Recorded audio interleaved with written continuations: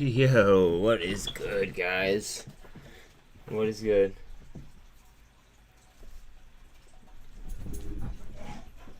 What is cooking?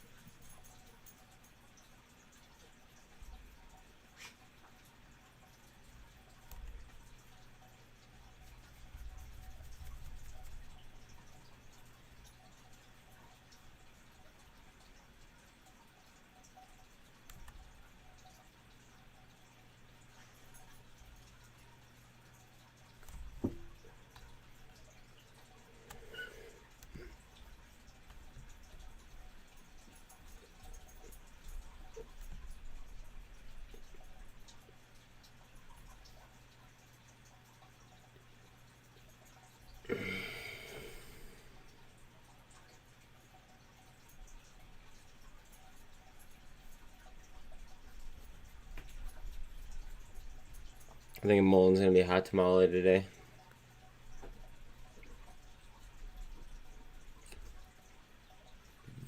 I think she's gonna cook. I could be wrong, but we'll see. We shall see. I feel that little gap there, though. SPY had a little tiny gap on it as well. As soon as the rate hike comes out, though, they're gonna bounce it. It'll fill. I mean, it move like SPY literally moves like a meme stock as soon as they announce hikes and shit. So that'll be that. Oh man.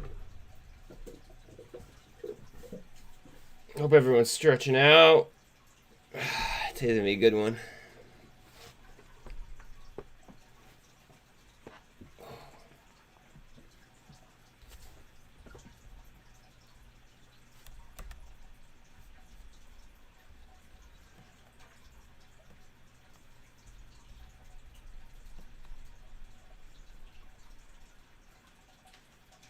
Double bottom right here. It might get support off that.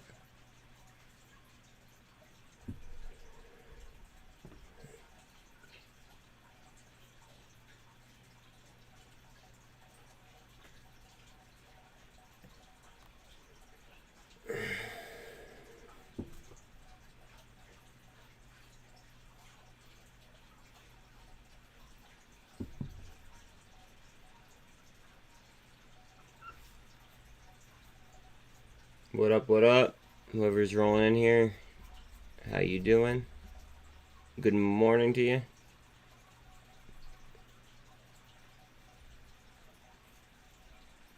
It is Where Them Racks At Wednesday. Where are those racks Wednesday?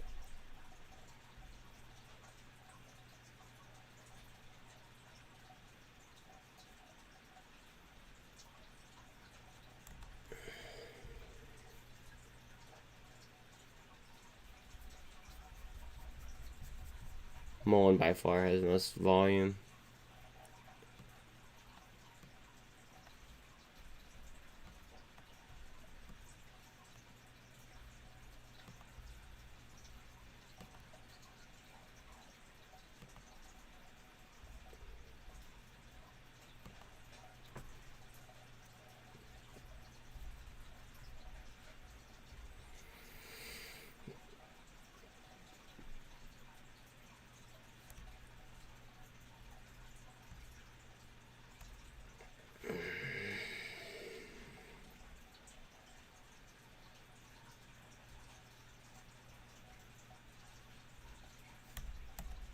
Oop. My bad.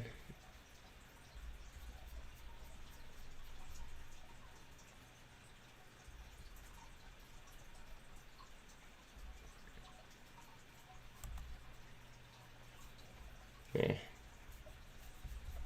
Is anyone else smoking this Carvana trade? I posted a video on it like a week and a half ago. It's literally a fucking cooker, though.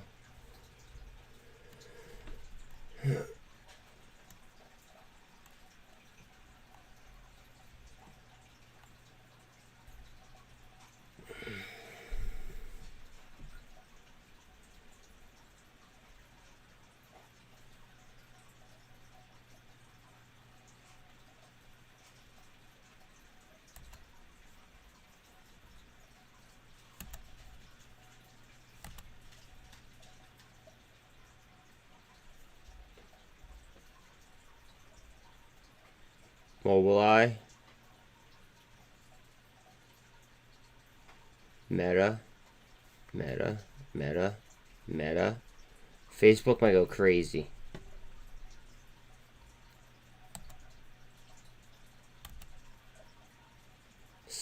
Mobileye might do the same as well.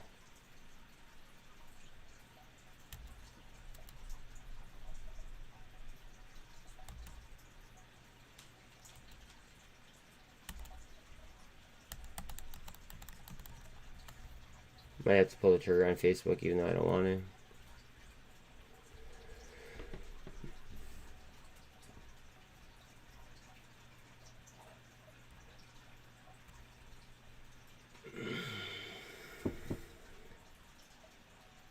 Just gonna have to gap fill down here.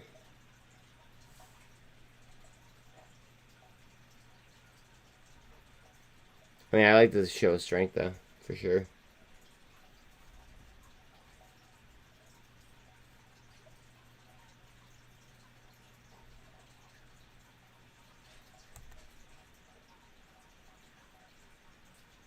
Yeah, Bitcoin's about to go.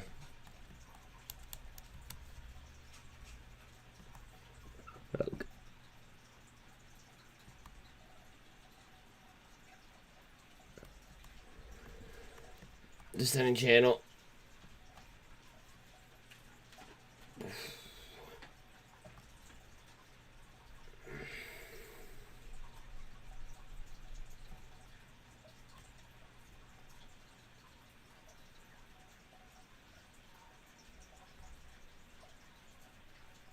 Hopefully catch this double bottom here on support.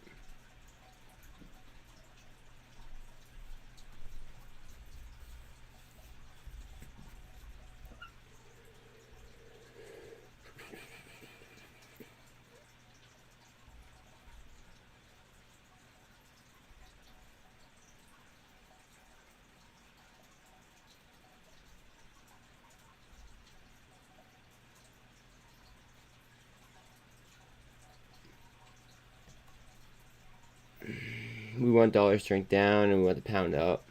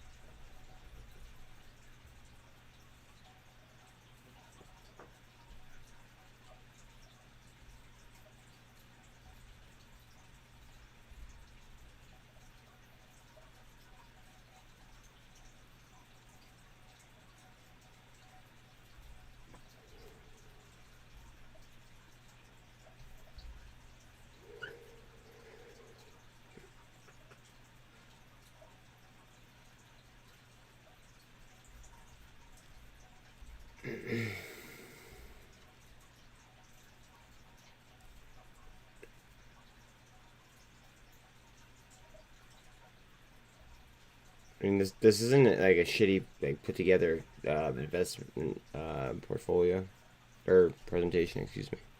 It is pretty well put together.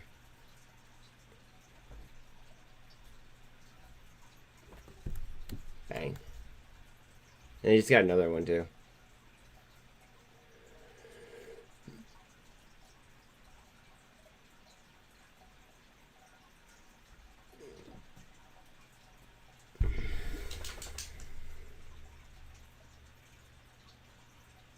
They just got like a new DARPA one, but like that was after this presentation was put out.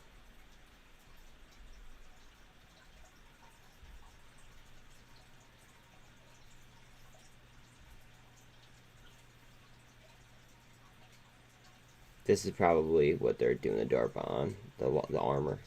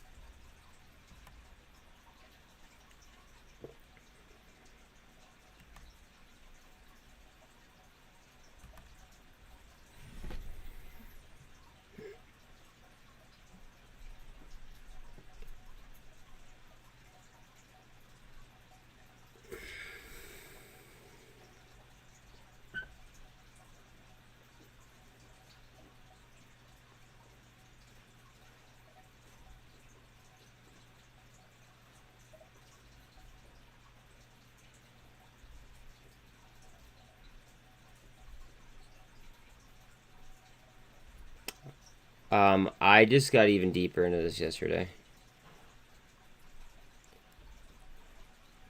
I just believe in the technology. It's MVIS. Oh wait, did I just see Lucid on the fucking? Hold on a second. I did.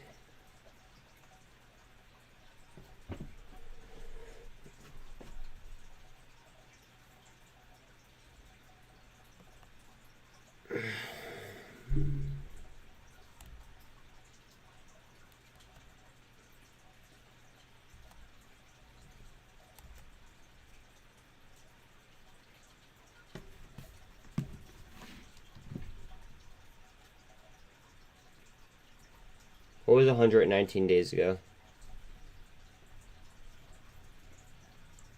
What was 119 days ago?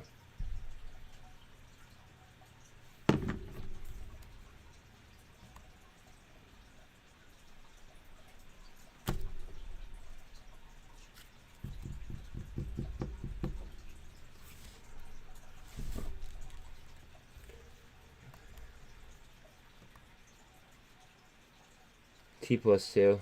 Watch out on that.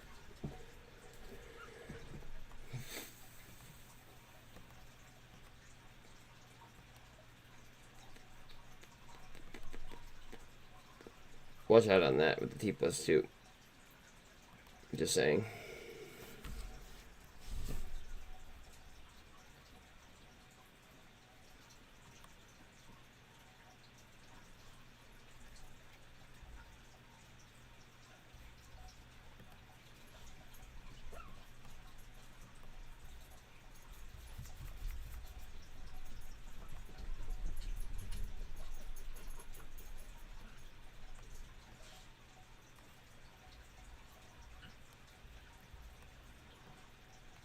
That gap's gonna have to get filled.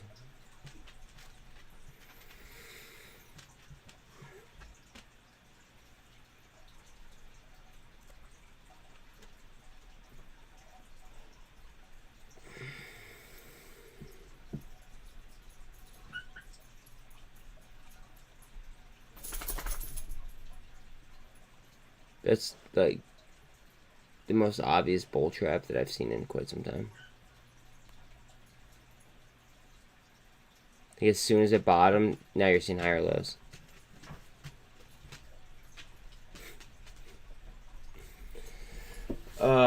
Please throw me a like and a sub if you have not already.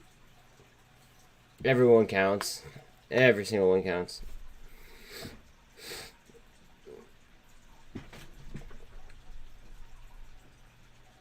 Then you could get boned. You could get boned.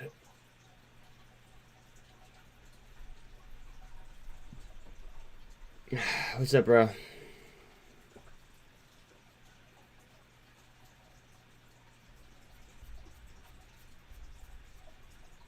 What is fucking cooking? I just retweeted. I didn't see that. No, I was asleep for like a minute, but I saw that he fired the compliance person, like from Twitter, on like on live, like it was a live stream, and he fired the girl. She was like, I admit, you know, we have made some mistakes, and he goes, mistakes come with consequences. You're fired.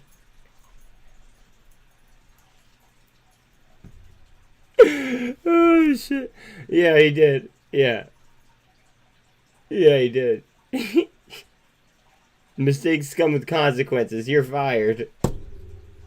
It was on. I think it was on like the Joe Rogan show or something.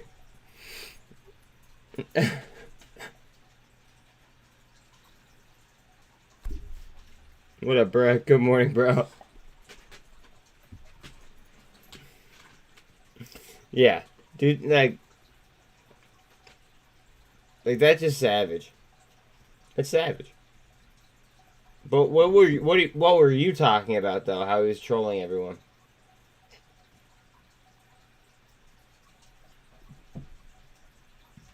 Oh no, that's not fucked. I mean, think about it. They silenced like literally whoever the hell they felt like.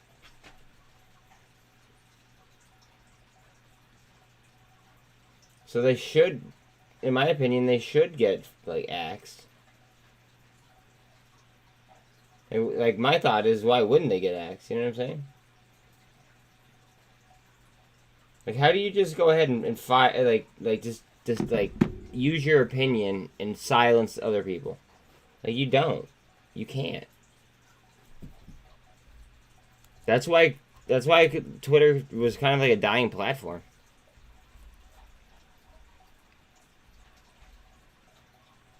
Facebook's I'd argue is a dying platform too.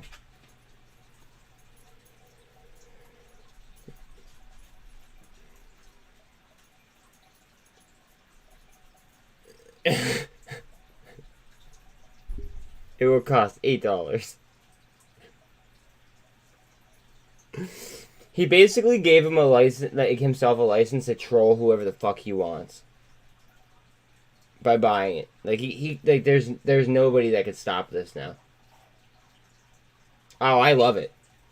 I absolutely love it. I absolutely love it. He could just say whatever the hell he wants whenever he wants. Yeah, exactly. There's literally nobody that could stop him. He offered to solve world hunger, and Elizabeth Warren didn't want it, so now he's just gonna go ahead and speak his mind. I could fuck with that. I'm sorry, I think I could.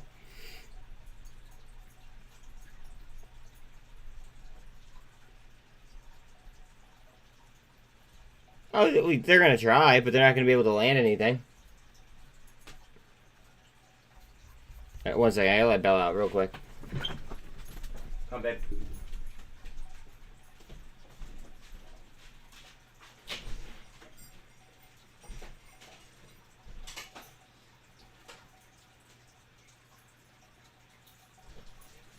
Good. Good. Good girl.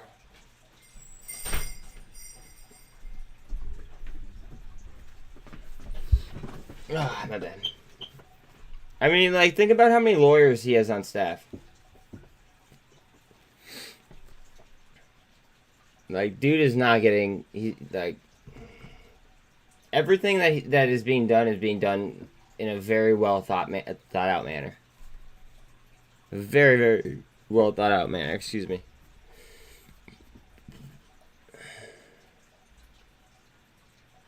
Again, please like, sub. If you don't, then you should probably just leave. We don't want that vibe here.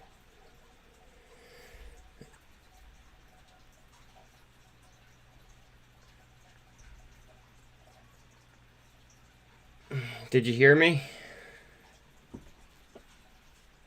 You should probably just leave if you're not gonna like the video. Just saying.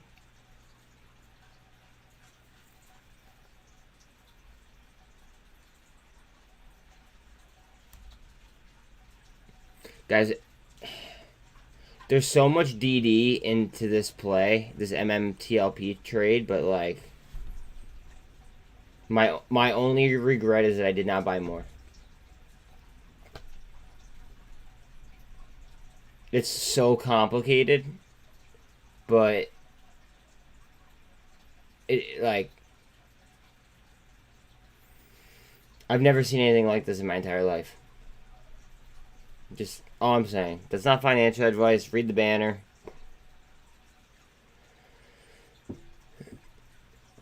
I mean, not really. It's still above 111.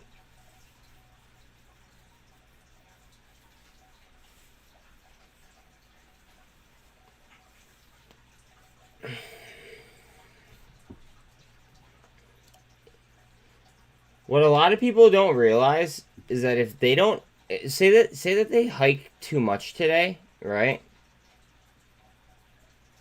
We have a very, very high possibility of crashing the UK. Like full-on economic collapse of the UK. So, like, if dollar strength rises because of whatever's said at the Fed, right? We could send the sixth largest economy down into the gutters. That, like, all I'm saying.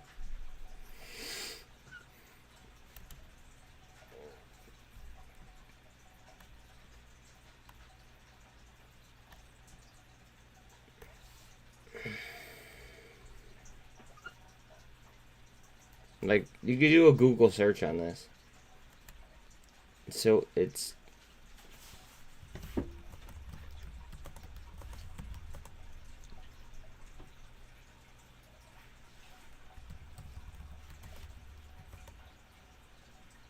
to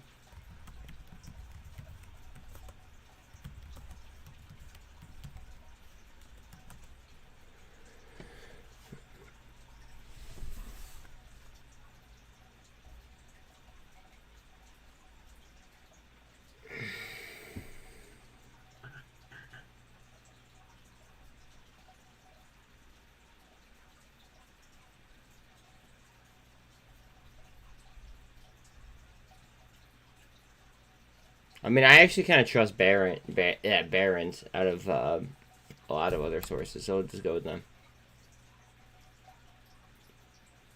No, I don't.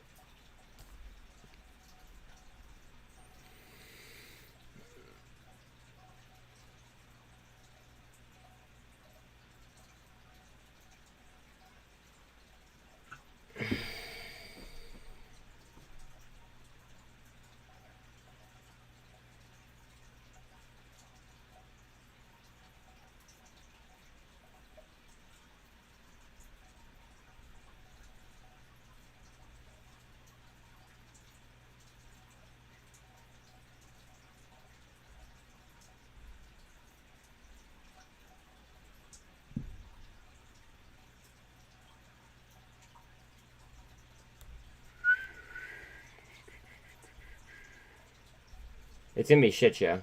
I can't wait. I feel bad for those affected, like in a negative way. We should be affected in a positive way. Just saying. But I feel really bad for those that are going to be affected in a negative way. I'm not heartless. I mean, except for, like, well, this is business. Fuck. Alright, in this arena, I'm kind of heartless, but, like, in general, I'm not. But this is business, so, like, I guess cutthroat is what it is. Getting a gold cross on MULN right now. Look at the volume. At fucking 6 in the morning, 6:15. Remember, there is a gap down here to get filled, though.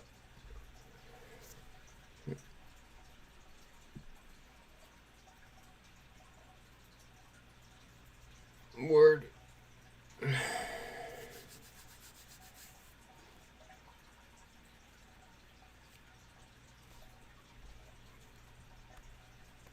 Here, I'll follow them right now, actually. Because if I don't follow them right now, I'm not going to follow them later.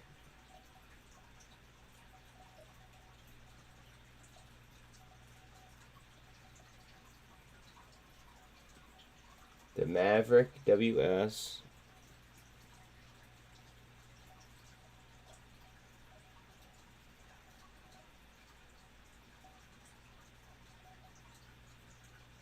And then who's the other one? The other one is the Real Fly. Okay. The Real Fly.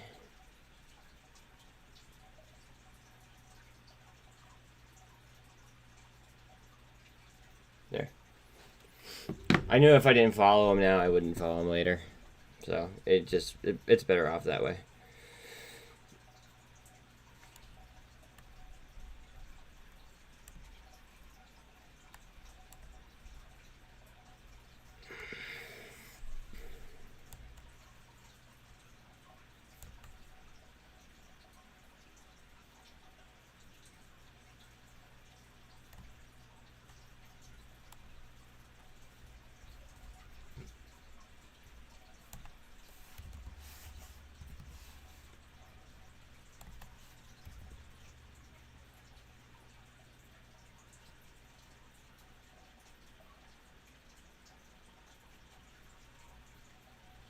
I disagree. I think Biden's gonna fuck.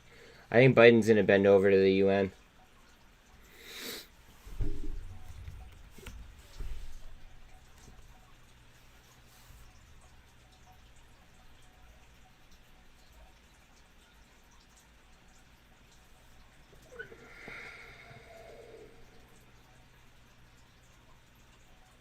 I'm gonna have to make a fucking spreadsheet or something. Just so I can keep track of, like, try to gauge a pattern.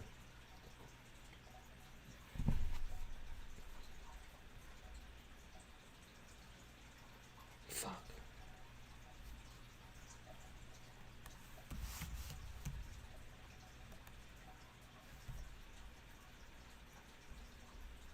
The shorts are not in control of MULN right now.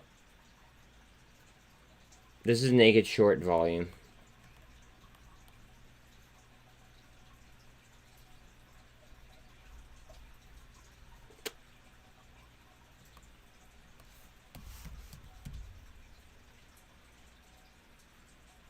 Yeah, it dropped again.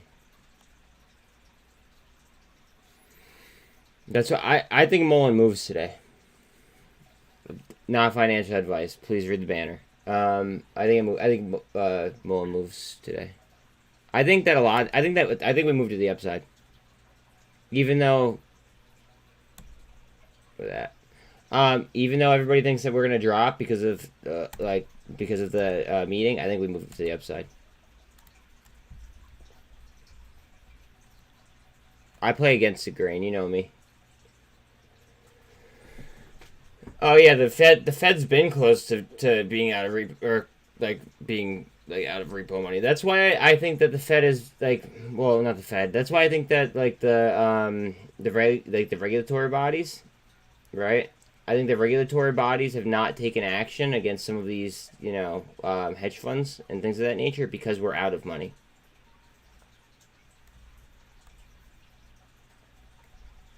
That's my opinion.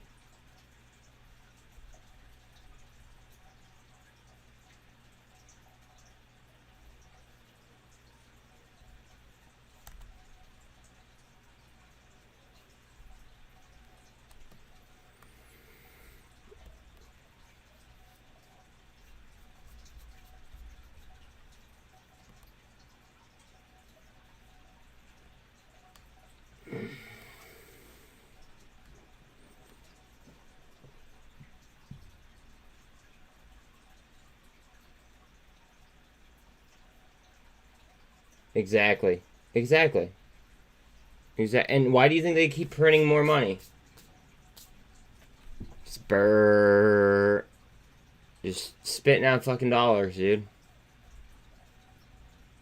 And if I don't know if you saw the interview, but Powell was actually on the record saying that they inflate the economy digitally. If I played the clip, like, I bet you I get DMCA'd. I wonder if I could find an article.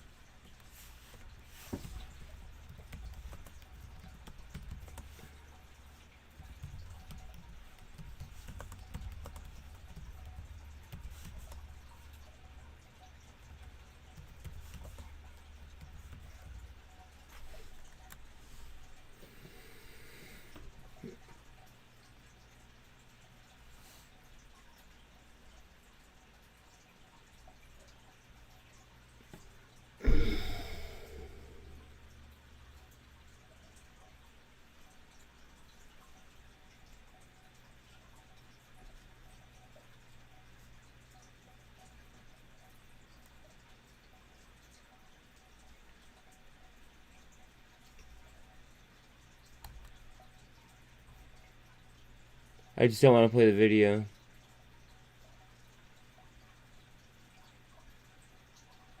I can't find. If you guys were to like Google, like literally search around though, he said quote unquote that they are going ahead and they are inflating the U.S. dollar digitally. They're on record saying that. Again, please like, sub, all that happy stuff. If not, then just leave. Please. Like, if you can't support me, then like you don't deserve my content. Not to be a hard ass or anything. It just it takes you guys like 3 seconds, and I literally like devote my life to this. I put more screen time in than anybody else. So, if you guys can't like for me, then just leave. Cool. See, I got one like out of that, and I got one person to leave. Now, there's one other person that did not like, and is just still hanging, as if that, like, I'm not going to go ahead and I'm not going to pay attention to, like, the fact that they're there. Bro, just click the like button. Click the like button or click the back button. Either one, I don't care. Good morning, James. How are you, bro?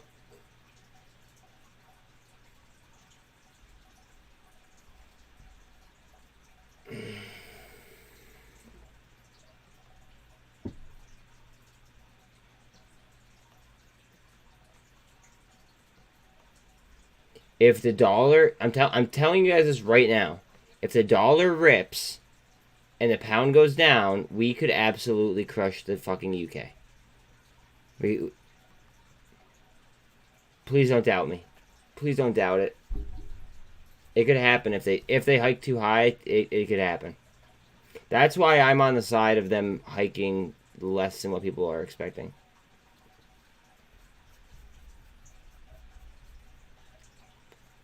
I'm happy to hear it, my friend. Happy to hear it.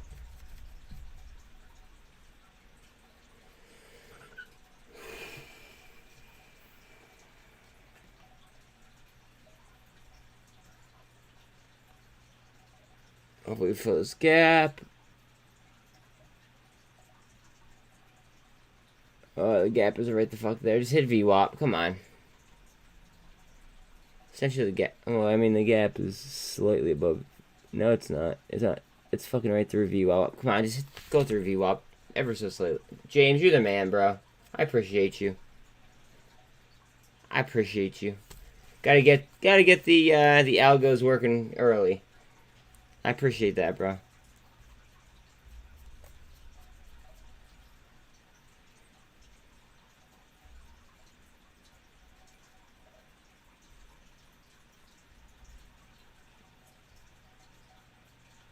You know what? To be in that kind of a mood, I think I'm gonna go ahead and I think I'm gonna make myself a quick coffee. Yeah, quick coffee.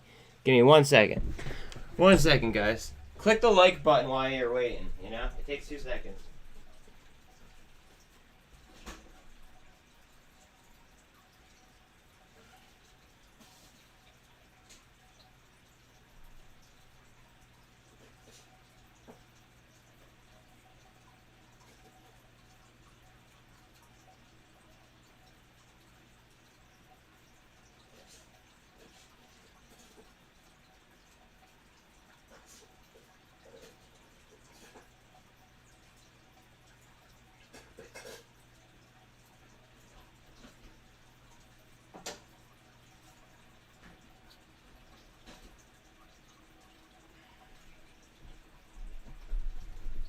Alright. Alright.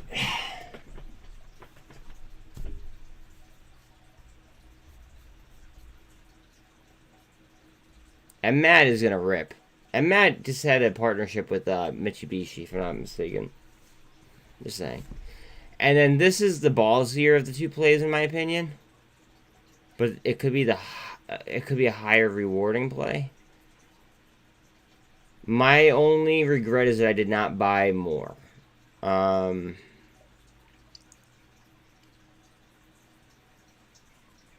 It might be the biggest play on the street right now. And that's not financial advice or any of that like jazz, but like MMTLP might be the biggest play on Wall Street.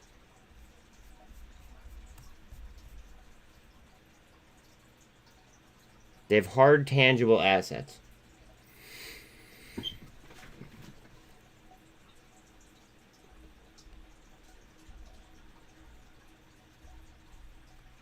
And the people that are in it are like, a lot of people don't understand the squeeze. No. You have to get on E-Trade, dude. I could have money there in a day on E-Trade. I think Charles Schwab, I believe, is a day too.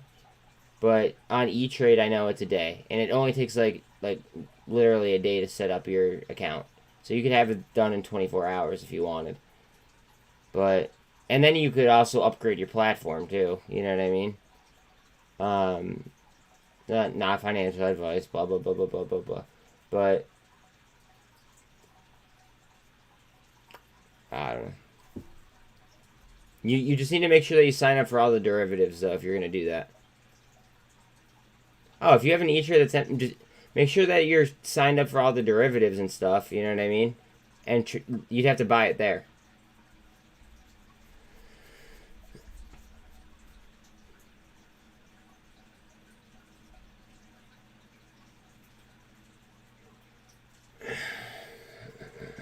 But E-Trade or webull won't let you do it. There's no way.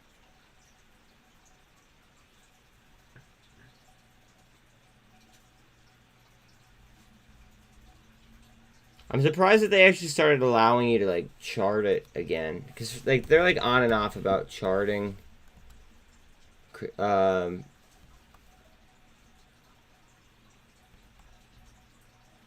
sorry.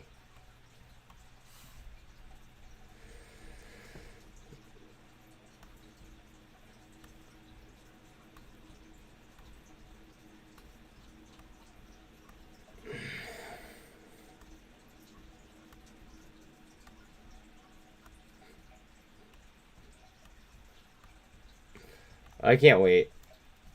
People aren't going to be able to handle the squeeze, though, I'm telling you.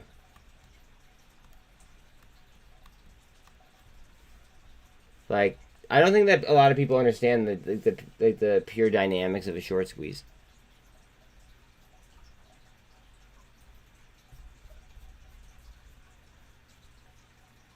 Like, all right, and then even after the squeeze, right? There's still gonna be hard assets, and like, it might be better off to hold throughout, like through the squeeze, if that makes sense. Give me 1 second. I have to grab my coffee.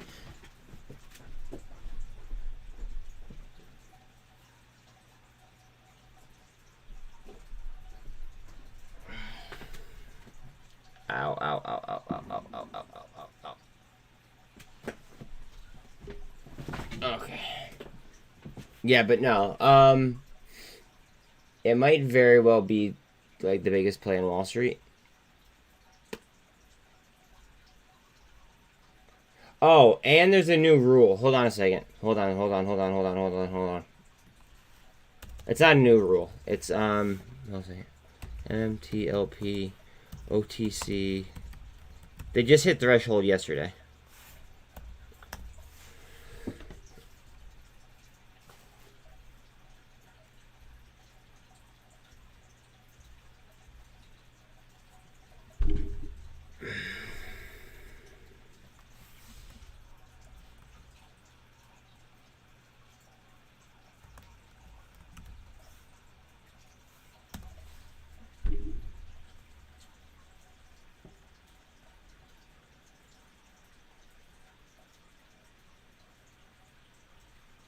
I guess I have to come across the $13 rule. I forget what the name of it is though.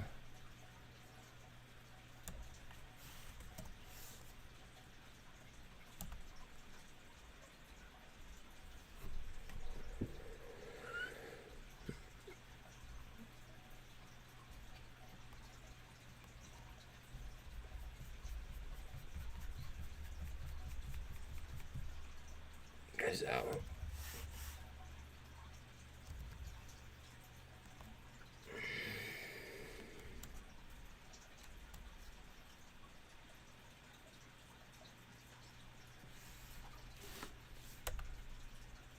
Is this the rule?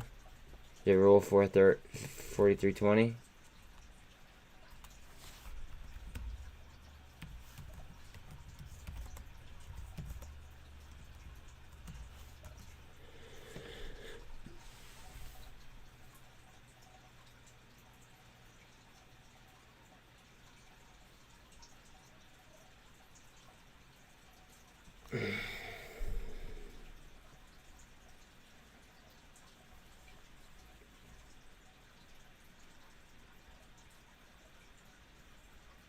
It's different because it's an OTC stock.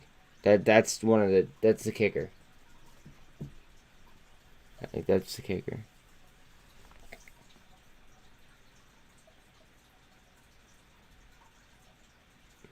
There might be T+2 though, on top of that.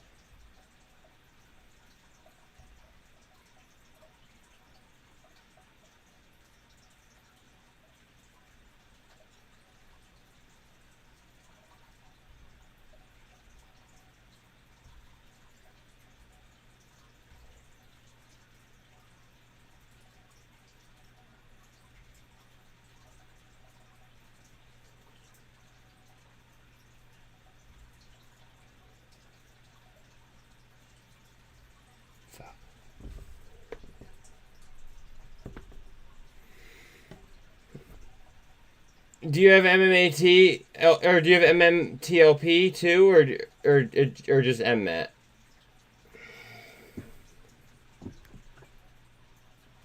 I mean, I'm long on both myself, but I I'm much more into the OTC like aspect of it.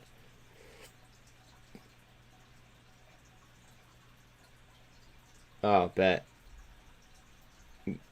Not financial advice. Look at my videos on MMTLP.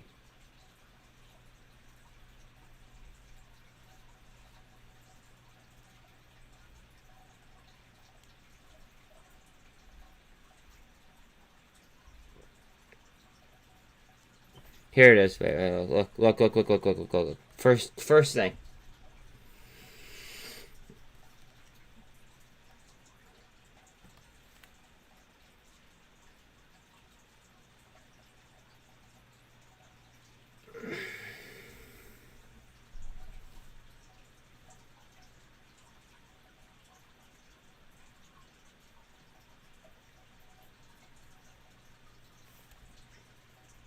Check, like, what happens to MMTLP technically? I have to grab the dog. 1 second.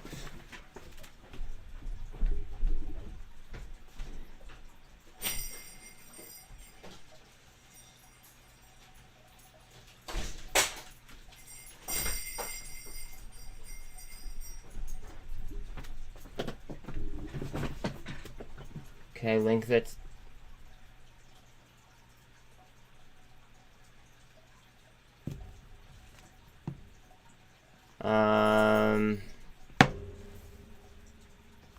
Can you post it in the Mafia? Because I would have to log into my Facebook and stuff, and I don't want to do that on a computer that is live.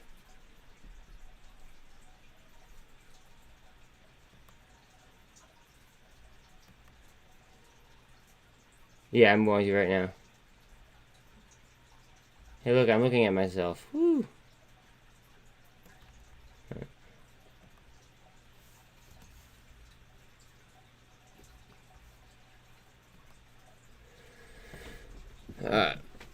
we go.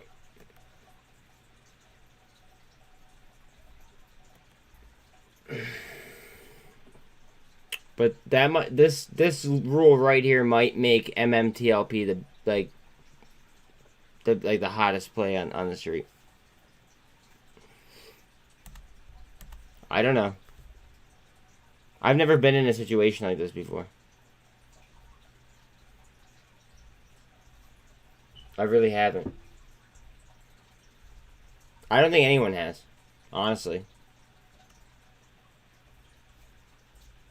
But apparently they have trillions of cubic square feet of natural gas. Trillions, yes, with a T.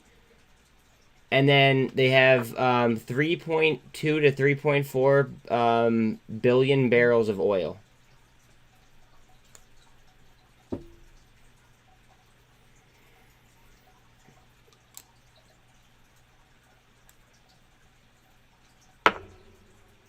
Like, the people in the like, I hate to like doubt people's intelligence, right, or their ability to trade. But a lot of people are gonna go ahead and they're gonna sell on the squeeze, and rightfully so. I mean, if it's life changing money, I get it, right? But think about the hard assets afterward, and then it would be a private company. If you're talking about trillions of natural gas and then billions of barrels of oil, plus a rising real estate market and a rising energy market, like, it might be worth it to just stay in the underlying. I mean, I don't know. What do I know? We filled this gap, by the way.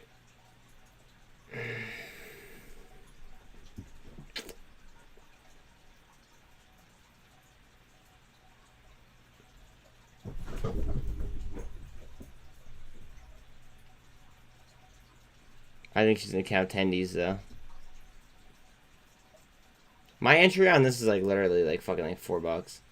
Like I have a terrible fill. A terrible fill.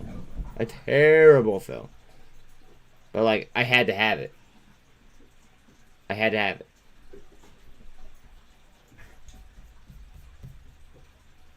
I'm up almost double on my position. I'm saying that I have a terrible fill. There were people that had 0 fucking like free fills.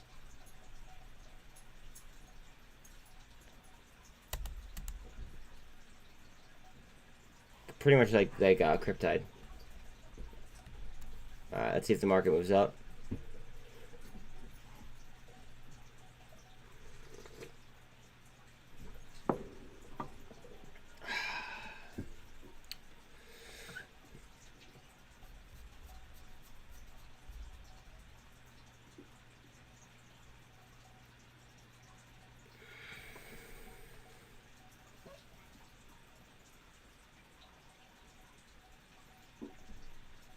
Come on, break that, you motherfucker.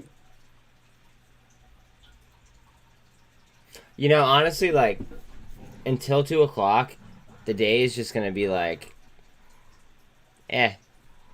Like, we're not gonna, I don't think that we're gonna see any crazy action, unless people start to front run, right?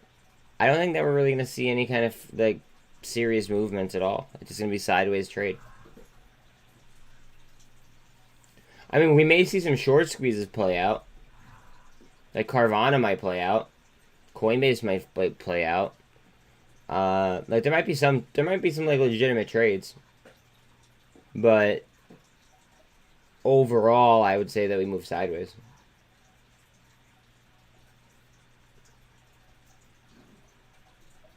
Yeah.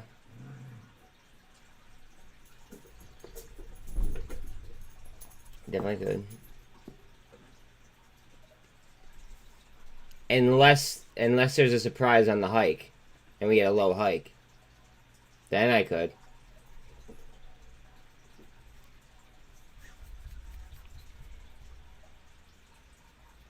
My whole concern is if we hike too much. Oh, you meant before too. Okay. Well, unless somebody knows something, then obviously that might change.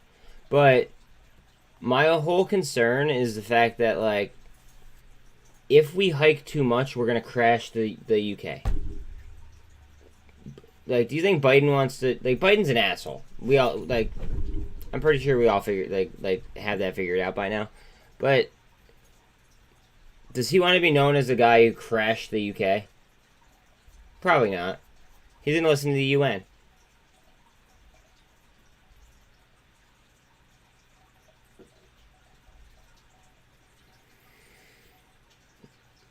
The White House.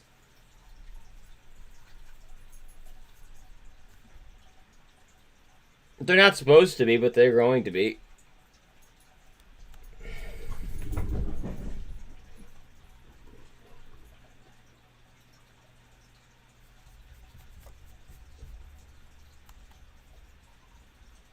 Like, they're actually supposed to be complete, or two separate complete entities, and they're, like, one is not supposed to interfere with the other. But, like, think about it. The White House is totally telling the Fed what to do. They're totally telling them what to do. Also, please don't forget that 3 BlackRock, like, high executives are a part of Biden's economic advising team. Don't forget that.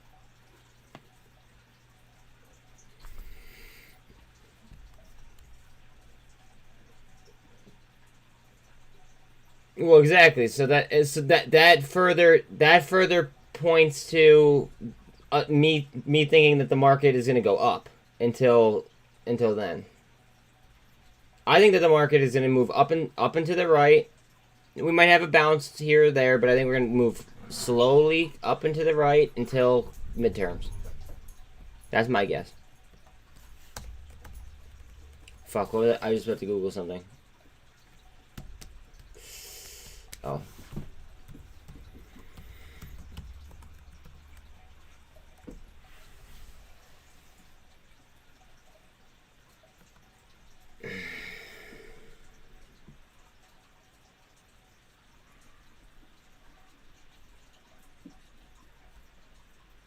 You don't have Q3? You son of a bitch.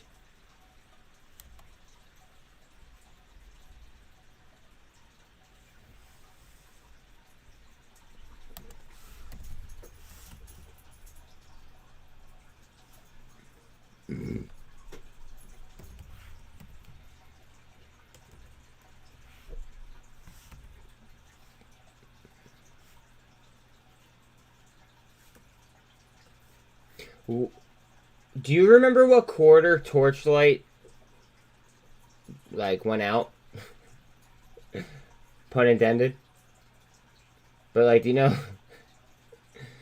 Do you know what? Yeah, please, because I want to see what BlackRock was holding on that day, or on that quarter, or during that quarter, or the previous quarter.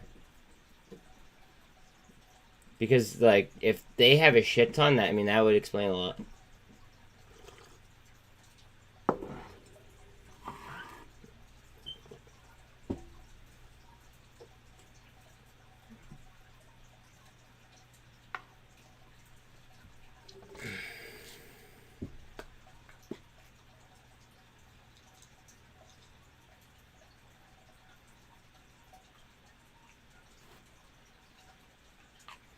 All right.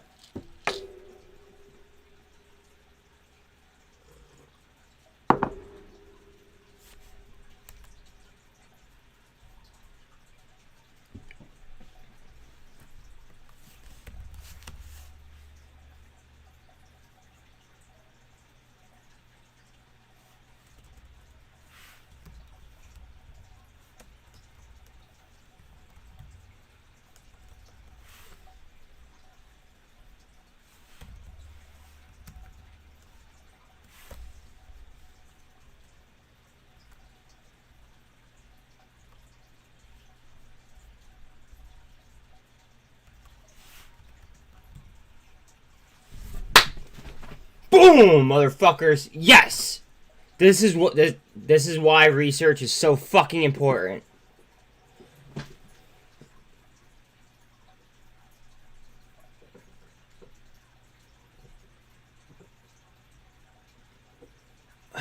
Fuck yes. Fuck yes. Alright, so BlackRock has a very, very large stake in MMTLP, theoretically.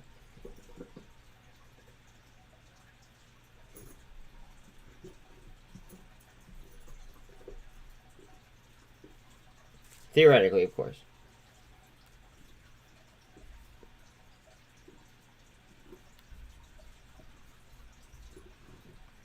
I might make a very, very short video. Like a super, super, super short video. Because I get mad views on... I get mad views on my MMTLP videos.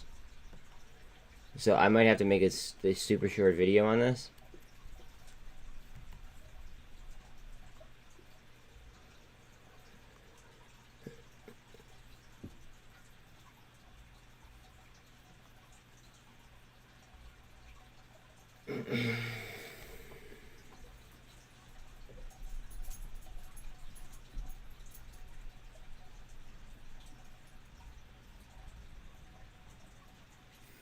Sean, it was a 1-to-1, right?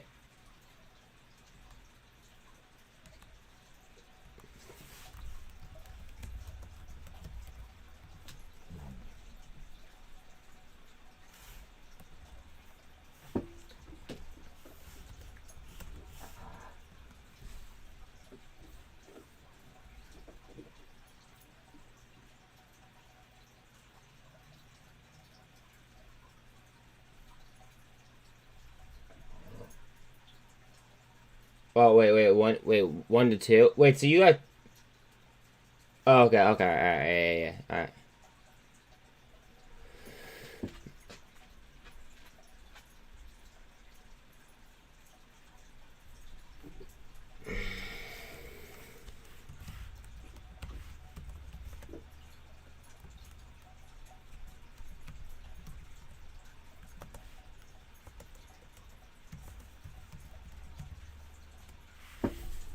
Alright, we're going deep down the or down the rabbit hole here.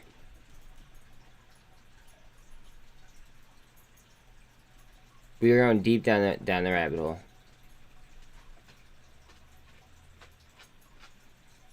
Okay, thank you.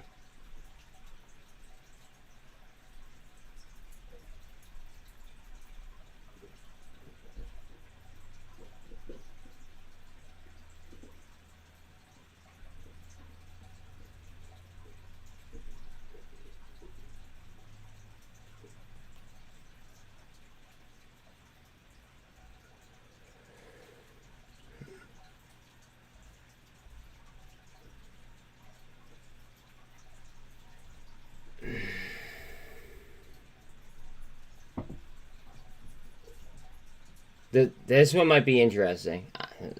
Actually, like, I might blow some minds with this one.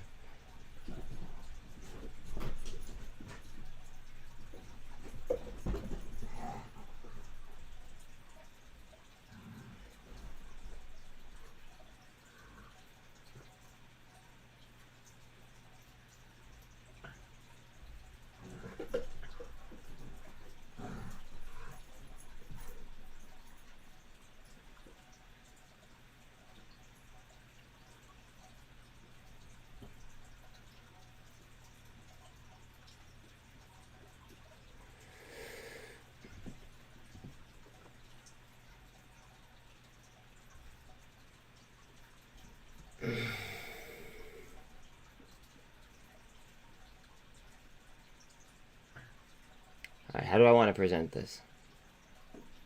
How do I... Let me see. I'll probably make that last. Probably make that one of the first things.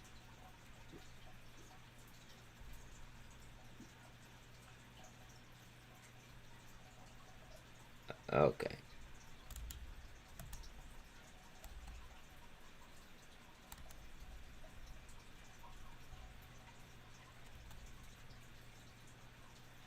Yeah, okay.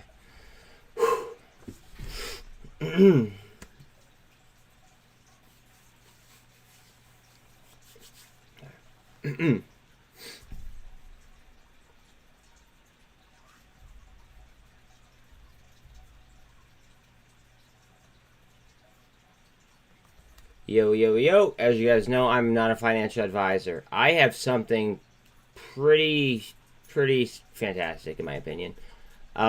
Please hit the like, sub, hit the bell. You guys don't want to miss these notifications. Alright, so I did some digging. Now, this is the last time that Torchlight came up on their 13Fs. Look how many shares they had. It's 600,000 shares. Now, this is where things get very interesting. Okay, so hold on. Bear with me. So, Biden ties to BlackRock deepen with latest Treasury hire. Okay, now, I'm not going to read the entire article to you guys, but there are a lot of former, current BlackRock execs who are now in government and under the, you know, obviously the control of the economy. So it's something to chew on, with the fact that the 13F had them owning nearly 600,000 shares. Okay, now it gets a little bit crazier. Some of you may know this, some of you may not know this. Okay, so we just hit the 13th day on, I believe it was on the threshold list. So, if a participant of a registered clearing agency has a failed to deliver position at a registered clearing agency in a non-reporting threshold security for 13 consecutive settlement days, the participant shall immediately thereafter close out the failed to deliver position by purchasing securities of like kind and quantity. I can't think of any like kind or any quantity similar to MMTLP. Now, I'm not the first one to come across this DD, so I don't want to claim that, okay? But I did tie together the BlackRock and the Biden situation. I didn't realize how much Torchlight BlackRock had. And then, if you look into this, it kind of starts to, you know, gel together. Now, remember, though, watch out for T+2. A lot of people forget about T+2. Please don't forget about T+2. But you know what? Trade as you will. Like I said, I'm not a financial advisor. I'm already live. Usually I start my show, I say 8, but honestly, like, it's whatever time I wake up and I get myself together. You know what I mean? So I'm live now. We'll be live all day. Come hang out, see what the Mafia is about, and I hope to catch you here. Later, guys. Appreciate you. Alright. Cool. Yeah. Yeah. Alright, let me just upload that real quick.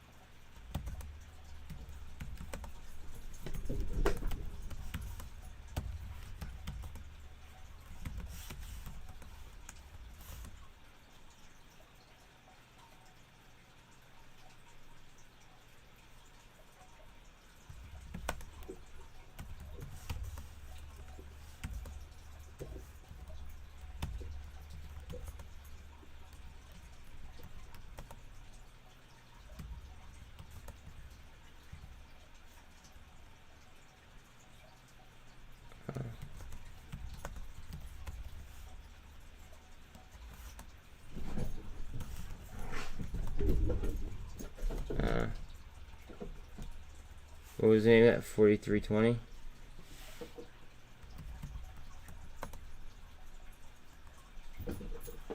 $43.20.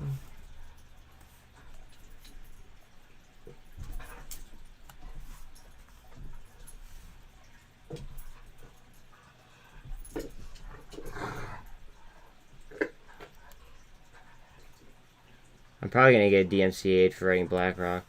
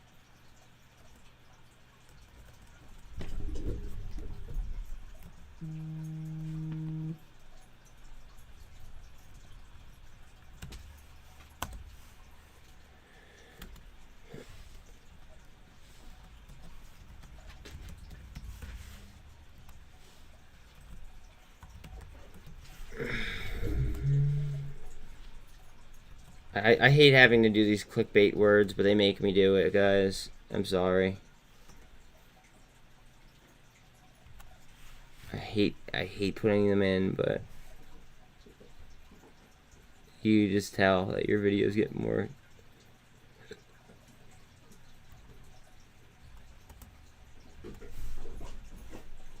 Trend. Okay. Let's see. MMAT.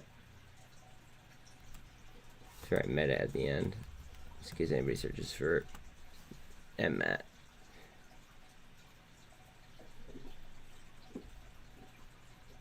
Oh, guys, by the way, I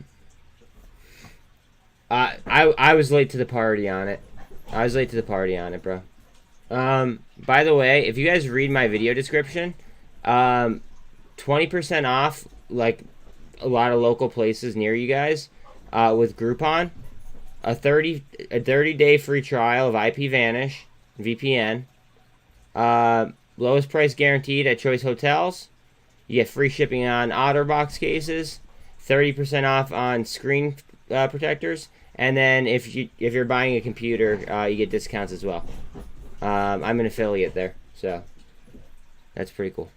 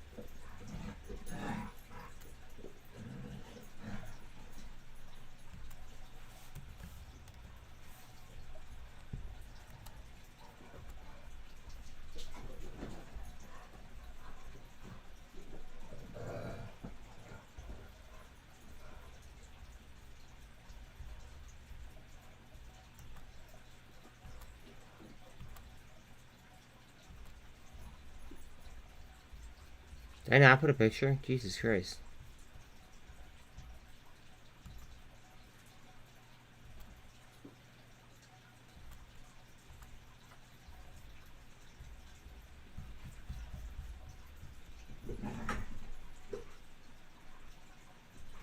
Oh, yeah, like like complete transparency, I was late on MMTLP. Like my fill is not nearly where I'd like where I would like it to be. I think it's at like $4 and change. Like I was late, like late. I was not in the original mess, but at the same time, I just yeah, his like for instance, his fill was free.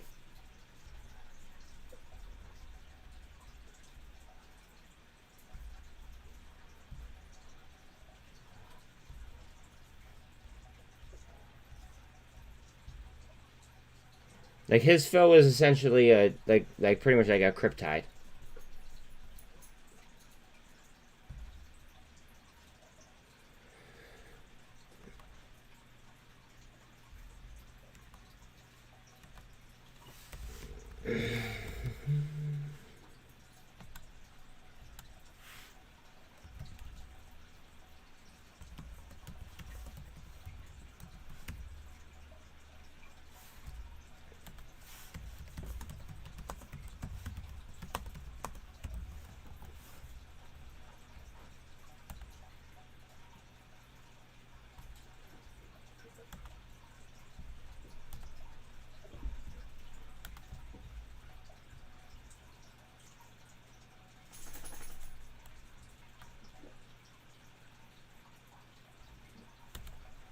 That's how I do it, right off the hip.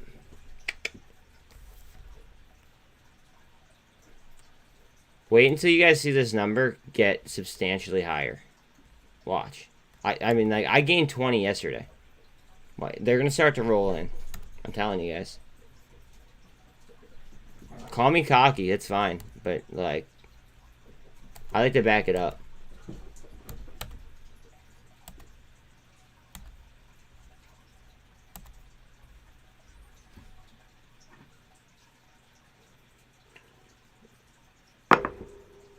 Also, if you're just chilling in in the room and you're not liking the video, you should like just leave, please. Like, if you can't take the time to like the video, like I'm taking literally like I was on for like 18 hours yesterday, and then I got on today at like 4 in the morning, right? I'm putting everything that I have into this. If you can't go down and take 3 seconds out of your life in order to click the like button, then I don't want you in my room here. So like, either please like, sub, all that happy stuff, or just leave. You just like, you honestly just don't deserve the DD. All day, bro. All day. I'm gonna continue to do this until I'm fucking rich as hell. I'm not joking. Then I might slow down a little bit, but until I've already come to terms with that. Like I've already come to terms with the fact that I'm gonna keep doing this every single day until I'm banked up, like balls deep in bends.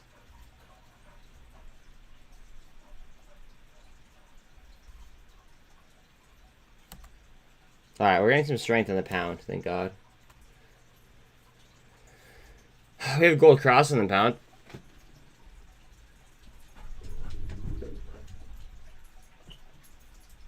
I think the pound's gonna go. This is good. This is actually really, really good for the market. If this could break, I'm gonna draw it in a second as soon as I can. I'm gonna draw wicks because just the way that like the currency is, but you guys know that I usually don't draw wicks.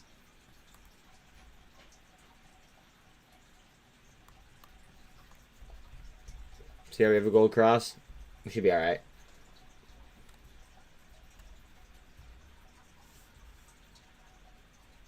And again, we want DXY way down. Way down. If DXY rises and the pound goes down during, like after the FOMC minutes, we could literally crash the United Kingdom. We don't want that. We do not want that.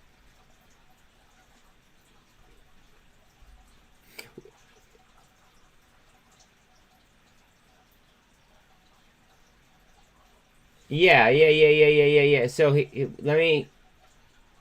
Let me get you something where you could communicate, bro. Hold on. It's always important to be, communicative. Let me get you 2 ways in order to communicate with, like, the squad. So, first of all, I'm going to share the Facebook page with you. Here's the Facebook page. That's the Facebook page. And here, I'll share Discord with you, too. Now, this is a shared Discord. It's absolutely free, though. So, like, you might only want to pay attention to shit that I post, but at the same time, it's a way to it's a good outlet for, like, it's a good place to be in my eyes. Oh, wrong one. No, never mind. It wasn't the wrong one.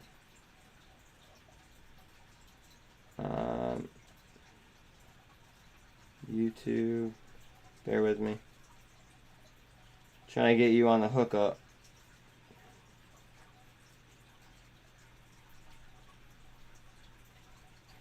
There you go. So those are 2 ways where you can communicate with me at all times. I mean, except for, like, when I sleep.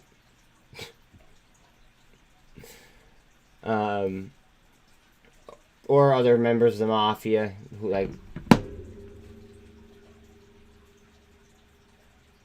it's all about just, like, crowdsourcing DD guys. That's it. Crowdsourcing DD, in my opinion. That's all. Okay, it's 7 o'clock, so that means Vortex just updated.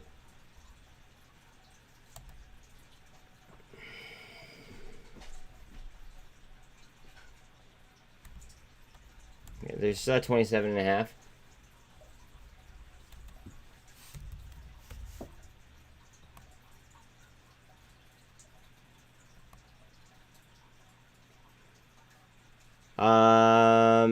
Utilization on BBIG is going up, and short.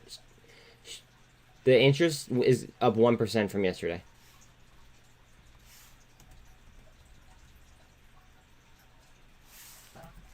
I had to, like, think about what I wanted to do next.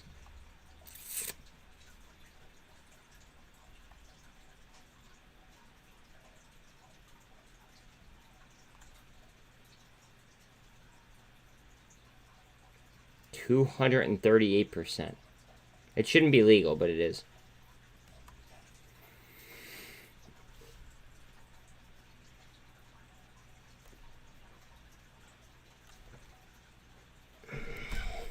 I don't know.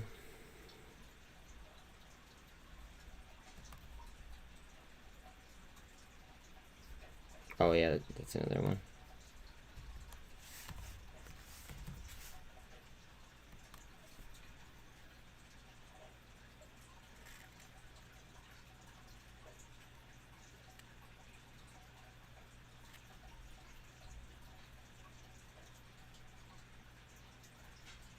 Look at the short score on this. A fucking 96.62. I have leaps on it. So, like, here's what it is.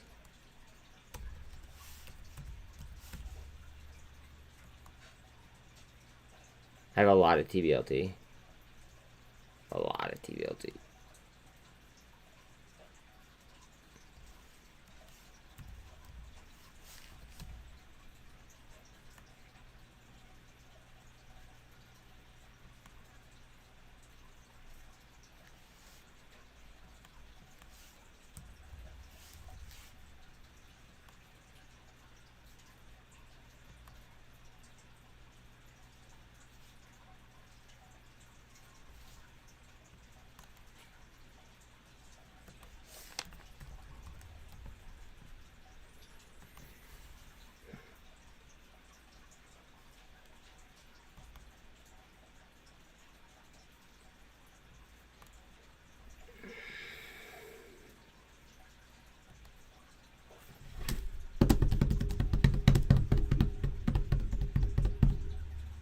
Fuck, it's gonna go through the fucking roof, probably. Fuck me.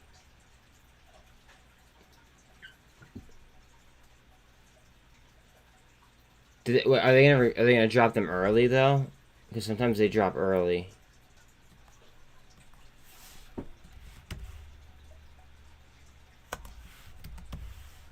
Good call on that, bro.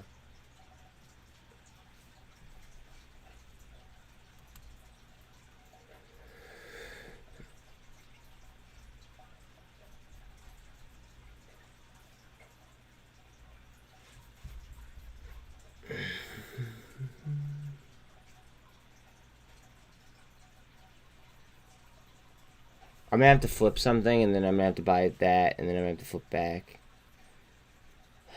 Fuck.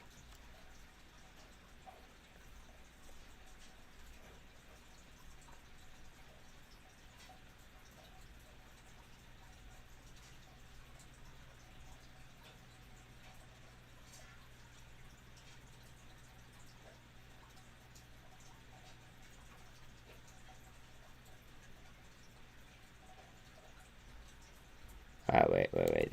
I want to see what this is. So this was put out yesterday, or 2 days ago.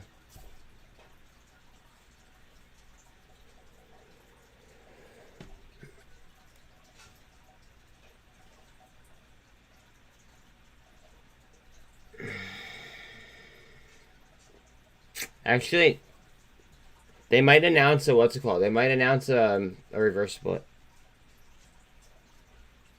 So that means I'm not going to take them right now. I mean, I could be missing a trade.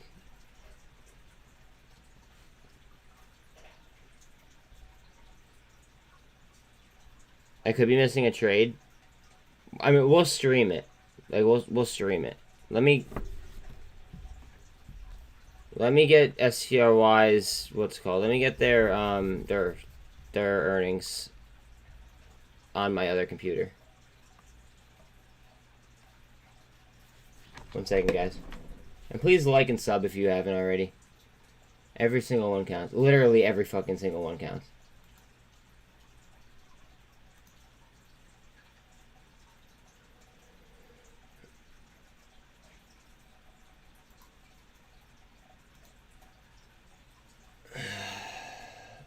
Audio off. I need to make sure my audios are off.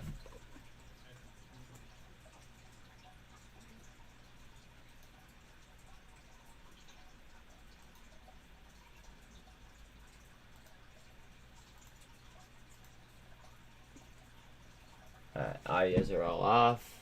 Okay. See, they might not miss, though. That's the thing. They really might not miss. Hold on 1 second. Let me see. Sorry, stop.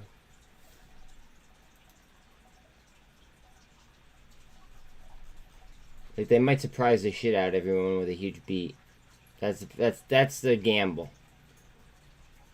But I'm thinking that they do a reverse split for some reason.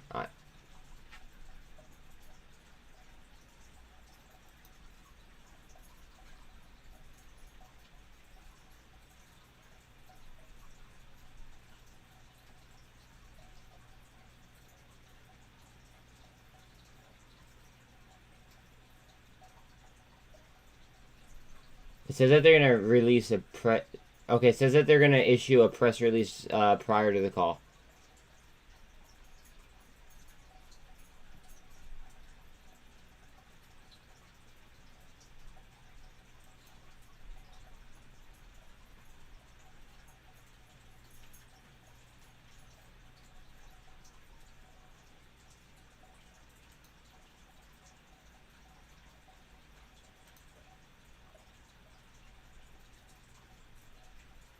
Okay, I don't know why it's not popping up here, but... Alright. Lucky, don't hit my arm like that, Bubba. I hate when you do that, man.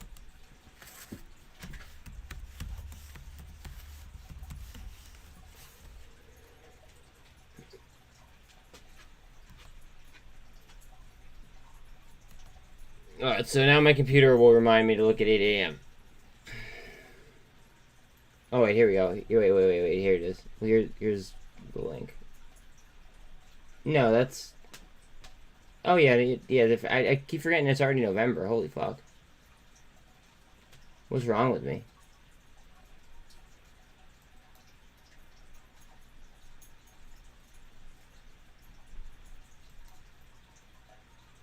Alright. We are live. As soon as it comes on, which will happen in approximately 25 minutes, it'll just automatic, like, we'll just be able to hear it.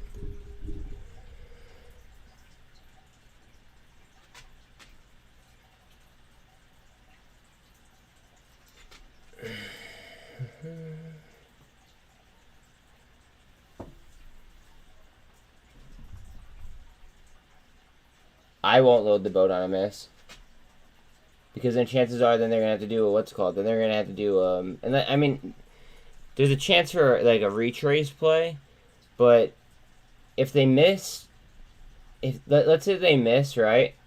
Then the chance of them doing a reverse split is much, much higher.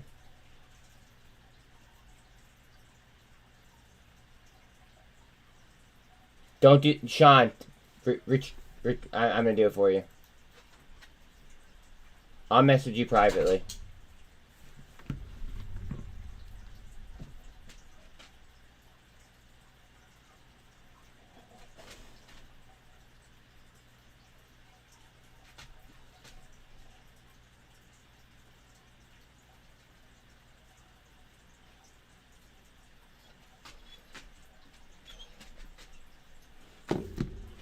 Am I familiar with TRKA? Fuck.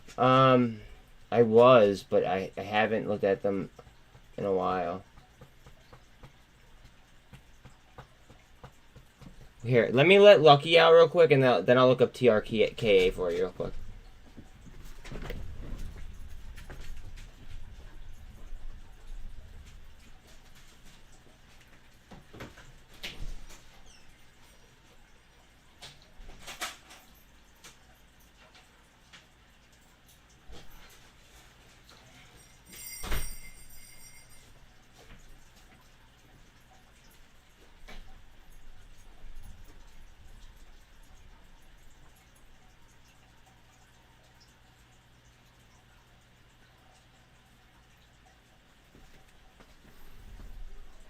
Alright, let's see.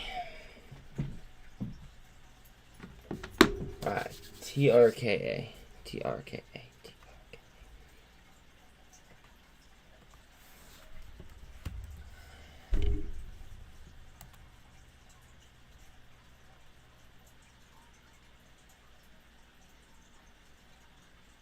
I mean, your risk reward is pretty well defined. Not financial advice.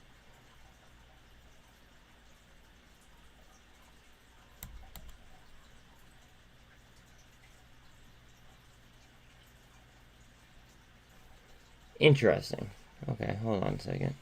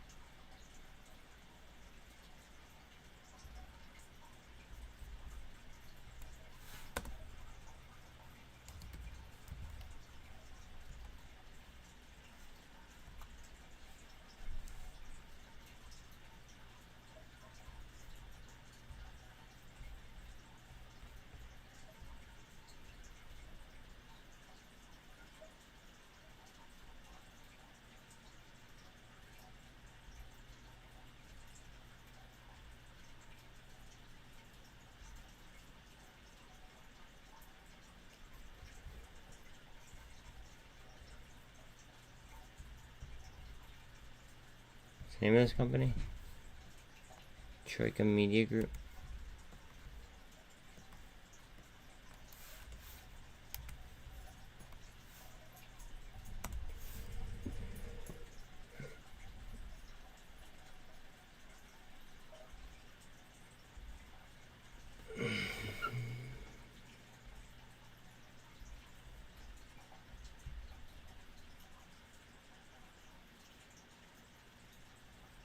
I want to know about this guy.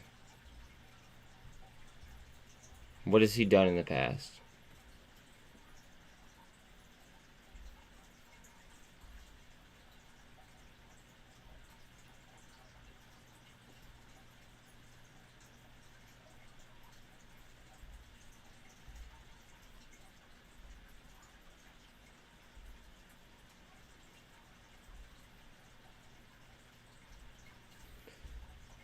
There's really not much here on him.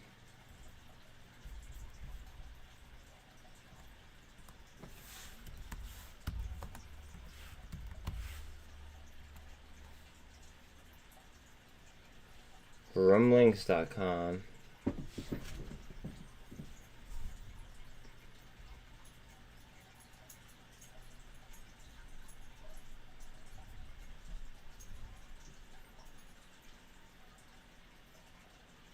Does this remind anyone of STRY?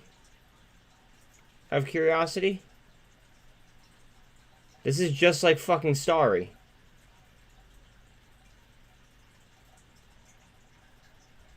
Again, please like, sub, hit the bell. For how much work I put in, like literally, like I put in 18 hours yesterday, for instance. If you guys can't take 3 seconds to hit the like button, I don't even want you guys in my lobby. Seriously. Like, if you guys can't hit the like and the sub button, then, like, why are you here?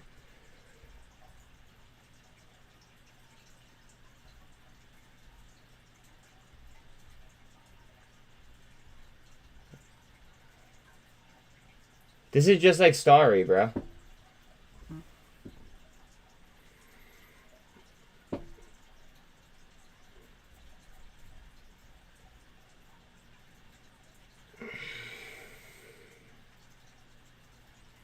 This is just like STRY.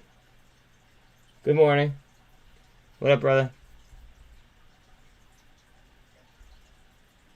This is just like the more I look at it, the more I think STRY. But this doesn't have the same backing. Like, all right, so look. All right.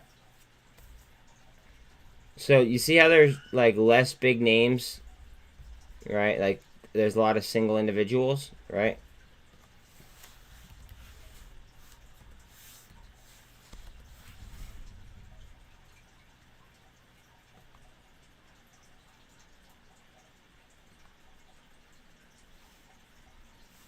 FMR, Tiger, KKR, BlackRock, Vanguard, Palantir, and they do the same thing. Good morning, Rocket Girl. What is good? Charles Schwab.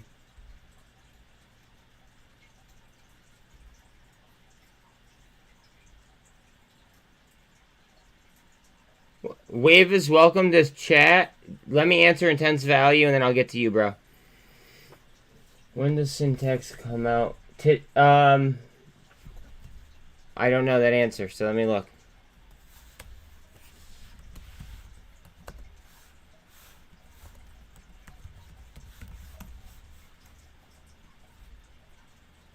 Remember, they did just get a DARPA contract, guys. They literally just got a DARPA contract.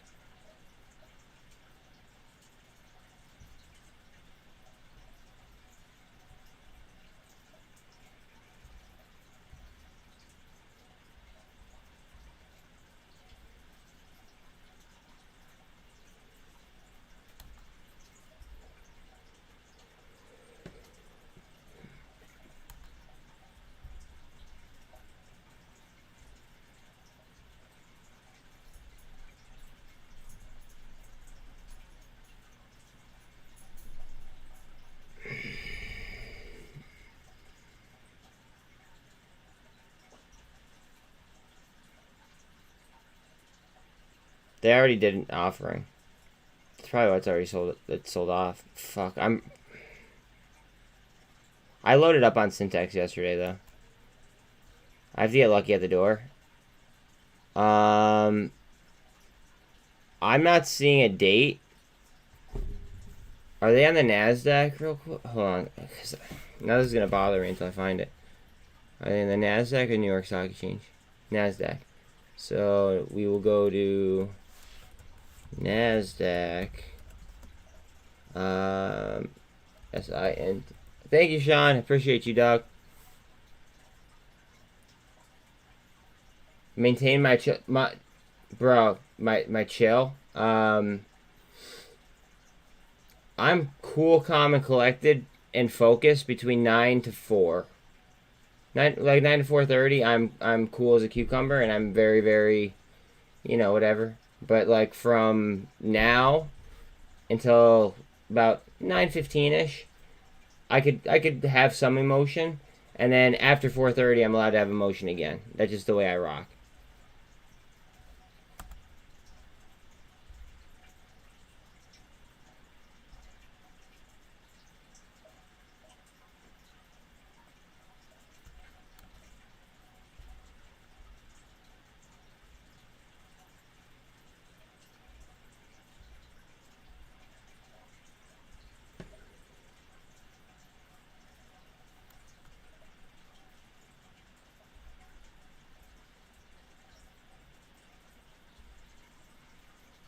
I'm not finding a date on it, to be quite honest.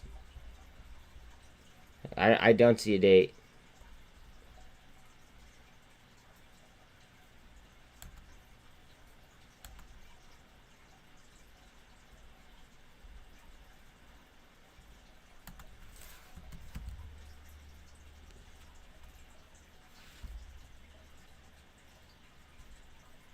They don't even have one listed.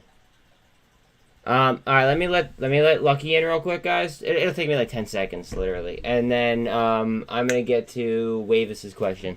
1 second.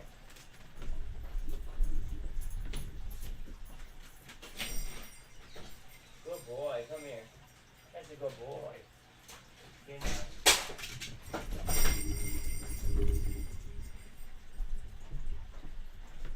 All right. I'm very familiar with Hexo. I think that they're going to get bought out by a larger entity, if I were to guess.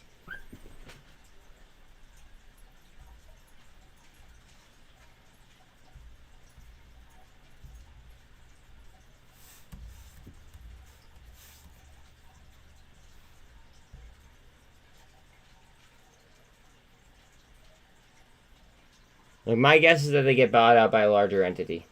But again, that's me guessing. See, they're lowering their debt.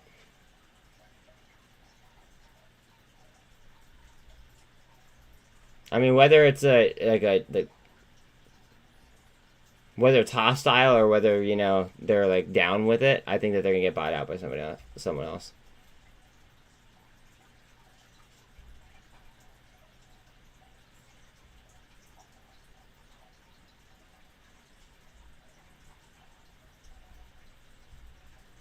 What do I know, though?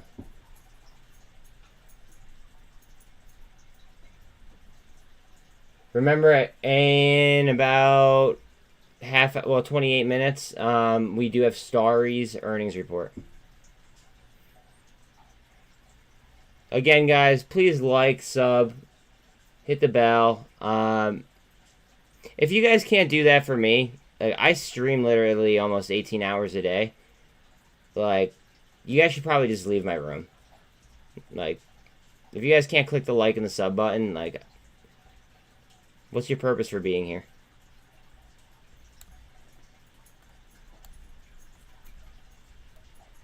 No offense. It's just like, I put a lot of effort in. I just ask for, 3 seconds of your time.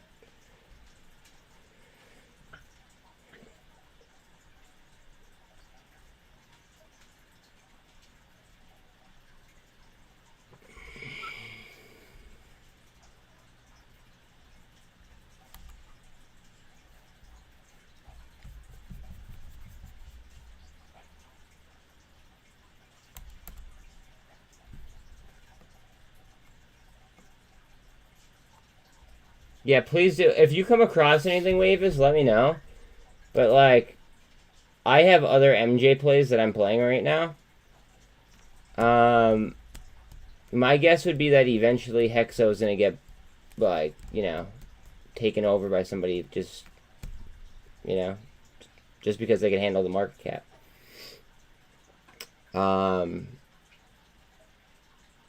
I played Hexo a few times. I made money on Hexo. I actually just recently like played Hexo, not like within like the last month. But I just moved my money elsewhere. I moved my money onto IDEX, and look what happened with IDEX. But I don't know. Just please let me know if you come across anything though, bro. I definitely appreciate it. I just like I like that entire sector. I like that entire sector. I think that legalization is a lot closer than what other people believe.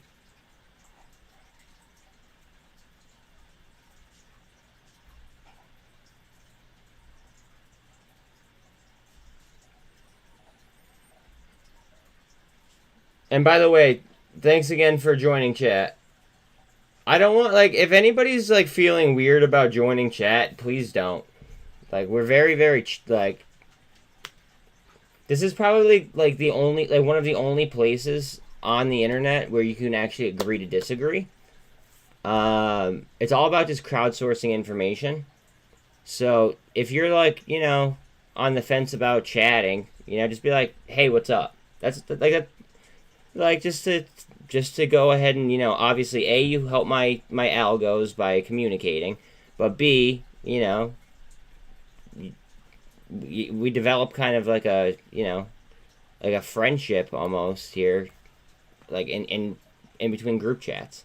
Like, we get to communicate with each other, we get to trust each other's DD after a certain point. I always, like, trust people's DD, and then I double check myself just because I'm like that. And I recommend, honestly, that, like, everybody does their own DD and evaluates their own trade, of course, as you get to see from up there. But, yeah, I mean, like, there's a few people where I trust their DD, and I don't even have to look. Very, very few people, I will say. Very, very few, but it's because I've developed such a good rapport with them, and the accuracy has been as high as it's been. So, like, very, very few, though. I want to stress that. Like, there's, like, 4 people, probably. Give or take. Like, where I won't even question it. I'll just go with it.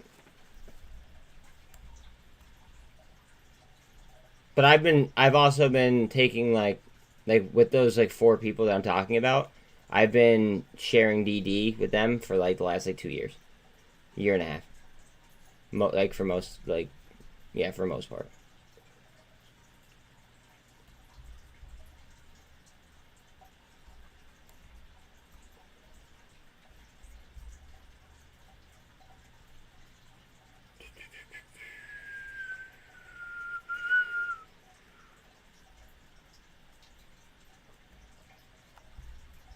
Do we have any, like, old heads in chat? Like, do we have any, like, people that have been trading for, like, a long time?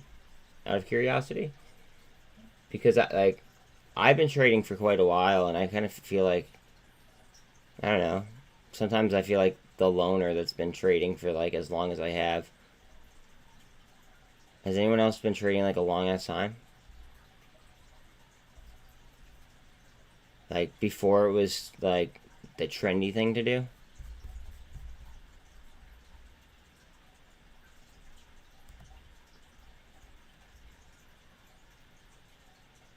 Just out of curiosity. If you haven't, I mean, like, no, like, it is what it is.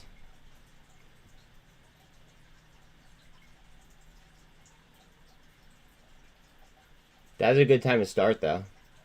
I mean, you would have wanted knowledge going into it, though. But, like, that would have been a good time to start.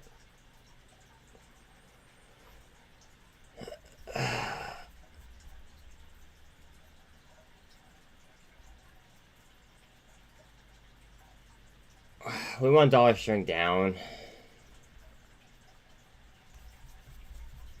4 years? Alright, bet. Bet.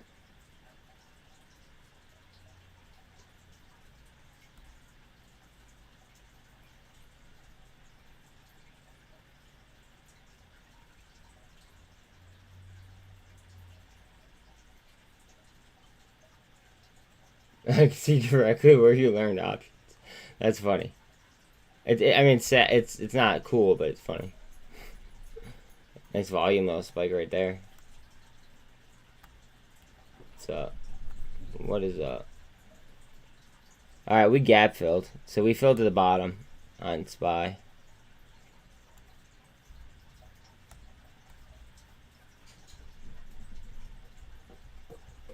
See if we move up now. What Labu could go nuts.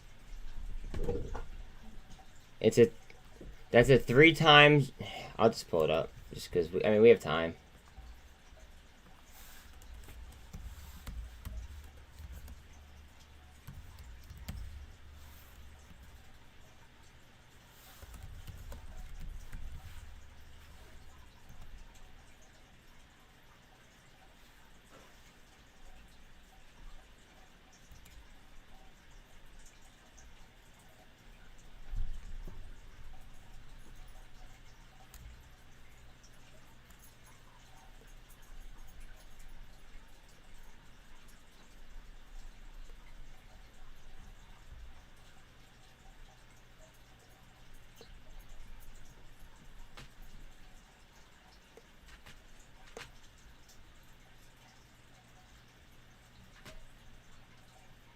So basically, if all of pharma goes right, just watch out on LABU, please.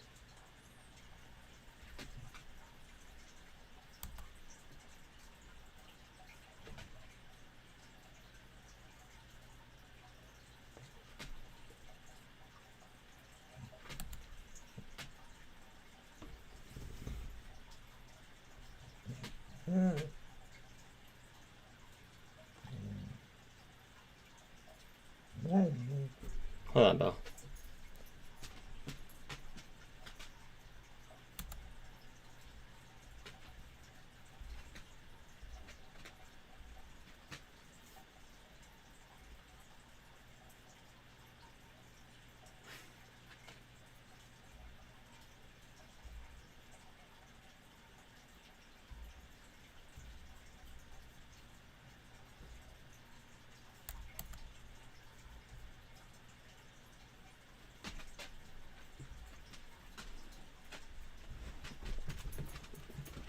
Hi guys.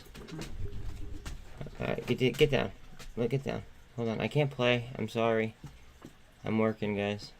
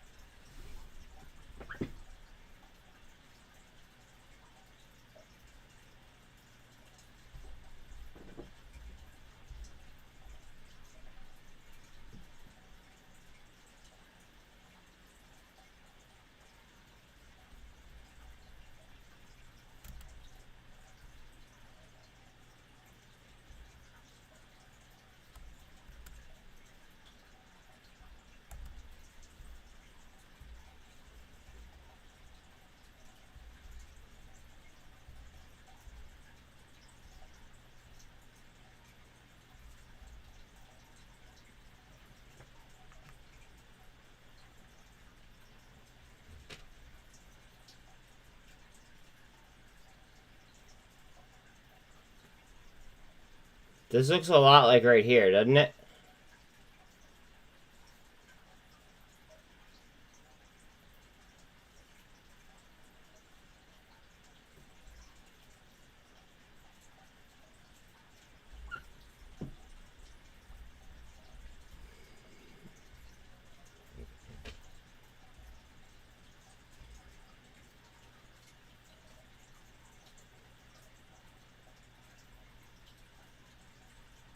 Oh, they're doing the repos.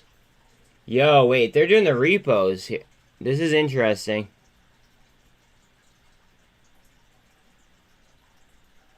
Federal bank loan.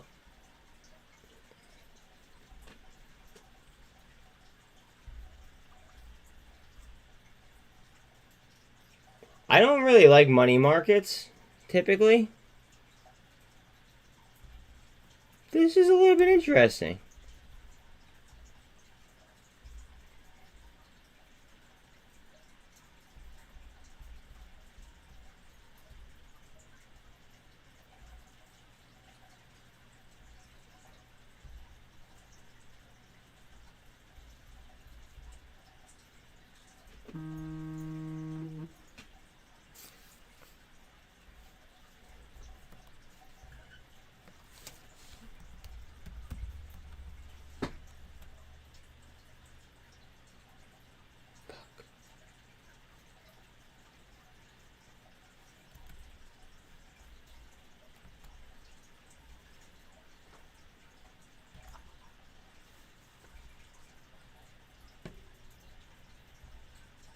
Alright.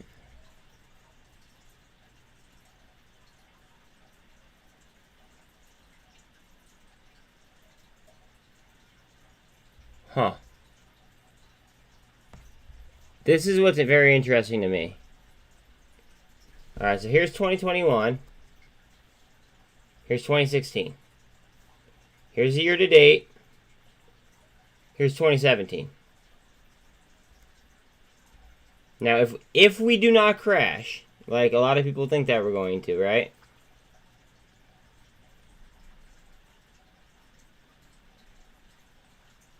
I mean,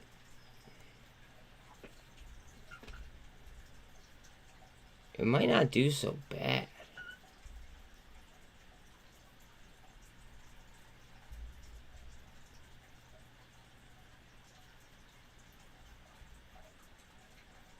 Oh, gosh. So many different options. So many different options.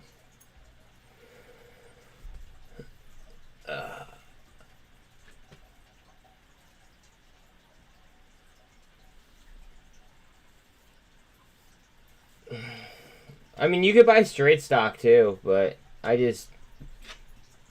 make big money on option. Like that's where my big money is made, is on options. It's a lot riskier. So I want to be very, very, very, very upfront about that. It's a lot riskier, but high risk, high reward. So if you know what you're doing, you're okay. The problem is though, DD, is that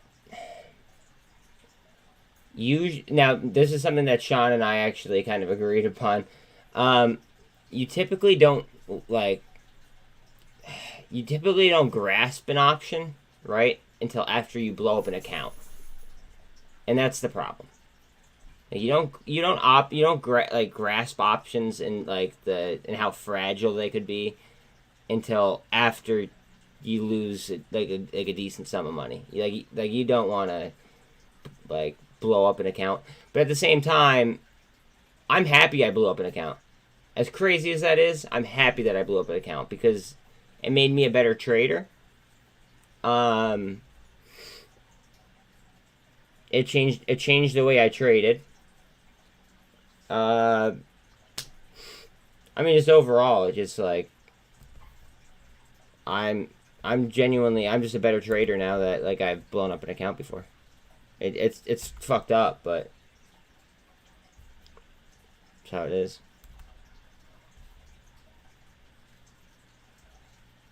Boom. STRY up.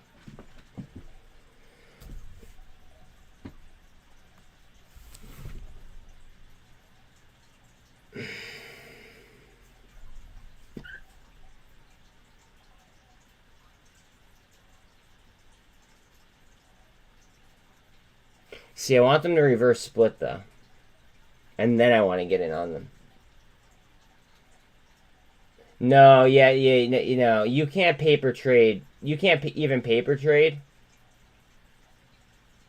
Well, okay, you could pay. Okay, like yes, paper trading, but paper trading has absolutely no. It's not even in comparison to like live trading.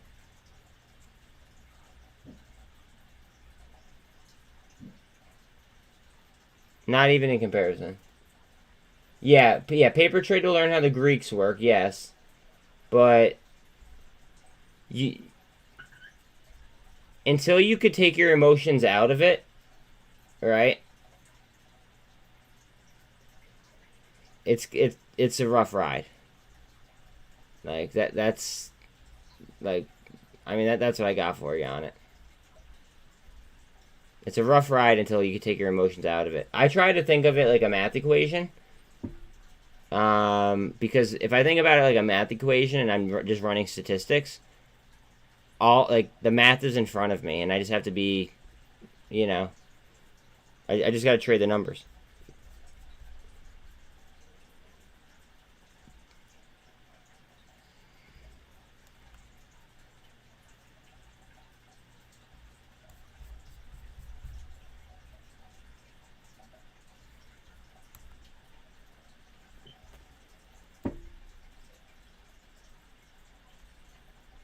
if your gain, if your gains are good enough to screenshot, sell that shit.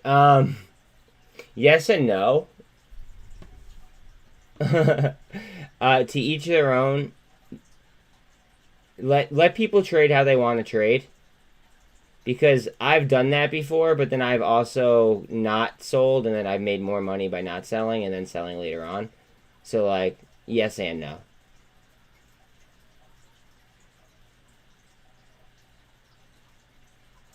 Yeah, like, well, I mean, every trade comes down to confidence, really.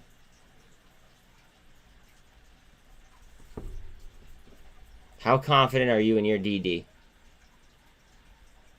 That's the way I like to look at it. How confident are you in your due diligence? We're gonna chill on MULN until STRY's earnings come up here in a minute. They start in 9 minutes. I have it auto started on a different screen. So as soon as it starts, oh shit. I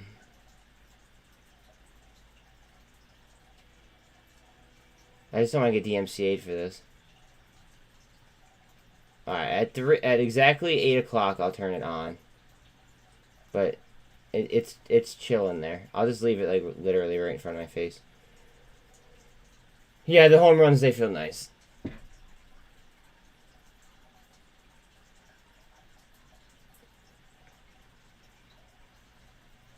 Yeah, but it also look at this though. What let me ask you this, what source did you get that from? What source did you get that from? Because that's important.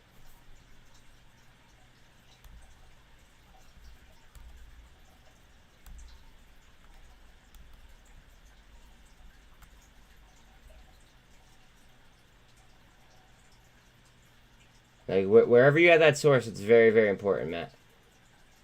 Because just because of like the Thinkorswim, yeah, but where did they source it from? They must have sourced it from somewhere else.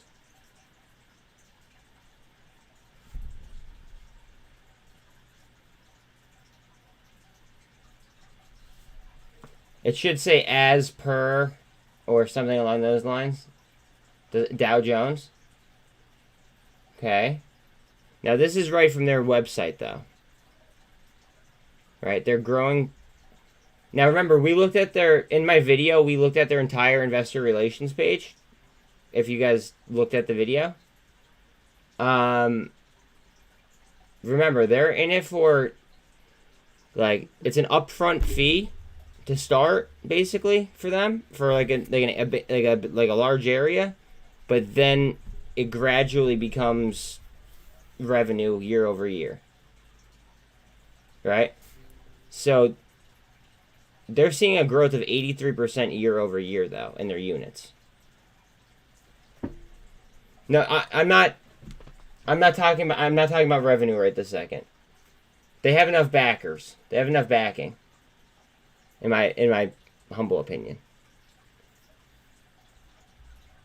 Revenue of $8 million, up 36% year over year. Net loss is larger.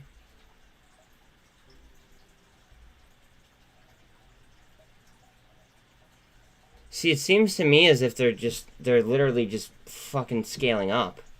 That's costing them money.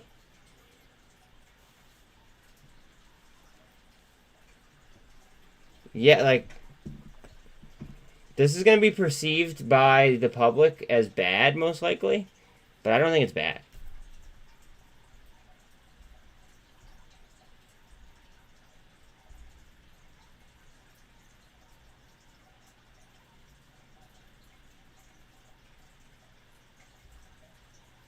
Like, and if you're wondering why I say that, wait.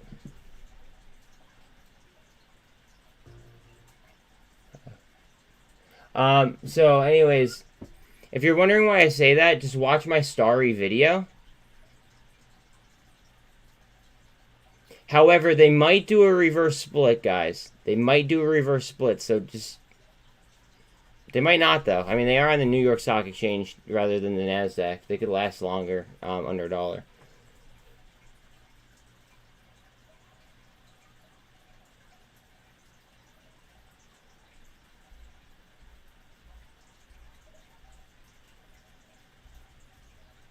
I'm going to get back in them at some point. I don't know when, but I'm going to get back in them. I just don't know if they're going to fucking reverse split.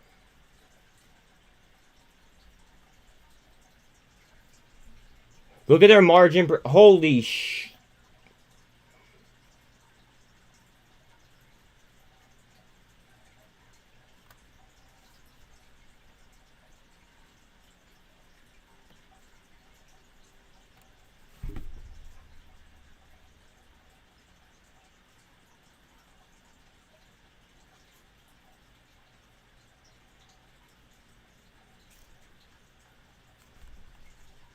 500% EBITDA margin percentage. 500% EBITDA margin percentage. I'll say it a third time. 500% EBITDA margin percentage.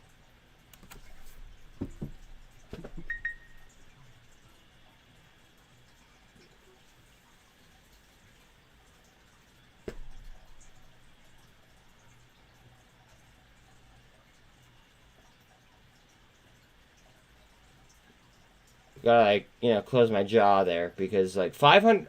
I don't know if, like, you guys realize how big 500% is when it comes to EBITDA margin percentage. Like, that's a lot. Like, on some of these companies... Hexa, watch this, ready? EBITDA's after taxes and all that shit. Look, EBITDA... Alright, so here's Hexa, okay? Hexo is negative 22.27% negative on their EBITDA right now. STRY is 500% up.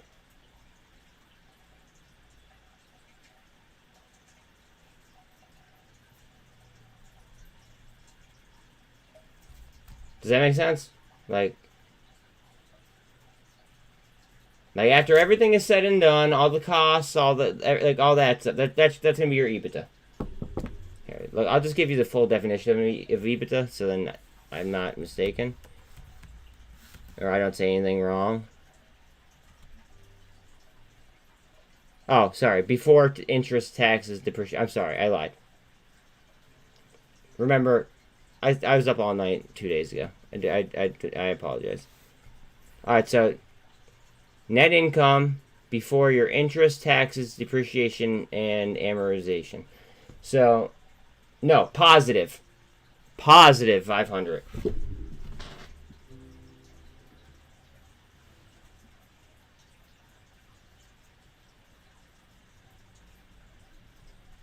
Positive.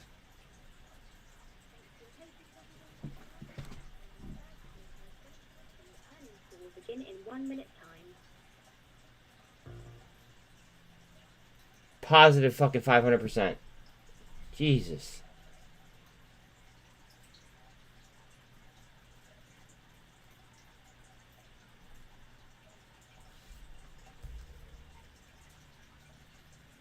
I mean, it's their website.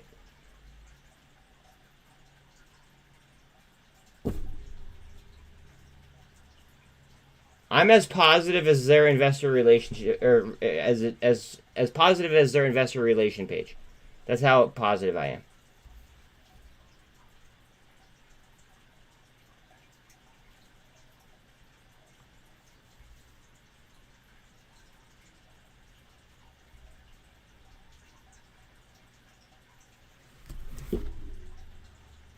That's how positive I am.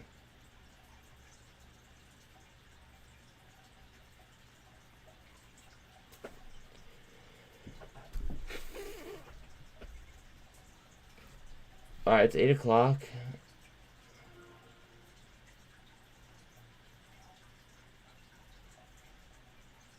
Ladies and gentlemen, thank you for standing by. Welcome to STRY Group Holdings third quarter 2022. Let me know if I'm loud enough. As a reminder, this conference is being recorded. I would now like to turn the conference over to our host, Ben Barrett, Vice President Is that loud? of Relations. Please go ahead. Thank you and good morning, everyone. Welcome to our third quarter. Is that loud? I'm Ben Barrett, Head of Investor Relations for STRY. Joining me on the call today is Chet Kanogia, our CEO. Good, no. By now, you should have received a copy of STRY's earnings release for the third quarter 22 results. If you have not, copies are available on our Investor Relations website. Before we begin, I would like to note that some of our comments today may be forward-looking statements.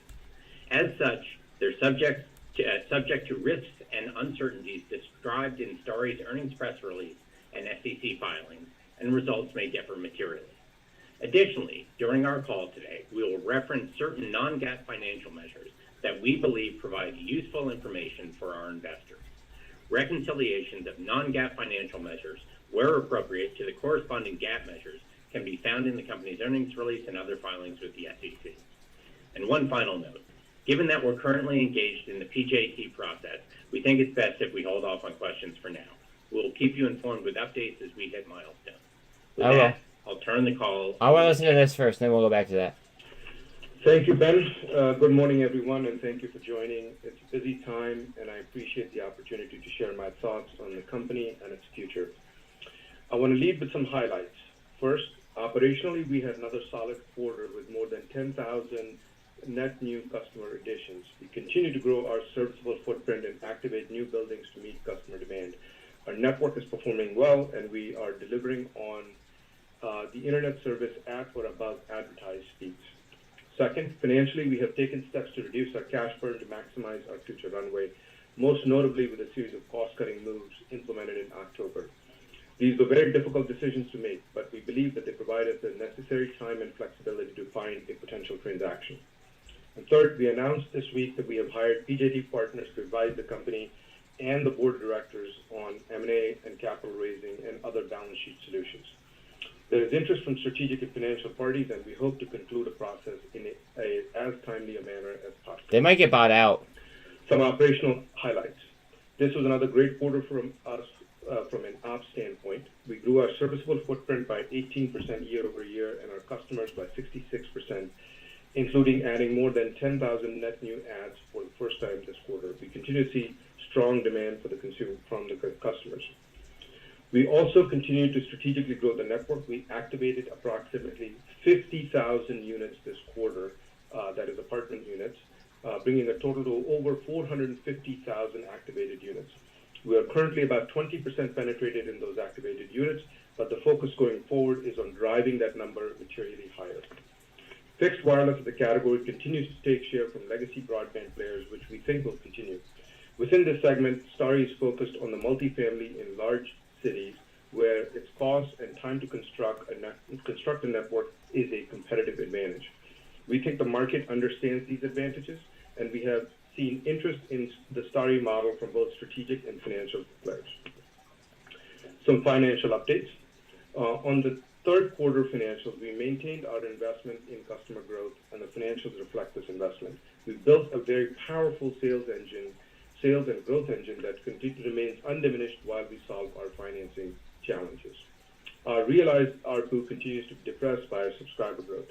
The timing during the quarter that subscribers were added and the impact of promotions such as the free trial month.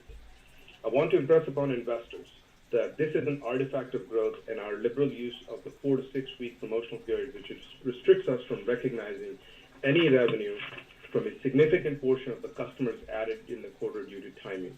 There has been no change in our rack rate pricing, and the demand for our service is strong. Despite our continued performance, the macro environment has presented challenges to our financing and pushed out the timeline, forcing us to take immediate steps to rein in cash burn through the cost-cutting measures announced in October. We also made a tough decision to withdraw from the FCC's RDOF program. While the participation in this program in this important program fit within our strategic vision in 2020, changing capital needs, changing capital environments, continued success in the urban multi-tenant market forced the decision to step back and focus our energies and capital on executing on our core business plan. We also took the difficult steps to right-size our expenses by eliminating approximately 50% of the workforce and pausing our Las Vegas expansion. We expect these moves collectively will help extend our runway, providing us with sufficient time and flexibility to get strategic and balance sheet alternatives over the line in the short term. With that, I'll give a quick update on where our financing efforts stand. Financing updates.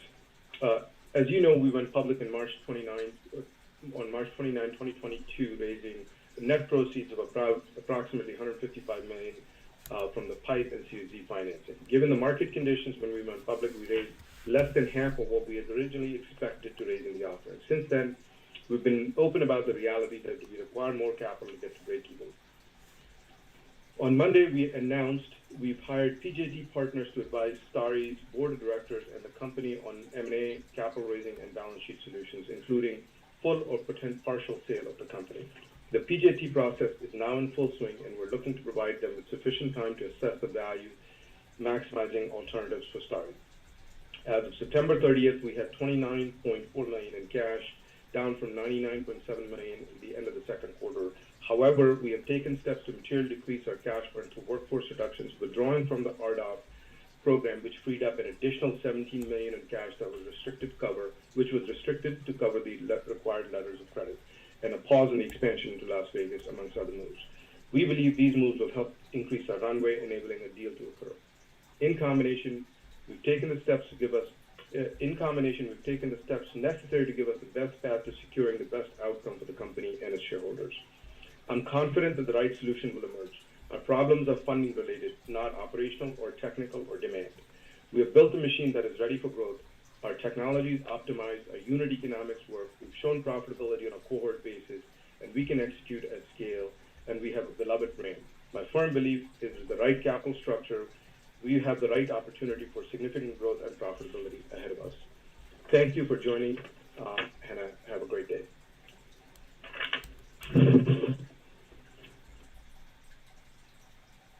Thank you. This concludes today's call. Thank you for joining. You may now disconnect your lines. That was a really quick earnings call. Okay. I'm really bullish. But are they gonna do a reverse split? Or they look like the way that he was talking, it sounded like they might be acquired by somebody. Or like, am I the only one that got that vibe? Like when he first started talking, like, didn't it sound like, I don't know,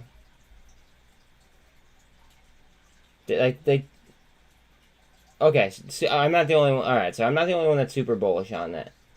Okay, all right, you heard that too. Okay, thank you. I'm not fucking out of my mind. That's awesome. That's awesome. Like sometimes I could be like so convicted in something. Like I'll admit this. Like I have no problem admitting this.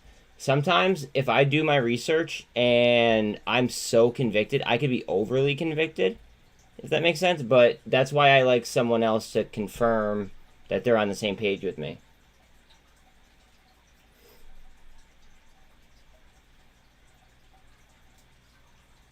And they're growing. And they're...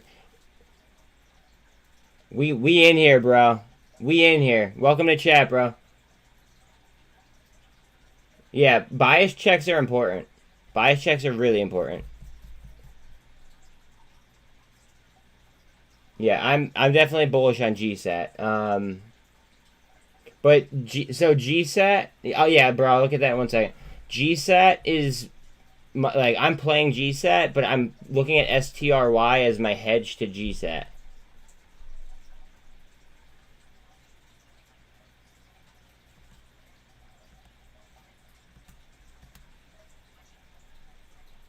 RYAM.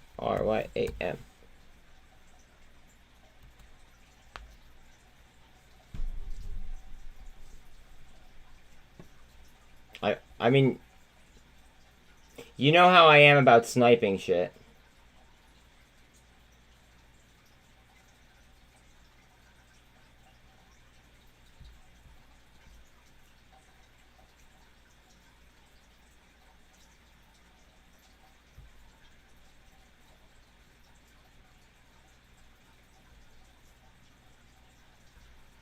I mean, just remember inflation.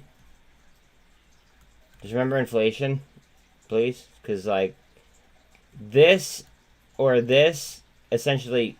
Actually, I would argue that this is the same as this nowadays.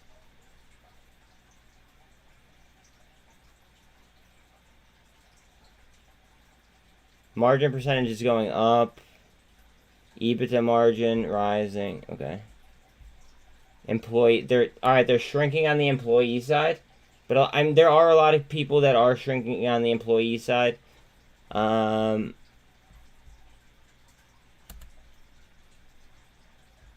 BlackRock's alright. BlackRock just added, and they own 15% of the company. So I mean, immediately I'm gonna like them because of that. Vanguard just added. State Street just added. So that's the big three that I like to say. State Street, if State Street, Vanguard, and BlackRock are all in a play and they're all adding, then I'm usually gonna like the play. Teachers are in it. I like that.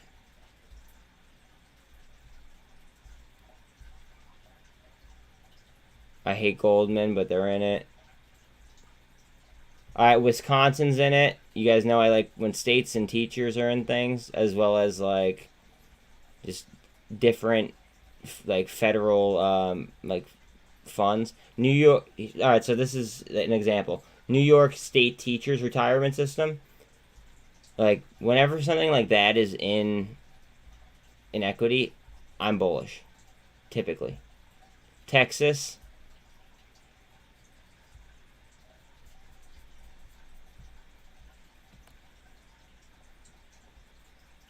It's not really a short play though, so you just got to know the valuations, bro.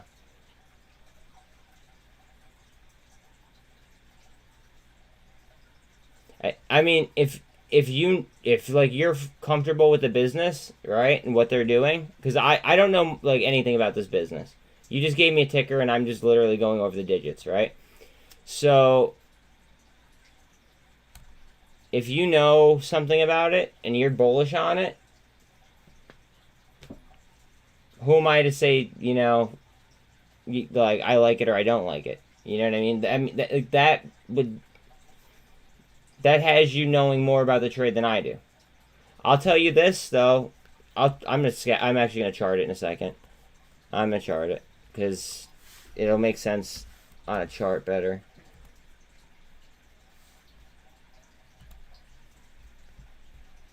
See the 200?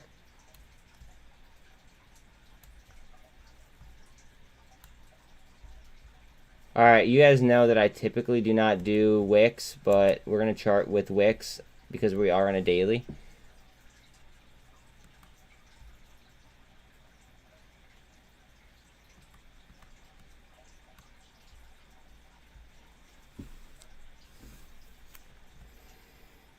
Coming off a double bottom.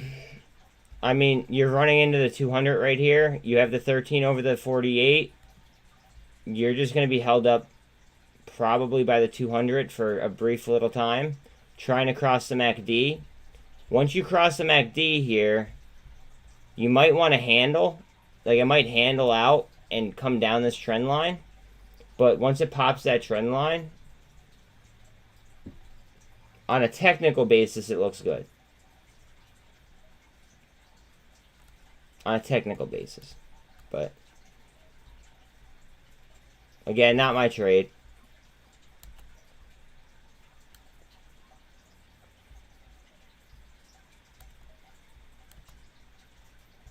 So, like, I don't know much about them at all.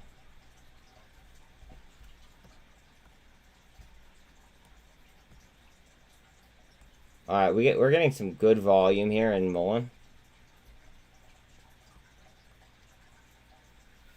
Don't you love the rabbit hole finds?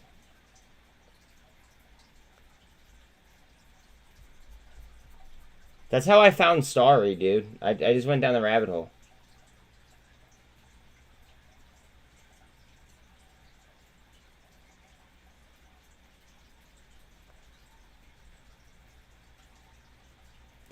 I wonder if they're gonna get.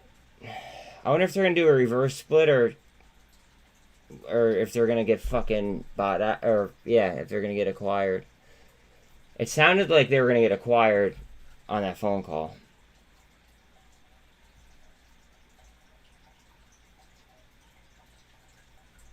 Guys, remember, SINT has a DARPA contract, so this is government funded.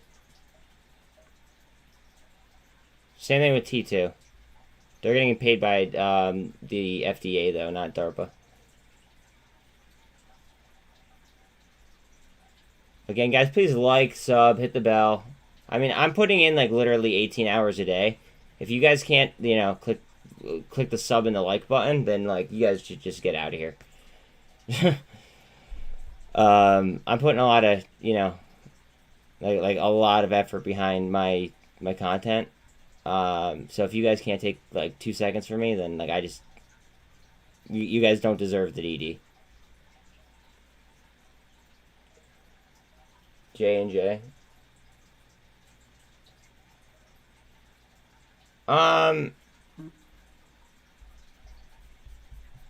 J&J made that acquisition yesterday that was extremely bullish. Like, extremely bullish. Remember, ENDP is still in play as of right now. ENDP is still in play.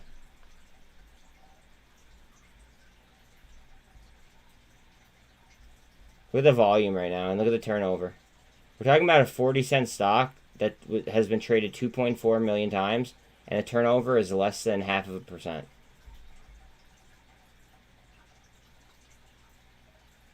And remember, going into the rate, with the rate hikes coming up, okay, right, or the FOMC meeting, I should say, the FOMC meeting. If we rate hike too high, like everybody's expecting, like if we get a 75, we might crash the pound. Do you think that we want to crash the UK? Probably not. That's why I'm playing against the green. I'm playing against the green. Like it's the reverse psychology 101. Could I get burned? Abso-fucking-lutely. Absolutely. But at the same time, I mean, I could also benefit the most too.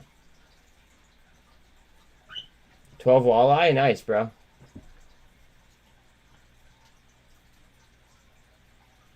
MH, all the anytime. Anytime. Feel free to check in if you want to. Be safe, too. Be safe. And also, I love the fish. If you catch any monsters, like, take a picture or something.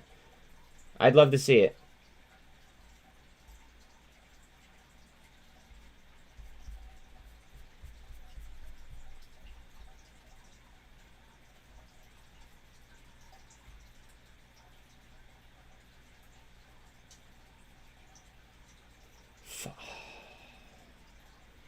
Alright, let's go back to their report here. Hold on a second.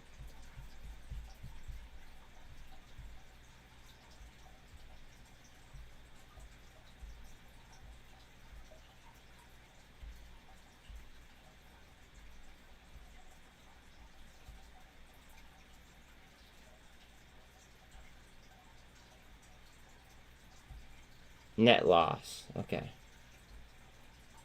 See, to me, this is okay because of how fast they're growing.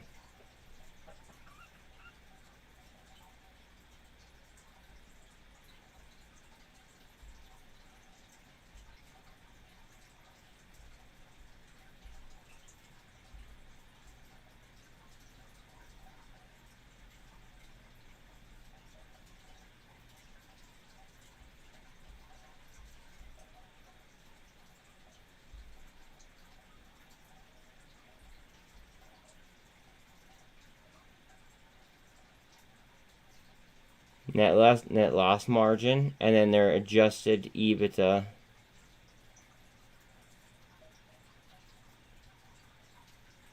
Wow. Okay.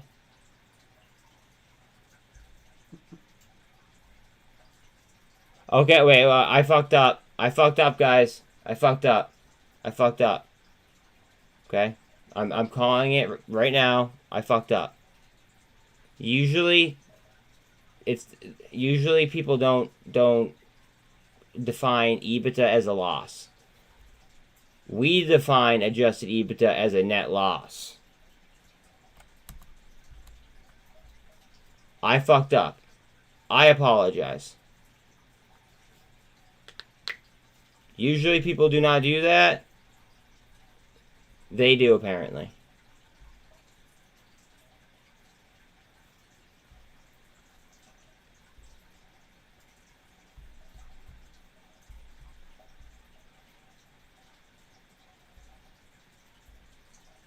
Okay, they did add in non-recurring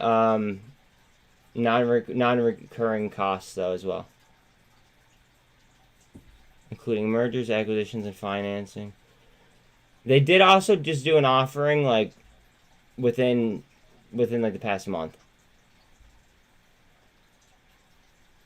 No. I know you were trying to explain it. Usually though on EBITDA, if somebody says net EBITDA, usually they mean positive.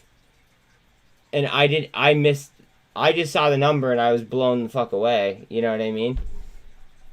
And then I read that aspect. Because that's not usually how people write EBITDA. Like, see, like that's odd to me. However, I do want to go ahead and I do want to show you guys this. I agree. That's why I admit when I screw up, dude. That's it. If you can't hold yourself accountable, then how can anybody ever like, you know, how can anybody ever trust you if you're not holding yourself accountable? Alright, so let's see here.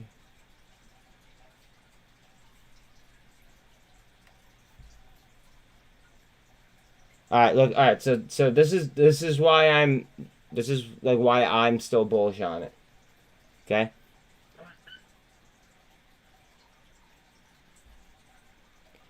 All cohorts turned profitable within 3 to 4 quarters post-launch. Okay? So it takes them a minute on their initial investment, but then they usually get acquired following, which is why I'm okay with the fact that that they lost money.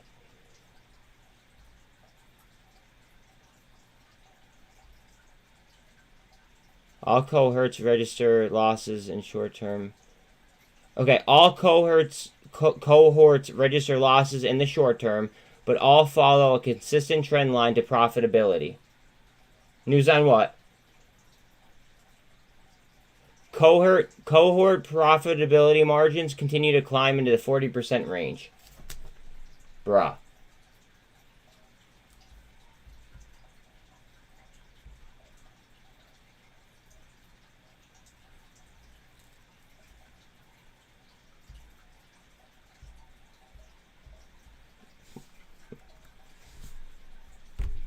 I think that they get acquired, but that's just me.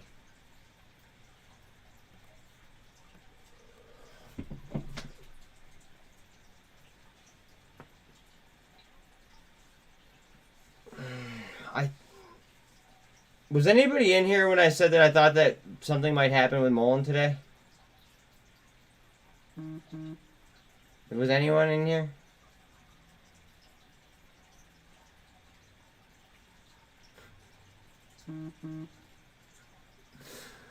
Oh, God. Yep.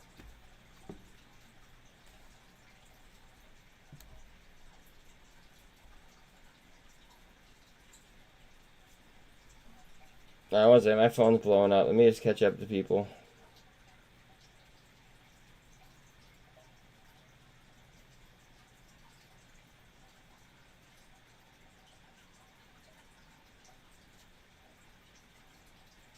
Andy, I'm about to add you to the Margin Mafia right now, homie.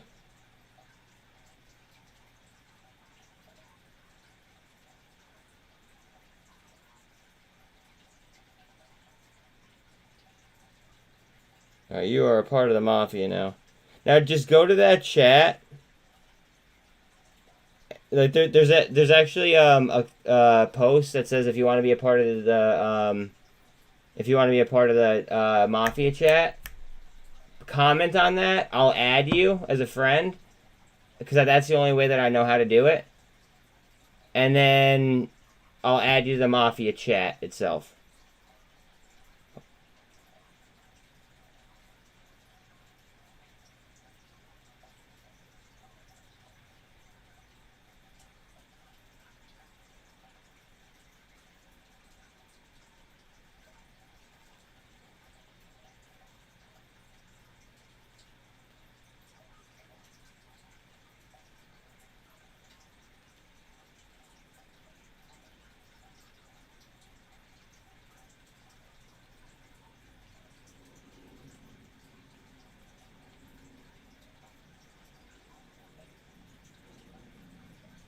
I'm commenting back to somebody from YouTube, so give me 1 second.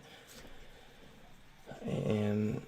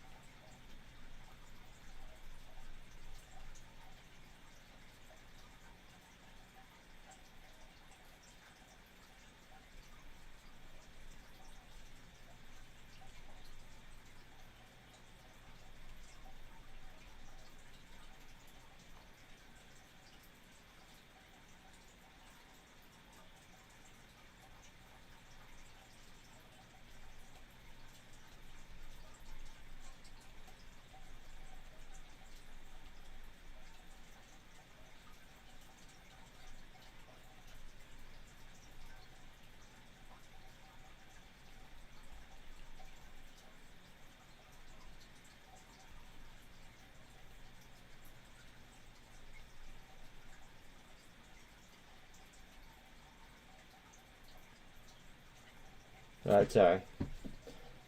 What up, Louie? Alright, let's see. Trying to figure out if today is the day for me to eat some more.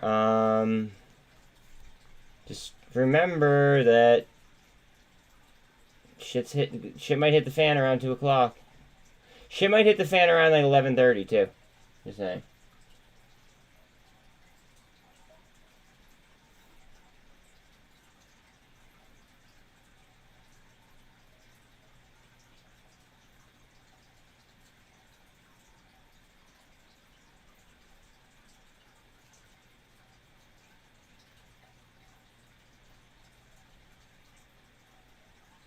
Alright, wait. Well, I gotta message the girlfriend real quick and then we're good.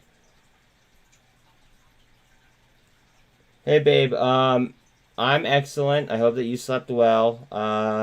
Everything's going great. And I am live though, so I do have to go. I hope that you have an awesome day, and I love you. I will talk to you in a bit. Bye. Okay. Alright, let's see. Twitter reportedly working on a feature to allow people to post videos and charge users to view.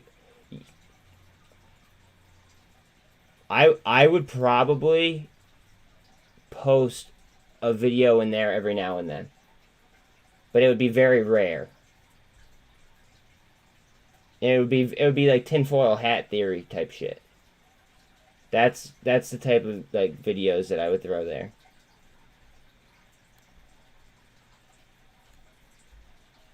What's the news on this, Andy? Oh no, Intense said news. Intense, do you know what's the news? I mean, like, I'll look it up, but I was saying this before, Twitter should buy Twitch.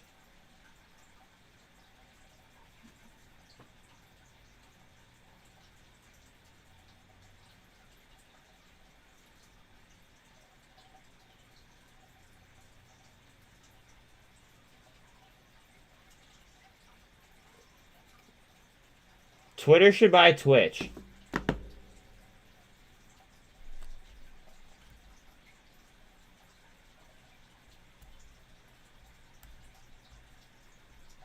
AKA Elon should buy Twitch.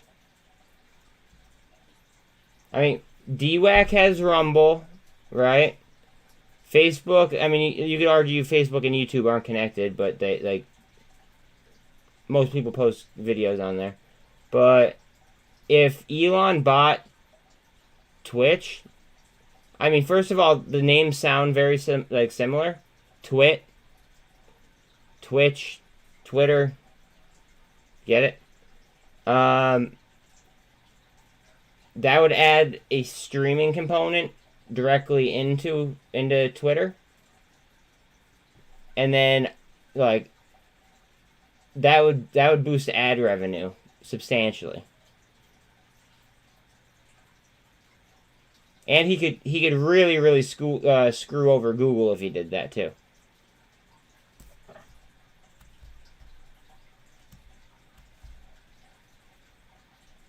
Okay, so the news on MULN is that they reduced their debt by $13 million.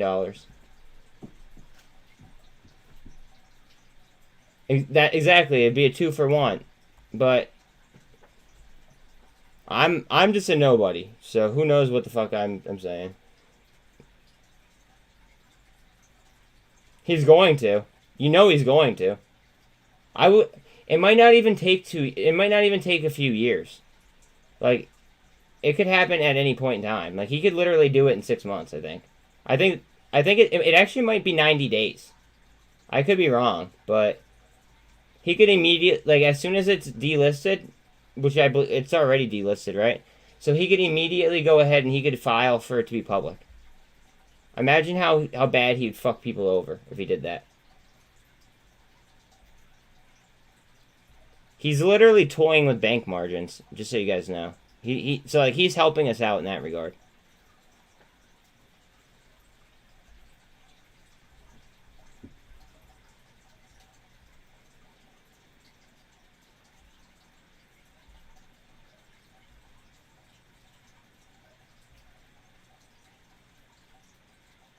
I did buy more SINT yesterday. I didn't get the best fill, but I mean, like I said, they have a DARPA contract. I'm chilling on it. I'm chilling.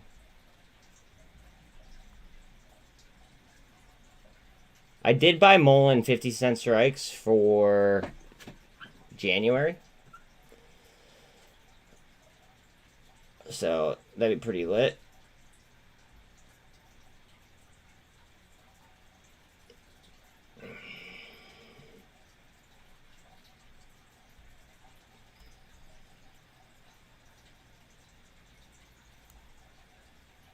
Don't be surprised if BBIG does something crazy. It's whether today or tomorrow. Just don't be surprised if BBIG does something nuts.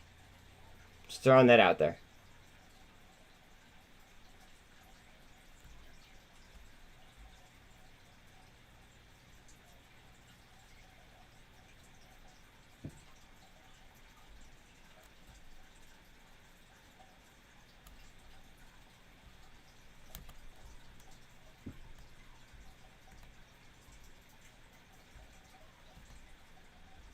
Ooh, look at the gamma ramp forming. Guys, please stop doing this. Not financial advice, but you see the midpoint to the or the last, right? This is the midpoint. You could buy a 50 cent for the same price that you could buy a $5. Why the fuck would you want to be that far out of the money when you're applying, like, virtually no gamma? Like, again, not financial advice. Do as you will, but know your Greeks if you're going to play options, please. But they are forming a gamma ramp on MULN right now. I mean, there's definitely a gamma ramp formed.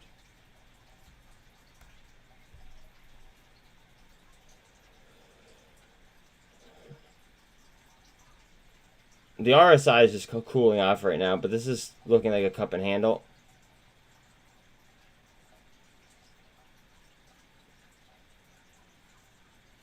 Blast. They're fighting it. Pay attention to turnover here, guys. This is where I want a lot of you guys paying attention to turnover percentage. Good morning, Nina. Pay attention to turnover, guys. Turnover percentage tells you a lot. That's like literally whenever I see a big move, that's the first thing I look at. I look and see if the turnover moved like a decent amount.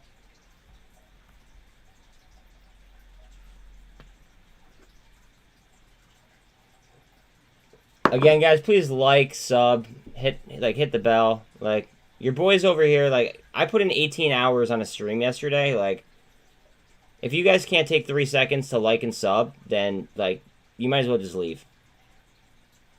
Seriously.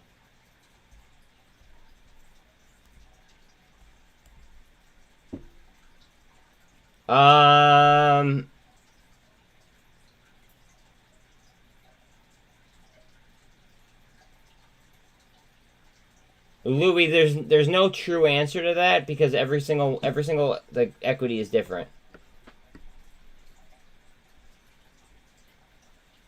Every single equity is different. There's no.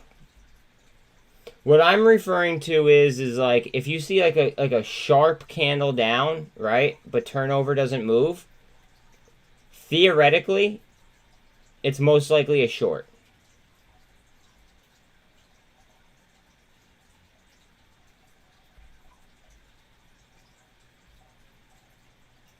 I don't know if that makes sense or not, but to me it does. To me it does.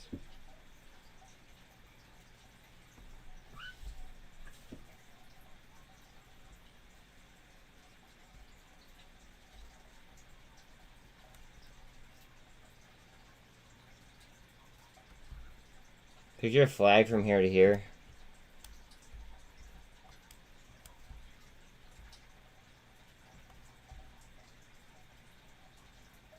Remember, because we're on a 1 minute, I don't draw off wicks. Usually I don't draw. I just don't draw wicks. I draw body to body most of the time.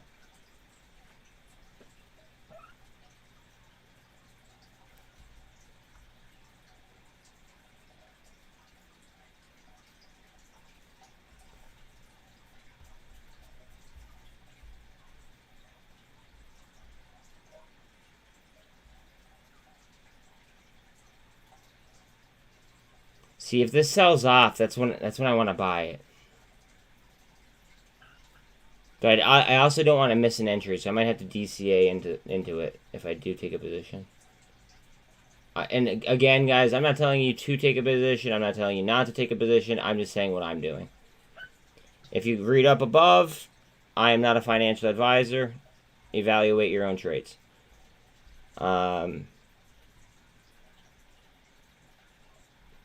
Something I'm thinking about doing.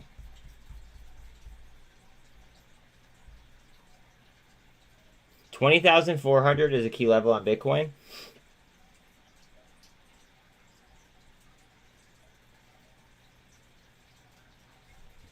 ETH's key level is actually lower, but I mean the higher the better, theoretically.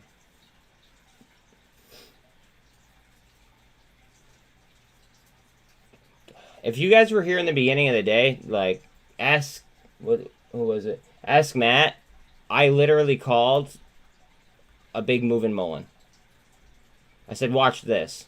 Basically, I said that I sensed a big move, and all of a sudden, then we just ate a bit like a blue pill from here. Yeah. Rewind the tape to 6:30 where I said that I thought MULN was going to move today.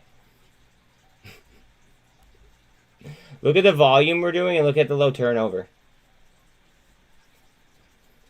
And I'm sorry for sounding cocky. It just, like, the accuracy that's going on right now, I'm just very, very confident. I'm just very, very confident. So I'm sorry if I sound cocky. It just, I'm very, very confident in my ability and in my research.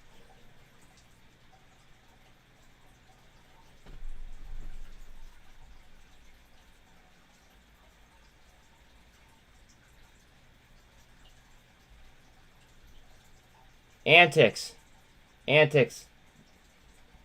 You're being emotional. You're being, and I don't, that's not a dig. Don't take that as a dig, okay?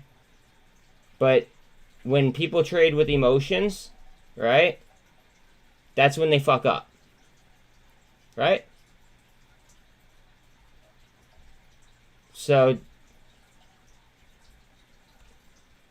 just, I don't know. I lock my emotions up. So at 9 o'clock every morning, okay, till 4:30 in the afternoon, I literally lock my emotions up in a box and I just throw it the fuck away. I don't have emotions. I'll try to like laugh and have like a, you know, throw a joke in here or there, but like this is more of a serious trading, like this, like I'm seriously trading here, and I don't have time to joke around. You know, this is not like a Matt Kors stream.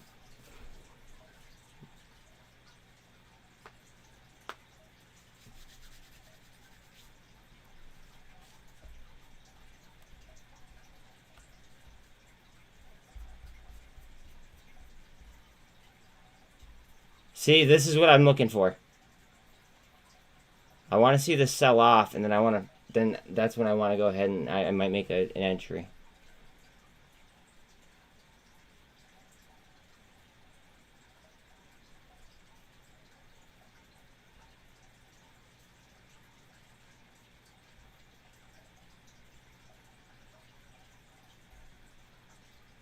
Guys, Carvana is 40% short. Remember that. Actually, let's check their updated short, their short number. Hold on, just to be safe.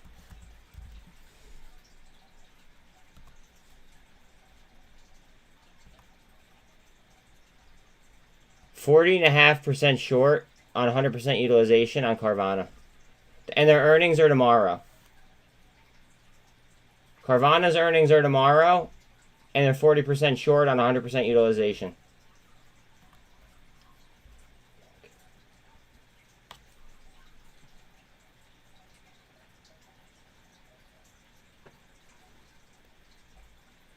Guys, please like and sub.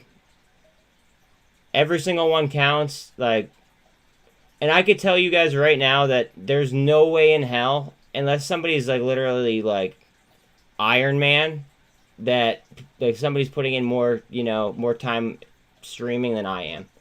Real talk. So if you guys could take 3 seconds out of your day to like and sub, it would mean a lot to me.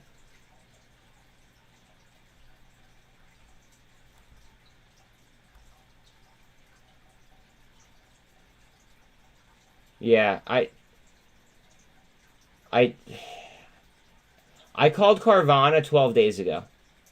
Actually, it's probably 13 days ago now. I called it 13 fucking days ago.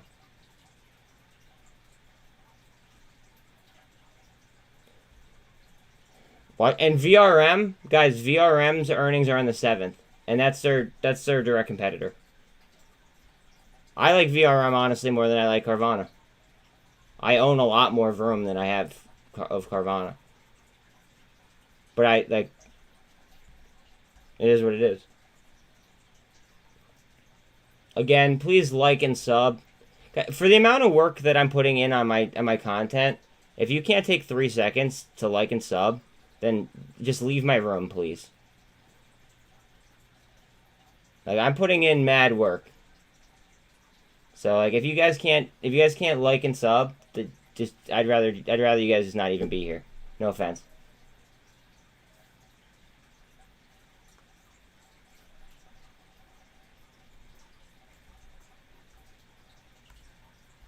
Like, there's 5 of yous. Like, your boy's over here putting in 18-hour streams, and you guys can't take 3 seconds to click 2 buttons. Think about that.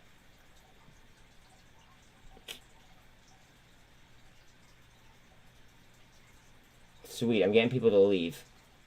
Alright, I got 1 person to like, okay, and I got one person to leave. I got 2 people to like, 2 people to leave. Let's go. That's what I'm talking about. That's what I'm talking about. Alright, we just retraced back to the VWAP. Not a big deal.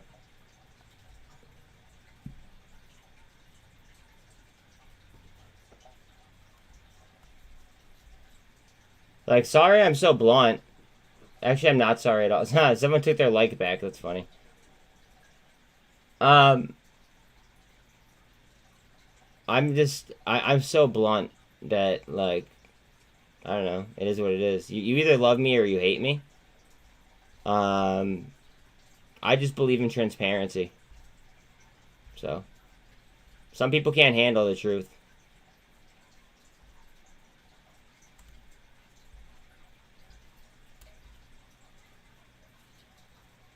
And that's one reason why I like. That's one reason why I like. It's more a figure of speech, Nina. To be honest, so it is what it is. But that's one reason why I like Carvana and I like Vroom is because people are lazy. People are fucking lazy. That's why I like Carvana and I like Vroom.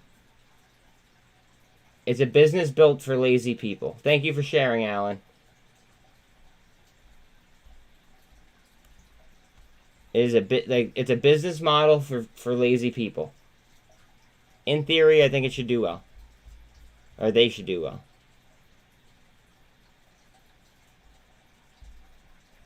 Little mini gap right there, but we'll see if that fills quick.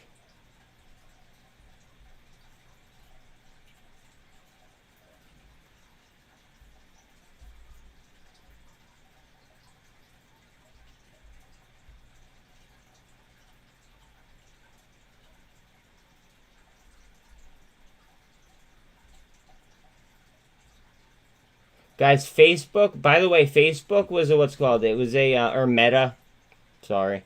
Meta was a, trend, it was a Google, top trend today. Like in several different categories.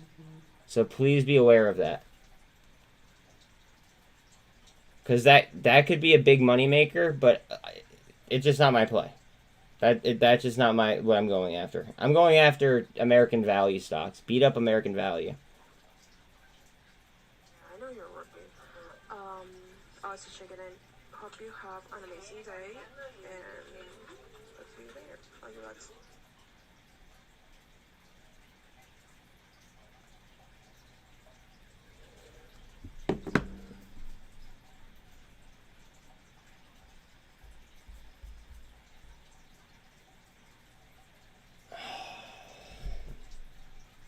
What did I say yesterday about this fucking stock? Before it started to even, like, go green. Ugh. I missed my entry on it. I missed my entry.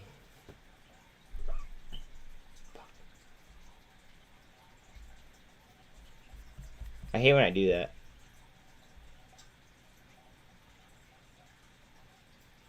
Not financial advice. I think ADN is cheap as balls right now.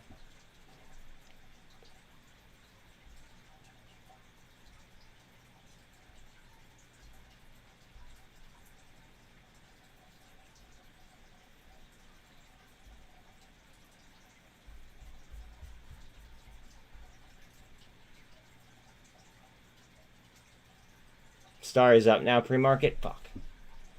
I wanted them to slide.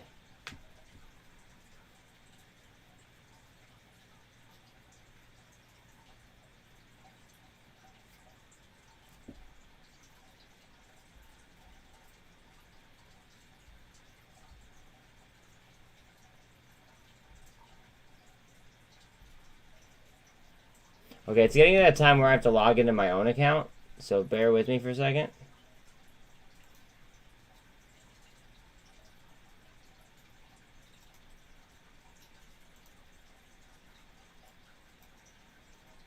Alright.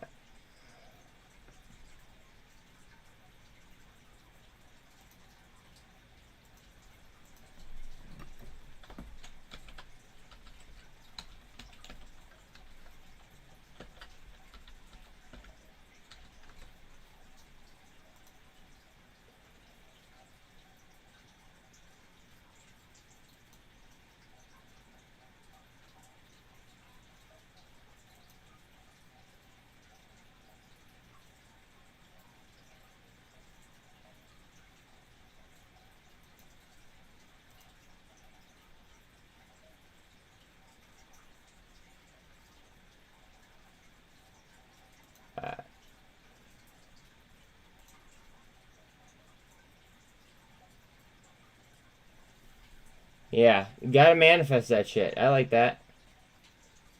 Gotta manifest. Good vibes.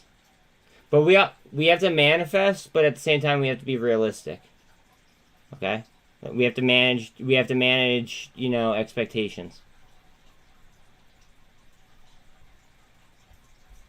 I definitely like the vibes, but we also have to just, you know, manage those expectations because we don't want to get them too high.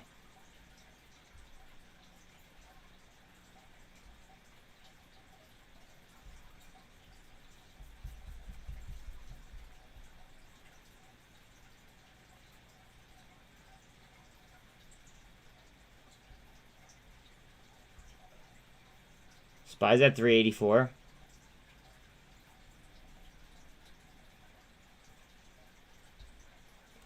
Yeah, I want to buy it around 9 cents. That like in the nines, somewhere. Like that's my goal. I doubt it'll get that far, but like that's the goal. We'll see. Power of manifestation is. Oh yeah, absolutely. Because like you set your mind, like you set your mind towards it.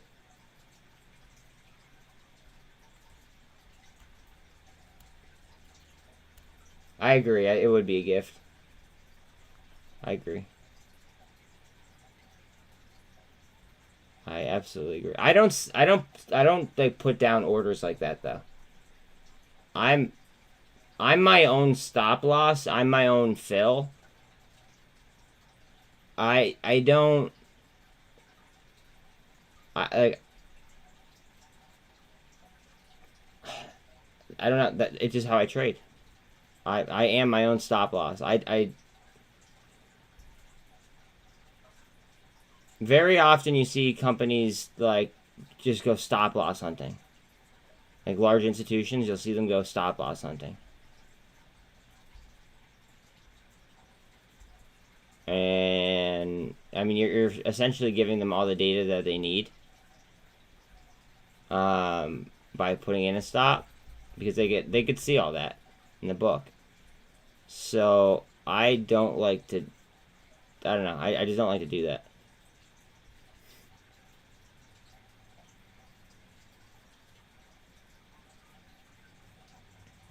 So I have a saying that kind of it's relatively similar.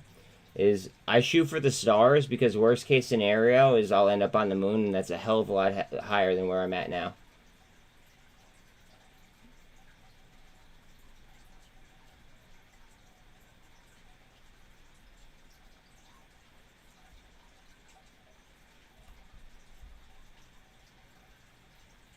Just enjoy this turnover with this volume right now.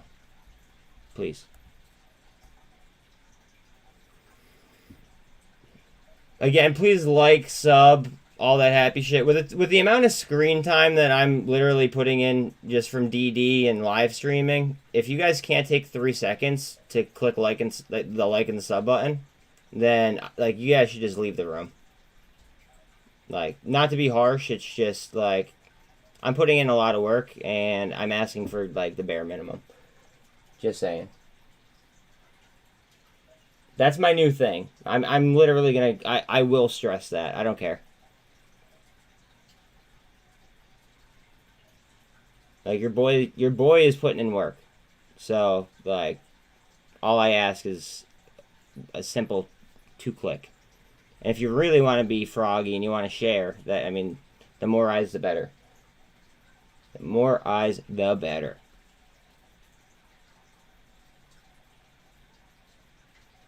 Like, I slept for 5 hours last night. And then I immediately hopped back on stream. Think about that.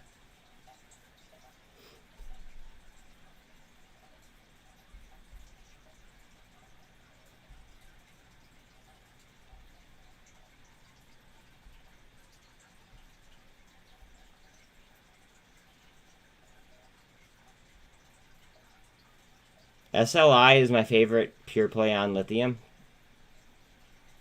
Just saying.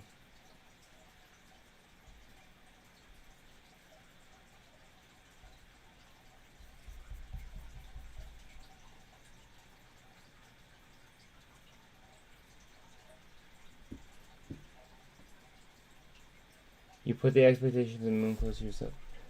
Something's going to happen. If it doesn't work out, feed off it to work out. So what I do, Alan, is I actually... So I write a big lofty goal, right? Like a long-term goal. And then what I do is I do short-term goals that as long as I complete those goals, I'll ultimately achieve my long-term like goal that seems to be out of reach. That's how I... that's how I set my accomplishments up.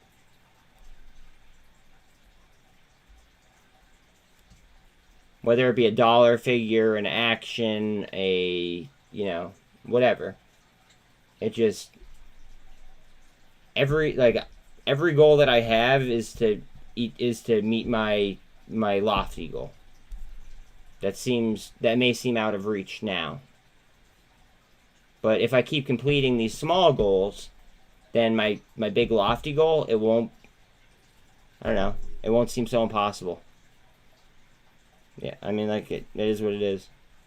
That's my vibe.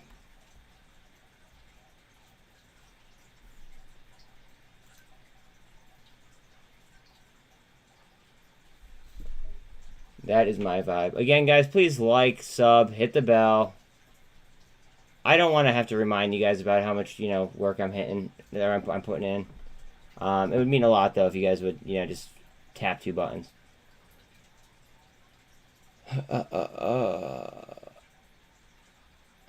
Sorry I have to remind everybody so much. It's just people don't do it.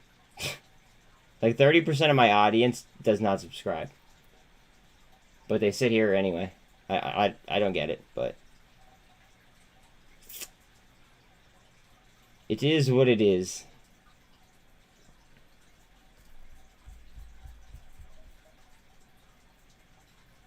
And if you're curious about my accuracy, go back to around 6:30 when I said that I thought MULN was going to do something today.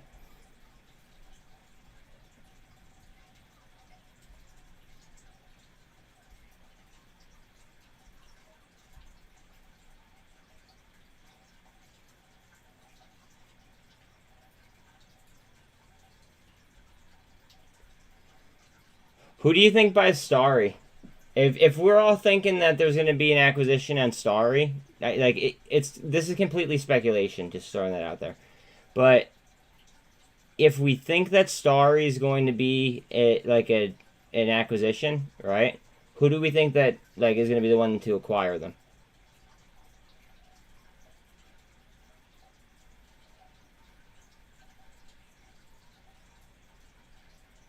I have a theory, but it's a little bit out there.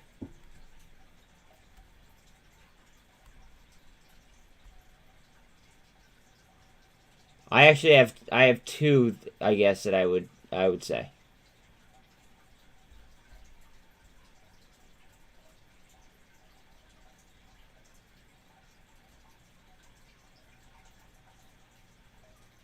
That's one of them. That was one of my guesses.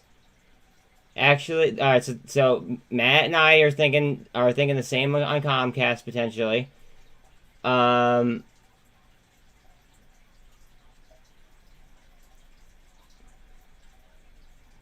Anybody else want to take a stab at it?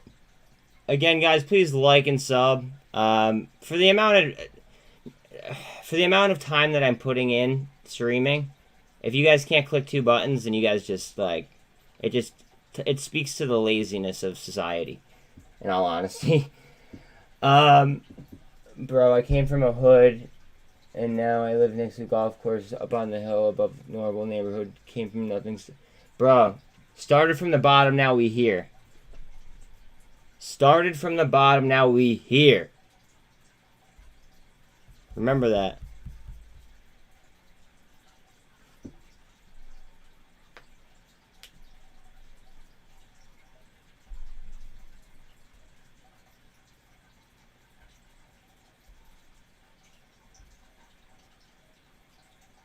We don't want to lose to 384.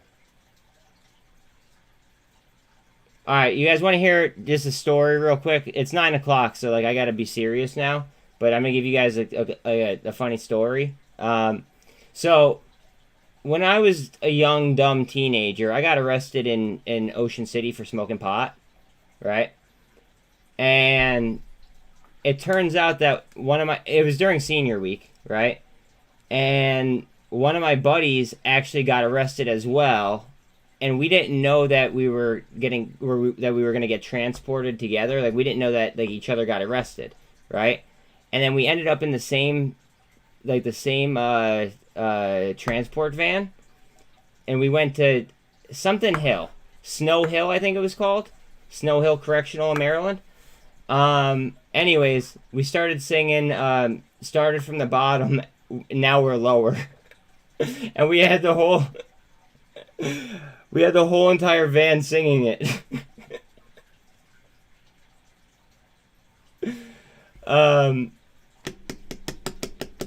Yeah. So I don't know. I thought that was funny. It cracks me up every single time I think about it. Started from the bottom, now we're lower.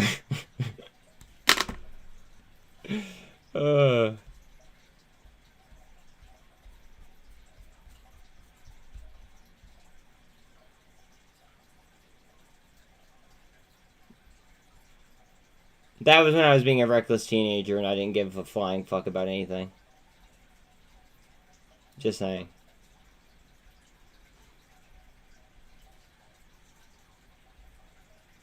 Just saying. Guys, don't be surprised if we get a lower basis point hike than what everybody else is suggesting. What did I tell you guys about IOT and AI yesterday? Fuck yes, let's go. I also said boil too, but we don't have to get into that. Fuck yeah.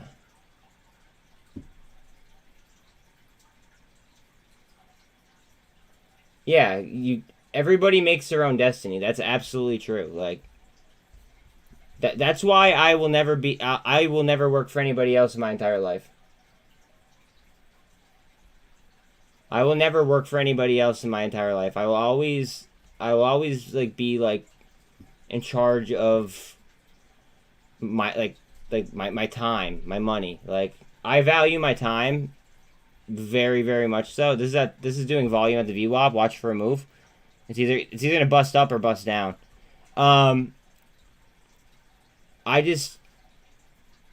I won't go to a job that will tell me I'm only worth so much an hour.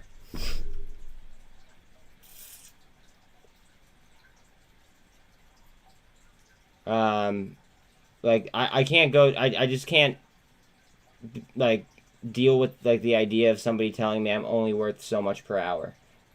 So that's why I will remain self-employed for the rest of my life.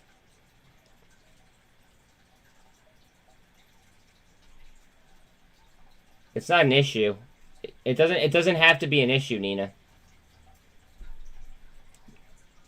It doesn't have to be an issue. It could actually be a turning point.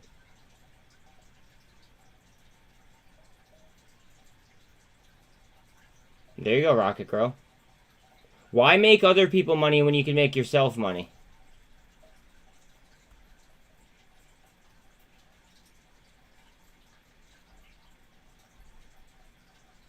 I mean, I'm sure that there's like a I'm sure that there's a longer definition than the word that I than the definition that I would give. So why don't you enlighten me?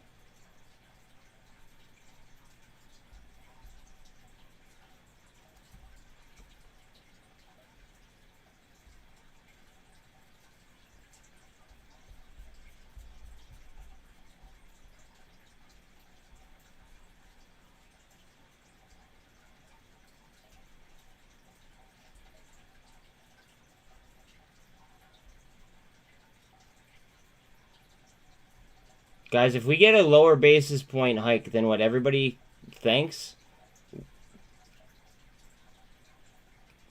the market's going to move. In theory. I always have to say in theory.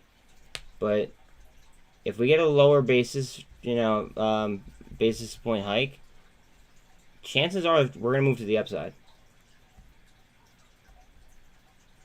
And I can't imagine us crashing the UK on purpose.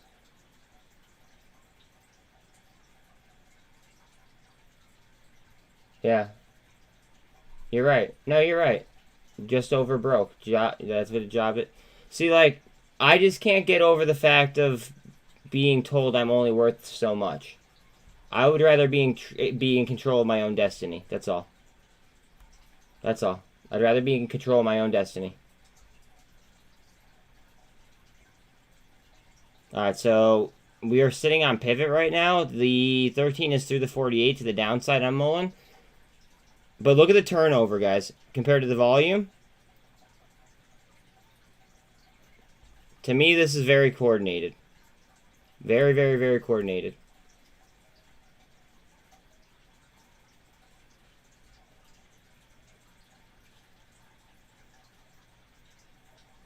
I explained that like 8 times. Can you just Google it, please?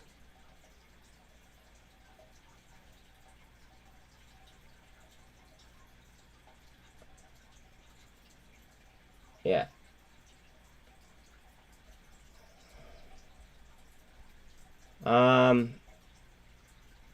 Maybe. Maybe. Again, guys, please like, sub, hit the bell. I mean, like, yesterday I did 18 hours of straight streaming. I slept 5 hours and I got right back on. Like, the least you guys could do is hit 2 buttons for me. If not, then that just speaks for my belief that, businesses with, like, business models designed for lazy people are going to succeed. You know what I mean? It just kind of validates that. So, if you guys could do that for me, that'd be awesome. And just like that, 3 people just liked. Thank you very much. Thank you very much. Every single like is... believe it or not, it means a lot for these algos. These algos are impossible.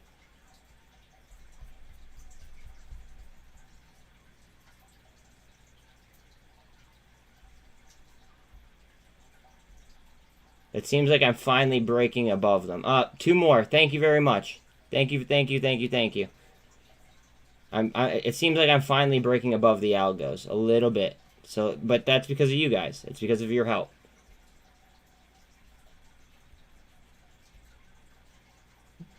Essentially, I'm putting in the time and hoping that you guys notice.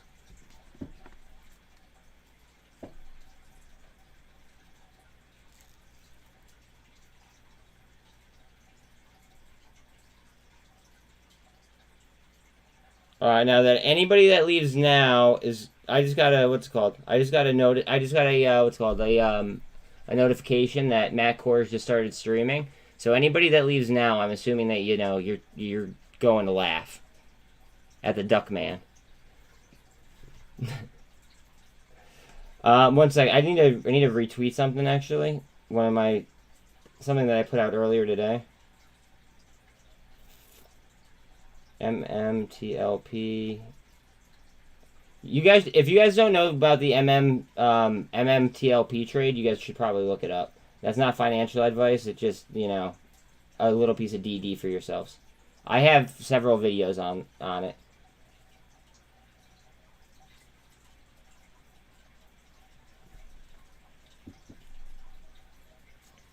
I have several videos. You guys should really look into MMTLP. MMAT. I do have leaps as well on MMAT, but I think MMTLP might be the bigger trade. I'm not sure. So that's why I bought leaps to protect my 6.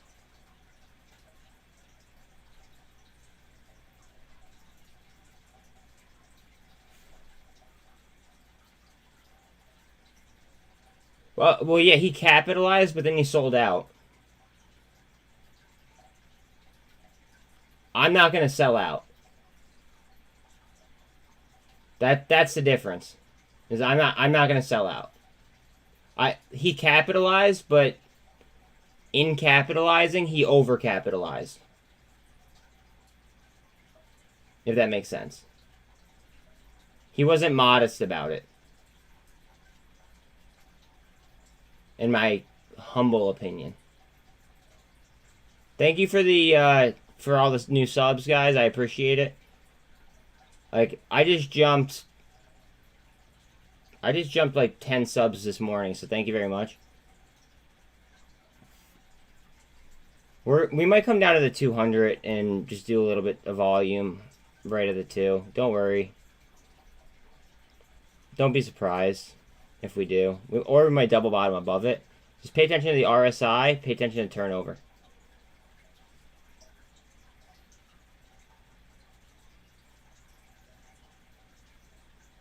One second, I just gotta look at this real quick.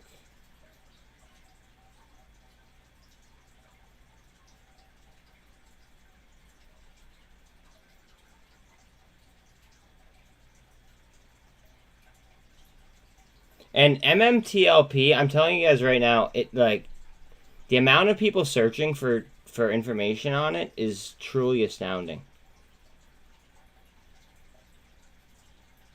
Compared to like other videos I post and things of that nature, like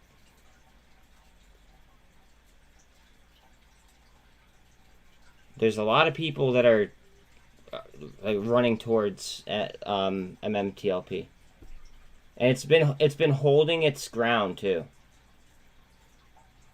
It's been holding its ground. I also want to look at this before the market opens real quick.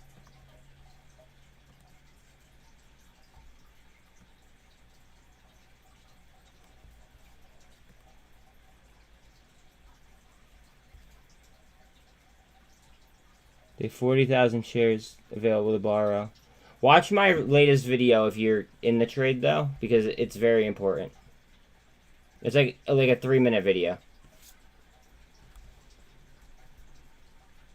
It has to do with the FINRA law.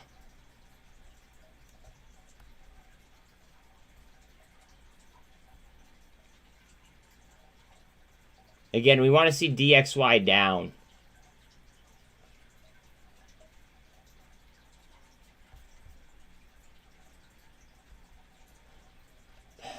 Alright, not financial advice. If the Fed hikes at a lower basis point than what everybody else is expecting, like around 75, right? A lot of different stocks are going to rip. However, if they hike higher than that, a lot of stocks are going to eat shit and fall on their face.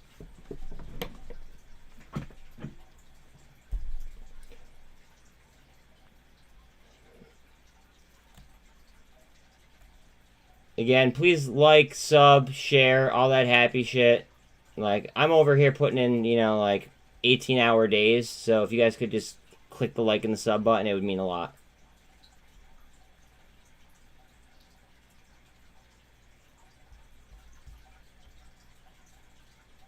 Starry. I want Starry to slide. Really, really bad.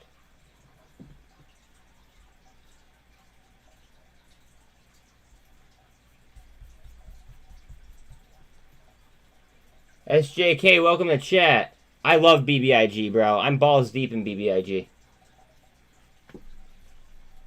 I'm balls deep in BBIG. BBIG and MULN are my 2 bags.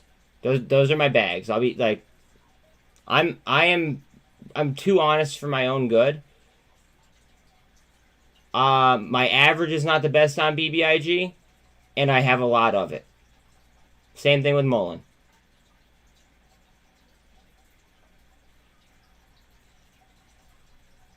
Those are my bags. So a lot of creators are like afraid of like admitting when they fuck up. I actually embrace it. And I'm the first one to tell you when, you know, like when I miss something, or if I'm off. But yeah, BBIG is one of my like that and MULN are my two biggest bags by far. By far.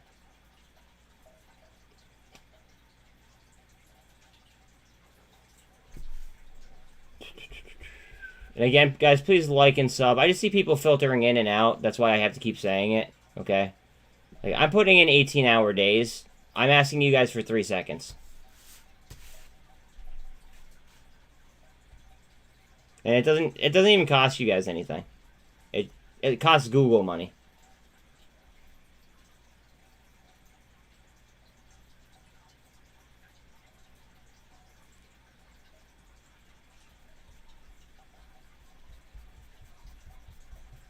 Like, sub, hit that bell.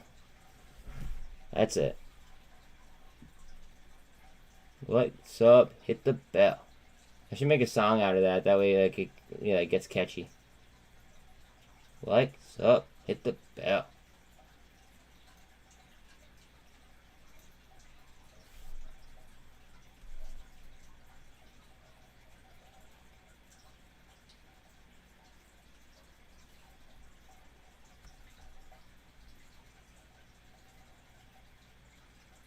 Go ahead, babe. Come on. Right after 2.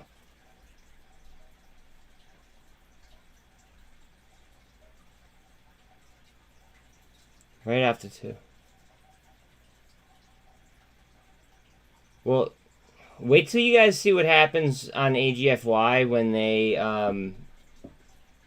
they like drop the options. Like when they drop the options, like watch out.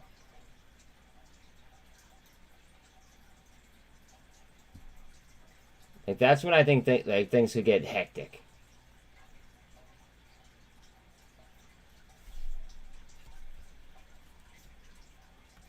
Like my March options still haven't they still haven't fixed themselves. And that's because the OCC didn't get around to it yet.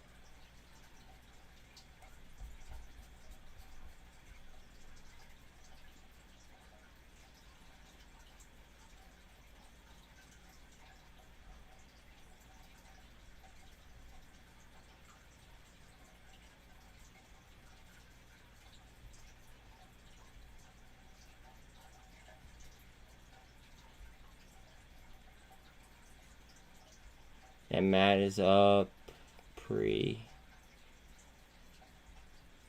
Guys, low-key, SNMP might be a play that a lot of people have not heard of. It's an infrastructure company with a very, very low amount on float. And they did have high short interest, but their short interest is coming down a little bit. But it's a natural gas company with a pipeline in Texas. So you might want to look into them. Might be worth a little look. I have a video on them if you want to just go through my library, though.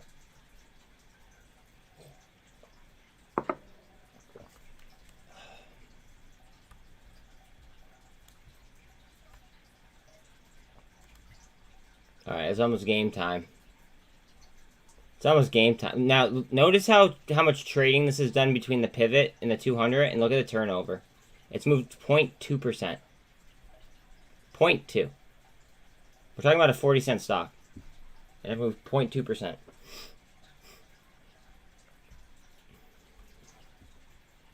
That's why watching turnover is very, very important.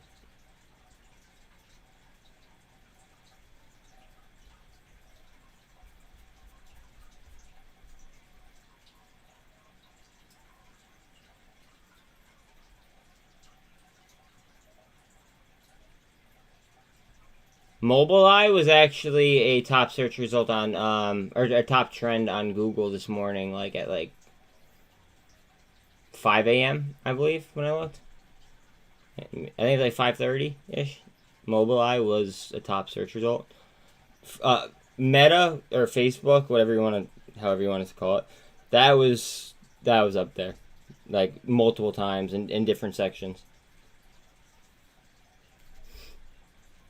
It was under both the topic and under search result. Good morning, cruising. Bruh, I'm already calling them out.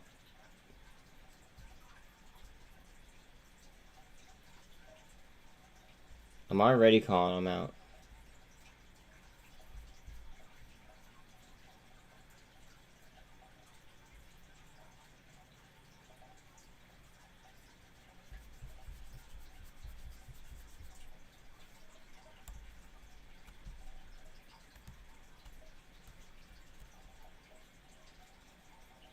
ISDA has announced that... Wait, what? ISDA has announced that BNP Paribas has successfully implemented and tested a new initiative to enable digital regulatory reporting under the CFTC. Good stuff for crypto, guys. Clap for crypto. Fuck yeah. This marks the first time the ISDA's regulatory reporting initiative has been deployed in a real world. I have DD on that from July. Just saying, I have DD on that from July. Go to my library and search Swift.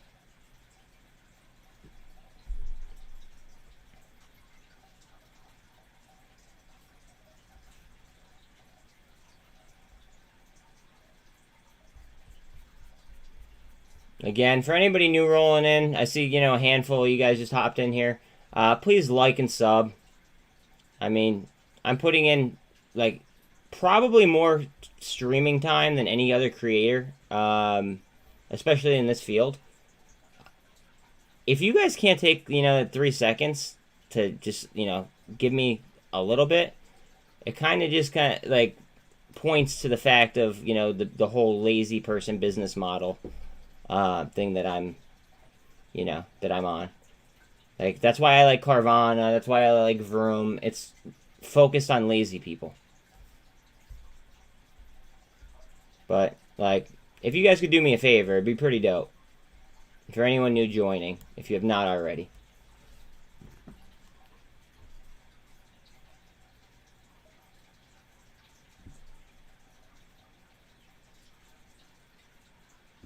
And I'm sorry if I sound cocky. I'm very, very confident. I'm very, very confident in my research. I'm very, very confident in my ability. So, like, if I do sound cocky, I want to let you know in advance that, like, it's solely just because of my confidence. And I don't mean to do that.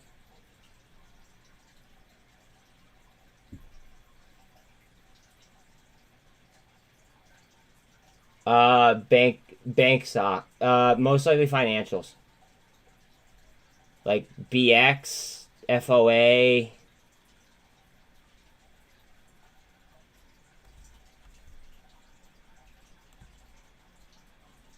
OPFI maybe, which are like those are probably my 3 favorites.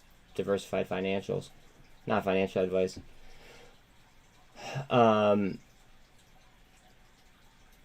But yeah, that's what I would, if we do get a rate hike that everybody's expecting, watch out on stuff like that. Again, guys, new people rolling in, please like and sub. Every single one counts. And it takes you guys 3 seconds. You know? It takes you guys 3 seconds.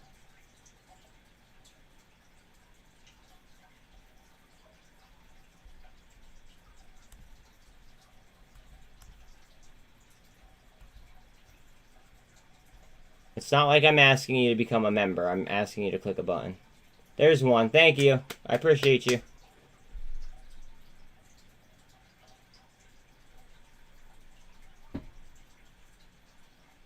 Putin has early stage Parkinson's and cancer. Watch LABU. Low key. Not financial advice. Watch LABU.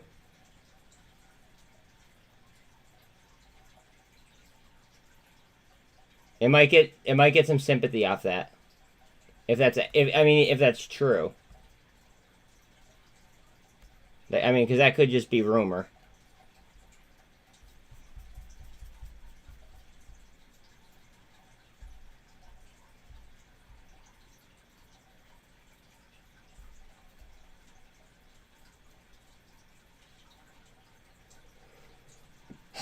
Get ready for a bounce. I'm thinking that we're going to get a nice little bounce here. Just saying. Ugh. Everybody stretch out. Get ready for a good old day.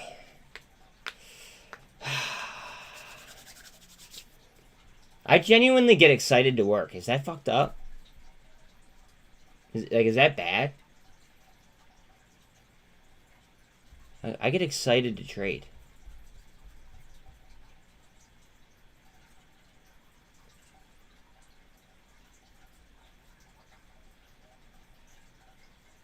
Again, not financial advice. I might be looking to make an entry on STRY. I'm trying to see if it'll slide first. We did listen to their earnings call earlier this morning, and just the way that they were talking, it sounded very bullish, but it also sounded like a potential buyout. Again, not financial advice. I'm just saying what I'm looking out for. If anybody sees this slide, please let me know if I don't already grab it. If I'm not already like paying attention to it.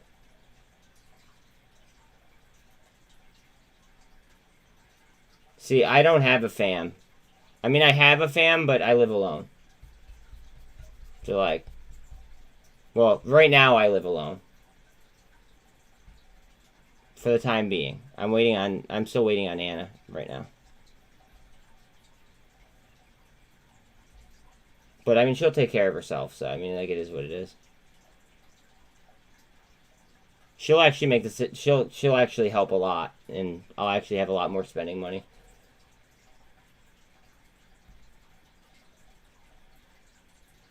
AKA investing money. Man. All right, so it is 9:28. It is time for our little pre-market talk. Okay. First of all, look up. I am not a financial advisor. Okay. Be very, very convicted in everything that you do. Okay. I don't care what trade it is, as long as you're happy with the trade and you want to make the trade. You know what I mean? Just make sure that you are 100% sold on the decision that you're making. Cool, calm, collected. Don't let your emotions, overshadow. And yeah, let's just fucking kick ass. Be convicted in your decision now, because you don't want to regret it later. Trust me, I've been there. And remember, take deep breaths very, very often. I know that today's going to be a very turbulent day with the rate hikes. Breathe, please.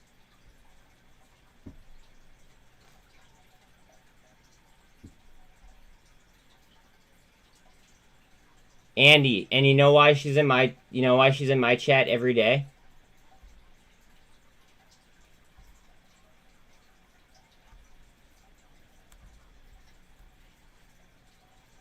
Do I know why she's in my chat every day? 1 minute? Nah, they call me the hardest working on YouTube. That's why. Watch for a bounce here, guys. I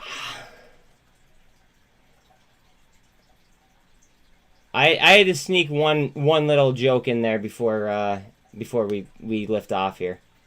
Let's see what happens, guys.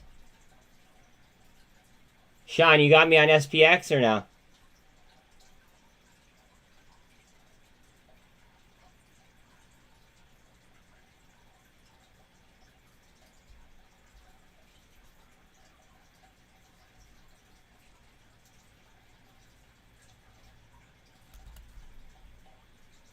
Are we going to break, or are we going to... I think we're just doing volume underneath the 200. Alright, let's get it, guys. Good luck to everyone. Remember, please like and sub if you haven't already.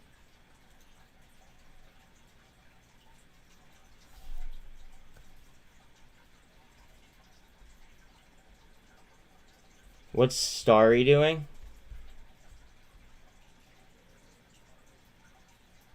Fuck. I missed it.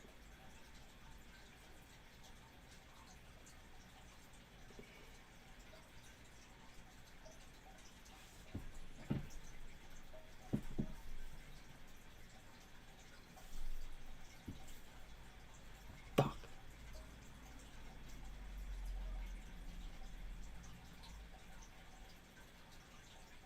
SPX down? Okay, hold on a second.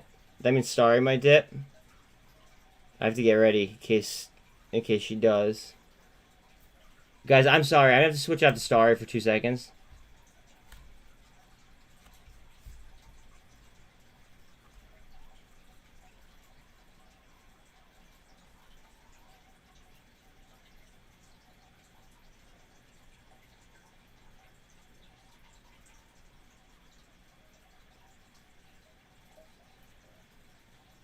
Uh,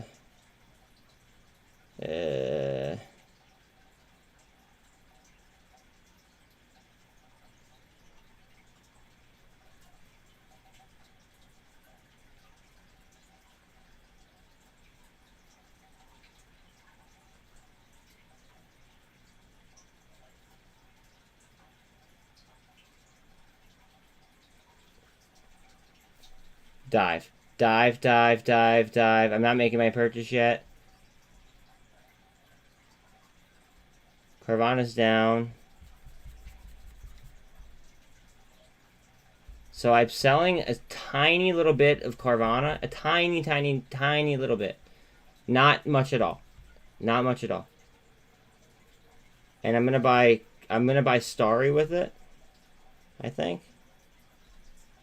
But I'm not, just to be clear, I'm not pulling like a large amount off like Carvana at all. It's like 15 bucks. Like I'm literally pulling off 15 bucks. It's like, it's virtually nothing. Come on.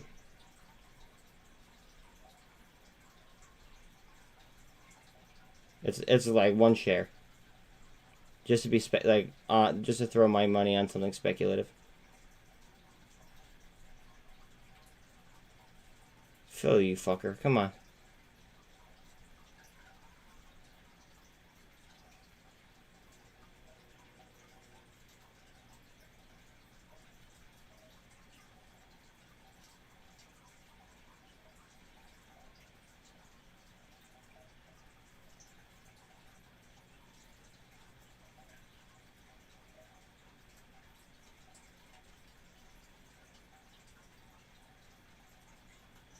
God damn it, I hate this app. Hold on a second. This is why I hate trading on a phone. This is why I don't use a phone for any big trades.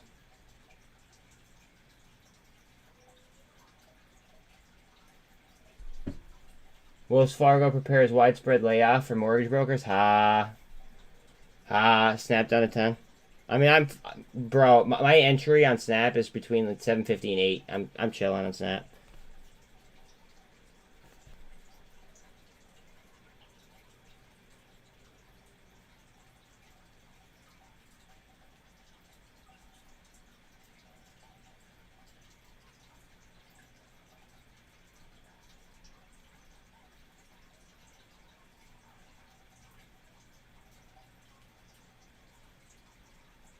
Fuck, where did that money go that it says that I sold it. So how come it's not available? Where did it go?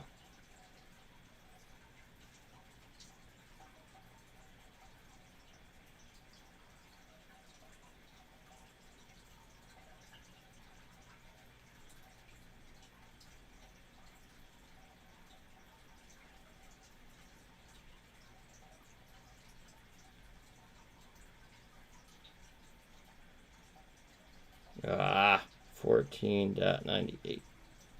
Literally buying it with pennies.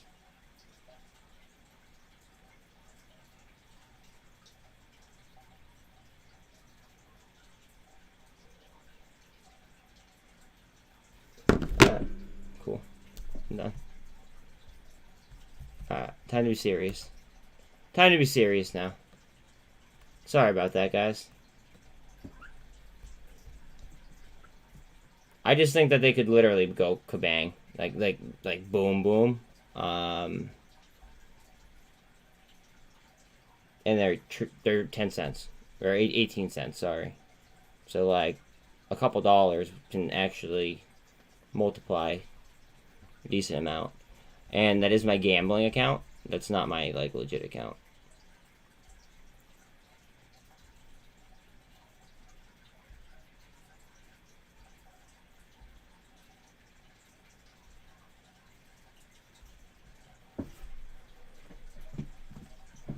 Yeah, like I'm gambling on that.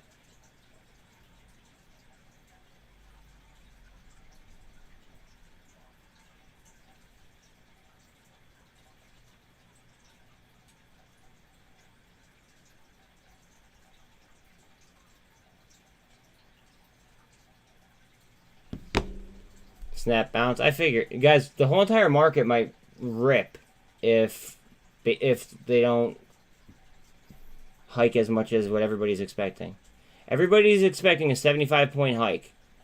So I'm expecting either like 100-point or something like lower than a 75.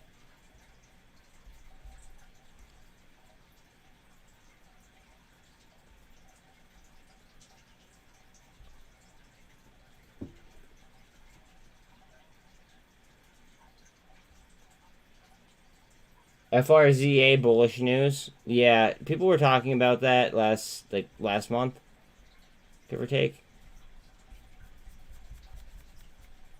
when it was being very volatile. But all right, MULN's starting to curl up. RSI's at 40. Here we go. All right, we're gonna have a lot of resistance right here, guys. The 200, the 48, the pivot, and a prior line, 40 cents that I have drawn. So heads up on this.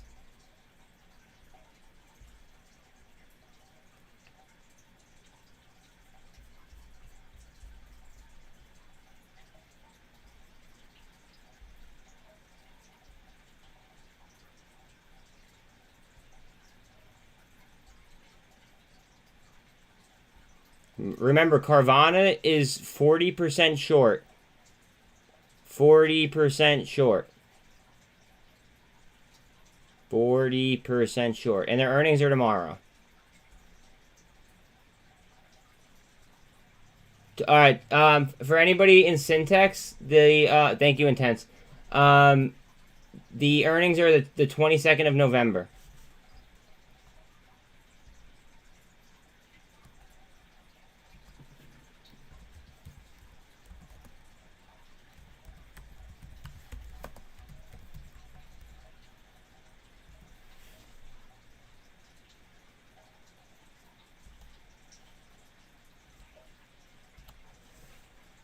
I know. That's why I wrote tomorrow. That way I remember the day before.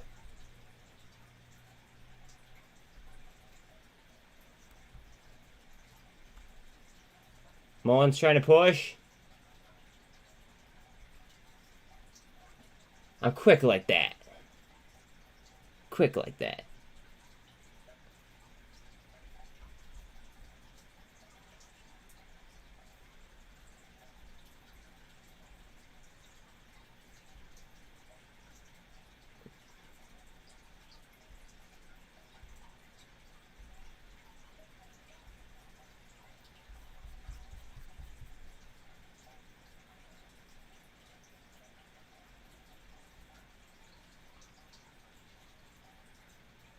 Guys, please don't forget to like, sub, share, hit the bell, all that happy shit. I can promise you that nobody's going to outwork me. I promise you that.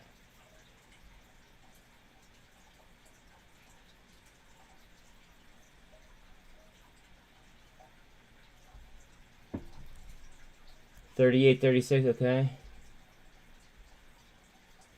Alright, just so everybody knows, Sean's posting the levels of the S&P in chat. So if you're ever curious, like, Pay attention to chat. There's always DD being fed into chat. There's always, you know, key levels being fed into chat.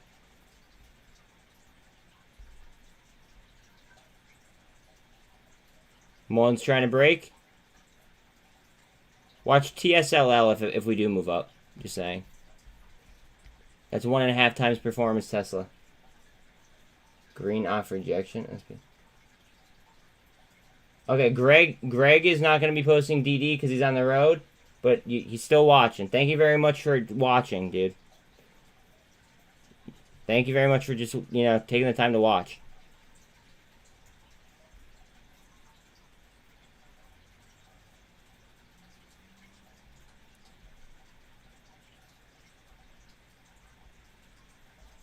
Like, even if you're working, right? If you're working and you can't chat, but you're making me a part of your day, thank you. Thank you. Or if you're driving and, like, you know, you can't be, like, on your phone, thank you for making me a part of your day. Real talk. House of C, what's up? It does until you really dive in.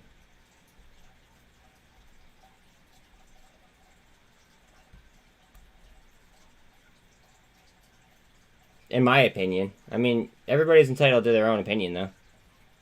I respect your opinion.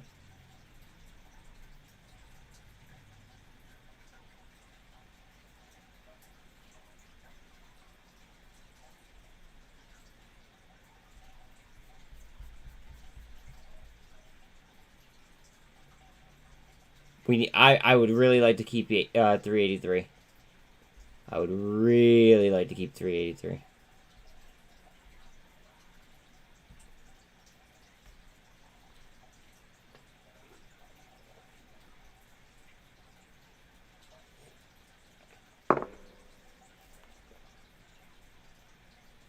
What up, NASDAQ? Yeah, do you want to drop the Discord for everyone? Guys, there's never any paywalls, like, for any of my shit. If anyone wants to become a member, that's extra, and I appreciate the ever-living hell out of it. But there will never, ever be any kind of paywalls where, you know, you can't access something unless you pay for it. And that's just because, like, my morals get in the way of doing that. So if you want to become a member, if you want to send a super chat, thank you very much in advance. But, you know, everything is free with me, including that code right there, or that link in Discord, or for Discord. Excuse me, can't even talk this morning. 38.39. Okay. I just want to see a nice little bounce. What's DXY doing? Spies or MULN's moving up.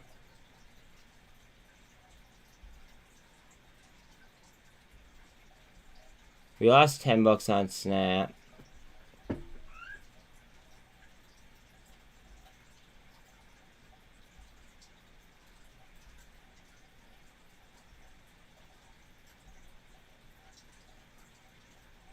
IVA is halted. I'm not in that trade right now, but IVA is halted. A super trend up on MULN.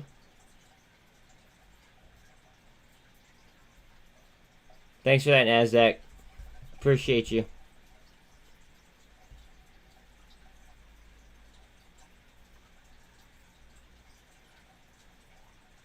No, so Alan, it's demand. Look at the turnover on MULN now. It's demand. That it's not like we need to kill the buy, like hit the buy button. It's we need to. I don't even know how to fucking phrase it. The more upwards price pressure, that's how we get price improvement, not by just simple volume.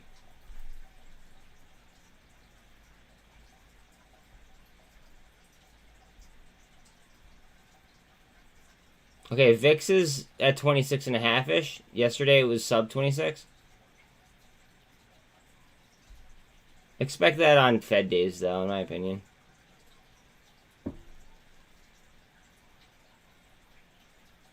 It depends at what price they're hitting it at. It depends on how much they're willing to pay for, you know, for an equity.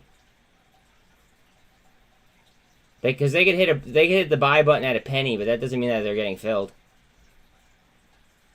AMD's running even though they miss. I love it. Joby looks like it's about to run, says Sean.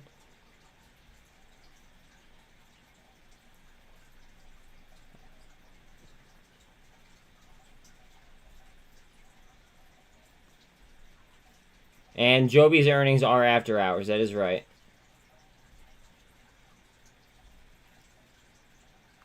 AMC snapped. SPX curling up.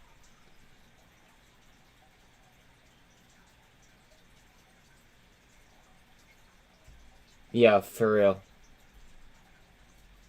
It's always like a weird trade until the Fed meeting.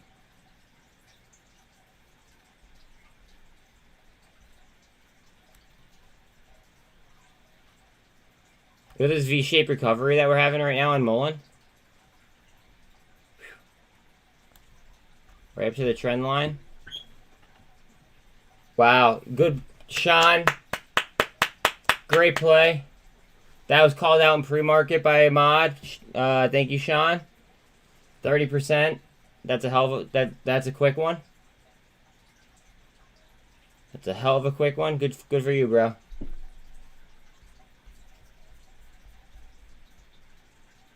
AMD's moving.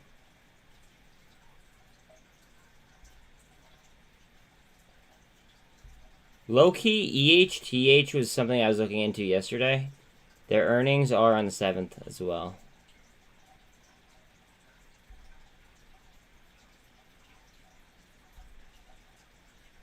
MVIS, slightly green. Snap has $10 back.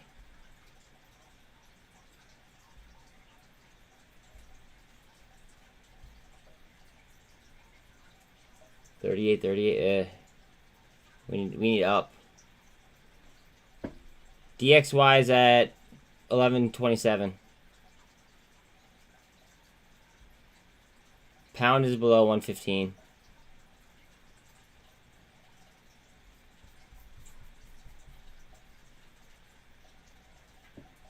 Good morning, Mark. Mark, I'm going to need you extra today. Greg is traveling and cannot post any DD. So I'm going to need you a little bit extra today, if that's okay.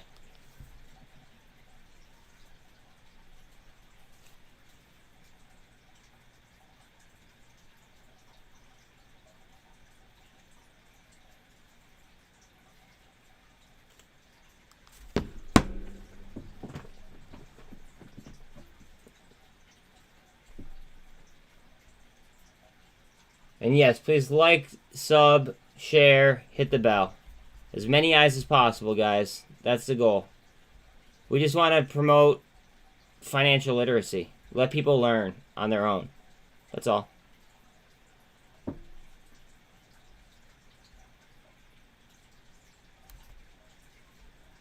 Mullen's tapping the VWAP. Under VWAP. I think it's eating supply. We might have to curl on the MACD though.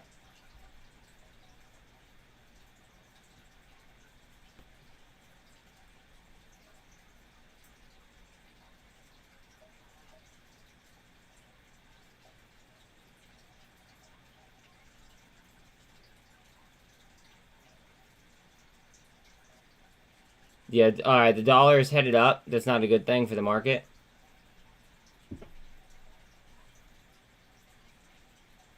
It could be doing that in anticipation for... It could be doing that in anticipation for the meeting, and then it could crash if we don't get the basis point. STRY looks like it wants to run. I mean, yeah, look at the volume, look at the average volume, look at the turnover rate. And it's about to go for a gold cross. Watch out on STRY. Good call out. MULN just went green. I just got a Twitter DM. Hold on a second. I gotta see what this is about.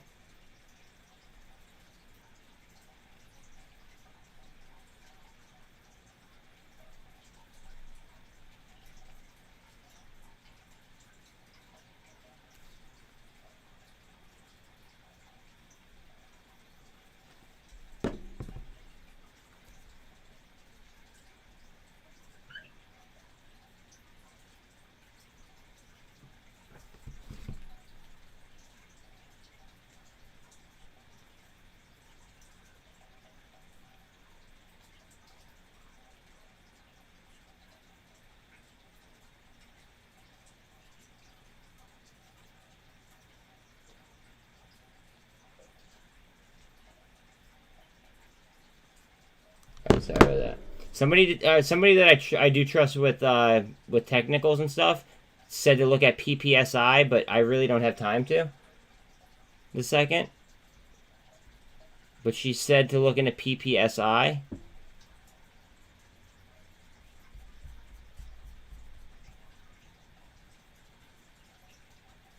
Look at EHTH. Fuck, I wish I took a position. Oh man, it is what it is.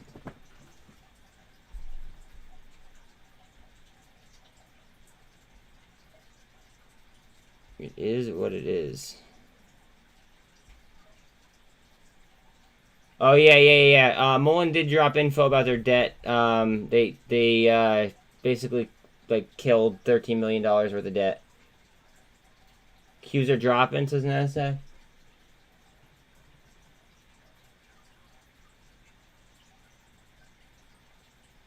Oh, it's gonna save him $3.5 million. I didn't know about that. I didn't know that part. I did not know that part. STRY with the candle.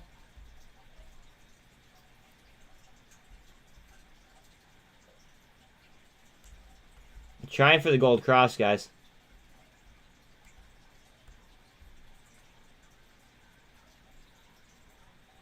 Snap candle. Is SPY curling?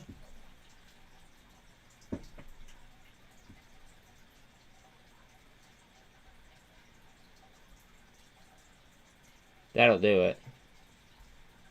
Alright, we have all these EMAs on STRY that are going to have to go through the VWAP, though.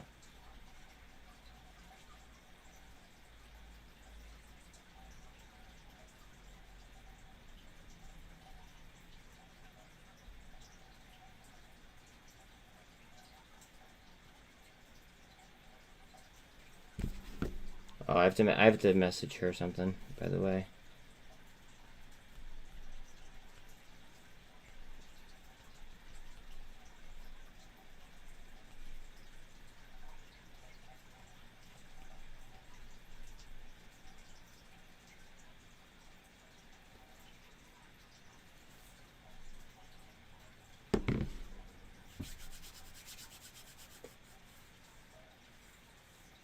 Snap at 1020. Look at Snap go. Fuck yes. See, I just don't want to pull off STRY because it could go space mission real quick.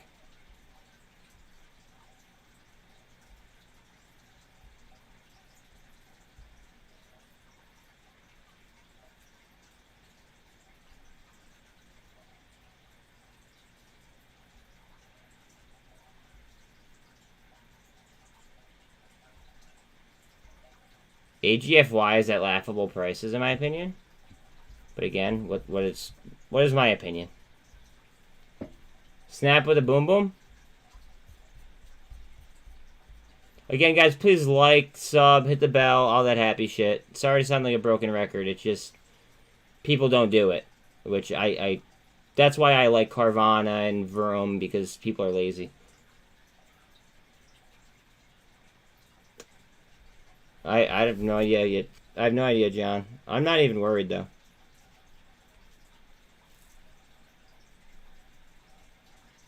Not even worried.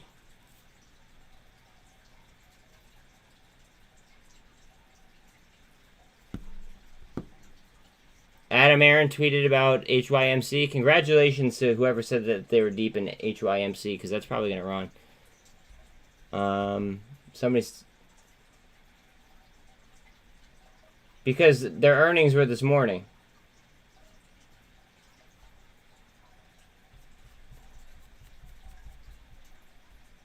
And because it's so cheap, right?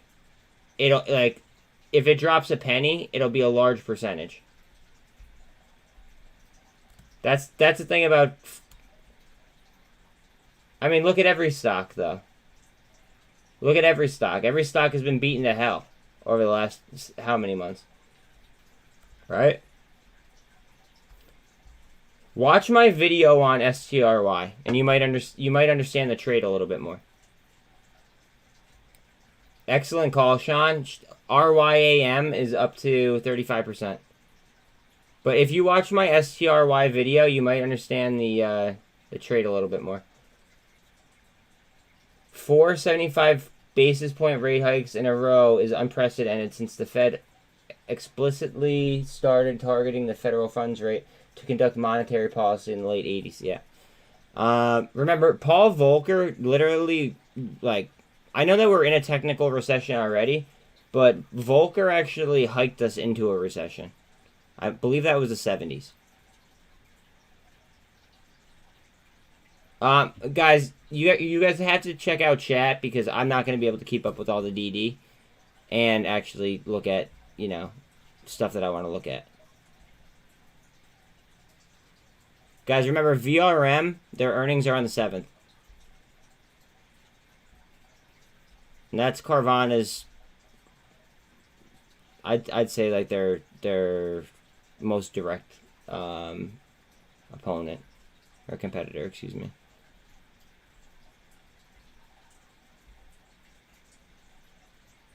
Wow, ESSC got hammered.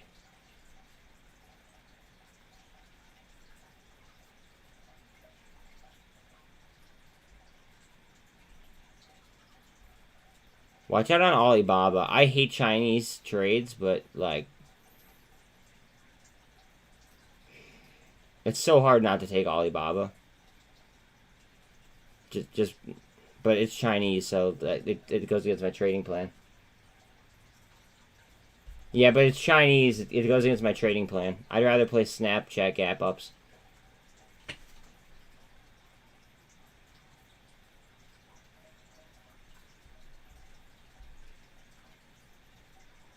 SPX testing down. Okay. We're going to go to MULN real quick.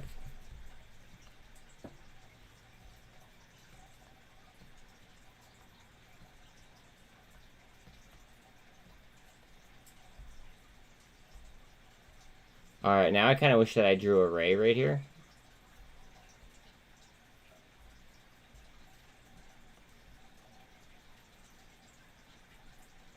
Snap with wants to do a yup.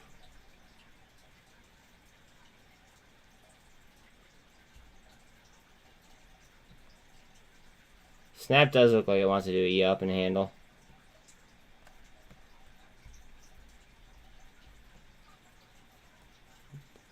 This actually looks like an inverse head and shoulders to me. I mean, either way, it's a bullish formation, but, I mean, if we're being specific, that looks like a inverse head and shoulders.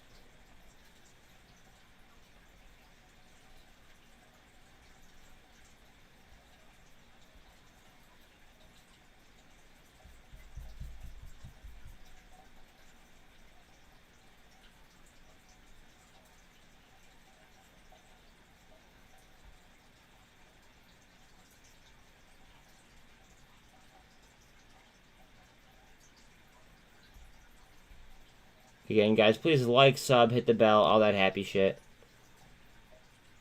I put a lot of time into my DD and stuff. All I'm asking from you guys is like 3 seconds. That's it. DXY is pulling down, as expected. Watch for a yup and handle here. Why? Oh, an inverse head and shoulders on snap. Let's see if it follows through. I mean, if I erase that head, it could be a yup and handle.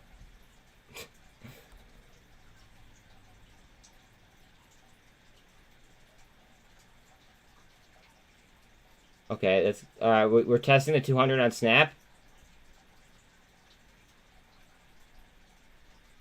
And we're trying to cross the MACD simultaneously at the pivot point. This is key level. This is a key level, guys. I have so many I have a lot of calls on Snap. And I have a lot of straight stock on Snap. There's a lot of gaps on Snapchat's chart, just saying.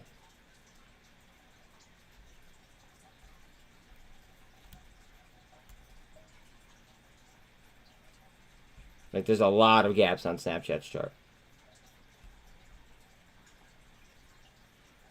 Like, there's a gap that takes us all the way up to 23 something. After, like, 16. And then there's another gap at, like, 12.53. I have it all marked up, but we didn't get that high yet.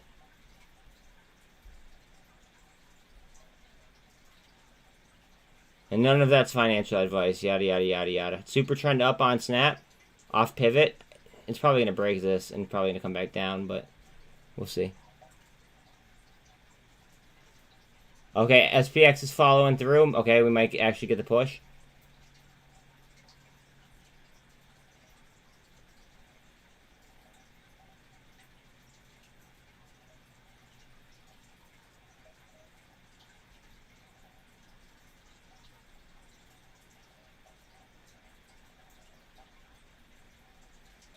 Waiting on dollar strength, okay.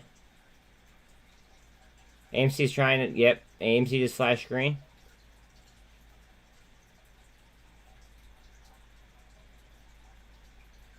UVXY topping, I hope so.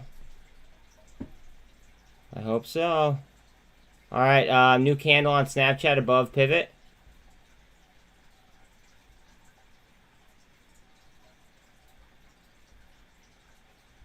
Bitcoin's at a key level.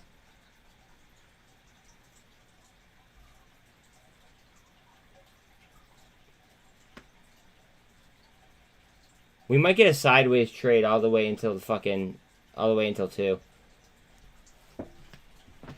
Just saying. Don't be surprised if we do. I mean, like, basically anything could happen, but I mean, just don't be surprised if we sideways trade till 2, like 2-ish, or actually, I'm sorry, until like Europe is about to close. Then we might get like a push, and then we might go sideways, or we might come down around, you know, when they're closing. It all depends on what they believe we're gonna do.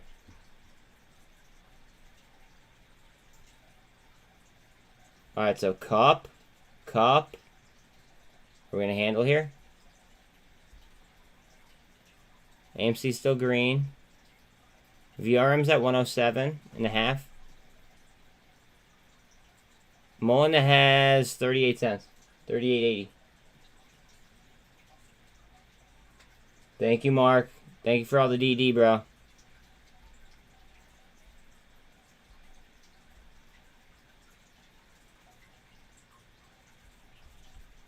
I feel like doing like a lotto fucking put on the SQQs.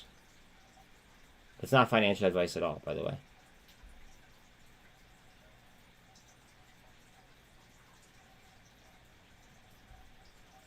I'm just thinking about it.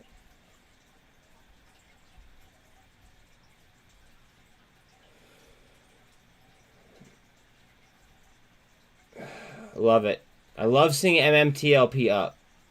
Just consistently, over and over and over and over again. Like, if you guys are in the trade and you know the trade, then like,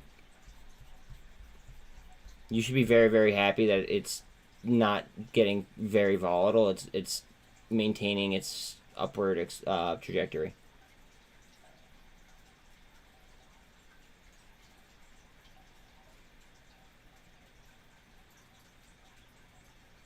Oh yeah, there is an employment report out. Hold on a second. Let me see. Wow, we beat substantially, apparently. I really don't believe a lot of the reports that the government's feeding us. Just saying. Do not draw like this ever, guys. This is not how you're supposed to draw. Do not draw like this. Ever. Do not draw like this ever. Ever. Don't do it. It's not how you're supposed to draw. I draw what I like to call trajectory lines. I want to see if it's going to follow a trend, and if it does follow a trend, I want to know when it's going to break trend.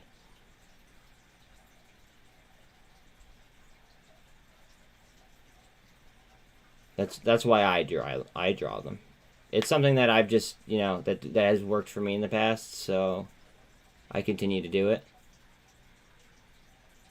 SPX is above the 13. Love it. We're trying to get the 13 above the 200 on Snapchat right now. SPY did lose 383, but we're trying to grab it back. Snap is in a cup and handle, like just a cup type formation right now. Or you could call it a descending. Honestly, it'd be like a descending channel if I did it like that. I'm not even going to draw that, but...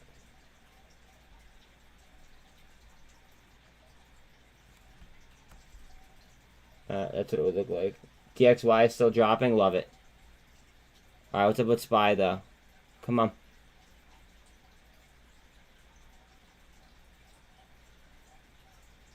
AMC's at 612, 611. GME is at 28.26. Inverted hammer, followed by a hammer right now. On Snap. Watch out for a move. If you guys are new to the channel, because I run a 1 minute chart, like wicks are very important. You should definitely study wicks if you're gonna, you know, like hang out here. It's one of the key reasons why I do run a 1 minute chart.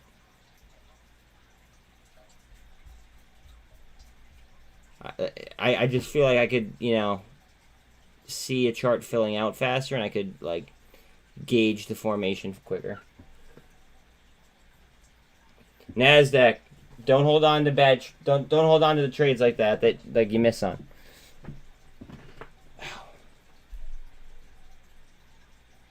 What up, Mason? Yeah, I think Snap's about to rip too. I think the whole market might move. I don't like get the idea that we're gonna go ahead and we're gonna put the UK into a recession. I just don't believe that, like one bit.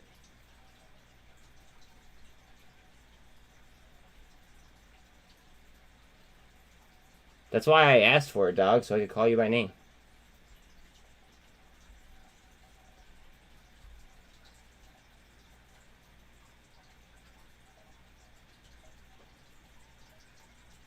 SPY hitting sloping support. Yeah.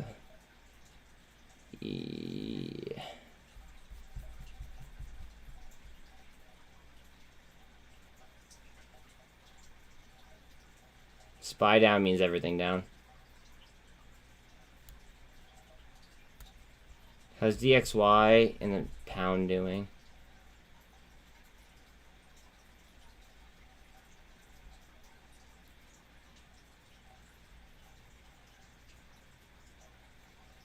I did take leaps on view, just saying.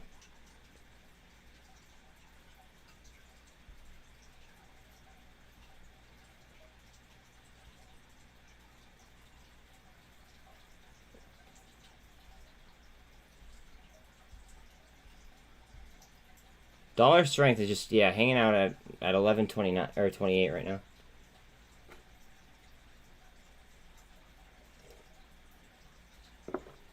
They already put Endo bankrupt. I mean, what else do they want? Yes, thank you, Mark. Please like, sub, hit the bell. I promise you guys that nobody will outwork me. Like, you have my word. Nobody will outwork me. However, with that being said, I did promise my dad I'd go over his house for dinner this evening. So I am going to have a hard stop at 6:30 tonight, rather than streaming until 8 o'clock.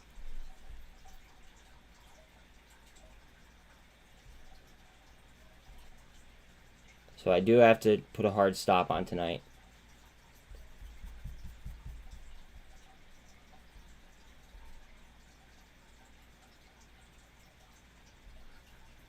Are we gonna follow a trend, or are we gonna break? See, this is the MACD wants to swing.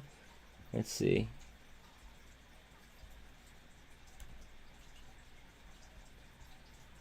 Let's see. ETH and Bitcoin are holding on to their levels. SPY coming up a little bit. I like it. I certainly like it at 383 and higher.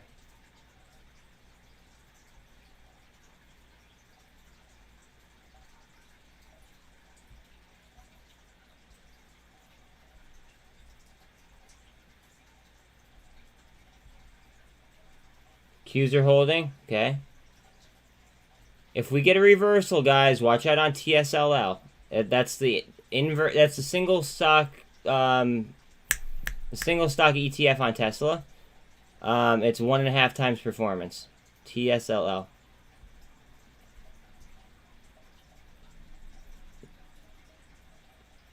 Coinbase was very heavily shorted as of like the other day, and their 1.5 times is CONL, if anybody cares.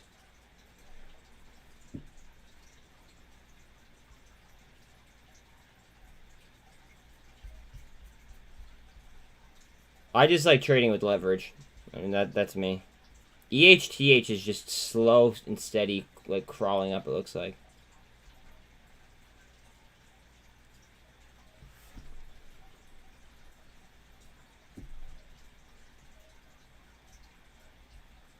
Mobileye is green. I'm surprised. This just IPO'd, so just know the dangers of IPOs, guys.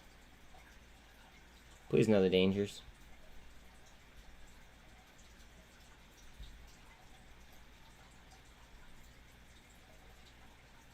DXY pop? Oh, fuck. Watch the market go down. If DXY is going to pop up, then the rest of the market's going to go down, theoretically. Again, completely theoretically.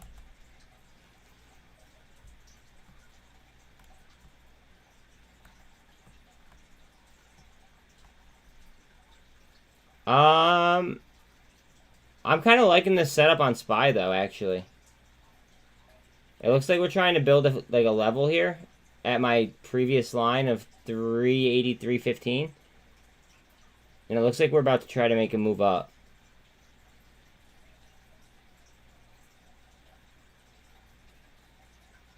We need to crawl towards the MACD here. Or buy more in DCA. But, I mean, like, that's if you believe in the trade or not. It's all dependent on your own trading plan.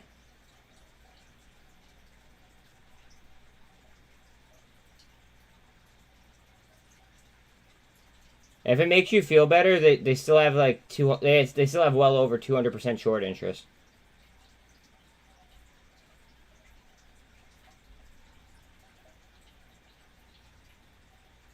XRP just went on.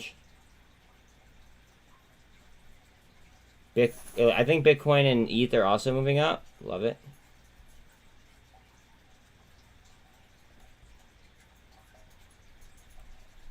Coconut has STRY. Okay. I also have STRY.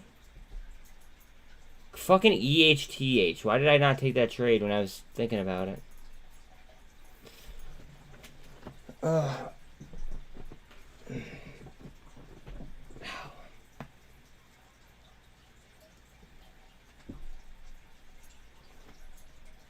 I hope it keeps getting rejected.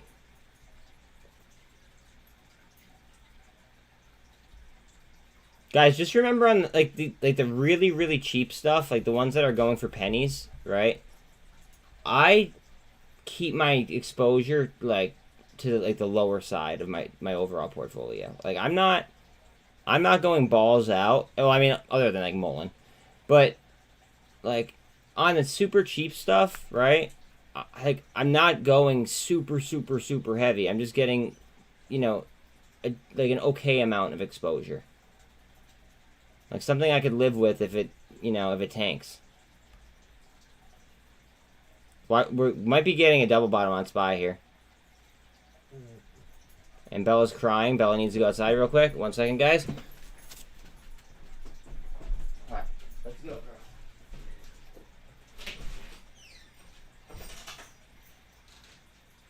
Alright, go ahead, babe. Hurry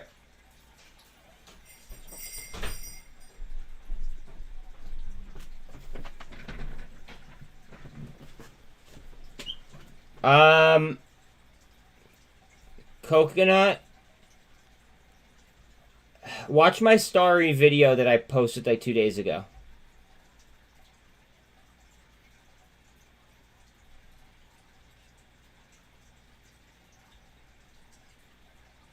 I think that personally, my guess, again, this is a guess. This is not financial advice. Just read, you know. I think that they're going to get bought out by somebody. That's what makes sense to me. Whether it be a Comcast or, believe it or like, now this is the one that I didn't say before, but like, what if Apple bought them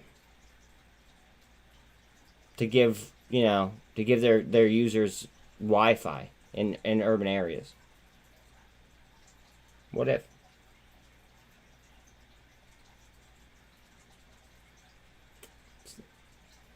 It's not that high of a cap. It would definitely like increase the value of their own product. Comcast, it would eliminate their like competition. So that's the one that's why I think that maybe they would do that. But Apple, on the other hand, would do it to increase the value of their current product.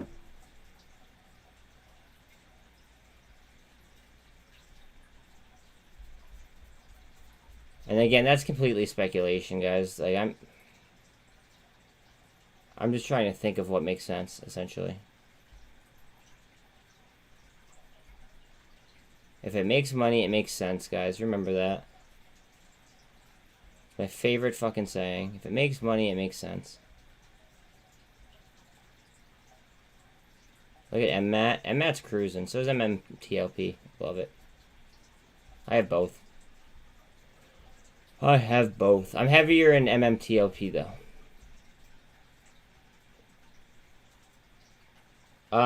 We should know at 2. But there is a press conference at 2:30, which I will be streaming.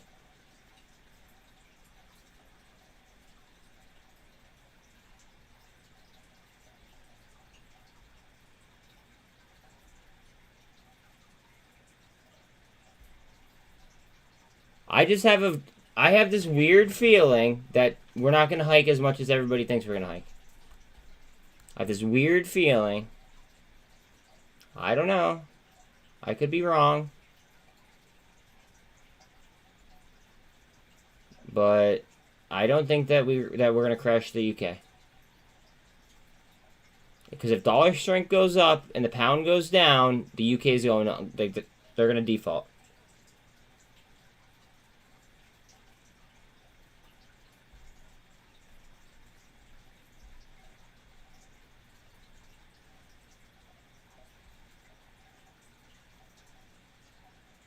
Well, everybody's expecting 75, so it just like...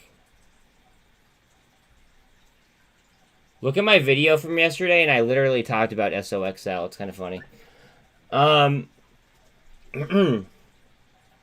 Anyways.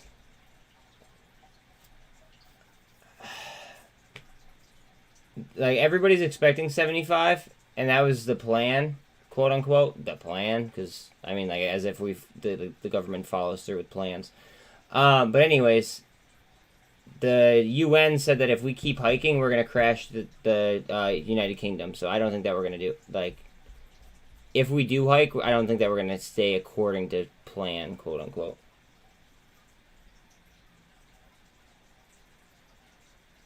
Flashing a buy signal going into it. I mean, I don't know. That's what. Low key, that's what I'm thinking. I'm sorry. Like I can't avoid how I feel. I like beat up American value stocks. That's where my money is. Beat up American value stocks. That's it. That's solely where I'm putting my money. And I'll tell you guys why. Okay? In 2007, 2008, during that financial crisis, okay, statistically, the people who bought beat-up American value stocks outperformed everybody else. I mean, unless they got lucky, of course. But I don't want to count on luck. I don't want to count on luck. So I'm counting on statistics, and I know that obviously, like, it's not always the same. Like, nobody has to, remind me of that. But the likelihood is that I would, outperform a good majority. As long as I, stick to my plan and I execute accordingly.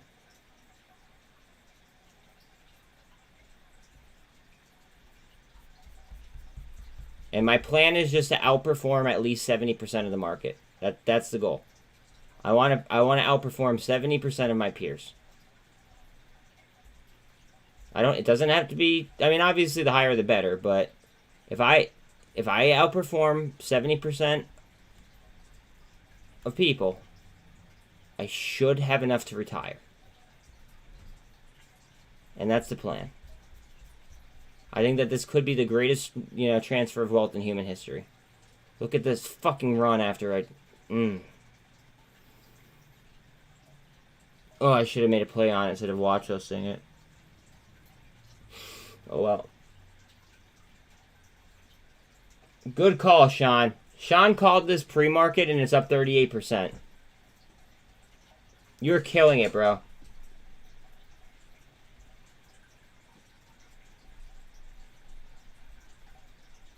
Look at MMAT. MMAT's up to 125.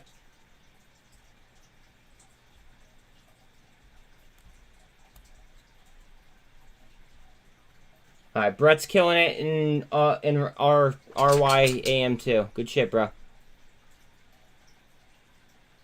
Let's get it.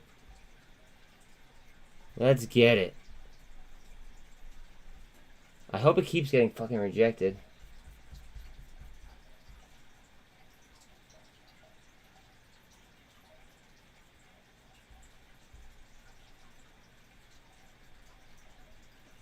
I have a shit ton of 50-cent strikes that are leaps. That I just bought because... Just because. They dropped news today, Trish. I don't even know why I have them, but, like, I have leaps on CEI for 50 cents.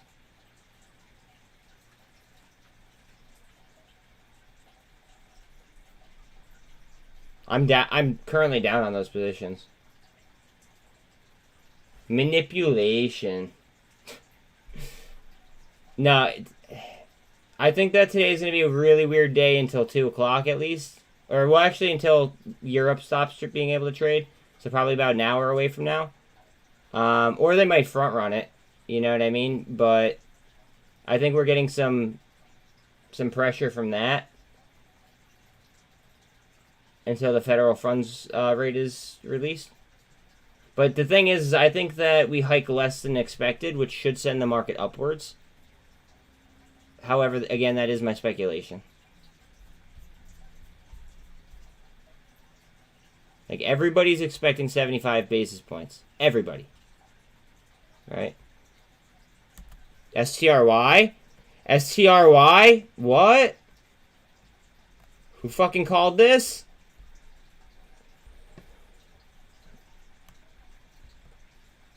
Come on, babe. Break that level. Break the level. Oh, come on. Look at that turnover rate on it.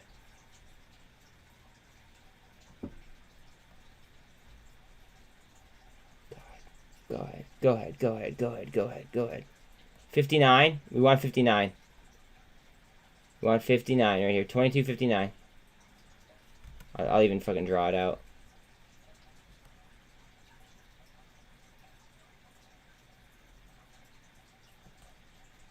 Around there.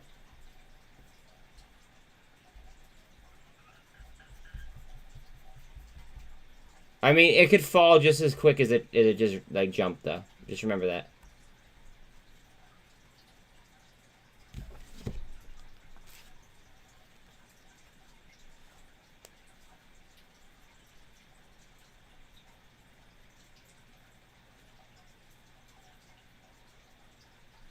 Thank you for that message, Sean. I think that it bounces off that, though.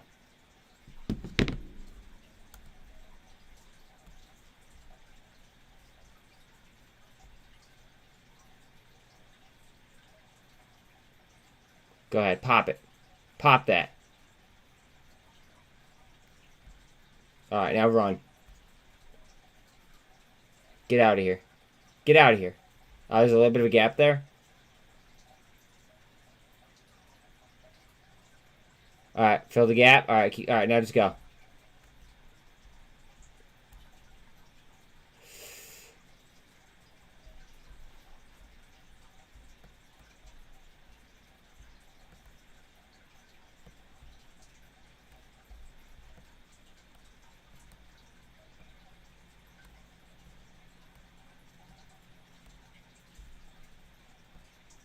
Ah, shit. What did I didn't mean to do that, guys. My bad. We want 25 cents. We want a quarter. We are oversold on the daily. RYAM is up 40%. Let's go. This is why it's important to join the Mafia. Jesus. The Margin Mafia always hits bangers. Fuck.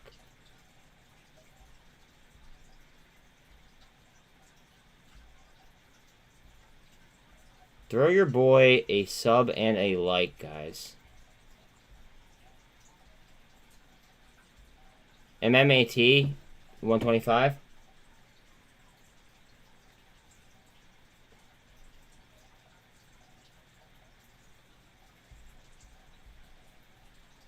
$150 on AGFY 151.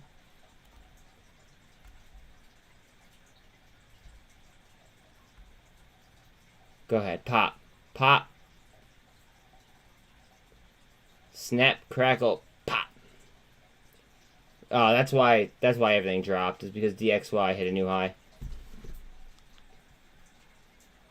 Hold on one second, my phone's blowing up. So I make sure it's nothing important. And now my E-Trade's trying to log me out for some reason. Okay.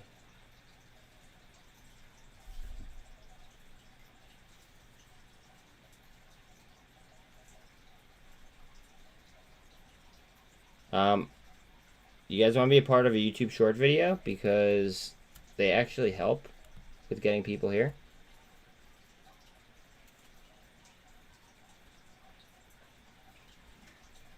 Hey yo, come join the Mafia, where we hit bangers. Look at that turnover percentage. Let's get it. Alright, good enough.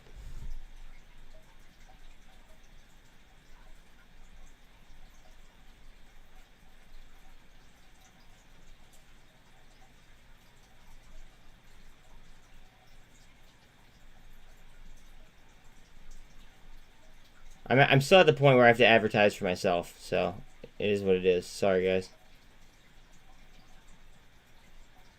Give me 1 second. Let me finish typing this up.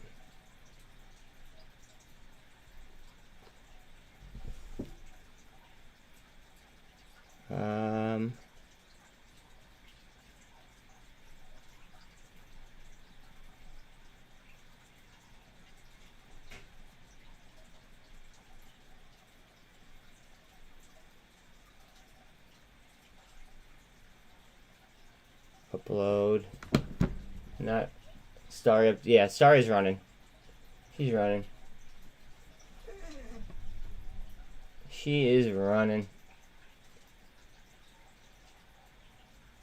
She is running. Look at her go. Look at her go. I love it. I fucking love being right. I'm sorry. I genuinely do love being right. It's a flaw. It's a character flaw. At least I own it, though.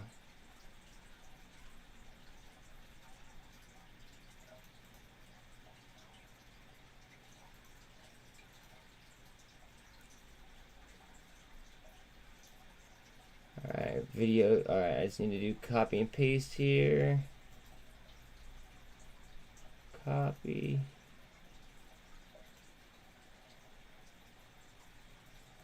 Alright. And I'm back with you guys right now. Okay. And all I gotta do is click on paste and then we're good.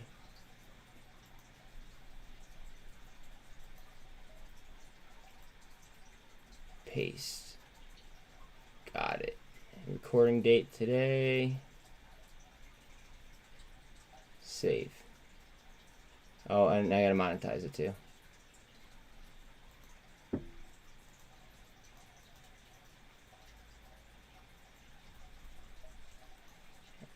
Gotta get paid. Gotta get paid. Alright, cool beans. Let's go. Alright, I'm back with you guys. We're straight.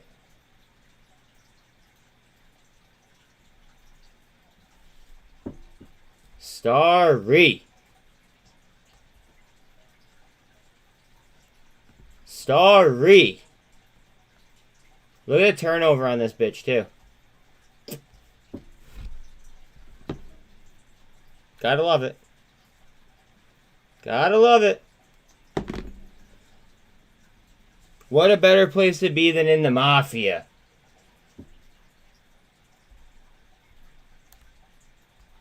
What a better place.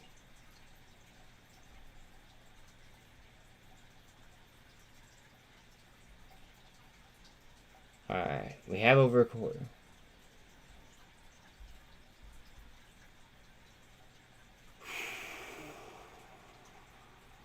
Do I hear 30 cents? Do I hear 30 cents?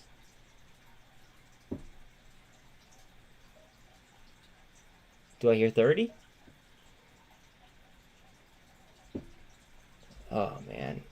Fucking love being right. Let's go. Guys, please drop me a like and a sub. Like, I'm sorry. Like, who else posted a video about this 2 days ago?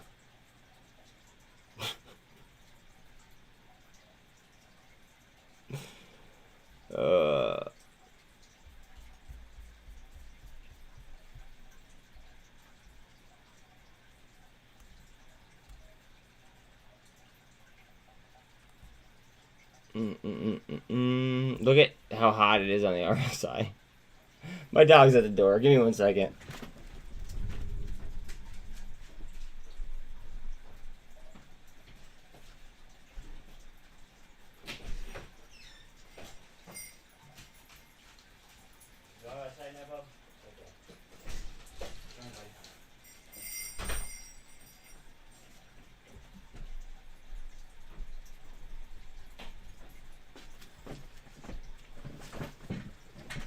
Let's get it. Let's get it. Sorry, my phone's just blowing up because people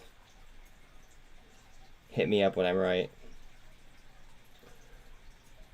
Yeah, that's a Discord for anybody that wants to join.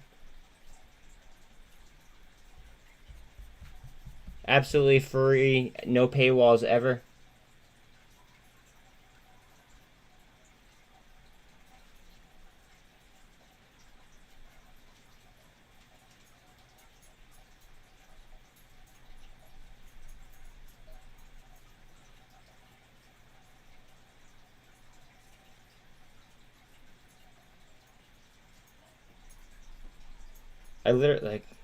I feel like retweeting my own STRY video.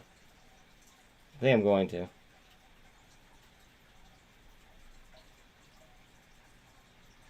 We gotta go.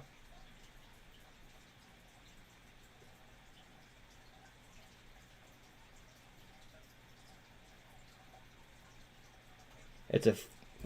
What, like, where else would you rather be than in the Mafia? I can't tell you.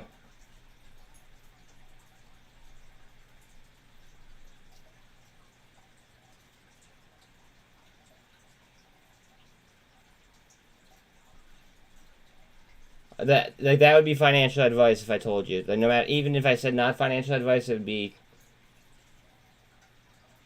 I know I am.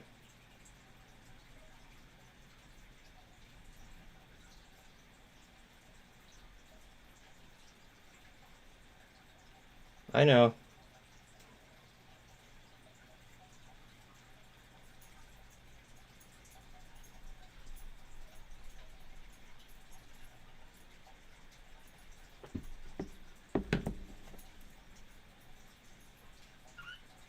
Well, I mean, that's cool.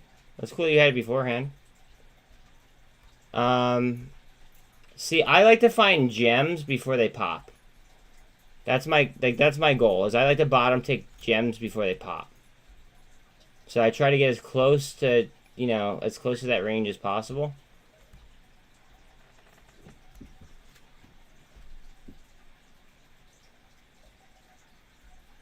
And I just do my best. That's it.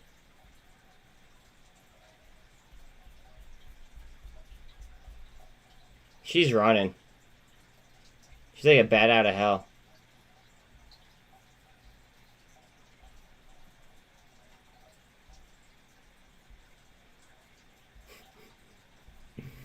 Oh my god. Alright, I gotta throw this in the Discord just in case. In my Discord, just in case nobody's, watching live. See, I try to, look out for the whole fam. To the best of my ability. But, at the same time, I can't help everyone. I try, but I can't. I'd drive myself crazy if I did.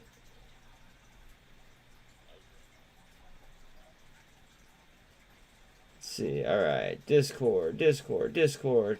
Gotta let the homies know.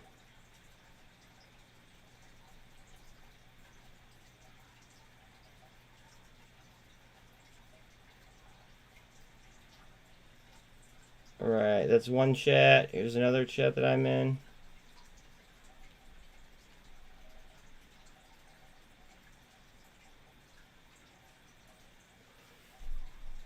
Alright, there we go. Good. Let the homies know. So now I feel okay. Snap back up, beautiful.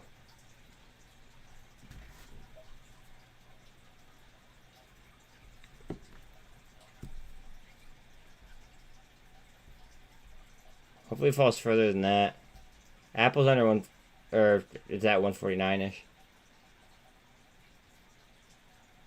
Both Apple and Tesla are 1% down.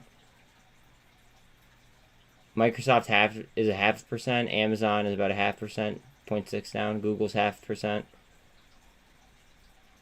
Watch out, guys! I'm telling you, watch out on reversions on especially Facebook, because they were a top Google search result, or their top Google trend this morning. Watch out on reversals. If the basis point is, if it undershoots. Not financial advice, blah, blah, blah, blah, blah. What's Snap doing? Is Snap snapping? I love when I do this.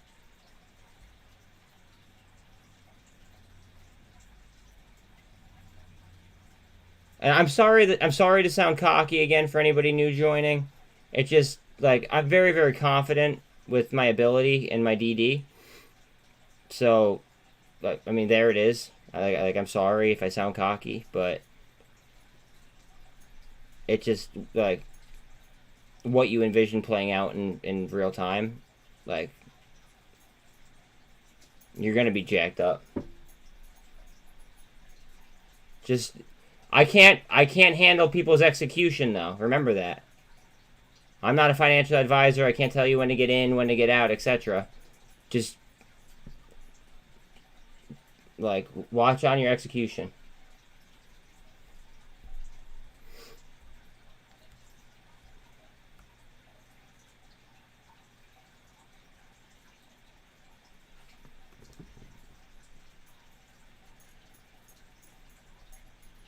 DXY is falling. Watch out for rippers. Starry's moving. Starry's moving.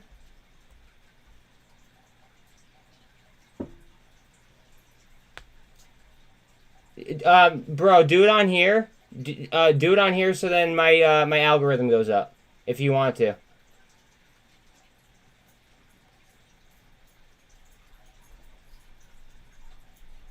I'm not forcing anyone by any means, but like if you want a tip, please do it through here. That way my algorithm goes up.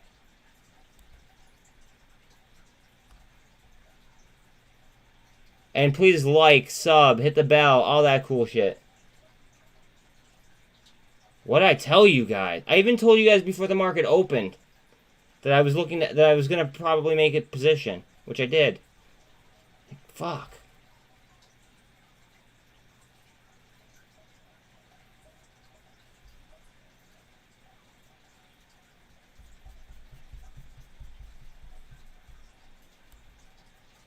You can't make this shit up. Carvana yesterday to like, well, actually there was multiple yesterday, but like, oh, like this is where working harder than everyone else pays off. I'm sorry, and that's why I don't understand why I have 30% of subs or people watching that don't subscribe. Like this is me working harder than everybody else, and that's why I was able to find this one.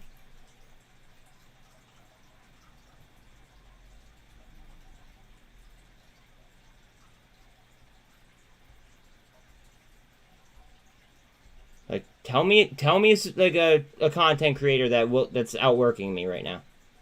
Please.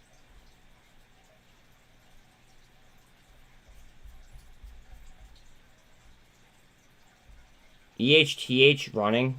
Fuck yeah. Let's go. Snap's breaking. Oh my god. Snap is green. It's fighting.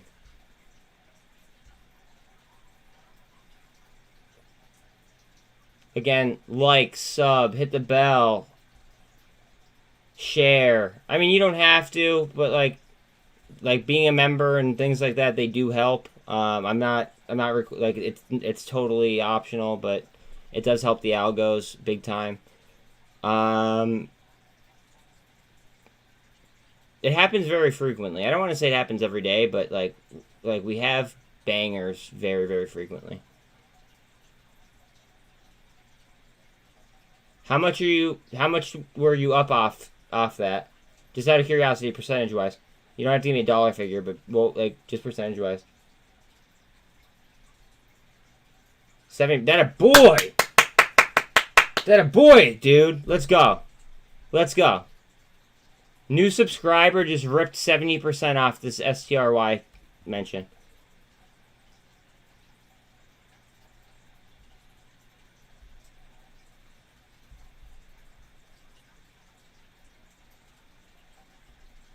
Oh, the FCC commissioner is coming on CNBC to talk about the ban on what's it called on TikTok.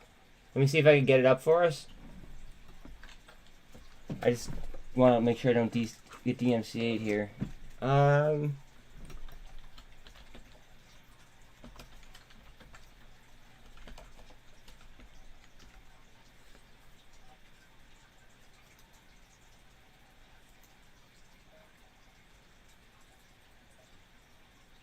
Bear with me, bear with me, bear with me.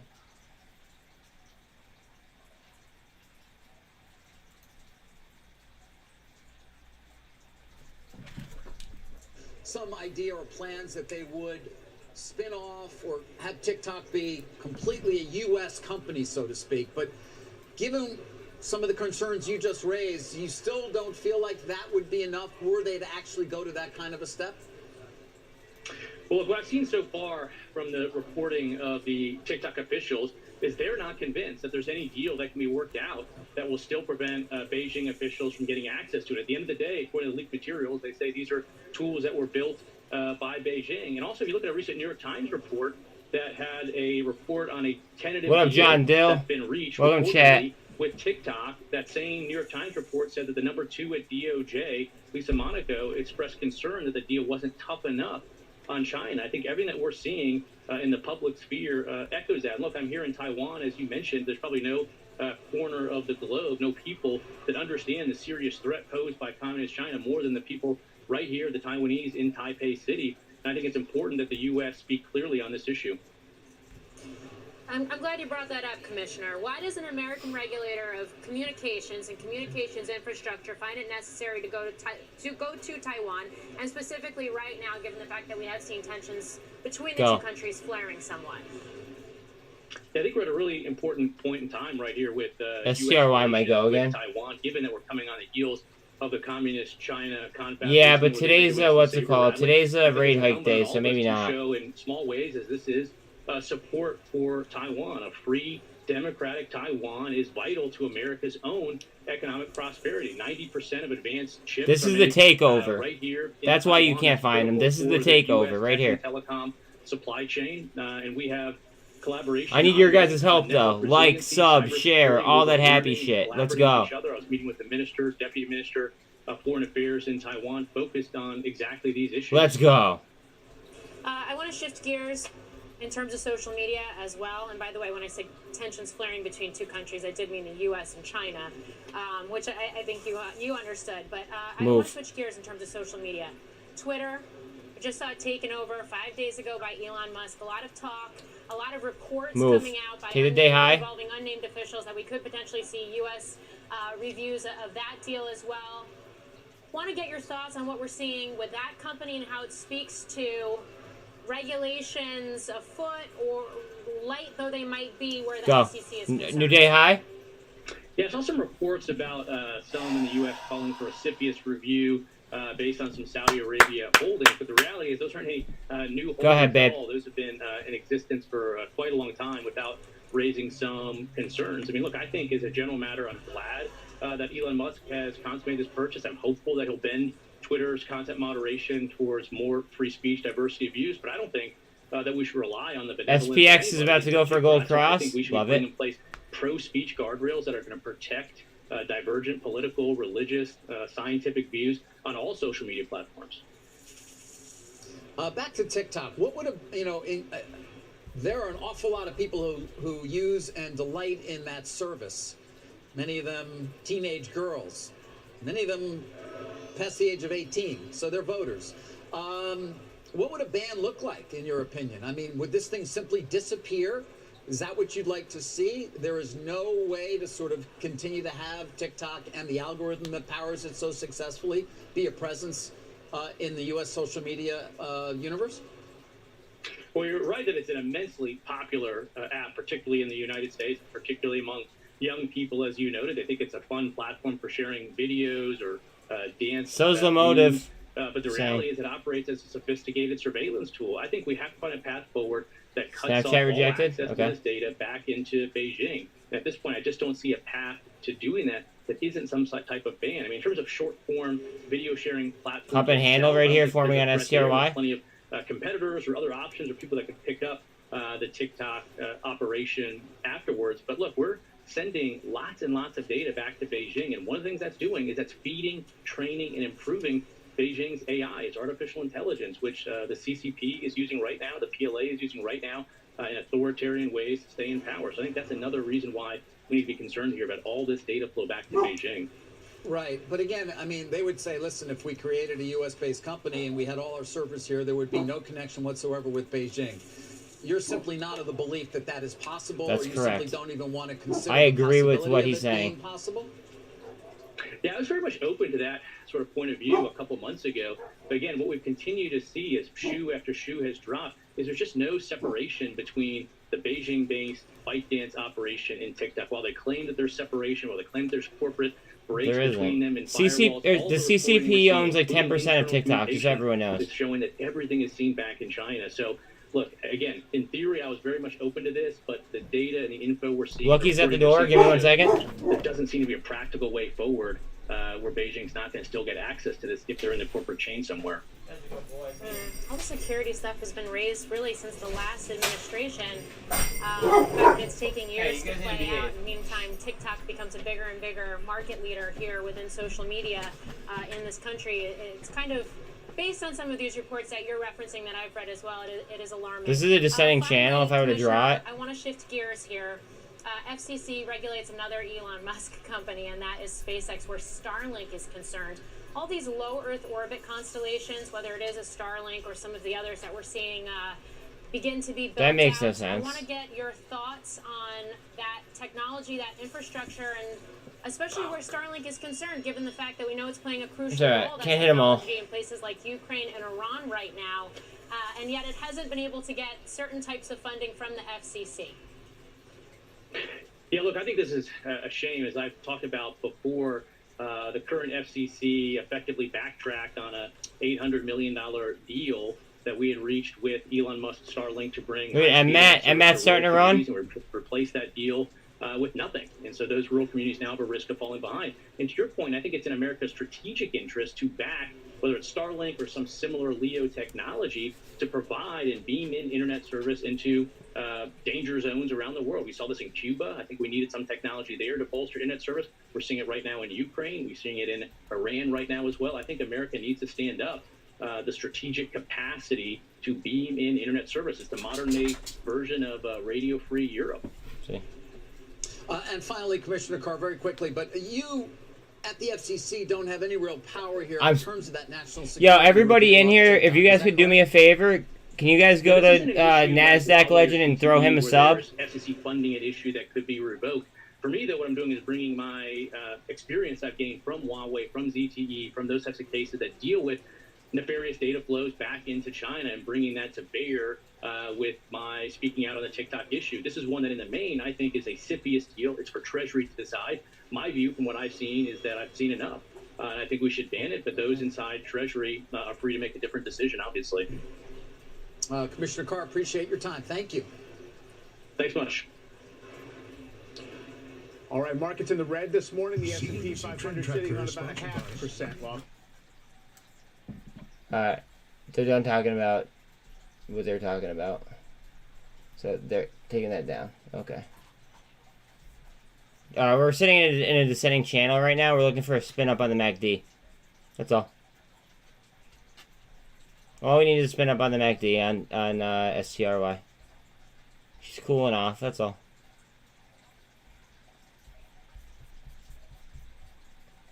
Guys, also just throwing this out there. If you guys look in my video description, I am now an affiliate of several different things, including like vacations, Groupon.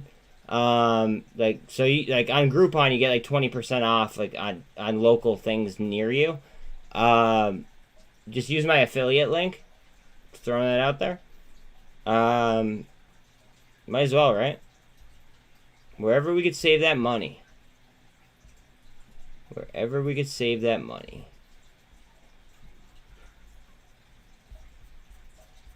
I have some other cool ones too. Like,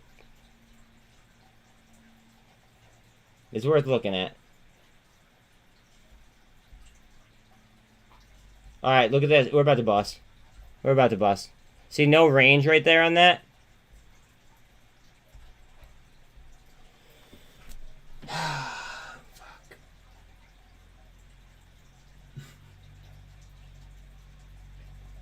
It's not sticking together. It's just it's spending time and doing research. It's spending time and doing research. That's what it comes down to. And it's not sticking together because we all have our own different trading plans and things of that nature. It's literally just spreading the DD and crowdsourcing information. High of the day.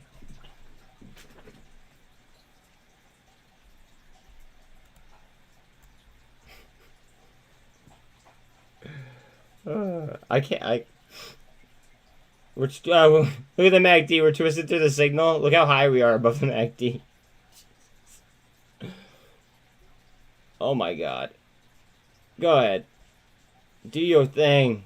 RSI's hot. Yeah. So am I. So am I.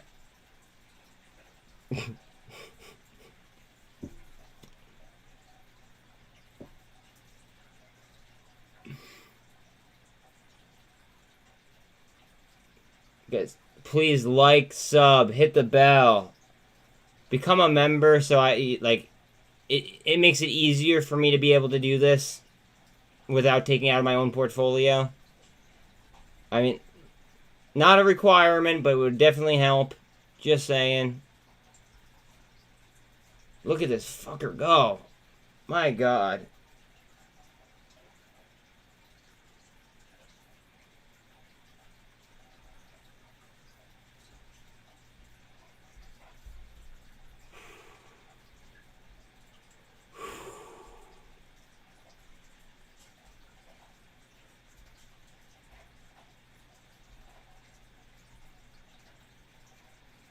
Uh-oh. Uh-oh. Biden to deliver unscheduled speech on Capitol Hill tonight. Watch out. Watch out on MMAT. It might just keep... It might bust to the upside. MMTLP. Cruising.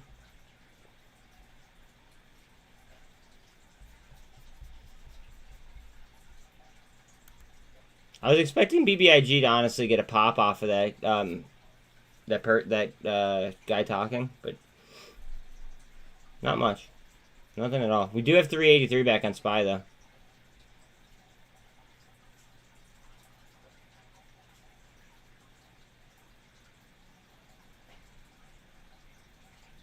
This is just the RSI cooling off. That's happening. The DXY just hit like the day high. Look at the turnover though on this. It's up 88%. The turnover is only 10.5 or 10.7. We'll call it.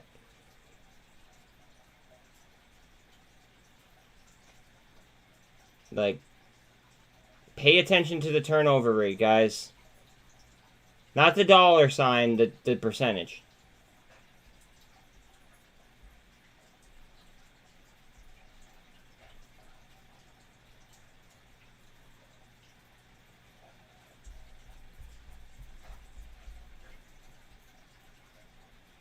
Fear greed index is at neutral.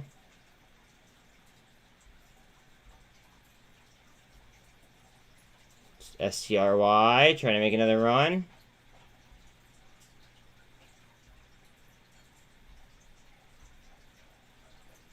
Comms is, oh my God, comms is going now.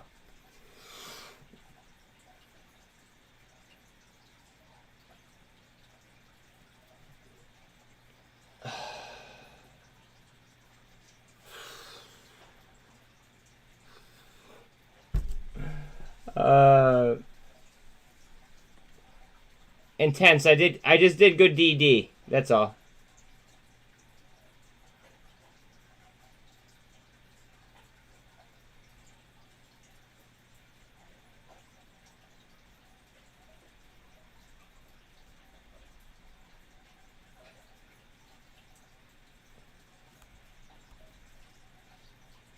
This is just good DD. That's all. That's it. Yes. Thank you, Mark. Yes, please like, subscribe, help me out. Help me out. Get as many eyes in here as possible. Like, we're hitting bangers non-stop. Non-stop.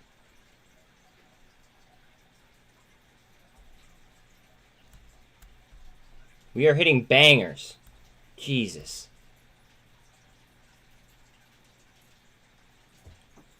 I put this video out 2 days ago.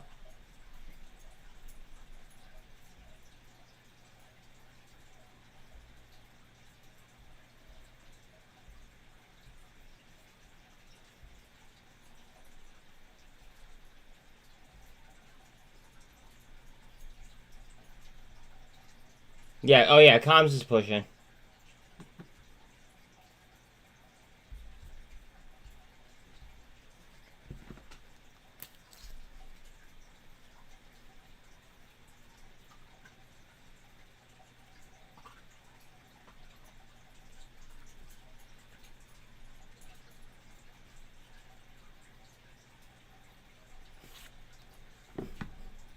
I'm up over 90.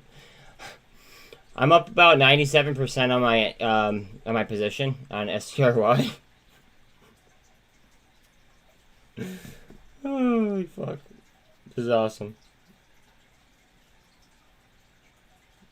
I mean, right now to the moon. I mean, I think that they're going to get acquired by somebody, but I just don't know when. And that's my speculation. By no means is that financial advice.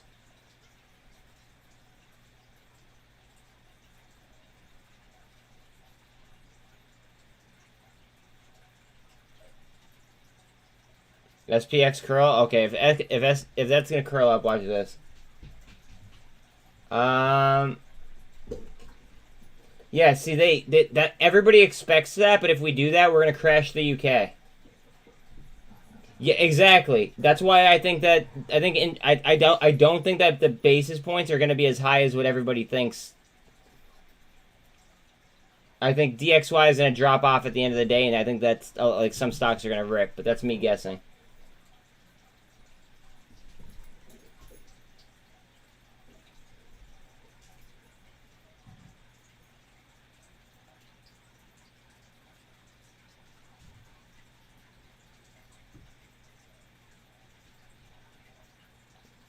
I wonder if I got any new subs because of this. I only got 2 new subs.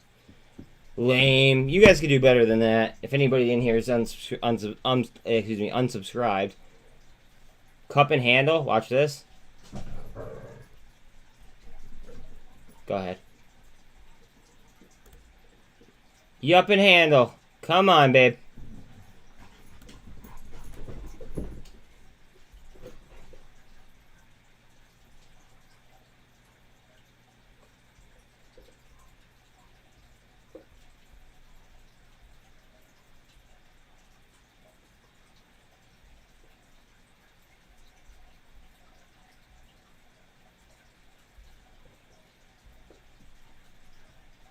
Snapchat, trying to hold 10. I don't like to put price targets on things that could become short squeezes. House of Z.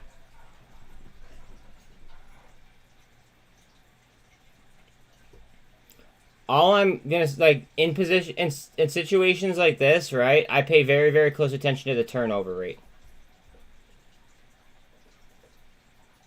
Paired with the volume and the, percentage gain, like, I pay very, very close attention to the turnover rate.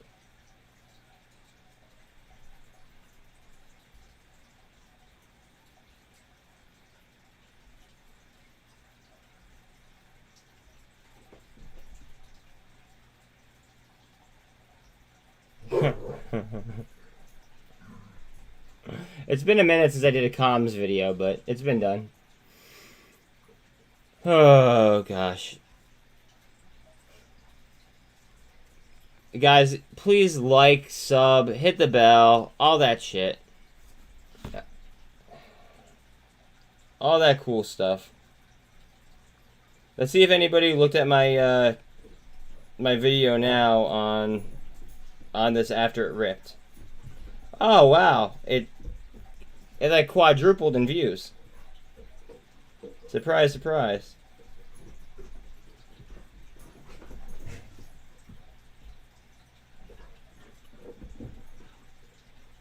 And people watch the entire video instead of like usual where they only watch half. Oh, you the man. You the man. Look at comps. This is beautiful.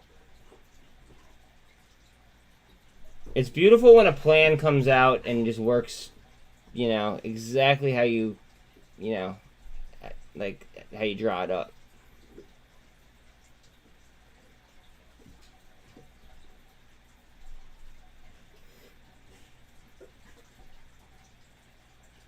Pay attention to the turnover right here. It looks a little bit scary, but I'm not really intimidated because the turnover's not juicing. See it? We're just waiting on a MACD spin. In my opinion. Yeah, I see comms. I see comms.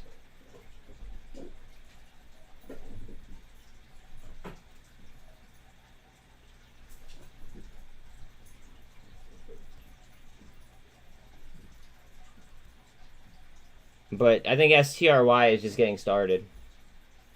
Not financial advice.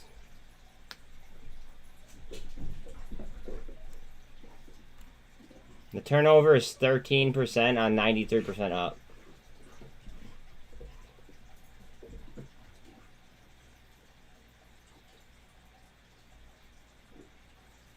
Want dollar strength down? Picture, this is going to be another descending channel.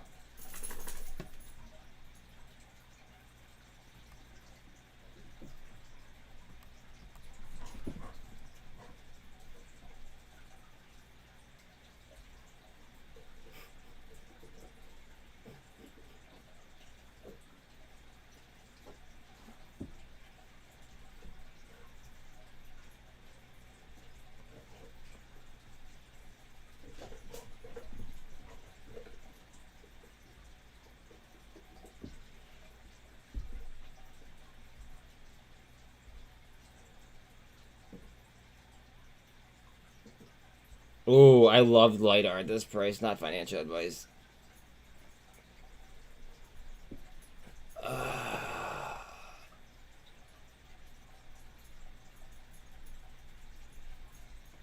Boy, I was cooking.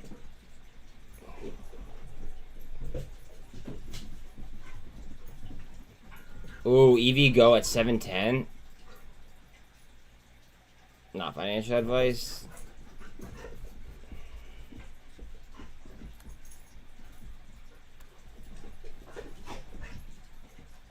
Start. Come on, Starry. Go ahead. Go ahead.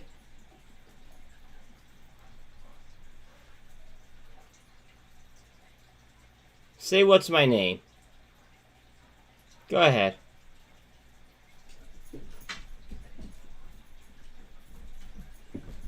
Oh, man, it's great.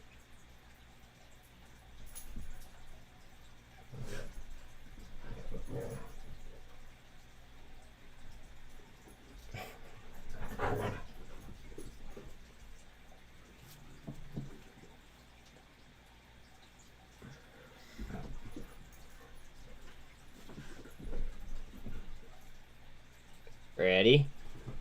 Are you guys ready?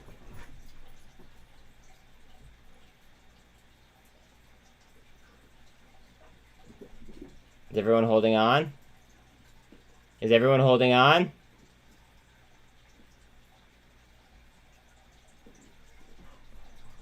Buckle up. Buckle up.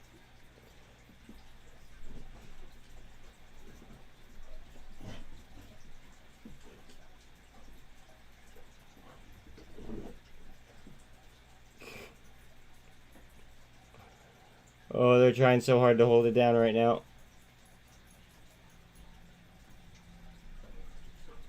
Does this have options? Oh my god, they have options.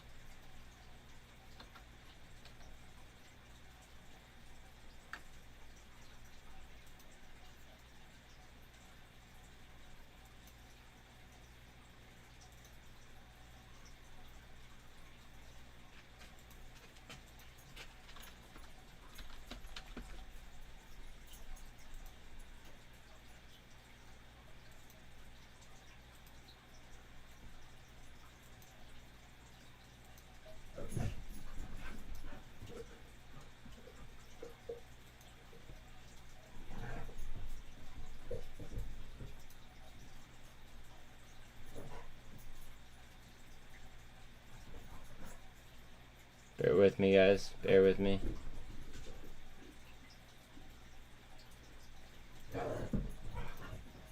Moving my own money around real quick.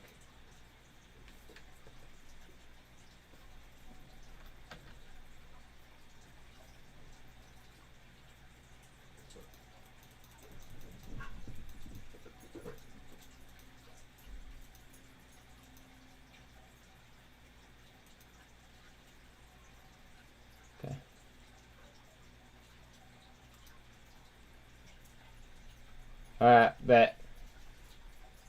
Oh, yeah, I'm not feeling birthing sounds today. Not yet, at least. Not yet. Again, guys, please like, sub, hit the bell. Nobody's, like, mentioning these bangers. Nobody's mentioning bangers like this before they happen. With this kind of accuracy. No one is. Like, I promise. Like, go ahead and look. Just check my library for confirmation. I don't want to sound cocky, but, like, I'm that confident.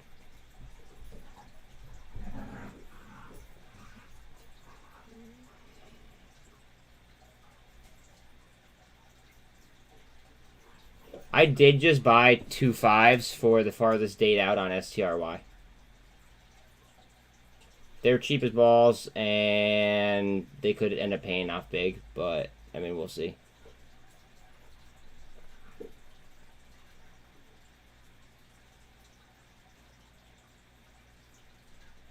Exactly, it might be too obvious, Dean. You're always so negative in here.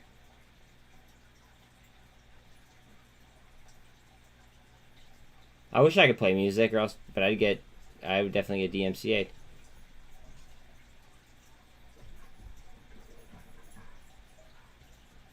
Snap. Trying to hold 10. This is about to go. Look at the RSI. Heads up on STRY.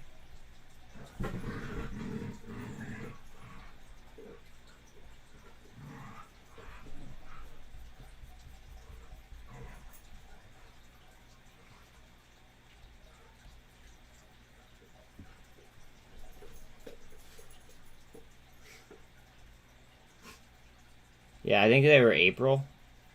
Yeah. Yeah, I bought some of those.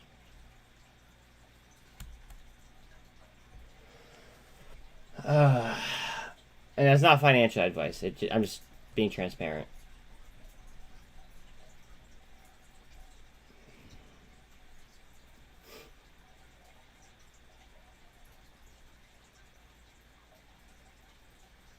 Alright, the 48s are the VWAP.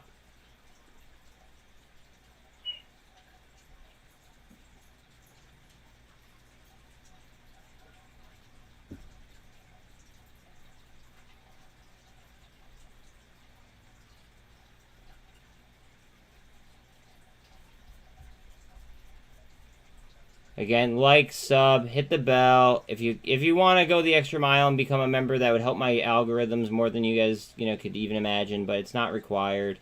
There's different tiers to it as well. Also, there's never any paywalls with our Discord or Facebook chat, so you could always stay in touch. But yeah. Fucking crushing it again today. God damn, like if you're in the what's it called, the Facebook chat, right? You are getting you are getting a lot of DD heading into this. So you should also be up pretty nicely on MMAT. And I've been putting out videos on MMTLP, but that's, that's a little bit more risky of a trade.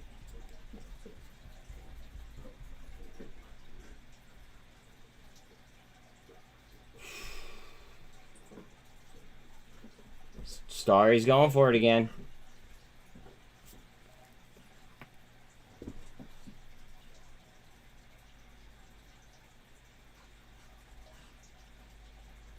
SPY 382.50-ish.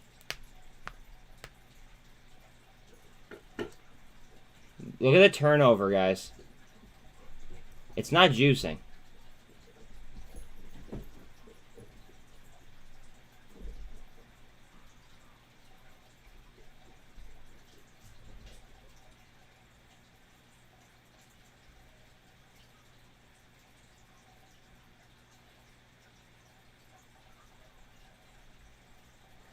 Turnover is not juicing at all. Look, VRM's at 105. MULN is at 30. Is under 37 cents.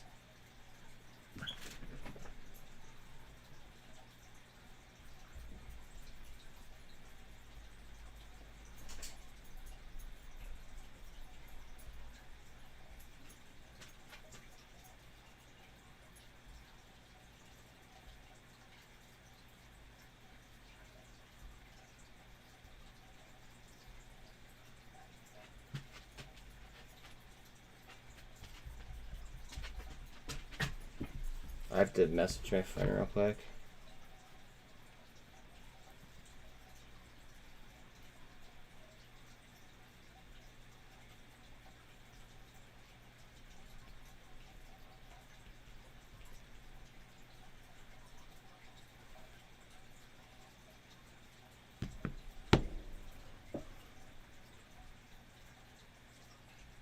Cup?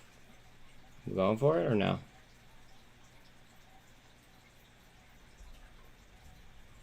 AGFY RSI is at 27. Okay.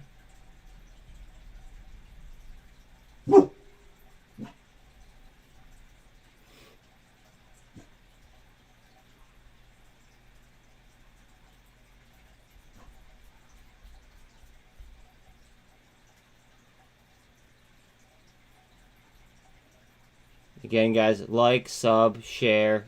Just get me in front of as many bodies as possible. Like, let's crowdsource the shit out of DD. Like, that's the goal of this channel. Crowdsourcing the absolute shit out of DD.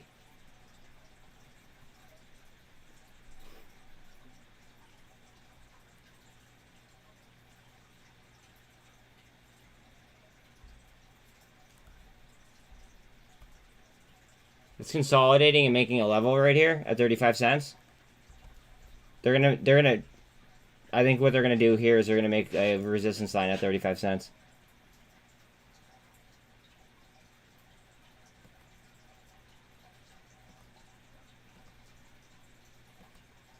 Here we go.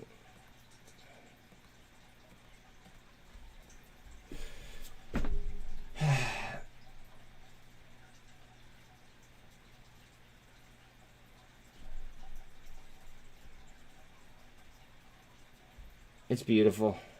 It's beautiful. God. When MMAT sold off the other day, I bought 115 leaps, I think they were.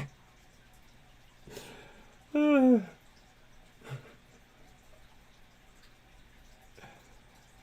man. This is great. Absolutely great.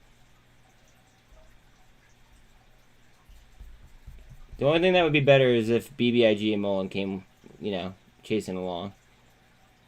To me, that would, you know, really make up for it. It's the only thing I'm missing on right now. Picture another descending channel this way. It'd be kind of similar to that, but just tighter. I don't want to have to draw it. You guys could probably figure it out. I'm sure that you guys see it.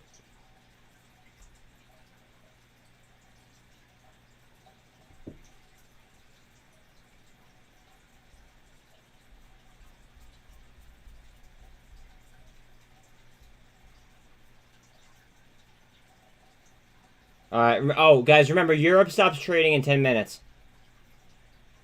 That could be a slowdown. Europe stops trading in 10 minutes. I don't know why a lot of other creators don't talk about that.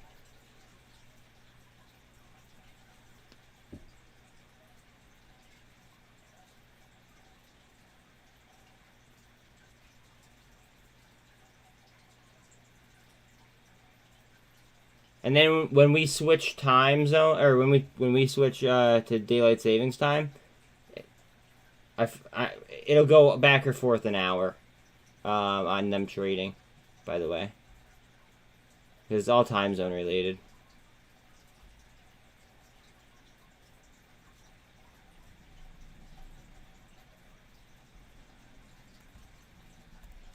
Don't be surprised if we come down and tap the VWAP. I mean, I am going to draw this descending channel out.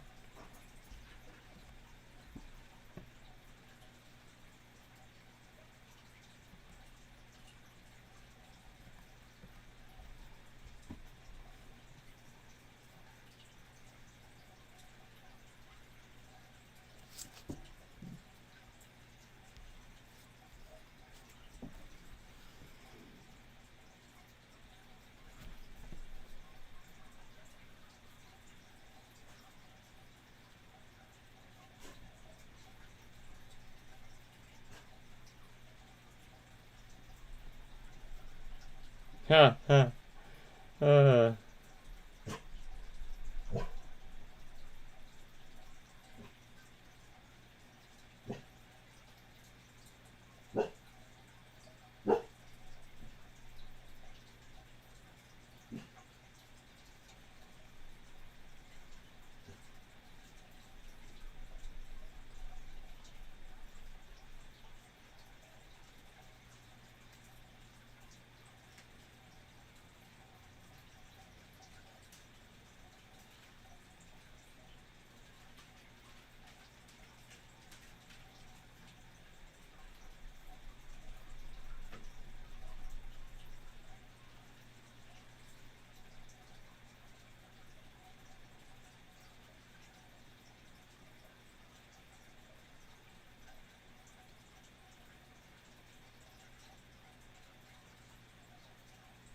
Someone just said that what's it called? It's basically bashing me on Twitter because I called out the STRY move.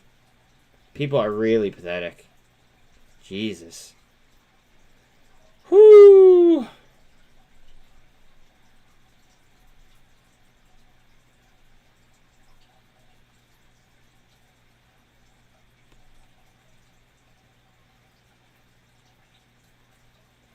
Here we go. Here we go. Come on. Right through, and then we're going to go for the day high. We're just solidifying under 35 cents. That's all that was.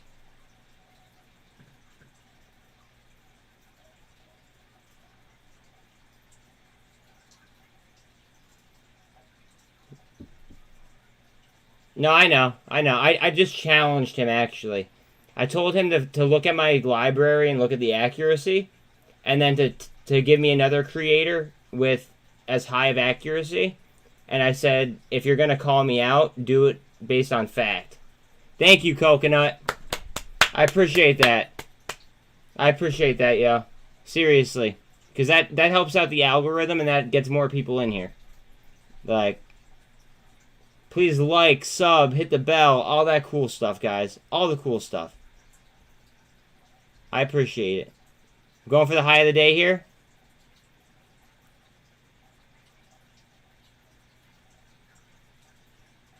We want to avoid a double top, though. New high of the day. And boom. And give me a boom. Go ahead. Go ahead. This is almost like a double bottom, too. Just saying.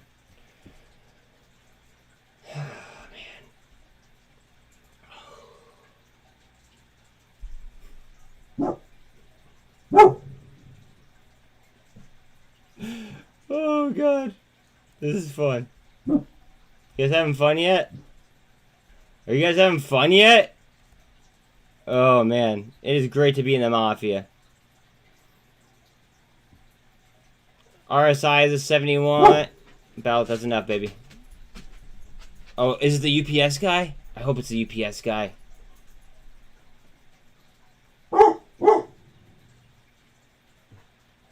New high of the day.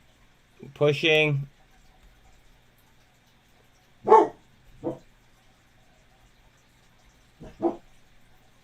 Pushing, pushing, pushing. Got 40 cents. And now we're cruising. Go ahead. Go ahead. Now psychological, it's gonna be 50 cents. What up, Neil? It's here? You got a mess? Oh, wait a minute. Wait a minute.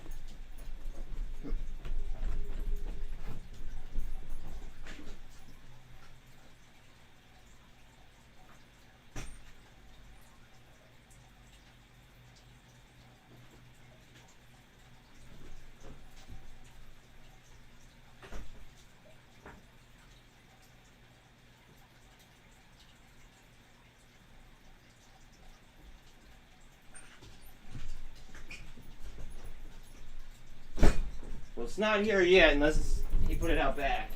One second.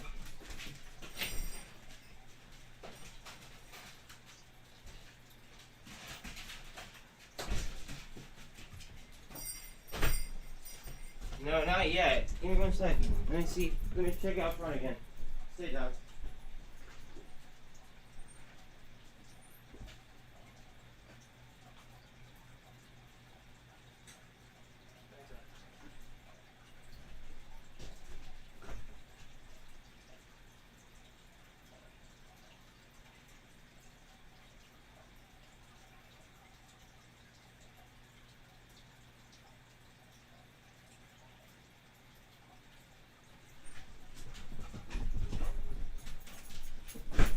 Not yet, Neil.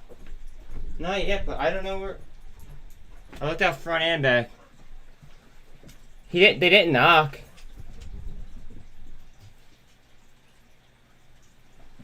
Unless that was like a warning that they're gonna be here soon. I even looked down the street and nobody. And I looked at my mailbox. Like he didn't like leave a slip like for me to go pick it up or anything.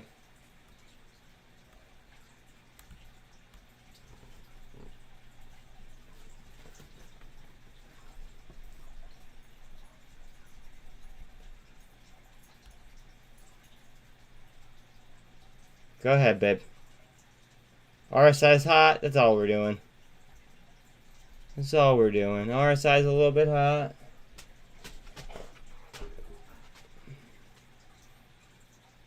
Fuck yes. Lucky, get down, bud.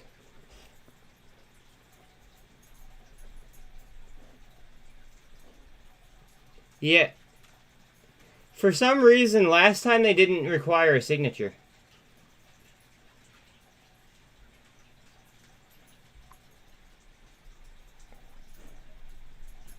Yeah, he'll knock. I'm assuming he'll knock. Last time they actually didn't require a signature, which was kind of weird. Get down, Lucky. Thank you.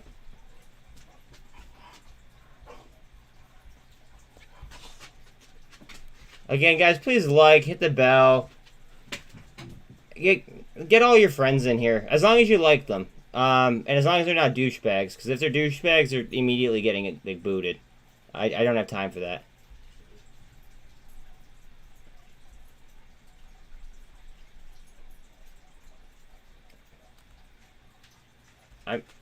I just call it how I see it, Will. I mean, it is what it is.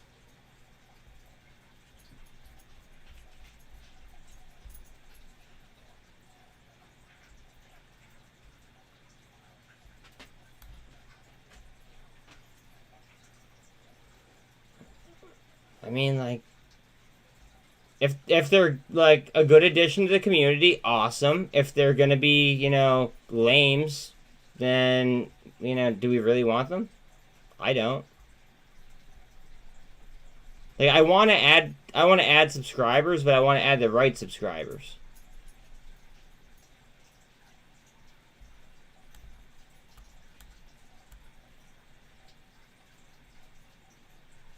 Yeah, you like that?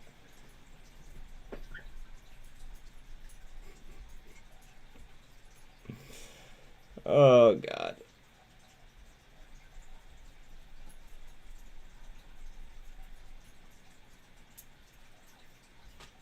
Oh, it's 11:30, guys. Watch out. It might go kabang.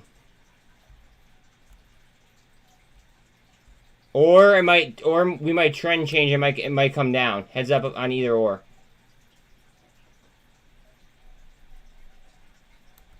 Just watch out for trend changes because it is 11:30 in Europe. Like Europe can't trade this market. Now keep in mind they can trade other markets though. Heavy dark pool shares or sales. Okay, thank you very much, Neil. Otherwise, like, how do you feel about STRY right this second? Because I do value your opinion.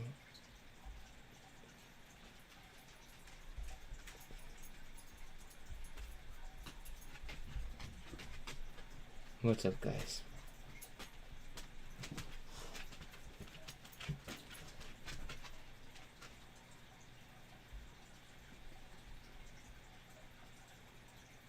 Cosm was up 4.5%.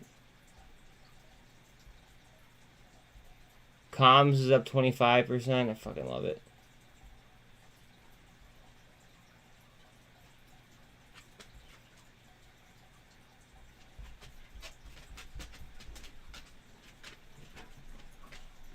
Alright, so we have 382.5 on SPY. 383 is a kind of a critical level, though. So I would like to retain that.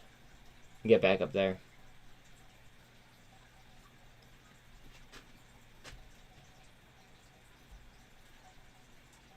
Again, anybody new joining, please like, sub, hit the bell, all that cool stuff. It's free.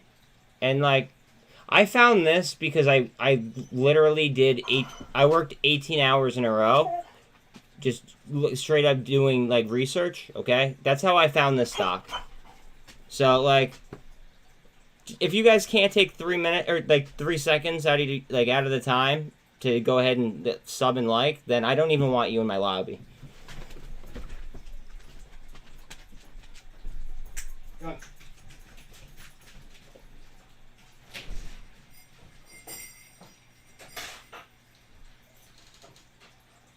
boy. Go ahead.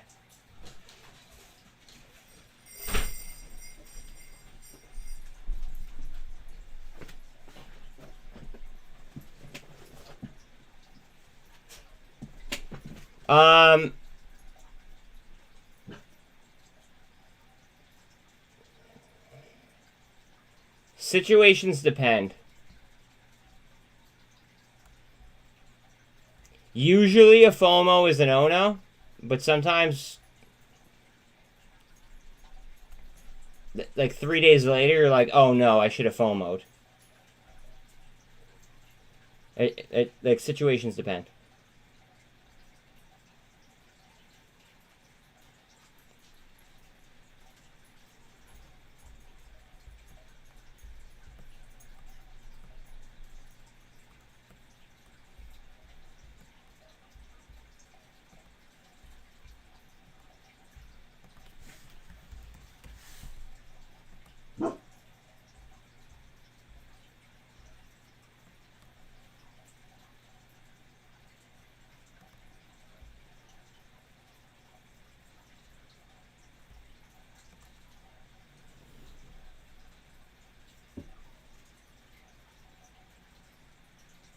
Okay, so all right, so you and I are both on the same page then, it sounds like.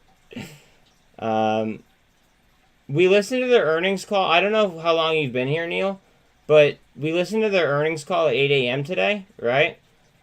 And I don't want to say for sure, but it sounded like they were kind of prepping for a buyout.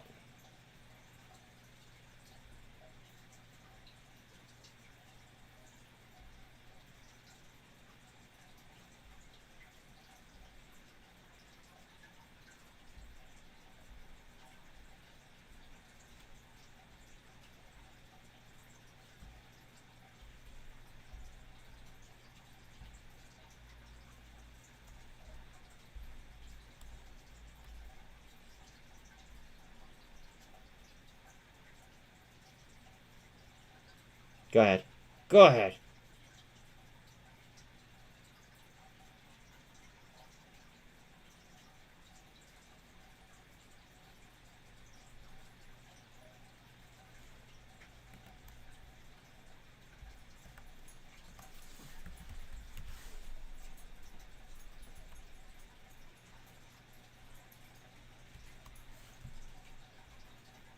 Only 40% of the companies on float.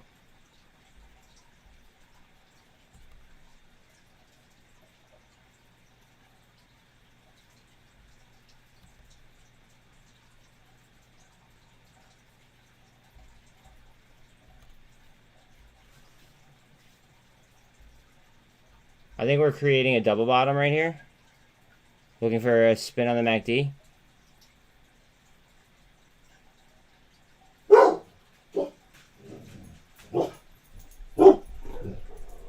Wait, okay, wait, I'm getting barks. Maybe it's the UPS guy. Guys, give me 1 second.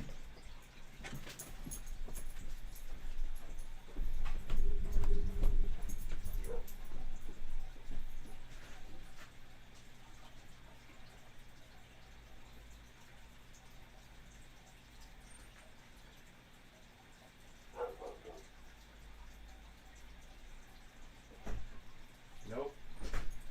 Not yet.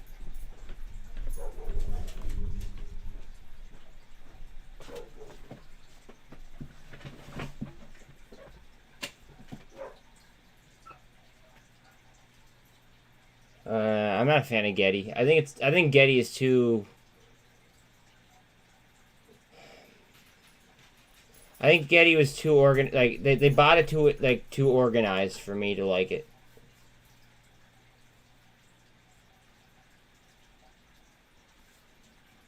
Yeah. I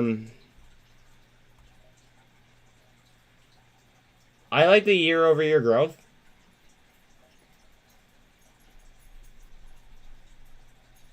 And I like what they said. That I just like what they said on the earnings call. I don't know. It sounded very bullish to me.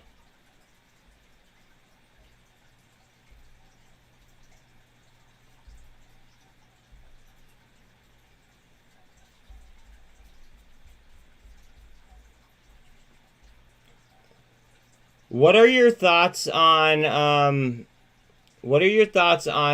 the rate hike, right? And potentially dollar strength crushing the pound. Do you have any thoughts on that? Because I'm worried that if they like hike at 75 basis points like everybody expects, that dollar strength will then, you know, crash the pound.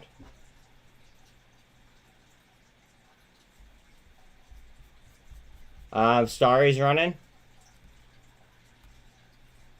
Come on, babe. Go ahead. Give me a pop. Thank you, Iz. Yo, what up, dog?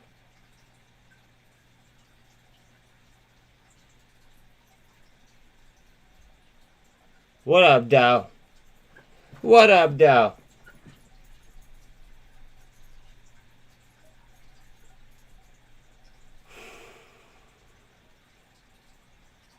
Guys, remember, cool, calm, collected, ice cold.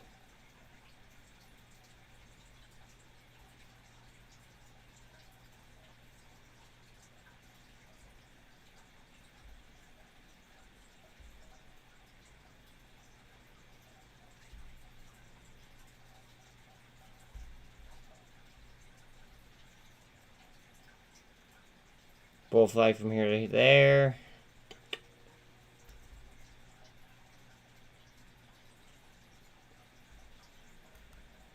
For who? Not the Mafia. Not the Mafia.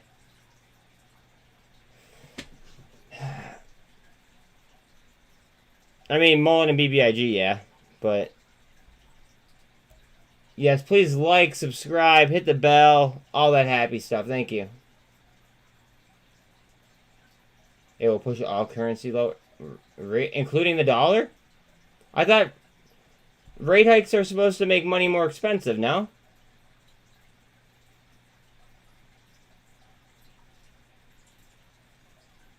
Like it's supposed to strengthen the dollar. At least that was my previous thesis.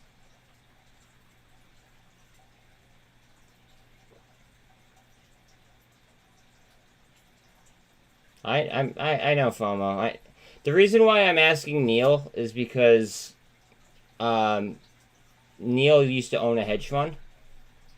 and he's gonna have insight that most of us don't like have. Okay, so but if they make the dollar more valuable, yes, right? If they make the dollar more valuable, doesn't that hurt the pound in theory?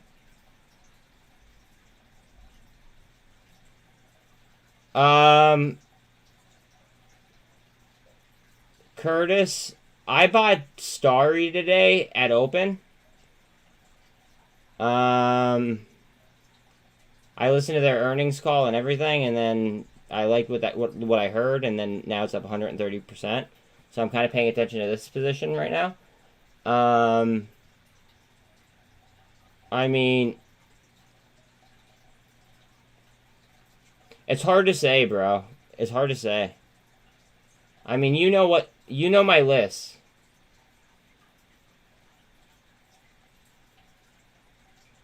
We can now pay our debt for less.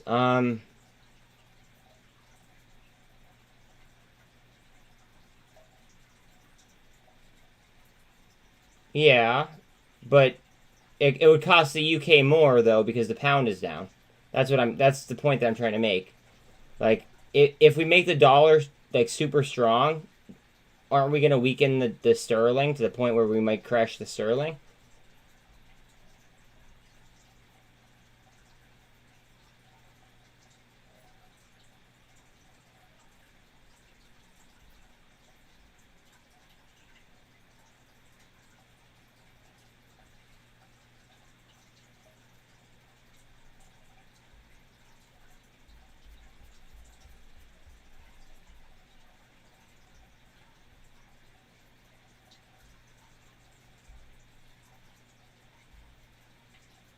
Snap is under 10. Carvana's down 7% and they're shorted 40% on their float. Their earnings are tomorrow.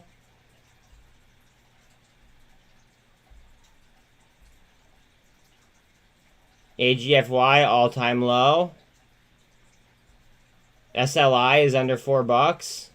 That's my favorite pure play on lithium.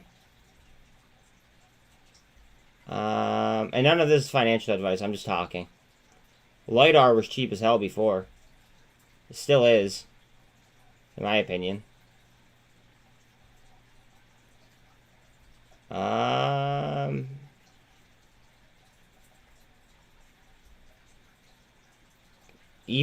is only 707 right now.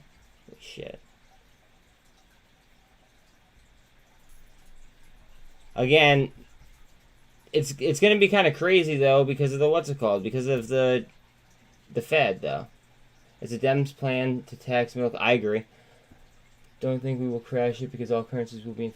That's why I think that we give the go ahead on crypto, if that makes sense, because the new Prime Minister of the UK. Yeah, I see the yup and handle for me.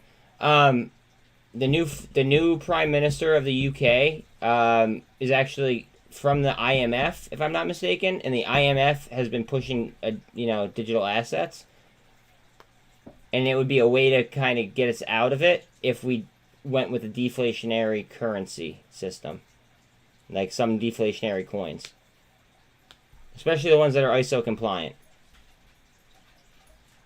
Not financial advice. Potentially, like XRP, things like that. So we'll know at 2 o'clock. We'll know at 2 o'clock, but the interview is at 2:30, or the press conference. All right, so we have a yup formed. Now we're waiting on the handle.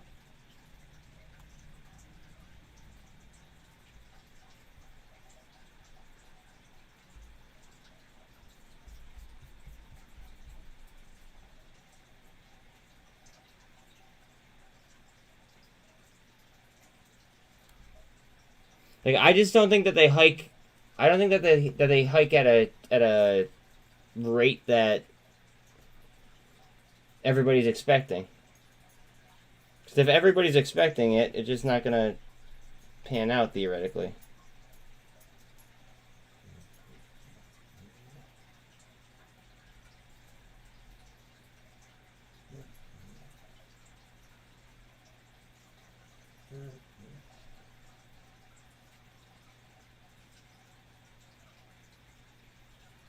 We gotta go. Sorry, I was looking at my phone. We gotta go. Go ahead. Get out of here. Belle, you out in a minute, babe. Oh.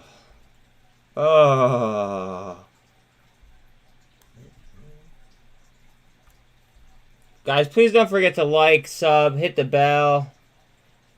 All that happy shit. All that happy shit.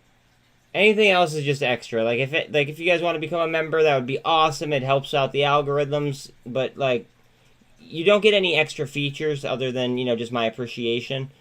It goes against my morals in order to go ahead and like create a paywall. So you'll never experience a paywall with me. See, that's what I'm talking about, FOMO. Sometimes FOMO is a good thing. Sometimes it's a bad thing. You just gotta pay attention to the turnover rate, in my opinion. Like a lot of the times. Not all the time, sometimes.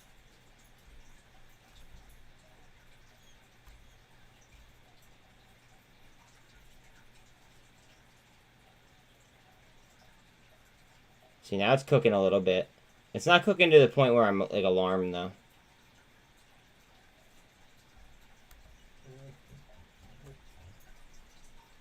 Bottom. And where's my bottom? Watch it be like 40 cents flat. It probably is.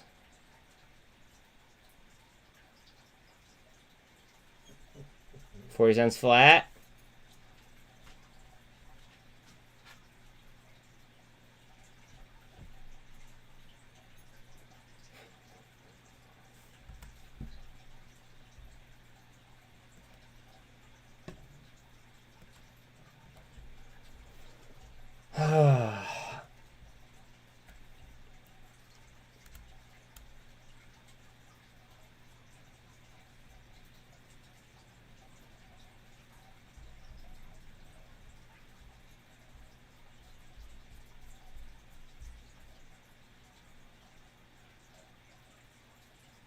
Good. I think it takes it. This is why you want to outwork your competitors. This is why. Right here.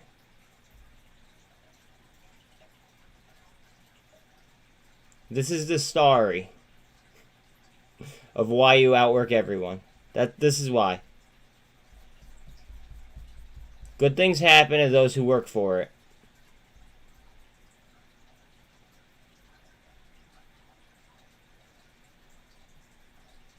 FOMO's riding house money. Let's get it.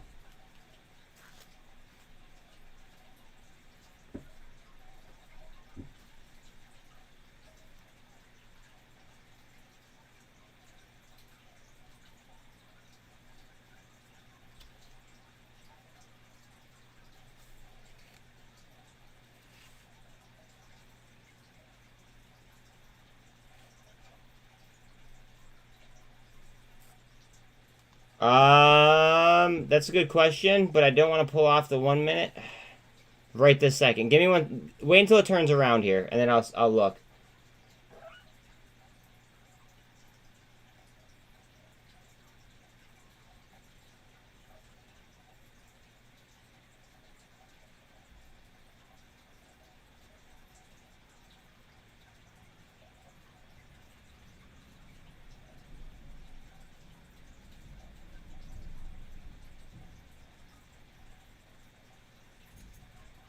Oh, I just heard a heavy truck move. Hold on a second.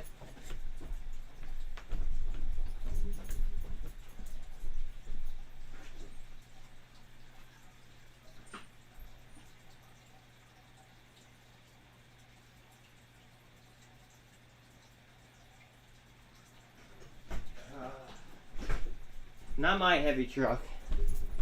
Son of a bitch.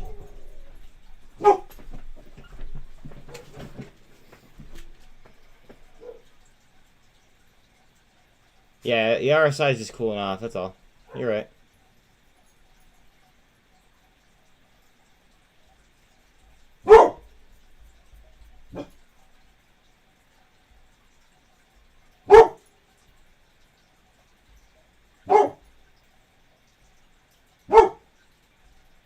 No, that's enough, babe.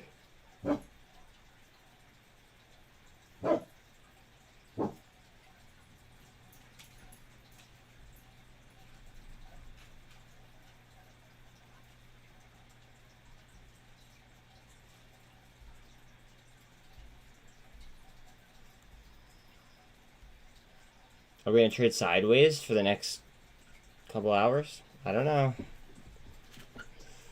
I don't know. I think some things might, but I don't think that STRY does.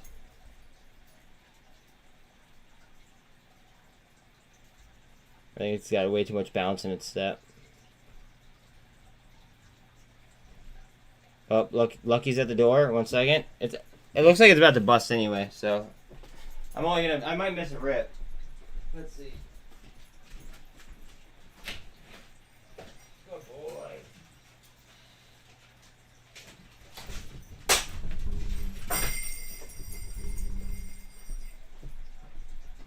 Nope, I didn't miss a rip. Son of a bitch.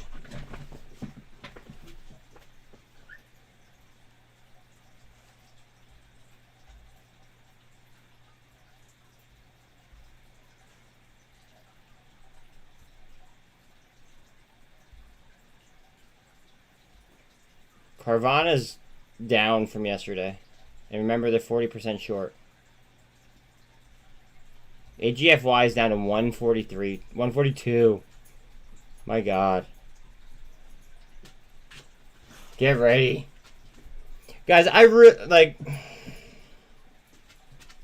if they announce something very unexpected here, to the low side on as far as rate hikes go, I think that we could see some really crazy stuff in the market, and I hope that everybody's prepared for it, if it does come to it.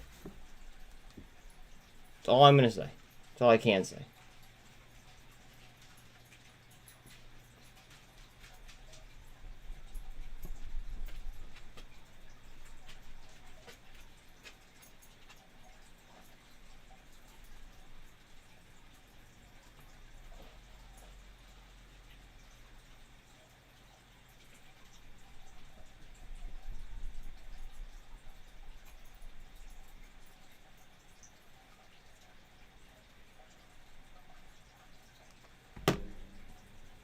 Yeah, so am I. I think that too many people think I think too many. Watch this. It might move right here. I think too many people are expecting pain. If that makes sense. I think that too many people are pricing in 75 basis points, and I think that they're going to try to surprise us. The reason I drew that like that was because this engulfed down. I don't know if that's how people usually draw, but it works for me. So I don't know. Sometimes I just ignore engulfing candles.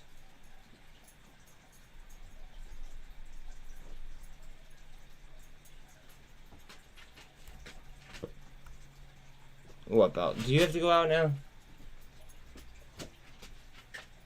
That a boy, Sean. That's a trade. 1 second. Come on, let's go.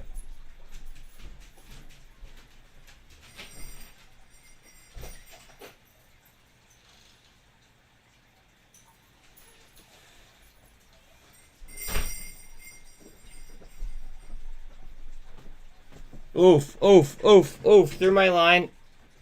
Through my line. It's at the 48. Potentially down to the VWAP. I don't know if it'll make it that far though.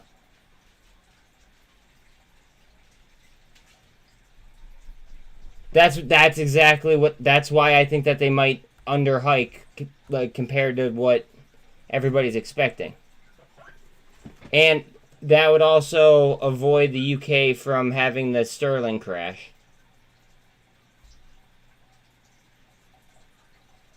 It would be it would be beneficial both ways.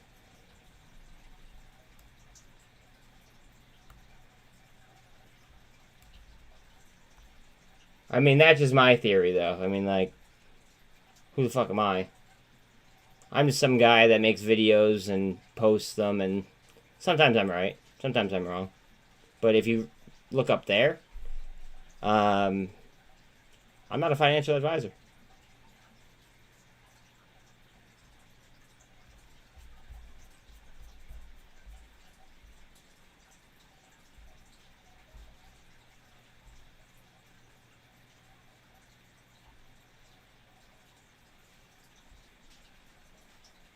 Like Carvana at 14.11 right now with 70% short. Or 40% short, excuse me. I'm sorry, I didn't want to mislead anyone.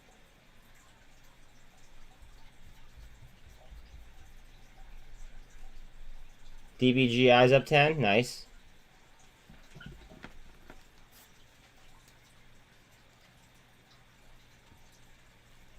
What's IWM at?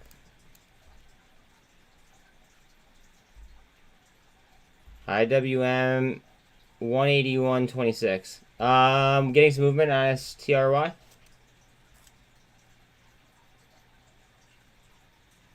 Hexo's down to 17 cents a share.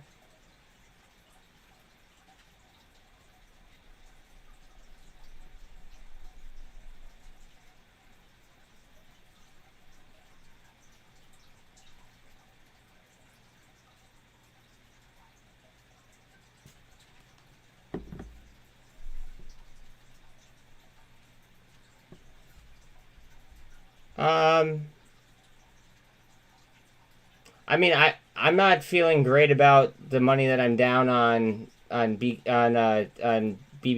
or MULN, but I just stay looking for the next play, if that makes sense. That way, you know, if I stay looking for the next play, I'm not focused on the money I'm down. What's the ticker on the one that's 17 cents a share, please? Are you talking about Hexo? HEXO, it's an MJ play. I got a notification that they're 10% down. That's it. That's not even my favorite MJ play. Not financial advice, but I just want to clarify.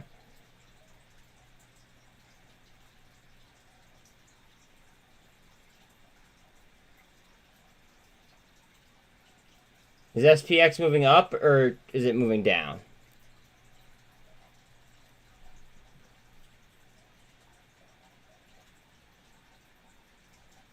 Okay. Cannabis? Or in total?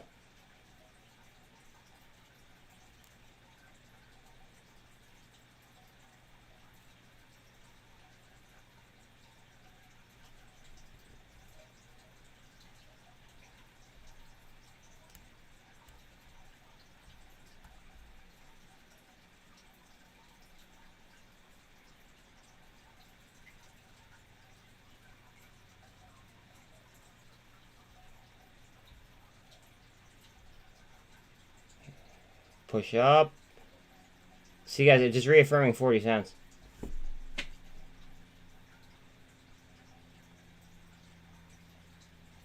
I love BNB. I love the fact that BNB got hit. Because that's a Chinese blockchain.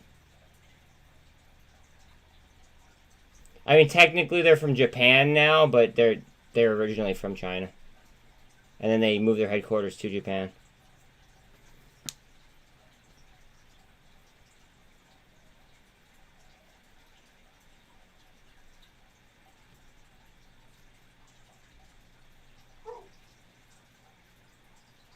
Okay, push on STRY.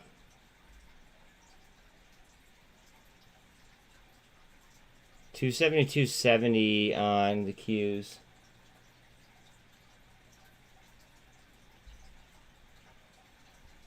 Well, NFTs are backed by most NFTs, I should say, not all. Most are backed by nothing. There's like no value, like no adherent value, and like that doesn't help with inflation.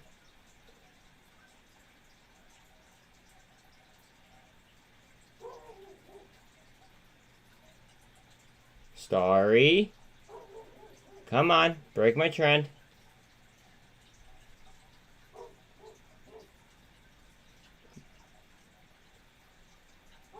You think DXY is moving up quick? Let's hope not. Starry looks like she wants to jump again.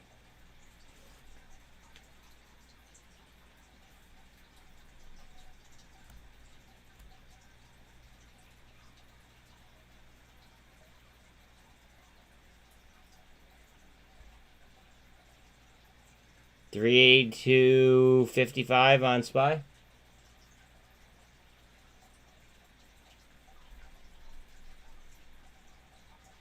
Crypto, I mean, ETH has a key level. Comms, yep. Okay. I'm waiting to see some BBIG movement after that announcement from yesterday.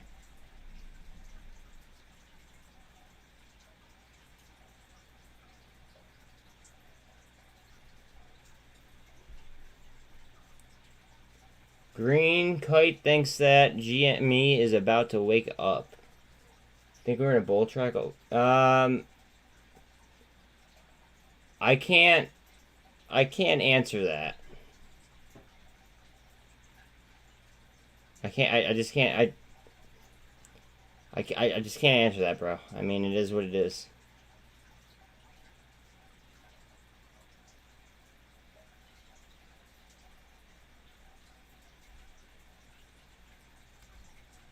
I think that they're gonna come out and I think that they're gonna underhike, if I were to guess, and I think that the market's gonna go insane.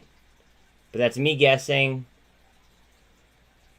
And there's a long time between. It's 2 hours. 2 hours of trading between now and then.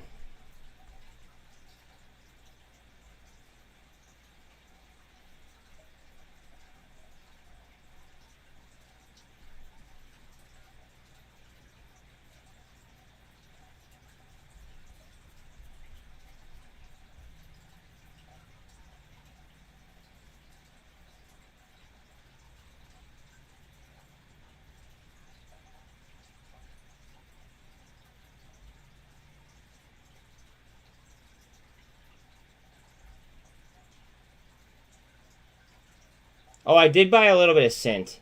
And I bought leaps on LiDAR. I'm sorry. You asked me before what I bought. I did, besides STRY, I did do that. I bought more leaps on LiDAR. Oh, and I bought an option on STRY. I don't know why I did this. I bought options as far out as you could go at the 2.5s. I don't know why I did it. I just, I saw people start flowing into them volume-wise, so I just went with it. Because if it is a buyout, right, that could end up being huge. They have a DARPA contract. I mean, it's going to be like a wait and see type deal, but it's under government contract.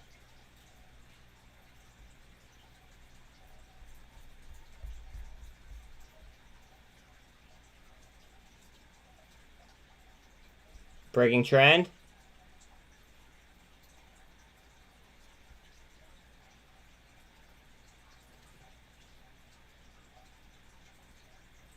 Carvana's down 8%. Carvana's at $14 and they have 40% short interest. And their earnings are tomorrow. Not financial advice to anybody. I'm just stating facts.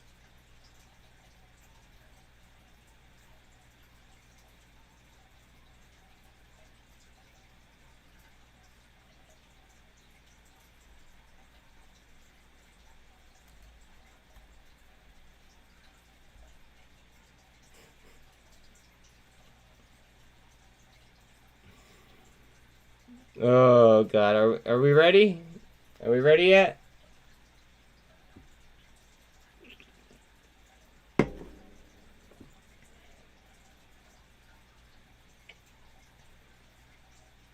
VRM is at 103. Remember, their earnings are on the 7th. And they are Carvana's direct competitor. So they might move in sympathy off of Carvana's earnings.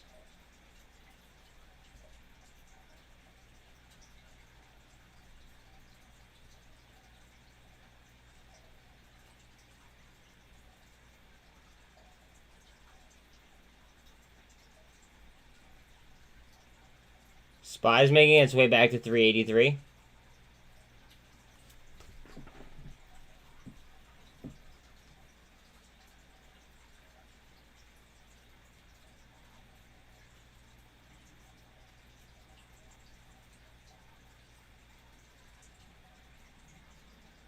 I love when somebody calls you out on Twitter and then you give them a clap back and then they won't respond.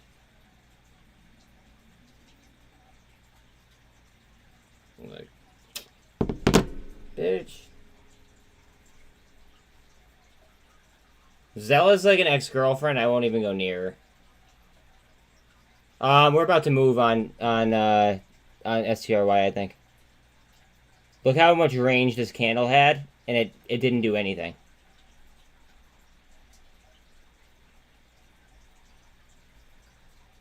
It's very, very low. Very, very low range. No price movement. Inverted hammer.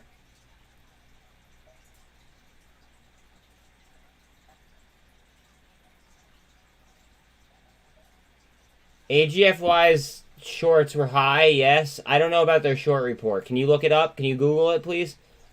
It takes literally 2 seconds just to Google. Just go to shortreport.com. And then you can type in any ticker you want.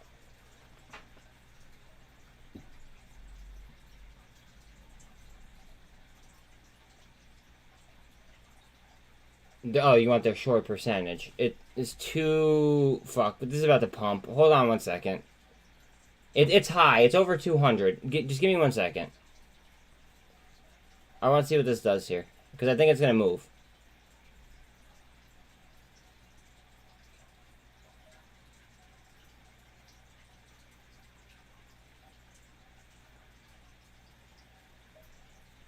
Go.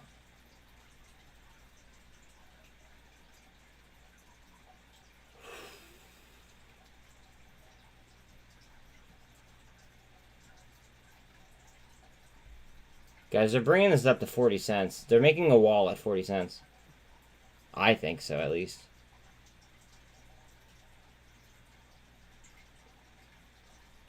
It's over 200% for sure.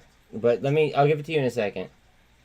SPX hard down. Okay, that gives me a chance. I could probably pull it up real quick. AGFY.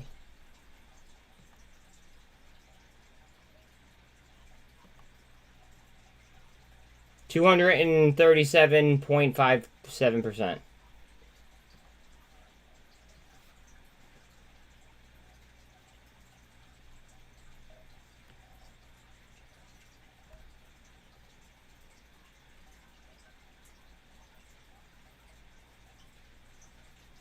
I mean, I'd hope so. I'd hope so.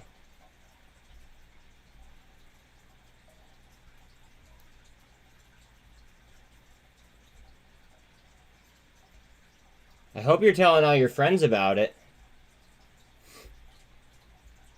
Guys, please like, sub, hit the bell, share to your friends, let them know what's good.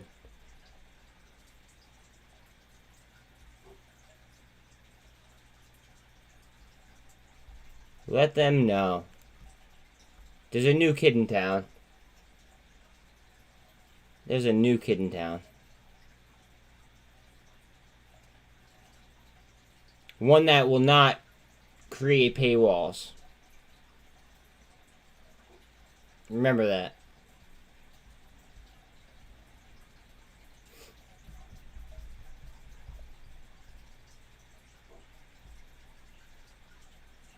This is just consolidating. Oh, boy. I wonder if this is going to consolidate all the way until the EMAs touch on the line, or if it's going to go before then. Well, I mean, even sharing to like a stock twits or something like that, that helps me out big time.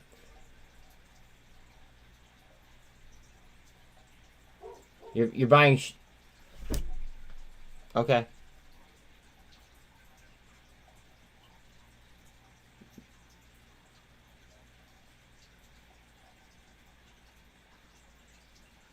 Just make sure you're paying attention to the option inflow and outflow. Yeah, but make sure you're paying attention to the option inflow and outflow, because that's what dictates BBBY all the time.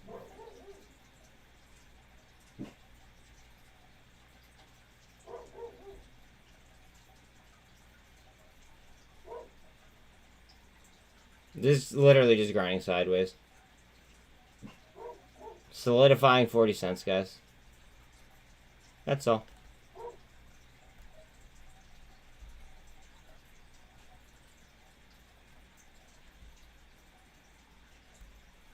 They're either solidifying 40 cents or they're going to try to top it at 40 cents. I can't tell. Judging by the turnover, I think that they're like creating support, but I mean, nobody could be 100%.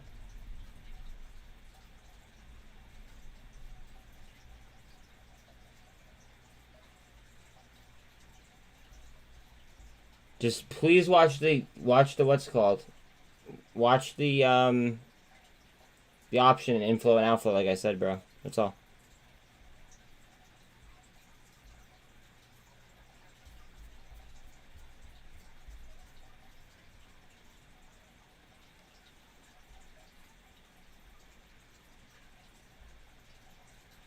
Snapchat's under $10, by the way.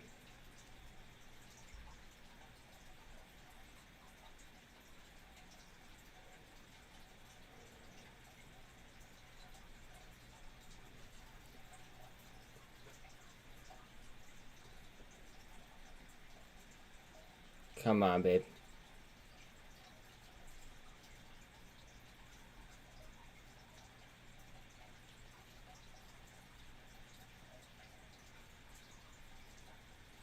I love how it's just following the fucking trend now perfectly.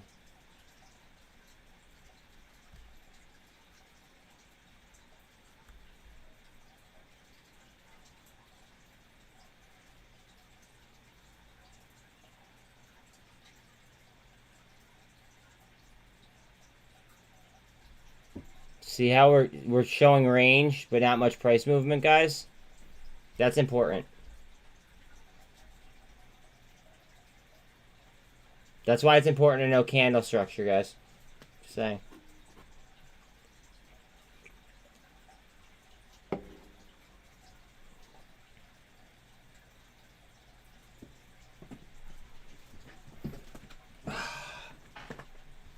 Hope everyone's stretched.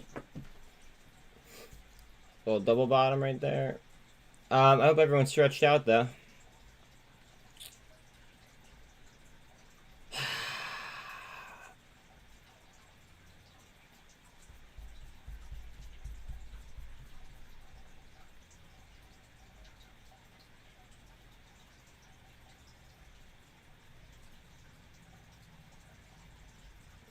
Are we going to do volume underneath the 48?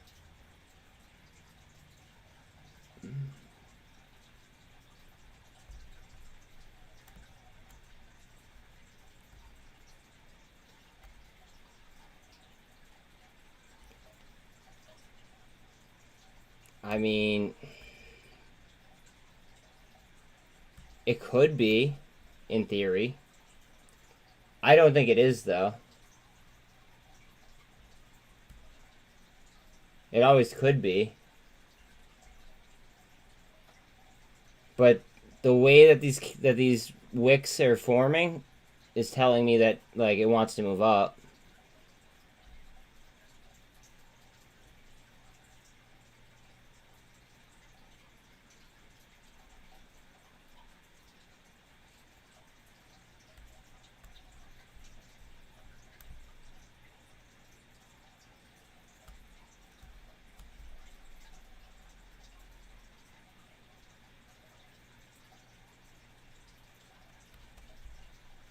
Like, hammer.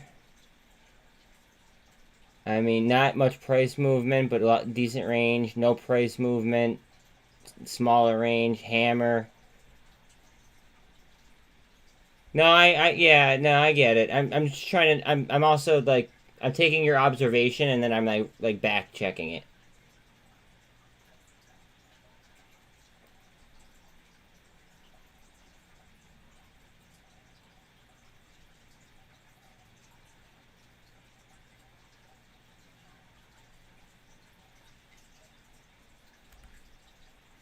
SPY's at 382.20-ish.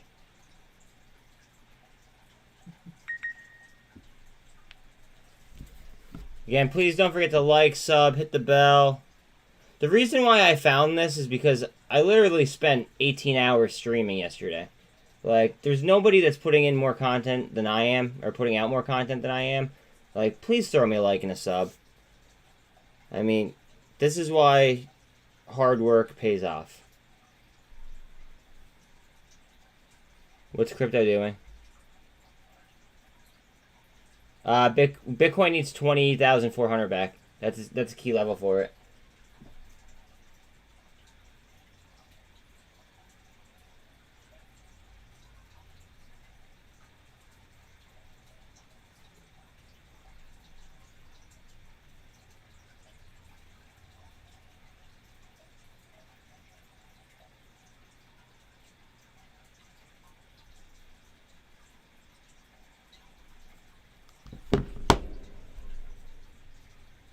It's not that it's fighting for 40. It's just affirming 40, I believe. To either make it like a top level or a support zone. I just can't tell yet.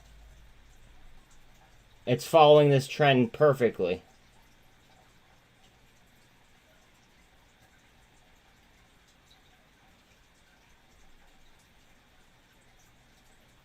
See, like that. I think that the 48's trying to come up to 40 cents. And then we might go. RSI is a 45.8.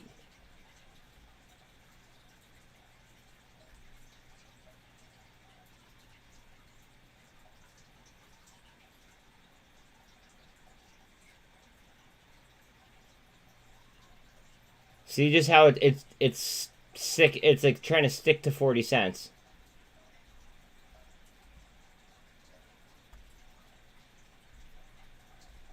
$0.40 is obviously a key indicator.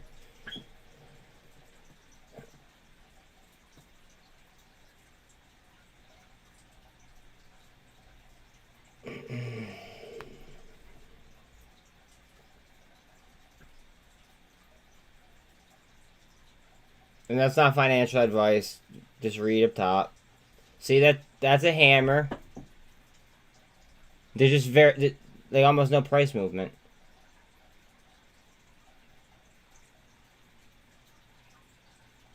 So far, it's in a doji right now. Just moved a little bit.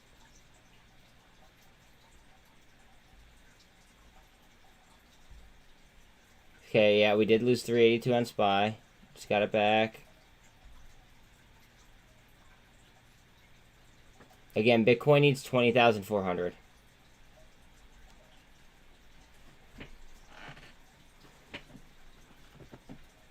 When are we all going on vacation together? When I'm rich as balls. So, like, give me some time.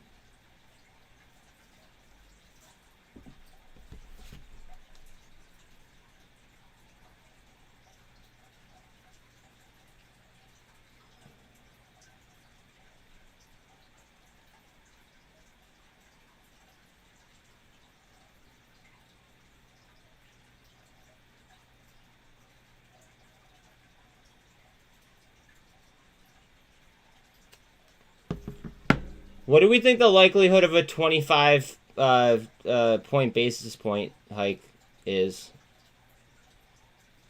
Like anyone think maybe 25, or do you think that that's out of the question? Get ready for this to go. Doing volume underneath the 48. If SPX is bouncing, we should be okay.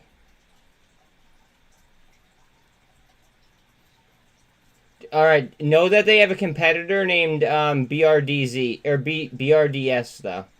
Just so you know, they do have a competitor named BRDS. However, I like Hellbiz better.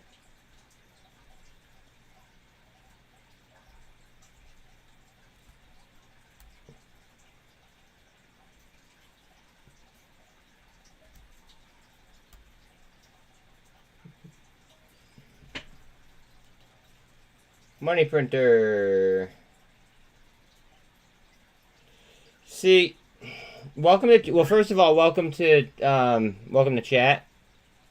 Are we gonna double bottom right here? First of all, welcome to chat. Second of all, I think it's too obvious. I am an HLBZ, but I'm not as heavy as I once was.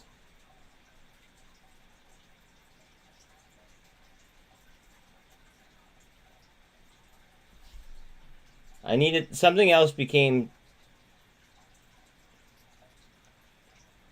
Hold on one second.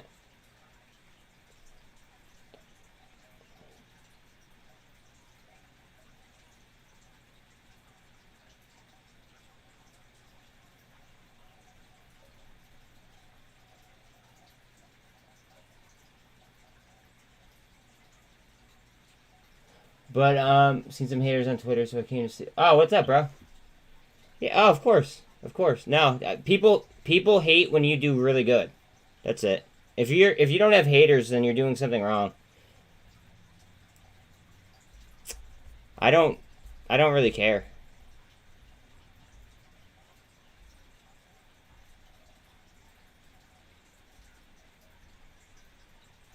I kind of just call them out.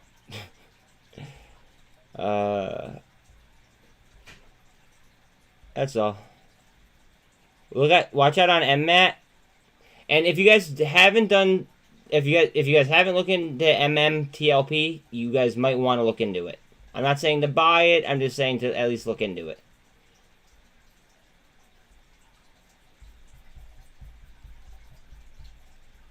VRM is at 102. Remember, their earnings are on the 7th again. Carvana's are tomorrow, and they're shorted 40%.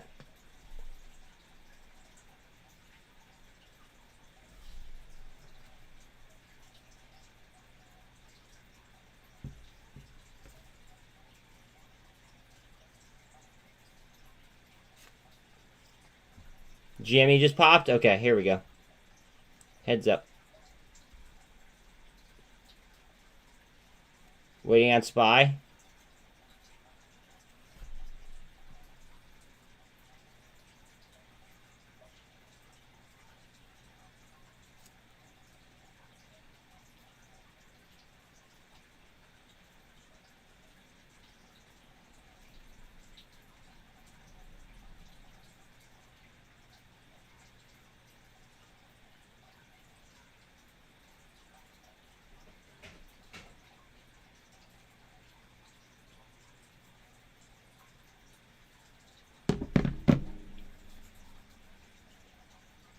Their earnings will miss in my but their outlook might be very, very positive because keep in mind we're coming out of a used car bubble. One second, and people are lazy as hell. I might be missing a pop here.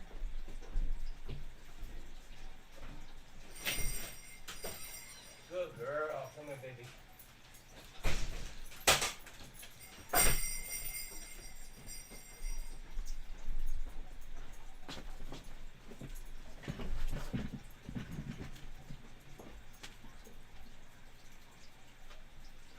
Alright, so we lost 40 cents.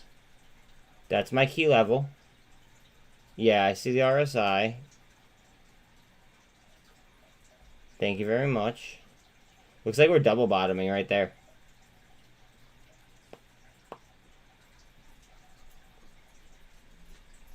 Z.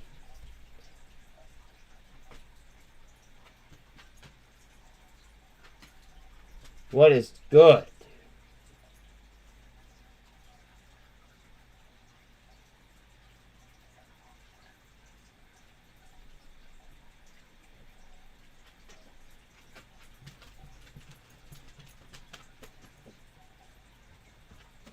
Oh, I feel great, dude. Honestly, I just need to be put in front of more people. There you go, money.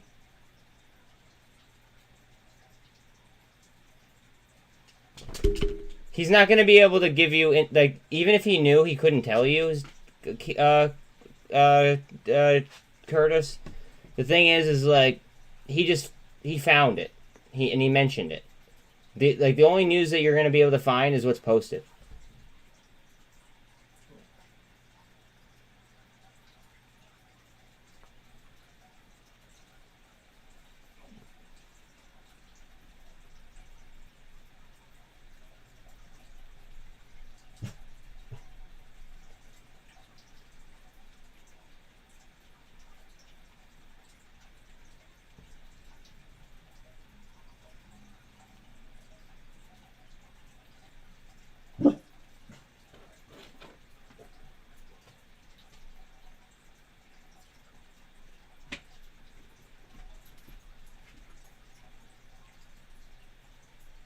Sorry about that.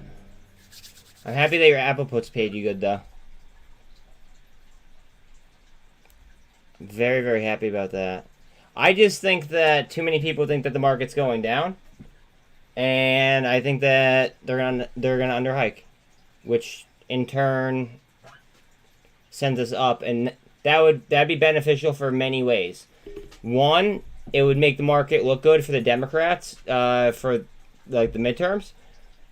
Two, we wouldn't crash the pound. So the UK would be off the hook from, going into a full-on depression.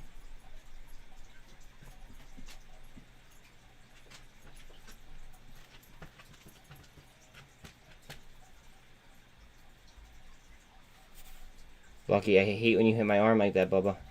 Don't do that.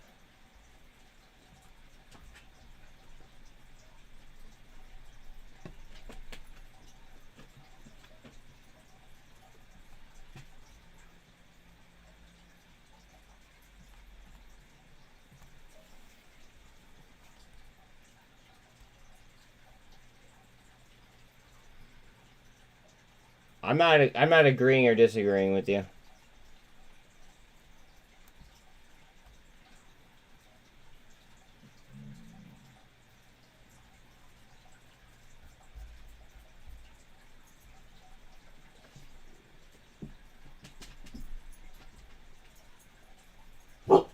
I can't agree or disagree with you because people will actually take what I say and they'll treat it like gold. I think that I agree with both of you that a lot of things are overvalued and a lot of things are undervalued. And I think that we need to go through a repricing. Oh, my package is here. Guys, 1 second.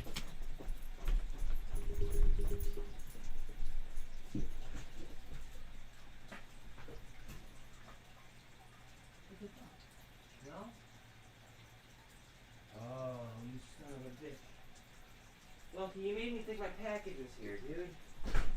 Oh, fuck. Is it out back?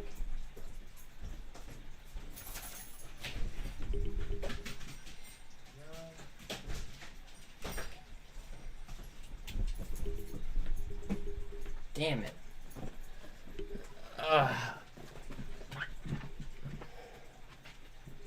Thank you, sir. Thank you, thank you, thank you.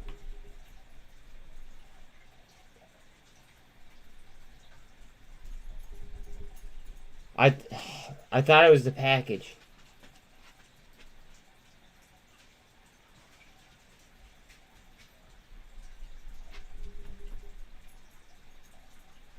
No, no, no, no, no. I am the captain. I am the captain.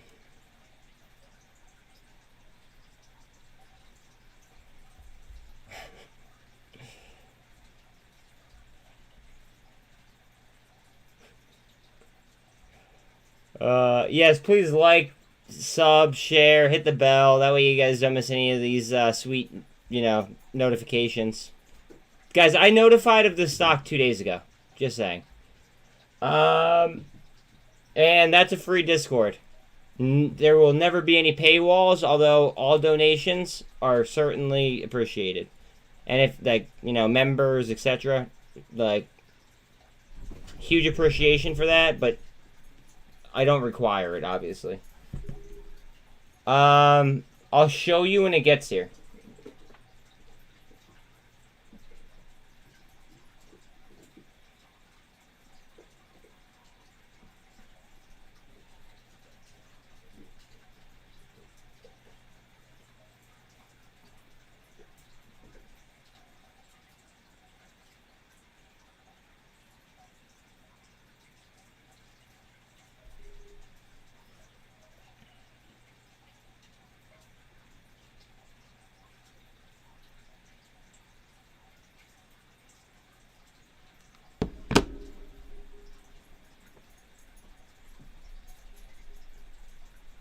We need this MACD spin here.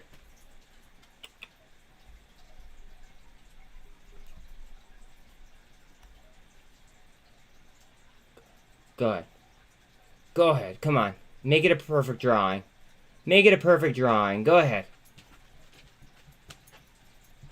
It's like oddly satisfying when I draw something perfectly. That's why I wanted to go, especially like right now.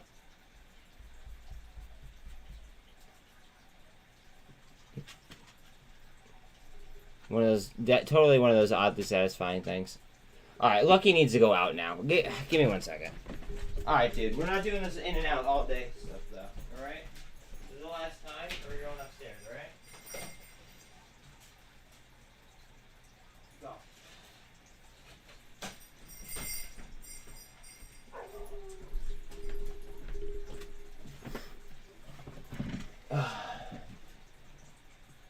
Yep.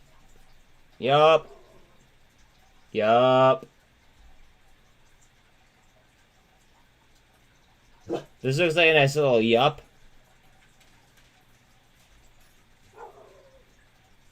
Where's my handle off this yup? SPY lost 382. Just saying. Remember, 20,400 is a key level on Bitcoin. Yeah, but you have to watch the, what's it called? You have to watch their investor presentation to understand why that's okay.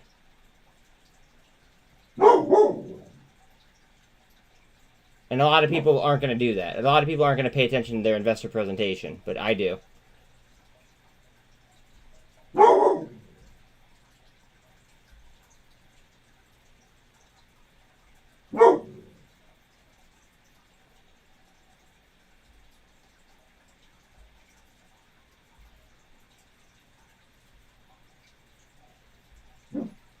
Here we go.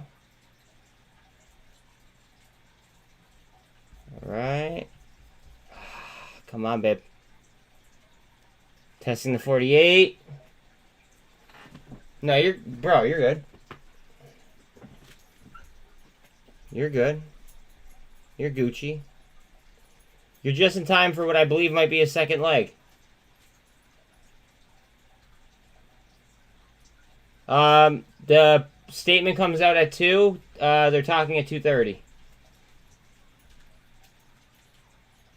All right, picture if this was a ray rather than a trend line.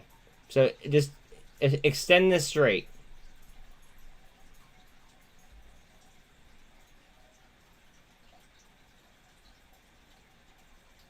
Extend this line straight out.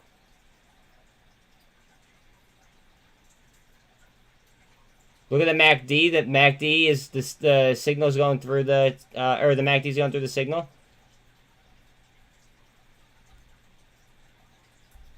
Fucking A. Go. Break 40 now. 40 is the key level. It's the key level. Yes. Yes. Alright, go. Gone. Get gone. Get gone. Alright, we're going to want to take out this level right here. Get gone. Get gone. Now, they could still trade crypto, though. Just remember that. Among other things. Like, there's still trading going on, but they can't trade like this in specific. And everyone remember, yesterday, the Toronto exchange halted completely for, like, what, a half hour? And then think of T+2.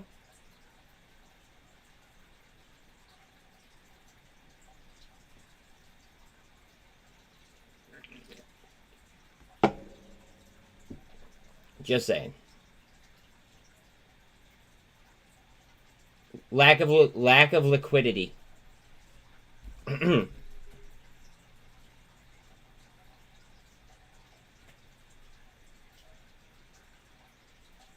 That's my opinion.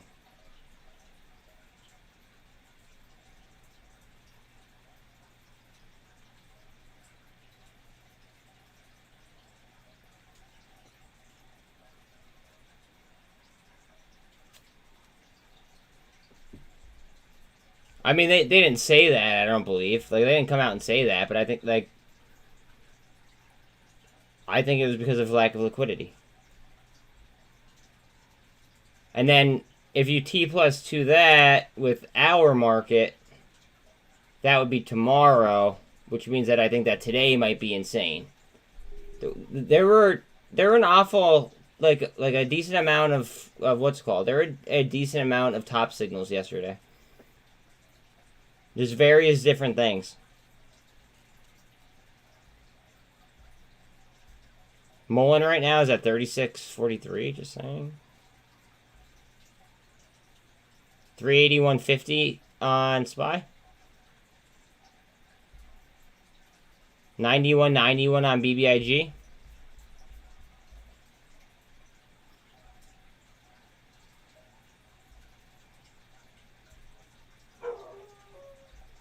Carvana, guys, Carvana is under $14. Their earnings report is tomorrow, and they're 40% short. Just throwing that out there. They're 40% short.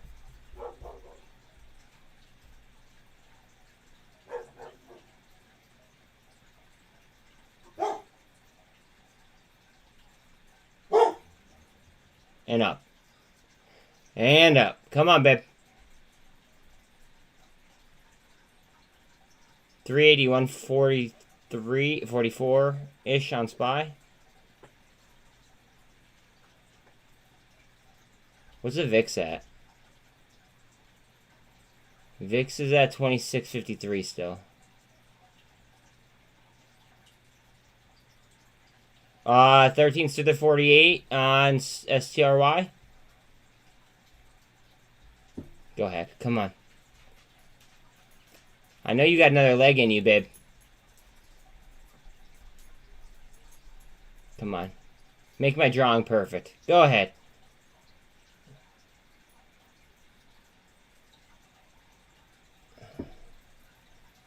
Yeah, but if... there might be some outliers, right? Like extremely low beta stocks, short squeezes, etc., right? That even if the market is tanking, it won't matter. Like it'll simply just roll just off of market plumbing and market fundamentals. And that's why I think it's so important that everybody understands market plumbing. Especially if they're in short squeeze plays.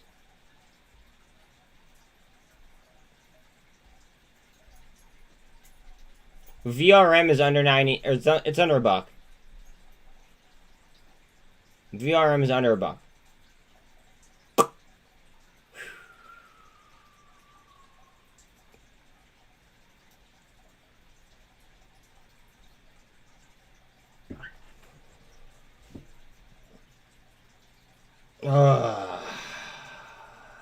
Solidifying over 40 cents again.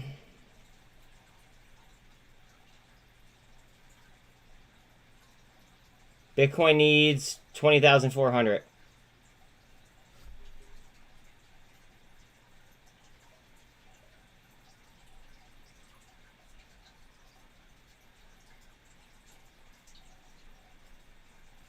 Okay, we have it. What are we doing now? What are we doing?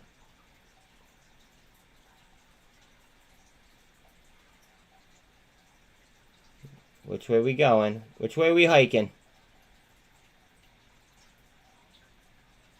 We hiking up or we hiking down?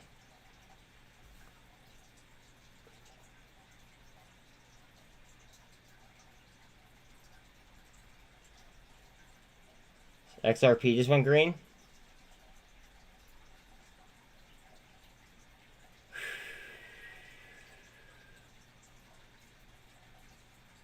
BBIG 9180-ish.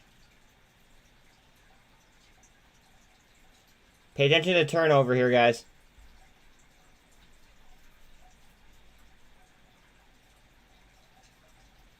Going up.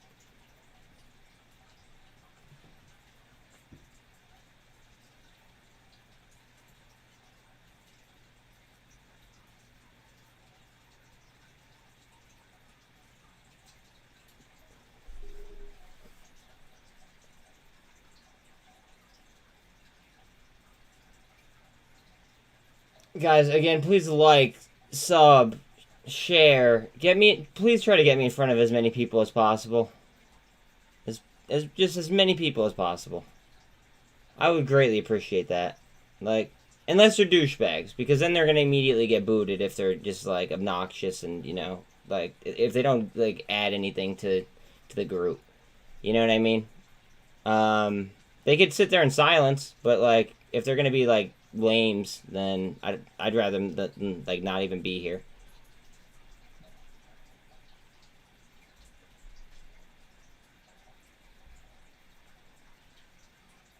Get ready. Go. And go. Fuck. Is that MACD? We need that MACD up.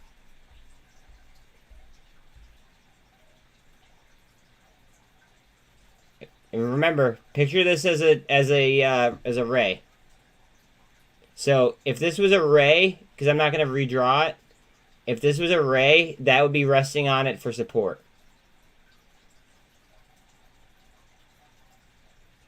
Go. Get the fuck out of here. SPX curl? Okay, she's going. Yeah. Bitcoin's moving up.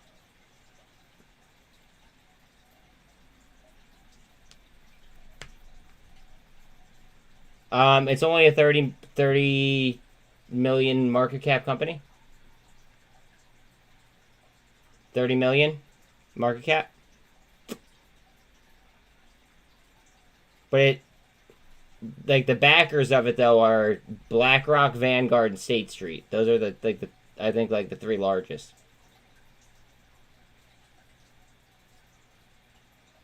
Or no. They're three of the largest, and those are the people who just added on October 31st. Or maybe it was September 30th, I forget.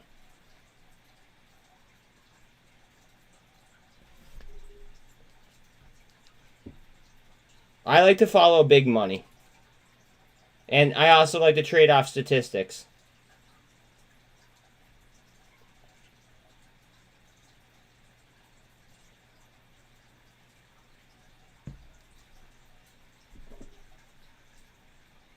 Oh yeah, and they have $20 million in cash. That's right.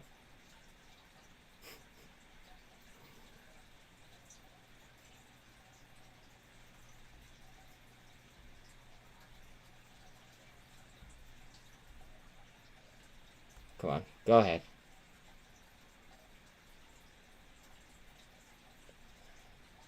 I wanted to go from here because I would consider this still a perfect drawing if this was a ray, simply because it would be hitting it for support.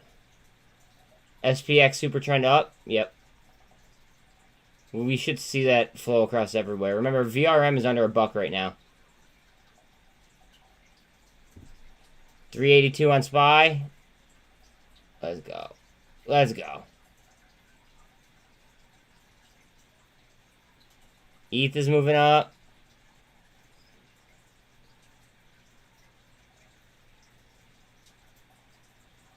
FOMO, that's exactly what happens, dude. When I can't sleep at night, that's when I find diamonds.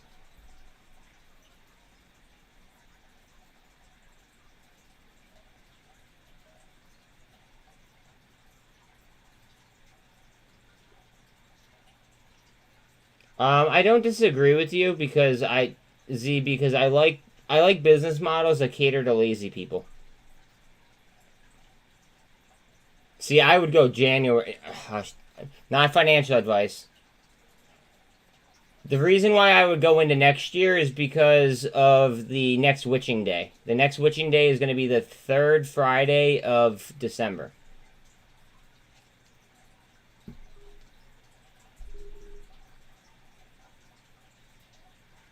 It's March, June,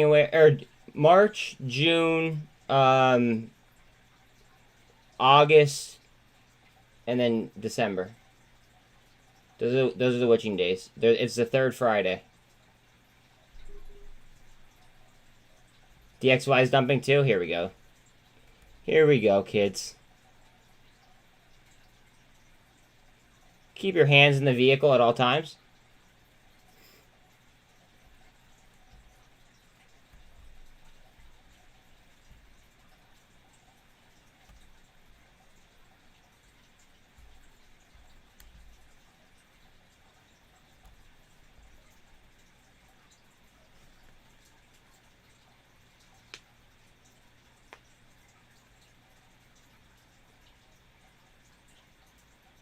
Does everyone have their seatbelts on?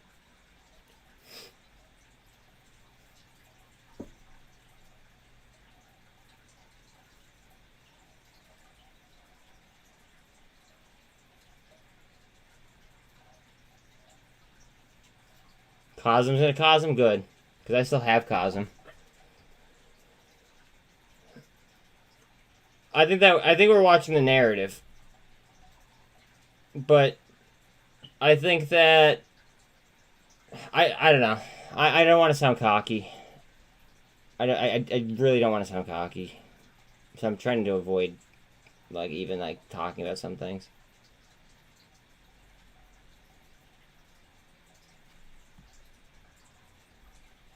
You know what? Screw it. It's my channel. I think that I was right about, or I think that I'm going to be right about, like, an under hike compared to what we were expecting. I think that the Dems are going to go slightly up, and we might rip, but I think that they're going to go up into midterms simply because they want the market to look good. Right? And then who knows what happens after that, realistically. But I think that they want to go, like, up into midterms. And everybody's expecting the market to go down. Now, also, if we underhike, not only will the stock market go up, and will it look good for the Dems, but we won't crash the pound. Because if we hike, right, say that we rate hike, like, aggressively, we're going to crash the sterling.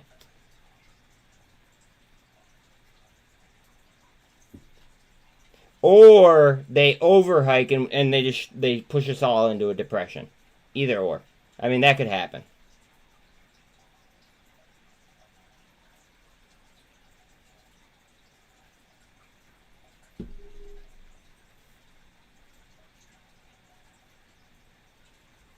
Now, if they adopted cryptocurrency, it would help the situation out a lot. And if they federalized, or if they recreationalized MJ, that would help out a lot too.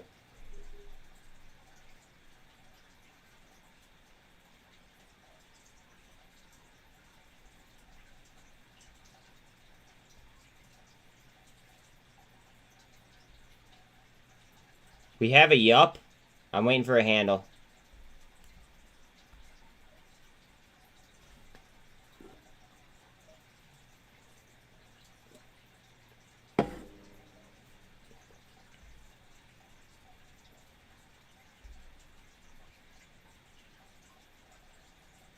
Go ahead, babe.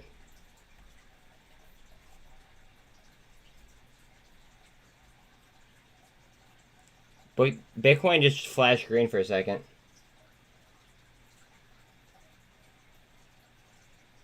We're just off green on ETH as well.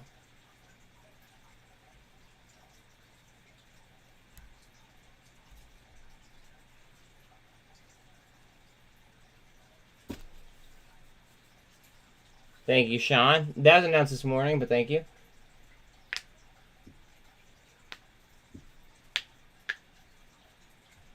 Well, if they ripped the Band-Aid, bro, like, the world economy would crash. And China would probably take over. I mean, they're already damn close. That's why I think that we underhike. Another reason why I think that we underhike.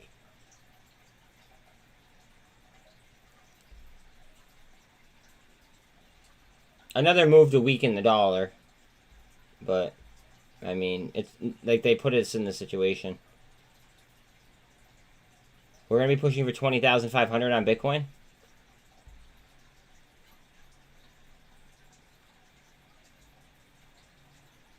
Alright, we have 20,005. Guys, there's so much DD being poured into chat that I can't keep up with it. So please make sure you're checking chat. Again, please sub, please like, hit the bell, all that happy shit. Like, the reason why I found this is because I was streaming for 18 hours straight. If I could stream for 18 hours, you could take 3 seconds to click the like and the sub button. That's the way I see it. And if you can't, then I don't even think that you should, like, hang out in the lobby. I think they should probably just dip to somebody else's channel. Like, this is an ape help ape vibe. Like, that's what this is about.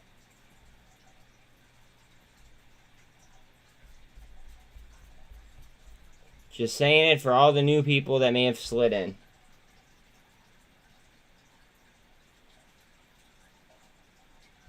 Wait, okay.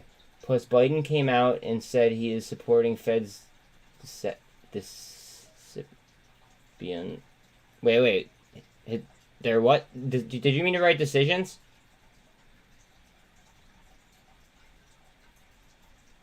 I'm assuming you meant to write decisions.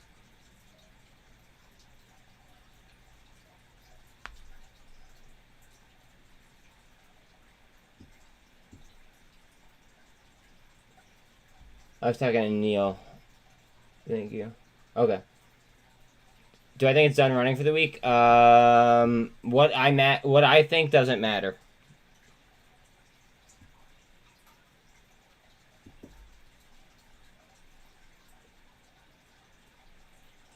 What I think doesn't matter at all.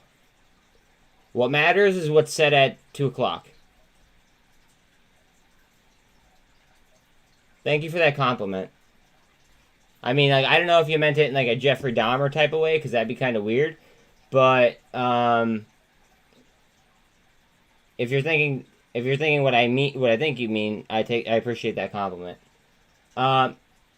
It matters how many basis points they hike, like the federal funds rate.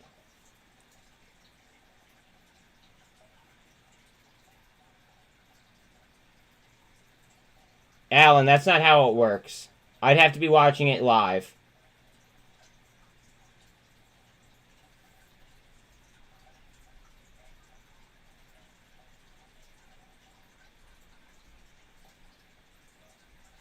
Yeah, VRM under $1 is laughable, guys. I'm sorry. Like, I'm not a financial advisor. VRM under $1, where it just was, is kind of laughable.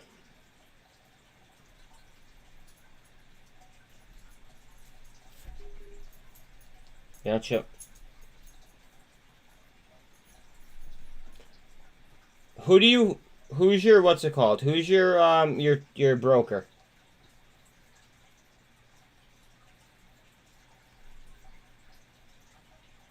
You don't use Charles Schwab by chance, do you? Or you don't have access?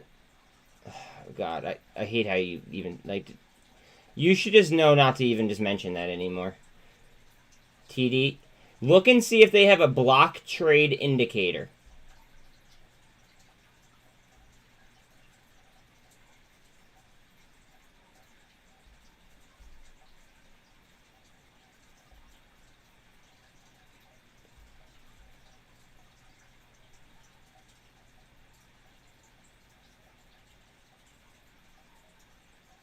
Okay, Charles Schwab does. It's free to make an account, right?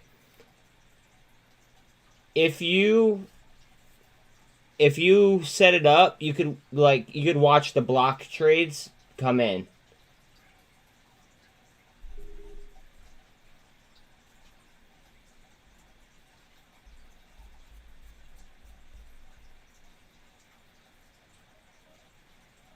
Wait, what about Cash App? Who's trying to cash at me? No, but, what are we doing here? 14 bucks on Carvana. Remember, some people think they're gonna beat, or miss. I think that they're gonna beat. We're coming out of a used car bubble. I like the forecast. We're about to cross the trend to the upside from yesterday. We're just off 20,500 on Bitcoin. It is green, and we are just off green here on ETH. As soon as... Never mind. Let's watch this. I'm not sweating this.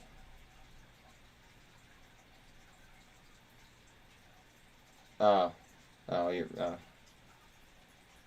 Yeah, well, yeah, you wouldn't be able to see, you're not going to be able to see, like, block trades like I was trying to, give him the idea of. Like, I only know of Charles Schwab. That's why I actually made a Charles Schwab account, so I could have access to a block trade indicator. I don't know who else has one. And I barely even use that account. But I use it because, like, I have... I don't know. Robinhood has... as much as I hate to say it, Robinhood has, like, a lot of potential upside. Let me explain, though. It sucks. We all know that, right? But if one of the founders from FTX made as large of an investment as he did, right? And they integrate like a good amount of crypto.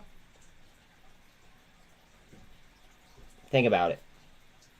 Think about it. I mean, it might be like Interactive Brokers, but offering crypto as well. That's all I'm saying. All right, I'm gonna walk away to let the dog in. Hopefully, I come into a nice blast. Oh wait, the dog. She could wait a minute. Hold on.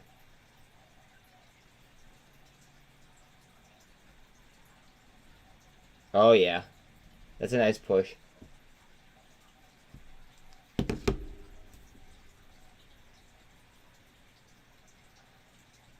All right, we are moving up on ETH as well.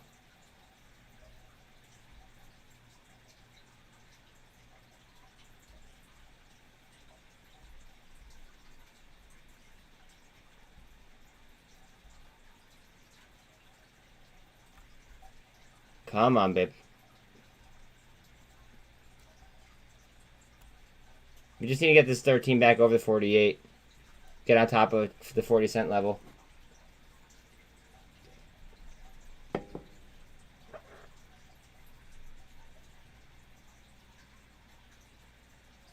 Looking for that MACD spin right there.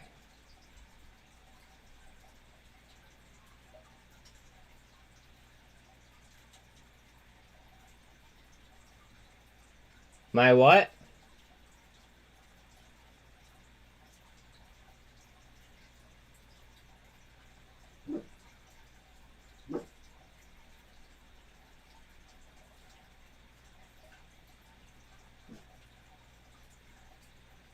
Bro.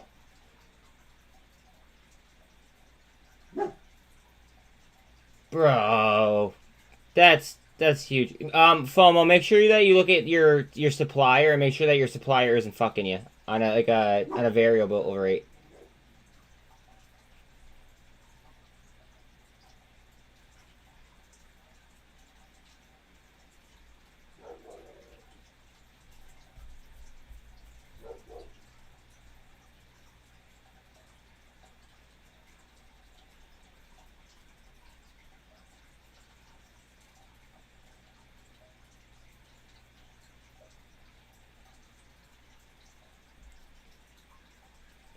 Thank you for that. See, right now what I'm doing is I'm doing what I like to call value trading and value investing. I'm buying beat up American value stocks with the intent on actually like holding them for like a decent amount of time, because statistically that's who did the best during the financial crisis of 2007, 2008. So I want to buy beat up American value. That's it. That's all I'm buying.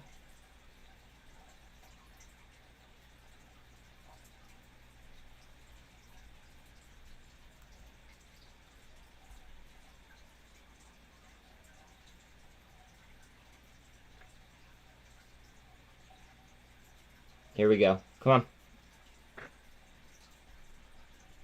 I wish that this line came through. I wish I did draw a ray because you'd be able to see how close it is. But yeah. Go ahead. Go ahead. That'd be like a shortened double bottom. That's what they call that when it's not a perfectly level. Shortened or extended if it's lower.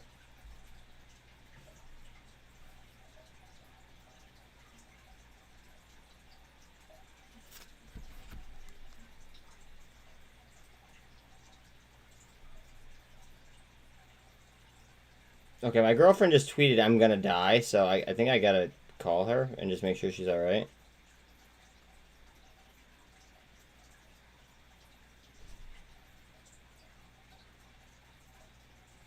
Hold on a second.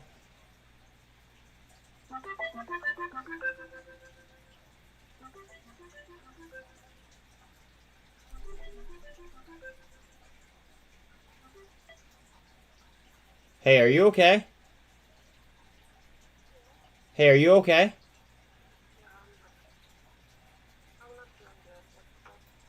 Well, I saw your tweet and I thought it was serious.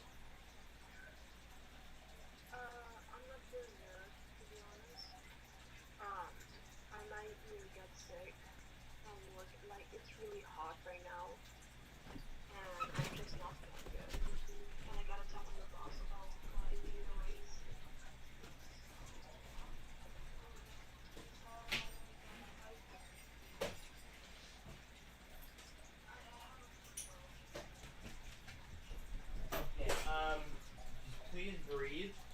Okay. It's gonna be like a really this isn't gonna be like a great answer. Just make sure that you're breathing.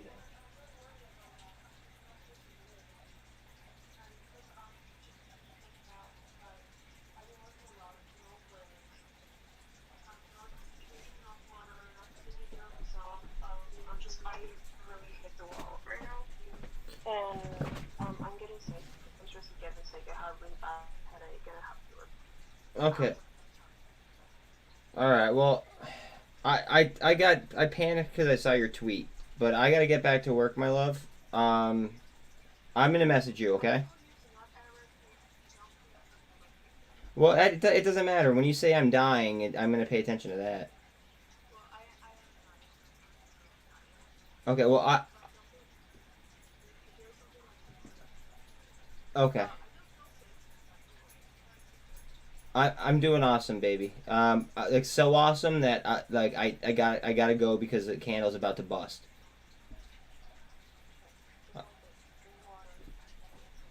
Yes, ma'am. Love you.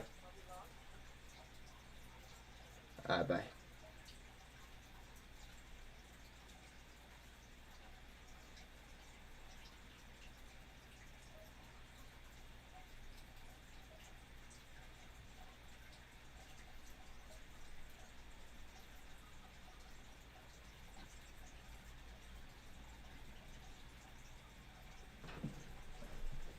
Here she goes.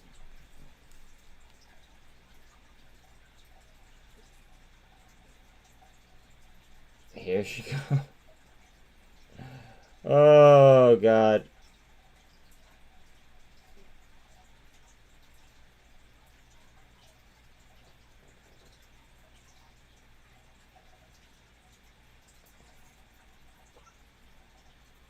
Wait, what? Let me see. My boy! My boy! Bro, you know who you are. You know who you are. You absolutely killed that trade, dog. Killed that trade. You know who you are.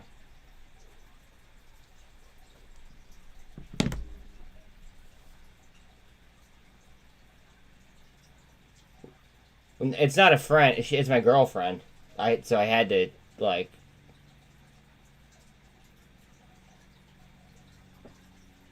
It's weird that they're moving in tandem, right? That tells me that we're gonna get a weird print. I don't know why. I have a feeling.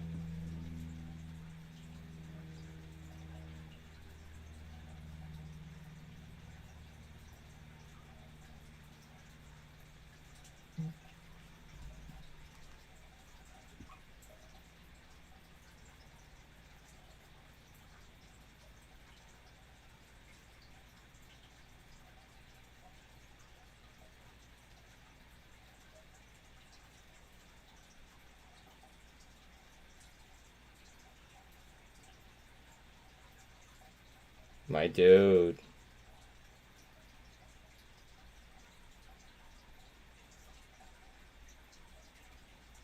Thank you for that.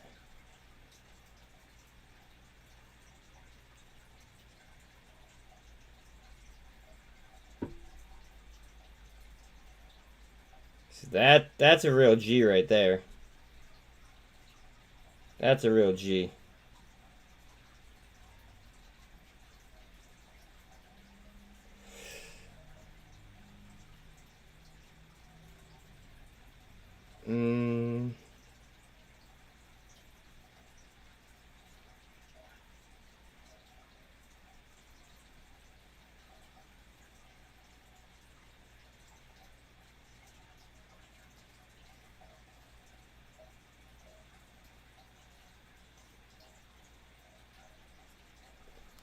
Sorry. SPX holding, DXY down. Okay, sweet. So, are we gonna blast or what? We gonna blast or what? Watch this level? Oh, yeah, watch this level right here.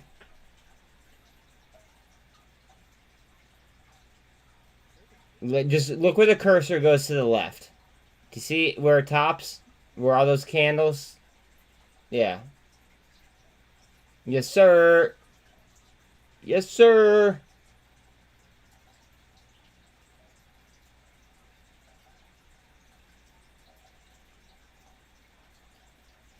Wait, what? No, someone sent me something, so I was happy about it.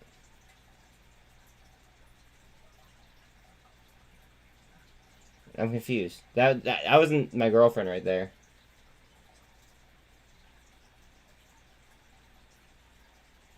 If that's what you're thinking.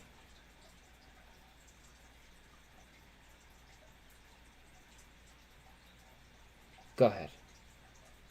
Go ahead. Come on.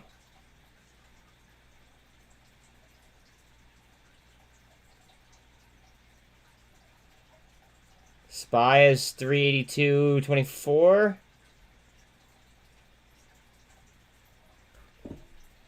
I really don't think that this is done yet.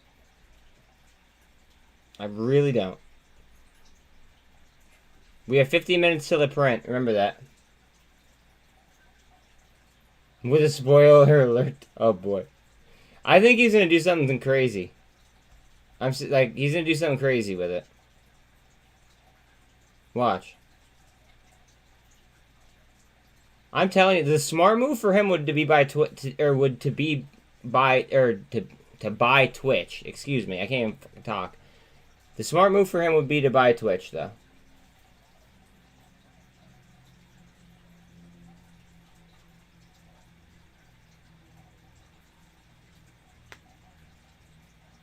See, I have no idea what you're talking about.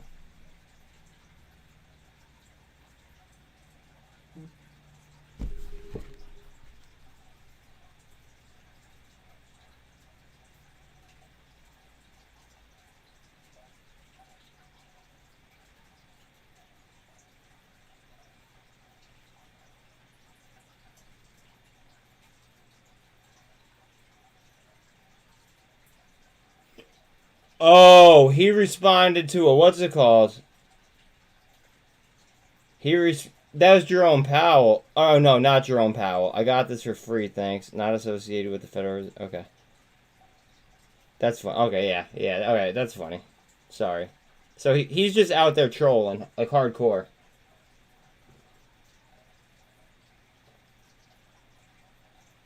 Probably the same way.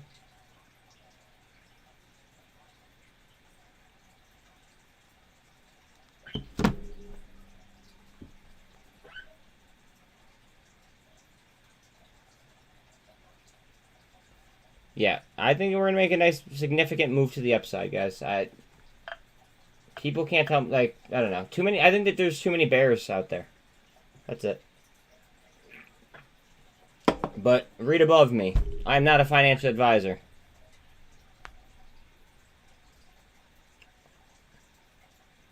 That's just my opinion. I think that there's too many bears out there. I think too many things are undervalued. I think that there's a lot of things that are overvalued, but I think that those things could sell off, and then the liquidity could shift into the things like this, like say like the small caps and mid caps that are undervalued. At least in theory.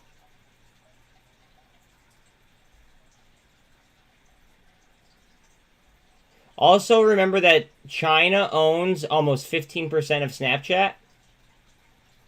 Right? Now, picture what would happen if China recalled their Snapchat shares, right? And sold all of their Bitcoin at once. Imagine what would happen to our economy. It would fucking crumble. Snapchat has exposure to like 125 different ETFs.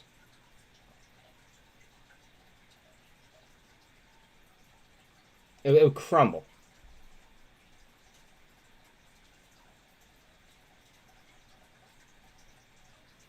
Like, Bitcoin is only worth what somebody's willing to pay for it. I've said this plenty of times, but for the new people, this lighter right here, it's worth more than Bitcoin. It actually does something.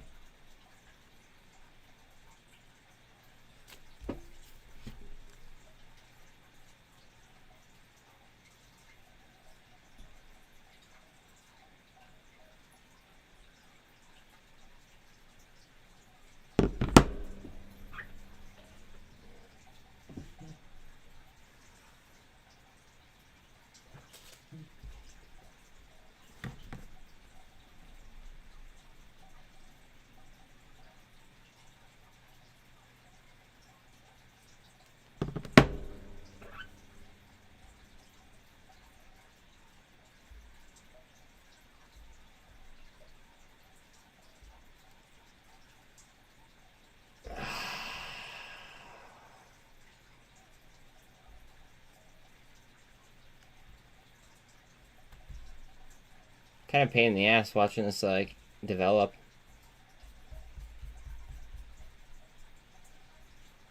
$382, just over $382 flat on SPY. $1567 on ETH. Bitcoin does have 20,520 though. Reflect on what?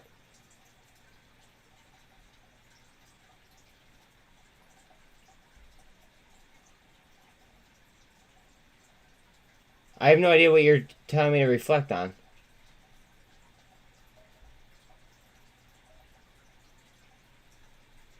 I can't reflect on something if I don't know what I'm reflecting on.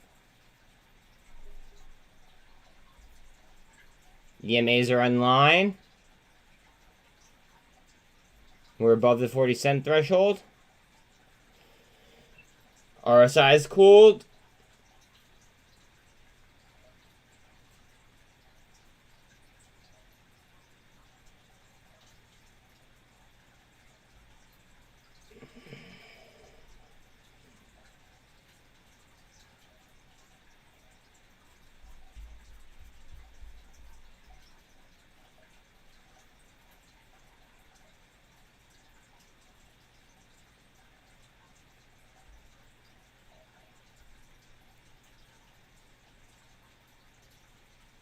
You're a bear now?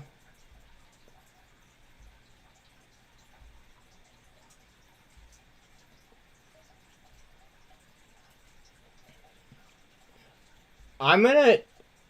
Are you sure you don't want to wait until 2 o'clock to like, disclose that? Just out of curiosity. Are you sure you don't want to wait till 2 o'clock to disclose that you know, that you're a bull? Or that you're a bear?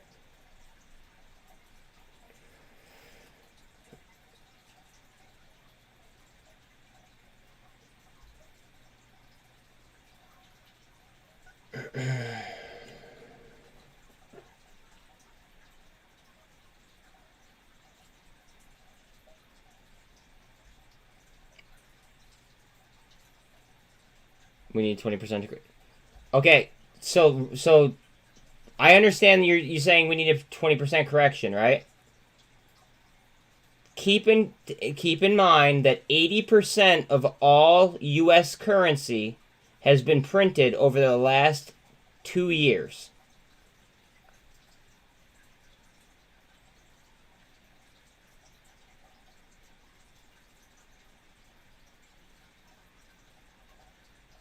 %80 of all U.S. currency has been printed over the last 2 years. So 20% what?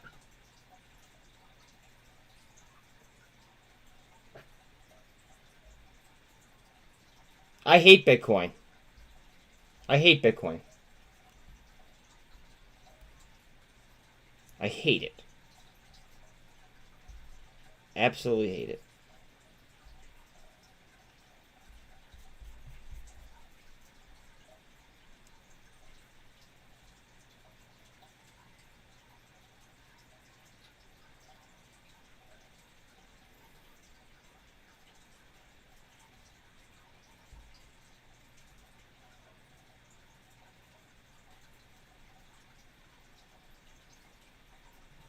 Yeah, but see, people don't realize that Coinbase might run like heavy, and CONL, just so everyone knows, is 1.5 times performance Coinbase.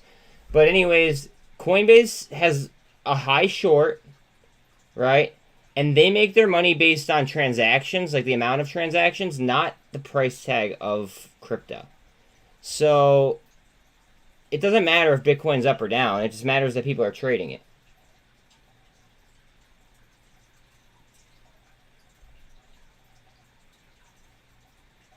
Come on, what? I'm giving you a chance here. Do you want to wait until 2 o'clock to like officially announce that you're a bear, or are you like claiming the bear status right now?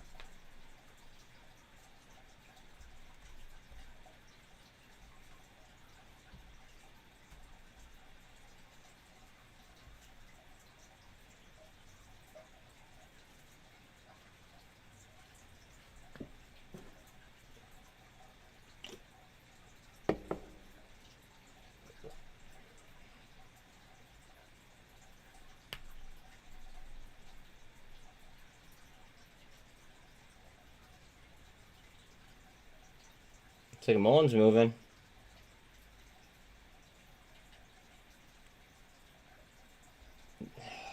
Come on, you fucker.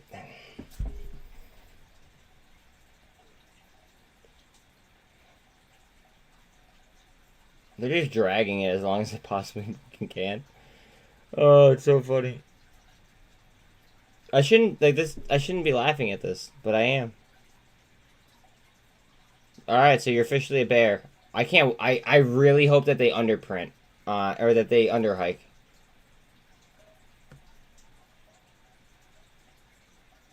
FOMO. I'm not, I don't know. I put out a Coinbase video for a reason. Like I did it recently, and I did it for a reason. So, I mean, I'm not going to say anything negative about that. I mean, you do you, dog, but I can't tell anybody what to do. I like it. I like it. I like it. I like it. Now, whether it's short squeezes, that's a different story. I did call a short squeeze on it, though. It was like a mini short squeeze. It wasn't pressured enough. But it was like the last time that it ran, or it was in the 60s and that it ran up. That was a short squeeze.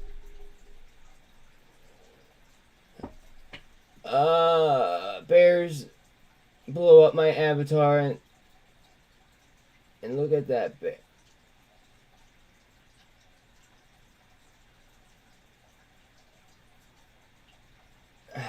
See, I don't know. Z, it depends on policies. It depends on crypto. Like there's so many variations. DXY is coming down. Okay, guys, watch out on SPY to the upside.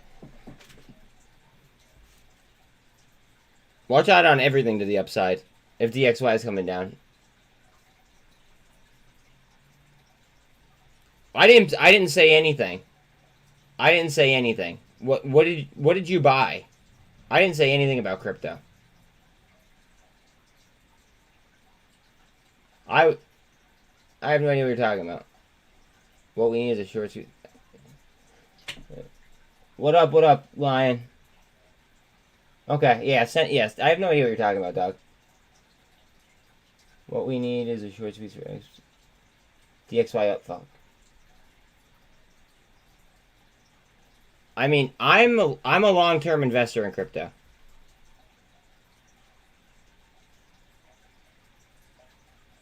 Yeah, unless somebody knows something.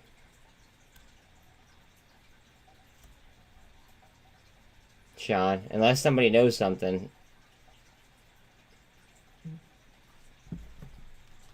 Okay, you're bear for now. Okay. That makes a little bit more sense.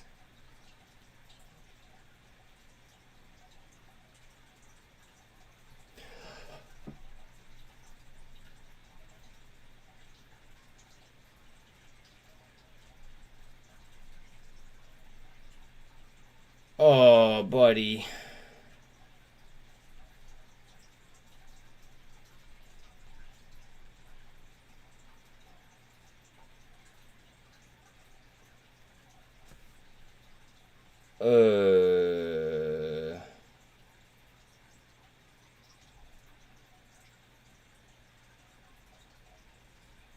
Recent reports suggest that SEC officials are using off-channel communication platforms to conduct official business and are failing to comply with federal record-keeping statutes.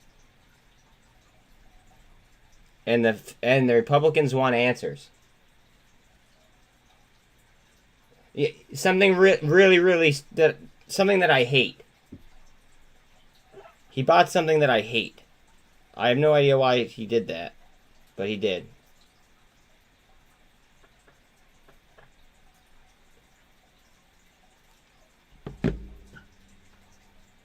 Exactly, because I said that like I liked crypto, and then he went and bought a crypto that I hate.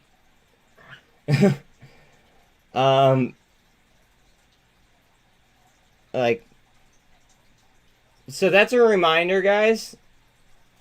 I can't execute for everybody. I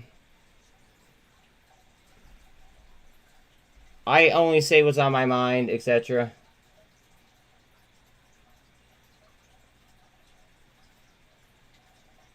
Wait, what gives you more than 50?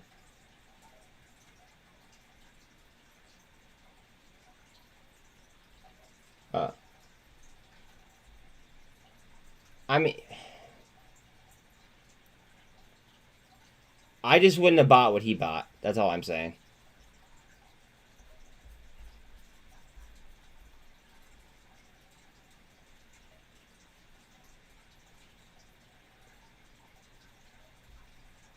Just remember that Yahoo Finance is owned by a hedge fund.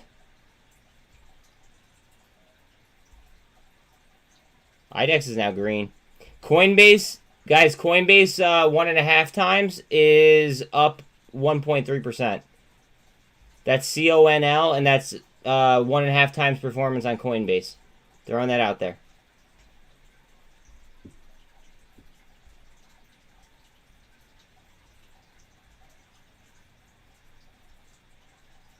GSAT is still green, despite everything. I mean, GSAT's just been a slow, steady climber. 382 on SPY.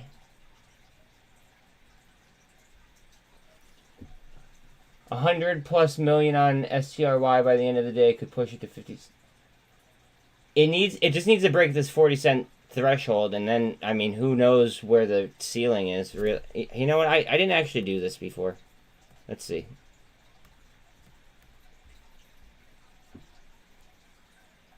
I mean, really, I see resistance at $1.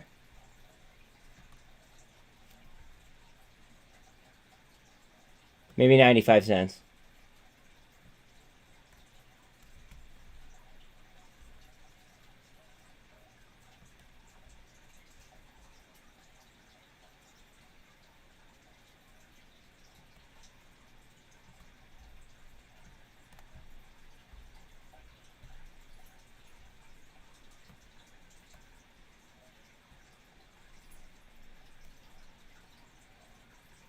And then $3 realistically.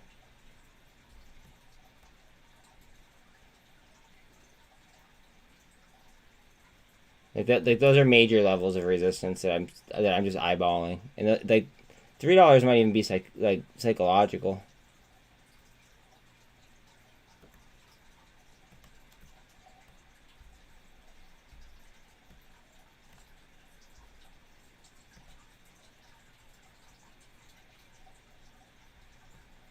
See, that doesn't make sense that SPX and DXY are down, unless they're gonna underhike, I think.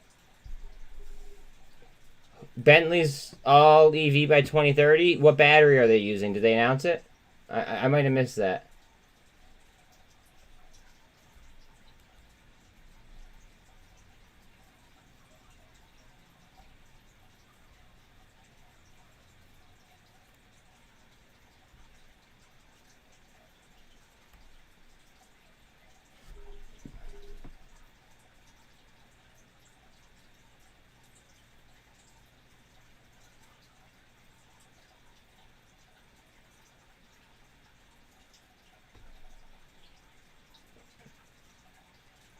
I'm gonna take. Look at the RSI, guys. Look at the RSI. Pay attention to the RSI here, and look at the turnover in the RSI.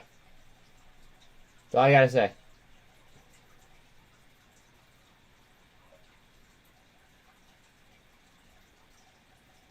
See, I can't read. I can't read that. I'm sorry. I can't read like big things while I got this going on. Are they, like? Can you just tell me? Are they developing their own? Are they developing their own batteries, or did they announce that they're going to buy somebody else's batteries?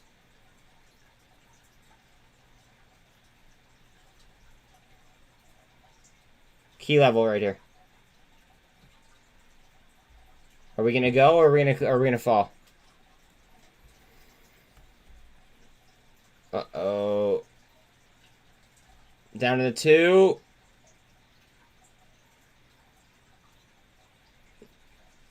They should buy a bank. Reverse repo at $2.23 trillion.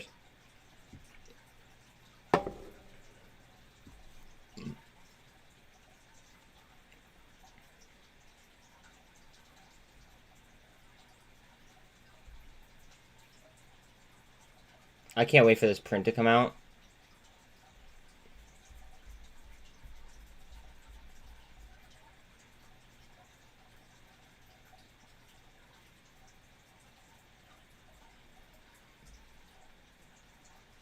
FOMO, were you in what's it called? Were you in stream like towards the end of the day or no?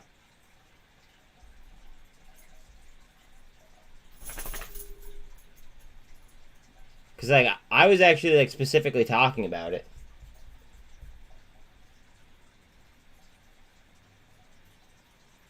Okay, it didn't say what. Okay, all right. Then to me it just. I mean, I'm not buying a Bentley anytime soon, so it just like it doesn't matter exactly to me. Now to other people it may matter, but to me it's info that. Yeah, I mean, I get it for the sector. You know, it might affect the sector, but it does not affect me right this second.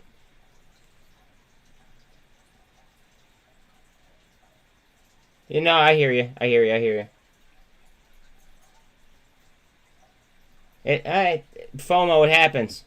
It happens, bro.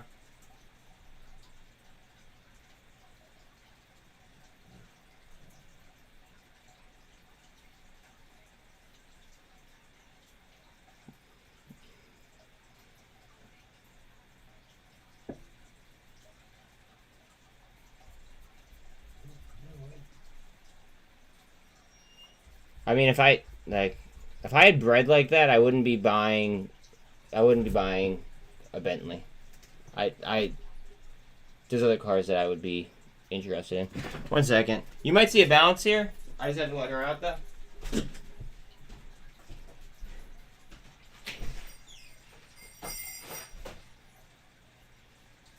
ahead.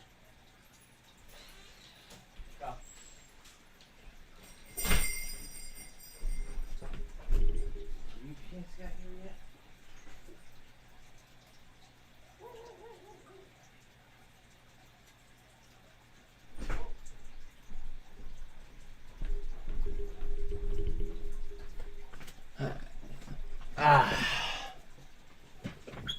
No, you're not in charge. I'm back.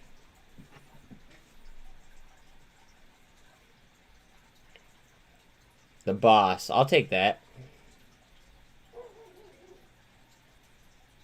I'll take that and I'll wear it with pride.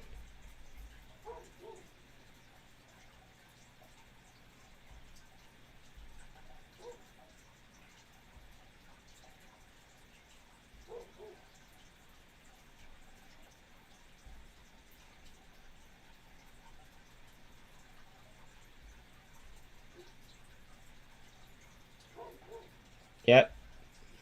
We were just talking about that, actually.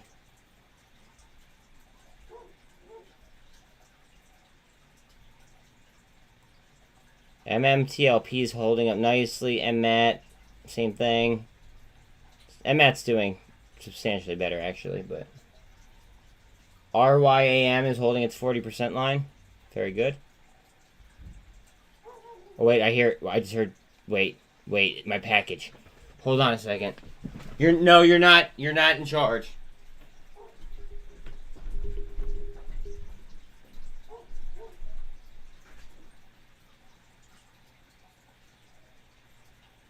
Sweet, it's here.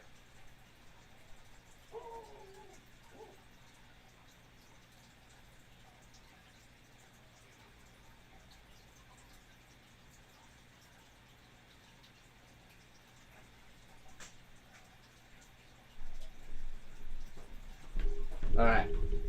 Guys, it's here. It's here. It's here. It's here. It's here. I just gotta wait for the guy to get to the door.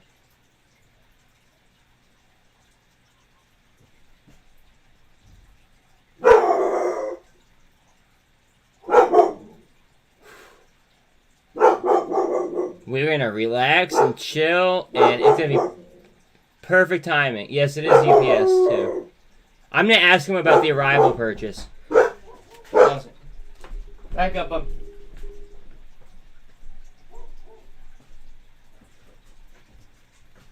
Hey, bro.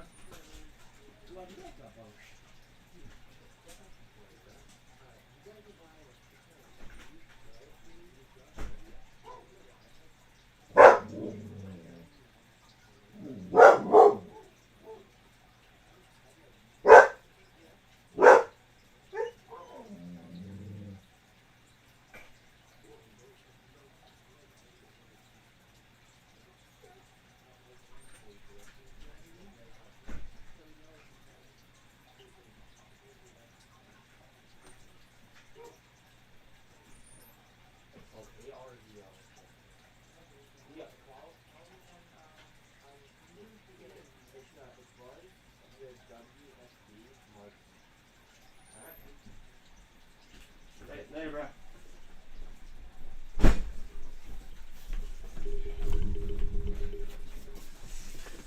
Alright. Oh, God. Neil, thank you very much, my friend.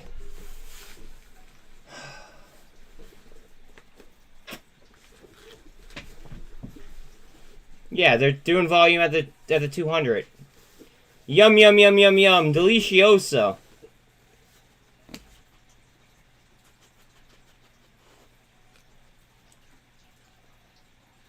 Like, I might... No. No, I don't want to pay twice what I already did.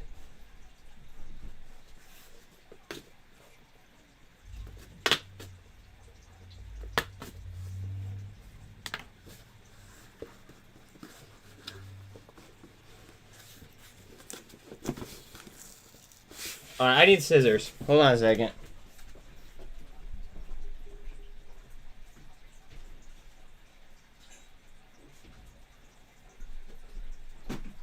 I'm so excited. Yeah. On an inverted hammer, too.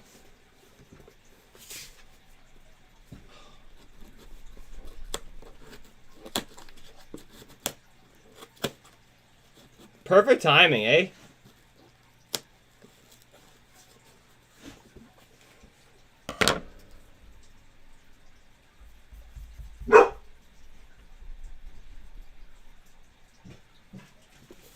Literally perfect timing.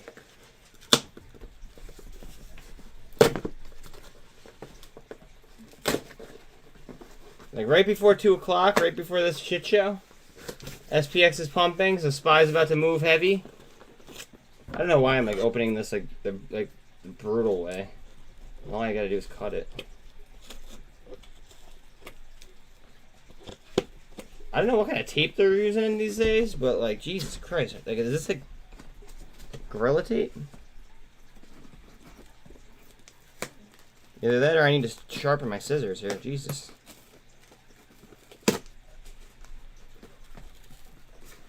Yes, please like, sub, hit the bell.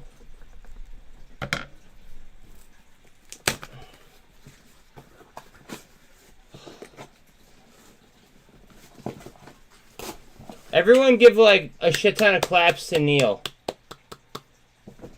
Everyone just give him a shit ton of claps.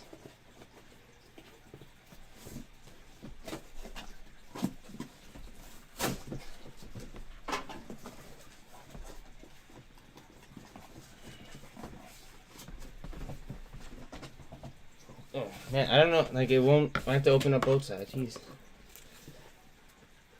They really packaged this good, Neil. Okay, this side's a lot easier to open. Maybe I was supposed to open this side the whole time.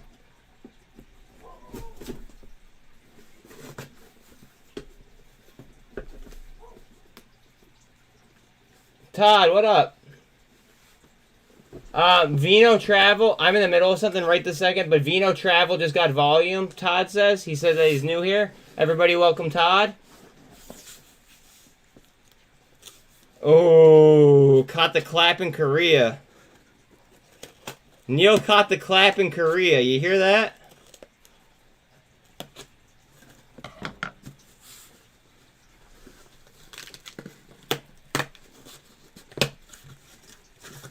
Neil, question for you. What's your confirmed count?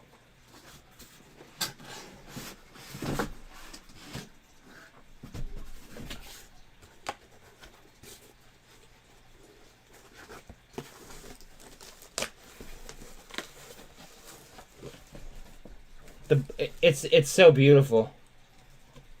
It's so beautiful.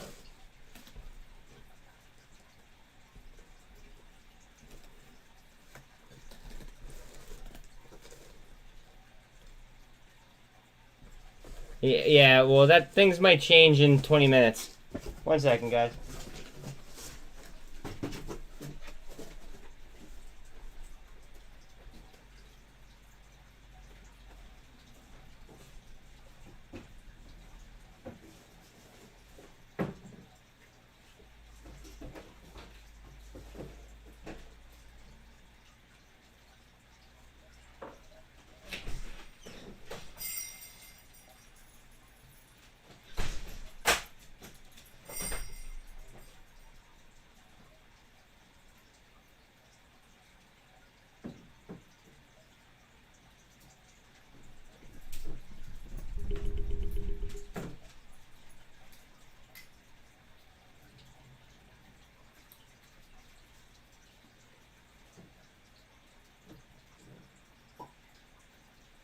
Oh, man.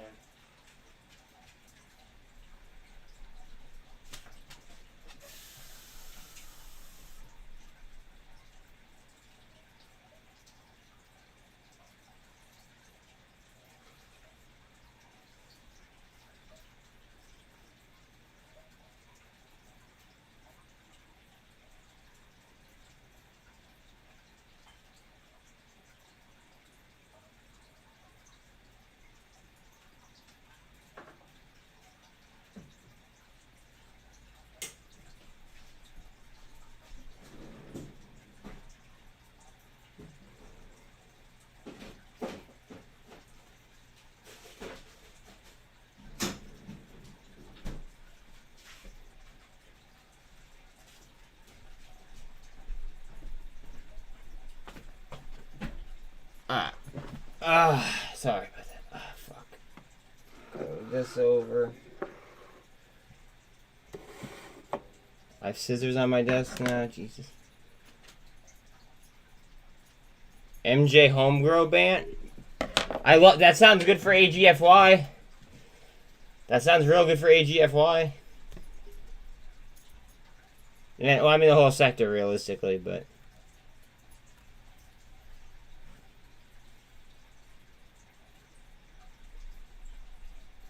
no, of confirmed. Not of women. No. I was asking about your confirmed.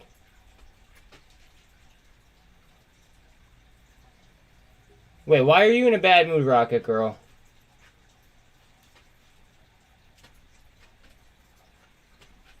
No. I was talking about confirmed. Because he was talking about Korea. The Forgotten War.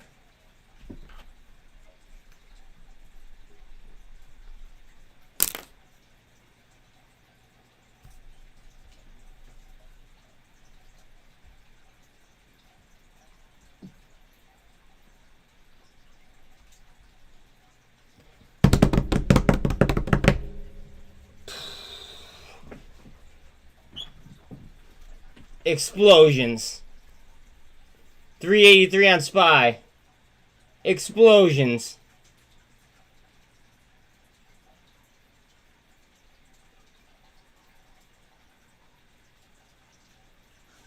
Get ready, guys. I'm telling you.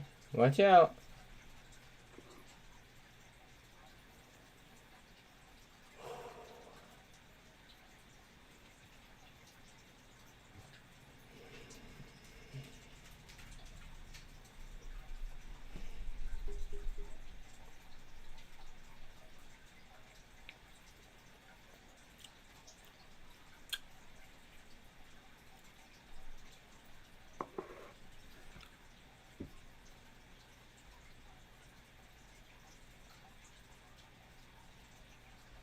A little bit. I want to say it's a little bit smoother,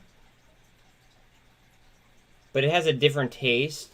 That it's very, very good, but definitely I think it's a little bit smoother than the owl, but it's not.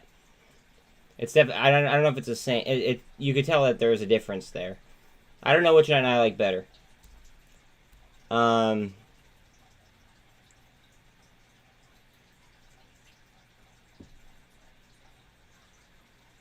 Yeah, see, it's mellow. It's mellow.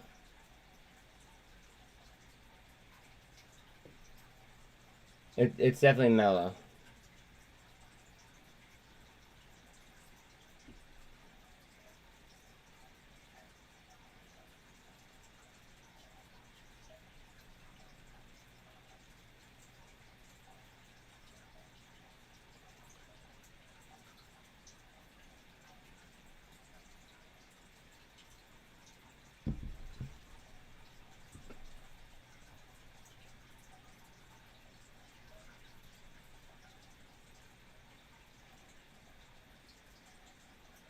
Wait, does it what? What you guys are talking about all types of things that I don't have no idea. Wait. Hedge funds ruining the economy, blaming retail. Okay, that makes sense, yeah.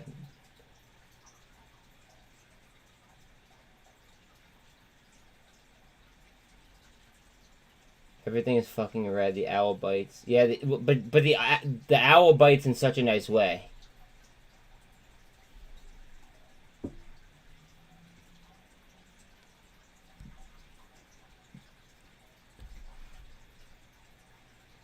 I don't know. Uh-oh, there's a briefing right now. Through the Inflation Reduction Act available to states and tribes to help families make their homes more energy efficient. And the Department of Agriculture is helping bring down food prices at the grocery store through new measures to expand meat and poultry processing capacity. Altogether, these actions and others will provide families a little extra breathing room. You hear the president say that often. And they are in stark contrast to the plans Republicans in Congress have cooked up to drive up costs. Congressional Republicans want to repeal the Inflation Reduction Act, which gives us the ability to lower drug prices and that utility CEOs have said will bring monthly energy bills down. They oppose the release of oil from reserves, which multiple industry analysts have said is helping bring prices down at the pump. They're going to bat for big oil, even as they pad the pockets of shareholders and keep gas prices up. It's the press for American secretary. families. They want to raise the age of Social Security benefits and put the program that so many people work so hard for, alongside Medicare, on the chopping block. And they want to restore disastrous tax cuts for the rich. Oh my The God. bottom line is the president is committed to That's what helping gives us families jobs, right now, you dumbass. while Republicans officials are committed to raising costs and chilling for big pharma and big oil. Lastly, this afternoon, in a few minutes, the president will take part in the culminating event for the Talent Pipeline Challenge, which brings together more than 300 partners to expand workforce development for jobs created by bipartisan infrastructure law, along with the CHIPS and Science Act, Inflation Reduction Act, and the American Rescue Plan. The event comes amid a resurgence of American infrastructure projects and manufacturing driven by the president's economic agenda. The Bipartisan Infrastructure Law, CHIPS and Science Act, and Inflation Reduction Act will create millions of good-paying jobs, and the challenge is helping create pathways for all Americans to fill those jobs. At today's event, the White House will host CEOs, union presidents, community college presidents, philanthropic leaders, and others who have made commitments to this very challenge. With that, Sungmin, you want to kick us off? Two quick topics. On this speech tonight, can you discuss why this speech is considered a political event that's being organized by the DNC versus the similar speech in Philadelphia, which was an official White House event? Yeah, that's a good question. Look, we're less than a week out, as you all know, from the midterms election. I Yes. do want to be careful about talking about elections here from this podium. We do believe in the rule of law in this administration. And so, but we are seeing, as I just mentioned in my topper, an alarming number of Republican officials suggest they will not accept the results of this election. So we've also seen recent political violence that is Oh my similarly God. alarming, disturbing, and that rhetoric continues. The president believes that it is a moment of reckoning. This is not a regular moment in our democracy. This is not a regular moment in time. And this is, as the president has said many times, we are in an inflection point. And he's going An inflection to call it all point. out, The last time he said that we like were he at an did in inflection very point, direct I terms, forget what it he was, talked but it was about something just serious. last night in front of 3,000 people in southern Florida. So you'll hear from him. I'm not going to get ahead of the president, but this is why we see this as an important moment tonight. And on Elon Musk and Twitter, I'm wondering what impact the White House believes that his takeover of Twitter is having on political discourse at this point, and also whether the White House would actually pay $8 a month to make sure his accounts were verified. DXY down? So Beautiful. On your first question, so look, I don't believe it's an issue that made it to the president's desk yet. It's not a conversation that the president is aware of. As you know, we're focused on many things, including this evening. But clearly, we will let you know if anything changes. Yeah, we'll know in 9 minutes what's going to happen. What about on the second question? What was the? Wait, can you say the second question again? Was it about? Actually pay $8 a month to make sure you're. Well, I know. I just answered that particular thing. You know, that's something for the president that we need to talk to the president about. Certainly has not come across his desk, and so as soon as anything changes on that, we certainly will. I might buy more. Share that information. Okay, go ahead. You mentioned we're less than a week out. I guess a logistical No, question. I What does can't. the president plan to do on election night? Will he be here monitoring results? Is he That's a having good staff? question. That's a good question. We will share more when we have that. I don't have anything about his schedule, about him traveling, but certainly we will certainly share more on what his day will look like on. Don't just tap it, November blast 8th, it. Next Tuesday, less than a week away. And you have said that the president will deliver remarks after the election, the day after. Should we expect some kind of formal remarks, or did you just mean that he will find some kind of way to weigh in? Well, I'm saying that you'll certainly hear from the president. He will give remarks. I don't know yet what it will look like. But Because certainly you will you hear don't know from how the many president seats you're going the to day lose. after the election. those remarks with questions? You went green. You guys always ask me this. Well, I don't want to get ahead of it, but you will certainly hear from the president after election day. All right, thank you. Guys, Carvana is starting to move up again. Along those lines, in this final stretch, the president is traveling to California, Chicago, New York, Maryland. Aren't these pretty safe Democratic strongholds? Why would those be his destinations You missed in New this Mexico. final pivotal stretch? You missed Yes, New that's the Mexico, one. right? New Mexico tomorrow. He's going to Philly on oh my gosh, these days, on Saturday. So he will be out there. If there's more travel to share, we certainly will share them. But look, the president, it's not just, I know you're talking about the last couple of days, but the president has been out on the road nonstop. I know I am very tired. We got in pretty late last night. And I've done many of the trips with him, and he has been nonstop, and he'll continue to do that. We will certainly have more travel to share in the upcoming days, and you'll see what. Oh, this is gonna be fun, guys. Are you guys excited? Where he'll be campaigning with Wes Moore. I mean, FFI, he's gonna pop. Beating his opponent 2-1 at this point. Why does he need the president's help? So right I'm now? going to be really careful about getting into any kind of. This is at the 200 at my punditry critical from level, here, so I political can't come politics off from this here. right this second, But bro. look, the president believes this is an important time. Is it almost a channel? The American Let's see. public has a choice. There is a choice in front of them. And there are many places to have those conversations and lay that out for the American people. And that choice is very clear.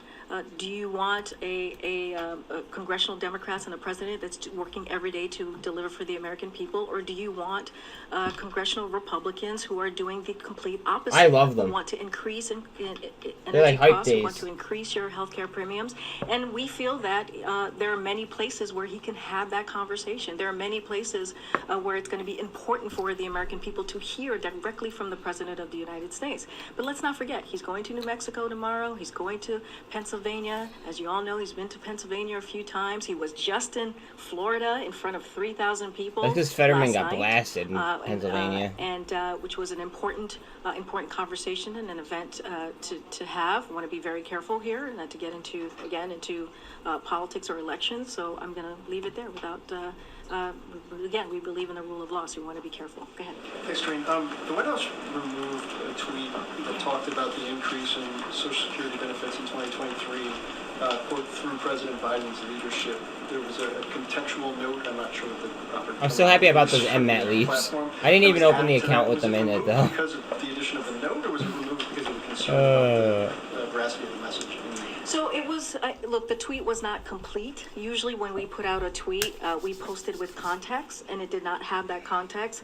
So in the past, we've pointed out that for the first time in over a decade, seniors' Medicare premiums will decrease Who's even excited? as their Social Security checks increase. Who's That's excited a little and bit who's of context scared? that was not included. This means that seniors will have a chance to get ahead of inflation due to the rare combination of rising benefits and falling premiums. And let's not forget, as you've been hearing me say for the past few minutes about MAGA Republicans in Congress and their continued MAGA America. to Oh my Social God. Security and Medicare, proposing to them on the proposing to put them on the chopping blocks every 5 years, threatening benefits and to change eligibility. So those are the types of context that would normally be with a tweet like that. It did not have that context. It was an incomplete tweet, as I just mentioned, and so that's why you saw the digital team take that action. And I think part of the reason I asked is because the president mentioned a similar type of thing in both of his events yesterday, saying on my watch in one case, on our watch in the other case. And I included the Medicare piece of this that you're talking about in the back end. You believe that as long as the Medicare piece is included, that's not claiming credit for something that is quite literally tied to cost of living. We believe that if we want to lay our argument out fully. And that was important to do as we put out, information like that, or as we put out a tweet, and that was an incomplete tweet. So we do think it is important to do. Okay, thanks. So they fucked up and then they White recanted. House think that another rate hike from the Fed will be positive for the economy or negative? So as you know, and you hear us say this many times, the Fed is independent. It's an independent agency, and we believe, the president believes that it has the best monetary policies to address. With 2 minutes left to go, they say that. And they are also the chairman, Chair Powell, is committed to that very kind of charge that is ahead of them. I don't want to comment on it. I know the meeting may be happening right now as I'm standing in front of you, so don't want to get ahead of it. It's not something that we comment from here about, as you know. Oh, but you know about it. Have a reaction to newly disclosed emails showing that former President Trump's attorneys saw Supreme Court Justice Clarence Thomas as their best hope for overturning President Biden's victory in 2020. So I saw those reports right before I walked out to the podium, and my understanding is that Ooh, those MMAT's emails looking are nice. being reviewed by the January 6th committee. As we know, the January 6th committee is doing incredibly important work to get to the bottom of what happened on January 6th, which, as you heard the president say, was one of our darkest days in our nation's history. Oh my God! If they compare it to Pearl Harbor again, I'm gonna puke. So we will defer to the committee on this investigation. I don't want to get ahead of that, but as far as I know, I understand they are reviewing the emails. To what degree could you characterize how much the Pelosi attack influenced the president's decision to give this address tonight? How much of a catalyst is that? And kind of as a related question, has the president made any personal outreach or considered making personal outreach to Republican leaders to ask them for a more forceful response to condemn that attack, other violence? I understand the power of the bully pulpit tonight, but has it done any direct contact to Republican leaders? And I appreciate All right, your guys, question. let's get it. I understand your question. I'm going to start with the last Somebody one give me the first. basis point as soon as it happens. I'm gonna be on the chart. To speak out against political violence. 10 seconds. It should be something as political leaders should automatically do in a forceful way. And you all have reported on what happened to Paul Pelosi and how horrific it was and how devastating it was and how dangerous that action was. And the rhetoric that we're seeing, that rise of rhetoric that we are seeing. Anyone got a number for me? People out there who listen and who take that rhetoric very seriously. And so the president believes that it shouldn't have to, he shouldn't have to call them to say, hey, you need to condemn what happened a little more forcefully. Really? So It should just be something that's automatic, and they should just do that. Look, the president, again, is making this speech because we're seeing an alarming number of Republican officials who are saying, they're being very clear, they're not going to accept the results of these elections. That's because that's a problem. And yes, you wouldn't let us fucking. Oh my God! And again, the president spoke. I hate her. No, you've heard us say this. The president spoke to the speaker on Friday. He spoke very forcefully at his event Friday evening. He spoke to this again on Saturday. Super and print just on yesterday GME. In Florida, he spoke in front of Florida Floridians about this attack. And so, look, he's going to continue to call this out. What we're seeing is a attack on our democracy, and the president has been very clear. We need to protect our democracy. We need to strengthen our democracy, and he feels jump to 389 as the president of the United States to continue. Then I want 390. Let's go. Let's crank it up. The stakes. Let me ask you a big picture question. Does the president believe that if the country chooses divided government next week and gives Republicans control of the House, that the federal government can operate efficiently and effectively while he's still president? So look, I don't want to get into hypotheticals. I know you want me to answer to a potential result that we might see next week, so I want to be very careful here. What I can say is that he believes, and I said this at the top and I'll repeat it here, that there are far more Americans of every background and belief. Let's not count our chickens yet, though, the guys. dangerous path of political violence than accept it. We see this in polling. We Don't see count that your chickens majority yet. of Americans want to protect our democracy, and do not agree with the political violence. Do not agree with the rise of rhetoric that we are seeing. And so I'll leave it there. That's what we're seeing from Americans, majority of Americans. I'm just not going to get into hypotheticals from here. In his speech yesterday in Florida, the president suggested that shutdowns and default are likely outcomes if the Republicans take control of the House of Representatives and he doesn't agree with their demands on Social Security and Medicare. To To what extent should Americans be braced for those outcomes? I mean, the president is saying that because Republicans are saying that. Republicans in Congress have been very, very clear. They're just making a point. If they do not put Medicare and Social Security on the chopping block, right? You have one senator that suggested 5 years and another senator from Wisconsin who suggested we should put it on the chopping blocks every year. And they said if they don't too, get brother. those demands, I appreciate you coming in. able to do that, then they're going to put our economy at risk. They're going to put it into a spiral downturn. Do you hear that? They're blaming us. They're blaming the Republicans. I don't know who's what side you vote for, but they're blaming Republicans. For the American public, there's a stark choice for the American public. This is what the president has been talking about almost every day for the past several months. So again, I'm not going to get into hypotheticals, but we should take them by their word, right? We should. This is what they're saying that they're going to do. Go ahead, JJ. The news just broke. The Fed did raise rates by the 75 basis points. Just following up to see if you did want to share anything now. Holy fuck. Is it going to gap up? Please tell me it's going to gap up. Please, God. Okay, so I'll say a couple of things. Again, you know, we see this presidency. Our view is that the federal get ready for a bang here too. An independent agency, and we respect their independence. The Fed actions help bring inflation down. And as mortgage rates increase, demand in the housing market should continue to cool. I'm not allowed to say Arnold. Increase, which should I might get DMCA'd if I say. Inflation. This is part of our transition to stable and more stable and steady growth, as you hear us speak about from our economic team and from myself and from the president.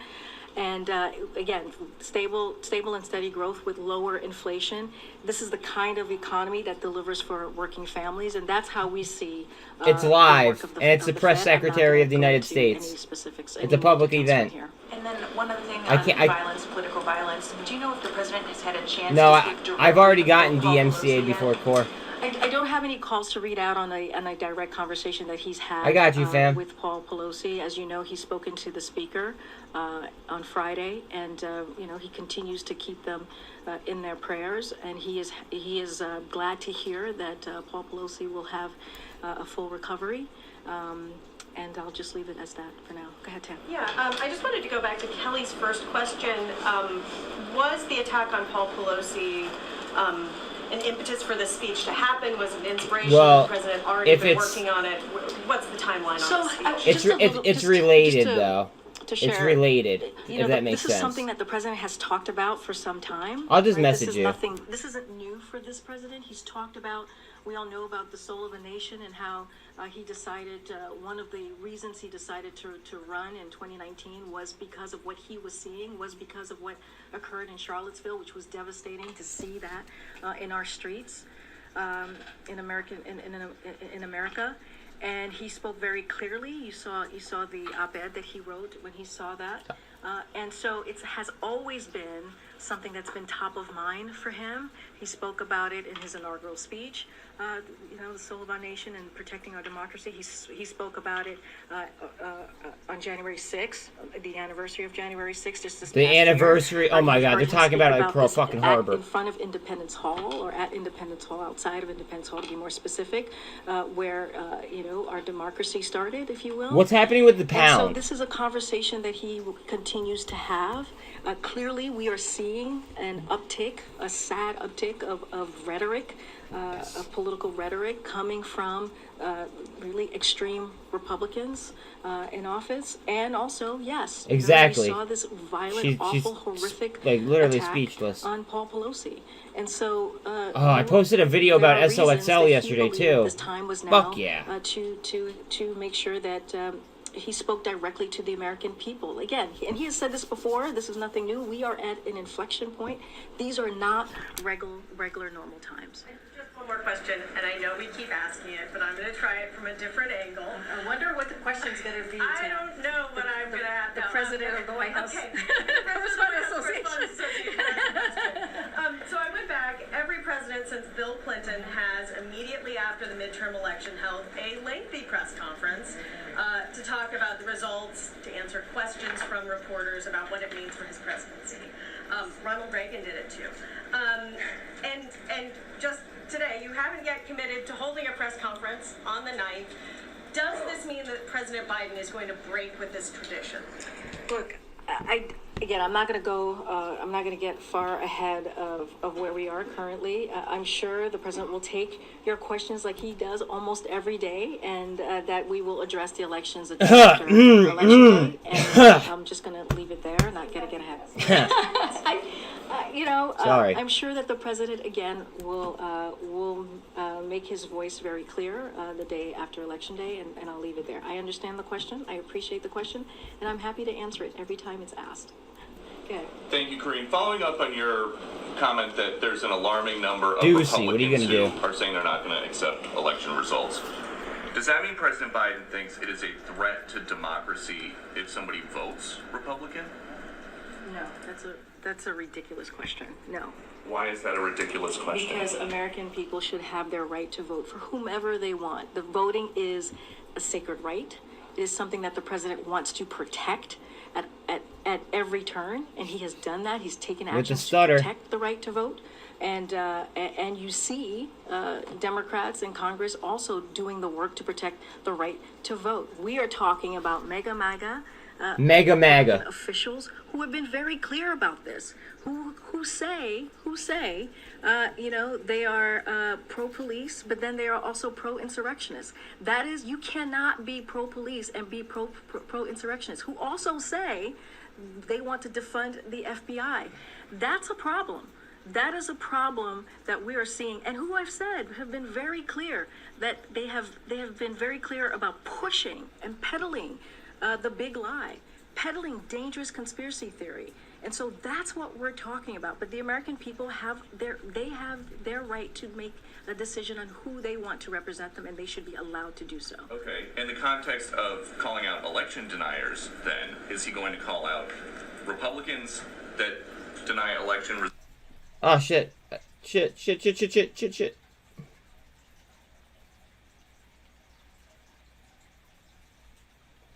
Ah. Because I fucked up. For political violence, that is a problem. There you go. The president has always condemned political violence. It doesn't matter, again, if you're a Republican, an independent, going for a gold cross on MULN?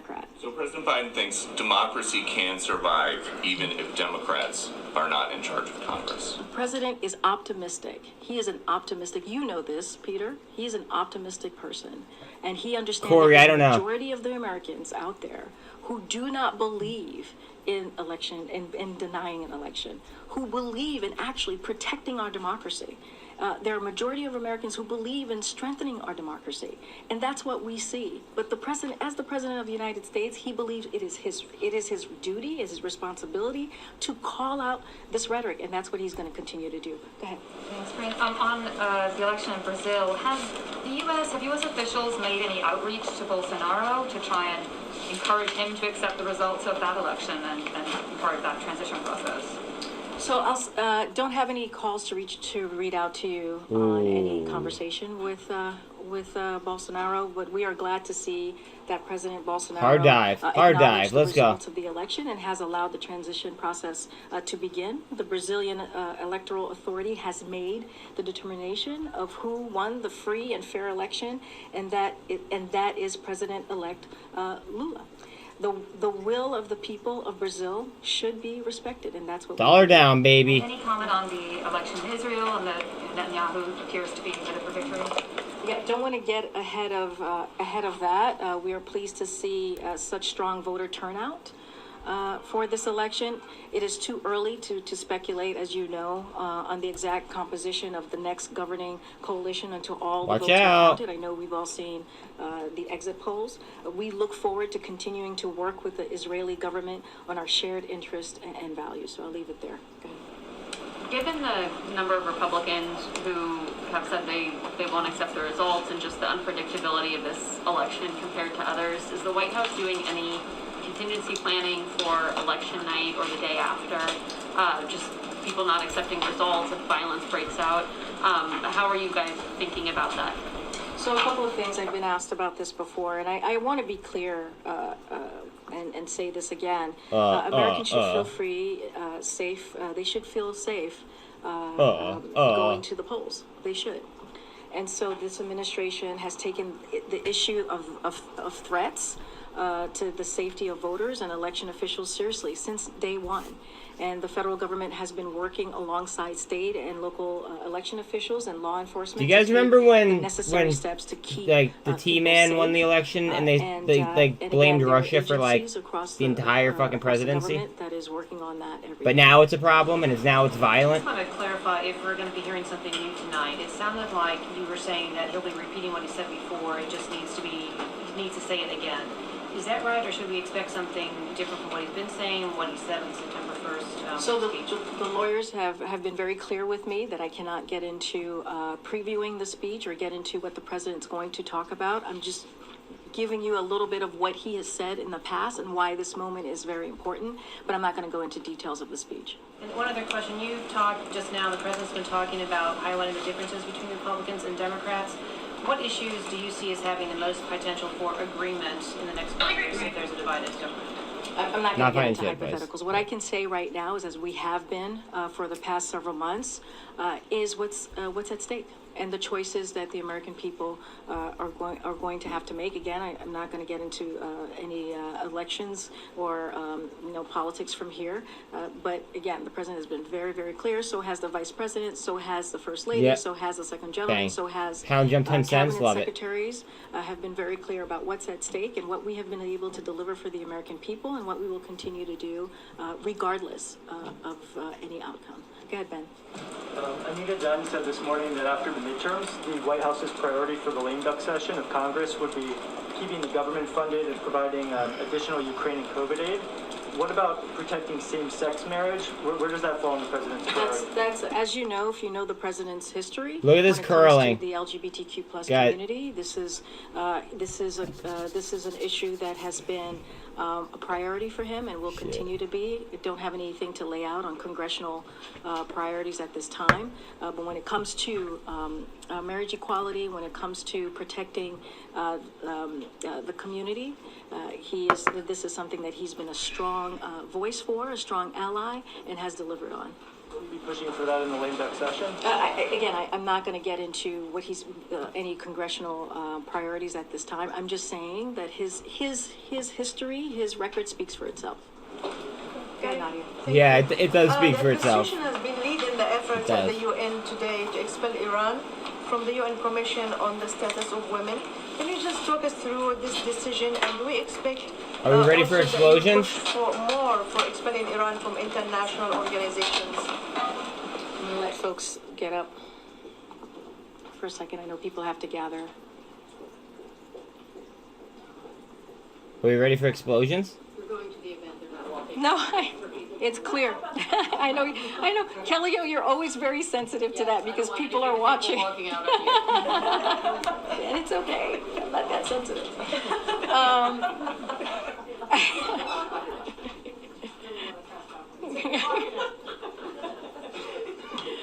All right, my friends. So Nadia, on your question, look, as it relates to what we've seen, the actions that we have seen the Iranian government take on the horrible actions that they've taken on protesters, women who are bravely seeking to speak for their basic rights. We have been very clear. The president has spoken against that. He has called out and lifted up the brave women and citizens of Iran for doing that, for being out there and speaking out. And he's called out the Iranian government. And we have, across the past several weeks, laid out just what we have been doing to make sure that we hold Iran into account. In the last week, the United States, the European Union, and Canada have sanctioned more Iranian officials for the ongoing crackdown that we've been seeing, the violent crackdown that we have seen. And I think you saw the reports, more than 200 people have died in Iran because of because they have been protesting. We have hosted a UN dialogue with the special situation of human rights in Iran, welcomed the joint statement by women foreign ministers on events in Iran, and supported Germany's recalibration of their Iran policy. We welcome civil society's call for the immediate expulsion the VIX of just the dropped a Islamic buck. Republic from the UN Commission on the status of women. The U.S. government will take Tesla has a action to gold ensure cross, Iran but it's fighting to break it down. To your question, women and men in Iran must have the right to freedom of expression and assembly. That is something that the president believes. That is something that this administration believes. Women should be able to wear what they want, free from violence. Oh my God! Why are we have to fuck with other people's religion and shit? Against its own citizens. Jesus simply Christ. for exercising their fundamental freedoms, their basic rights. Until Iran changes its behavior, the United States will continue to impose costs and hold accountable Iranian officials and entities that are responsible for employing violence. Leave people alone. Protest, civil society, and women's rights. Another one on Iran, if I may. An Iranian delegation is expected to meet in Austria with the IAEA this week. Curious if the administration of the U.S. is going to have any sort of role in that, and what it says, in your view, with the sort of stalemate that's emerged in the larger nuclear talks. So I don't have anything to share on Watch out on Tesla to the upside. IAEA visit. So clearly that's something that we recommend. We welcome, I should say, not recommend, but don't have anything else to share beyond that. But you don't view it as sort of a movement one way or another on the election? I just want to talk to the team before I make any statement on that or take any position. Yeah, she doesn't want to fuck up. Thanks. On what you said IDEX? about the president saying that he's concerned about Republicans who have refused to say that they will accept the election results, does the president think that those refusals will create political violence, will lead to political violence? Well, he's speaking because he wants to. Look at Coinbase. What did I tell you guys about CONL, guys? And I want to be very careful because I don't want to go into. Not financial advice, obviously, but like, tonight or into you know, speech. just talking here. These are not normal times, right? This is an inflection point. It is important as the President of the United States to speak out against what he's seeing, against this rhetoric, against this political violence. Look, it is an important time in our history. Please, nobody pay attention to before, Dean. This is one of the reasons He hops around and just pumps something every now and then. Office. I don't want to get into hypotheticals of what may happen, but what the president believes is that what he is seeing and what we are hearing from MAGA Republican officials, extreme Republican officials who say that they are not going to accept this election, is a threat to our democracy. And so I'll just leave it there. Everything is a MAGA. Corrine, about tonight, but beyond tonight, the president is looking for the speech tonight to kind of quell some of the reactions and the upset, this political upset. All I know is that we just go ahead and we play mega bangers in here. That's all I know. On the Hill, they're talking about mega bangers only. Really secure a lot of the leaders who are in need of help. Super trend up. Beyond the speech. So when it comes to the protection of the kind of the last part of your question there, mega bangers, baby. On security-related matters, that is something that we are. Let's go. Let's get hyped up. Sensitive to and want to be very guys, please like, sub, share, all that happy shit. That's related to. I love individual IDEX. Safety at the Capitol, that goes to the Capitol Police on. Even on any questions of the speaker. But I like it long term. Personally, I mean that's up to you. Again, read the sign above me. We're just not going to comment on security-related matters or discuss issues related to the speaker's security or any member's security. This is a subject that's best left for the Capitol Police. Look, the president understands that there's a lot of work to do. This is on your first part of the question.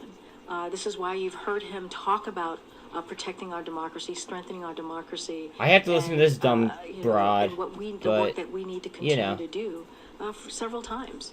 I've listed out. Is it still okay to say broad or no? And I'm sure I missed one or two. The many times that he's had this very. Is that too offensive? This very kind of conversation, given this very these types of remarks. I'm not going to. I just don't want to get canceled over saying something like that. But again, this is an inflection point. this is an inflection point in our country's history, and there is a choice that Americans are going to have to Bitch make. is better. Okay. And just Yeah, but that's not summarizing better what for you're the saying, that's not better for the there algos is other though. pieces beyond just the speech tonight to help change the dynamic of this inflection point from going into a negative. Again, I cannot get into anything specific that he's going to say. I did mention at the top that one of the things that the president implemented very early on, back in June of 2021, as we talk about security and safety, is the national strategy for countering domestic terrorism, Okay. which is something that the president put out and did over a year ago. So those Yeah, are some it's about to actions yup. that he did take. Lastly, on the Supreme Court, affirmative action. Tell her I said hello and I love her. I don't need to look at it. I don't need to look at it 3 minutes to know that this thing's about to go pop. Look at the EMAs. The 24 needs to get over the 48. In case there is, because we've seen rollbacks already. Yeah. Look, the president has been very clear about what's at stake. See, like the 24 needs to get over the 48. That's it. The decision on Roe and how, a Uh-oh, here we constitutional right go. that was around Let's talk about for Roe almost versus 50 years Wade. was taken away. Freedoms have been taken away from women, just across millions of women across the country. He's been very clear. Voting rights is at stake. Marriage equality is at stake. The president has listed that out and has been very clear. And this kind of goes to what we're talking about today. And what we have been talking about for the past several weeks, several months, which is so much is at stake. So much is at stake for the American people. When you think about our freedoms. Yeah, you took them all away. This is what the president has been trying to say and has been saying, is that's why there's a choice to be made. This is why, the work that he's been doing and congressional Democrats have been so important, because we are fighting for the freedom of Americans. We are fighting for the rights of Americans. We understand not just our role here, but our role globally. Okay, that makes sense. But Nadia just asked me about Iran and what the president has said about that, about protesters in Iran, women who are fighting for their rights, civilians who are fighting for their right, and the violent crackdown. People are that so we're seeing soft, there. I have to, So the president understands ask. his role more globally as well. So we're going to keep talking about this. We're going to make sure that we're doing everything Nice to that see we you and can stream. with congressional Democrats. Yeah, voting rights for illegals. It makes me to sick. make sure that we're protecting the rights Makes me sick. of Americans. But again, there is a choice to be made. If you legally immigrate here, that's totally different. In summer of 2021, If you're an illegal immigrant, what the fuck? Problematic post for Facebook that spread disinformation. Can you tell us whether the White House is still flagging House? social media posts for disinformation? House, I don't like those to Facebook RGS long. I liked it as a short squeeze. Can you say a little bit more? Yeah, there was reporting in The Intercept about opportunities for the federal government to We gotta listen to Powell in 5 minutes, bro. I'm sorry. different posts that contained what was perceived as misinformation about the origins of COVID, the vaccine, other things as well, such as Ukraine or the U.S. withdrawal from Afghanistan. Yeah, We got a yup and handle here on Spy for me. The administration, the Biden administration remains fully committed to our mission to protect the security and resilience of our elections and safeguard election infrastructure. That includes combating disinformation. That is something that we are committed to. We work to protect that. I get it. It's life. It's life. You got stuff going on. Including just know that I'm thinking about you. By foreign adversaries, began before the Disinformation Governance Board was established. The Disinformation Board, my lord. So, I want to be very clear that cross-agency work continues to this day. Don't want to get ahead of anything else. This is a Department of Homeland Security, so I would refer you to them. So you are flagging misinformation. I don't have anything more to add. This is a Department of Homeland Security. Does the White House participate in the secret government censorship portal, though? I think that was part of the question. Yeah. Does the White House submit examples of alleged disinformation? Yeah, calling it treasonous. I agree. This is bullshit.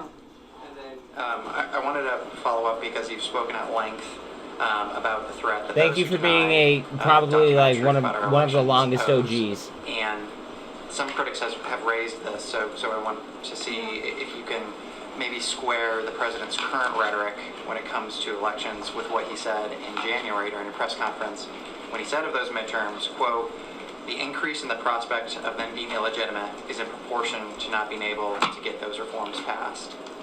Obviously, those voting reforms did not pass Congress, so is he confident that the coming midterms Powell. Yeah. two things congruent? Yeah, this is something All that right, you're let me talking expand about this, and then let me pull up Powell. reference. Sorry, guys. Powell is more important.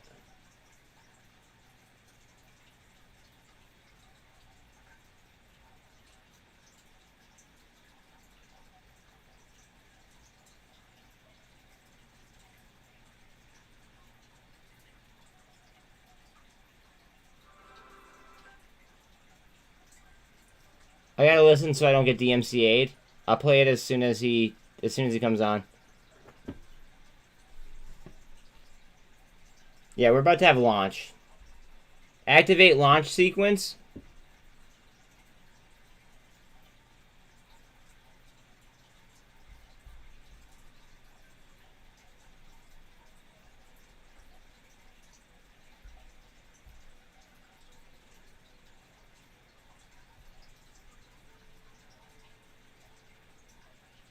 I love you guys back. Just tell Celeste not to be a bully.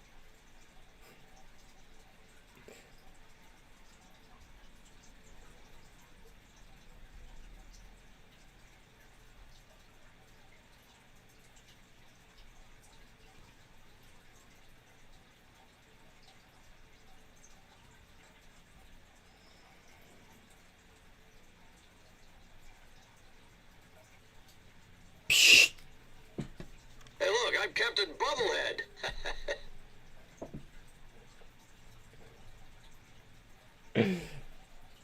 Oh, God.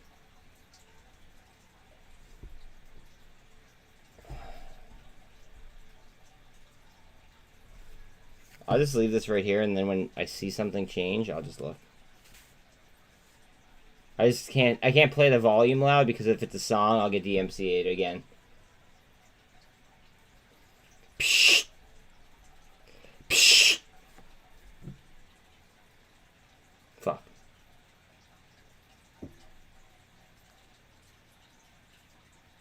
Alright, here we go.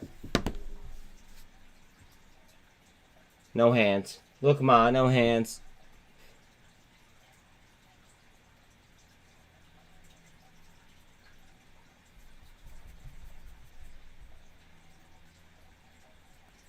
Yeah, but so is STRY is going to do it again, I think.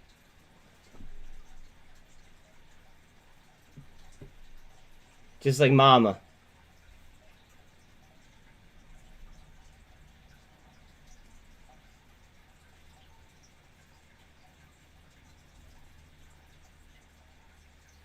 And Matt, yup.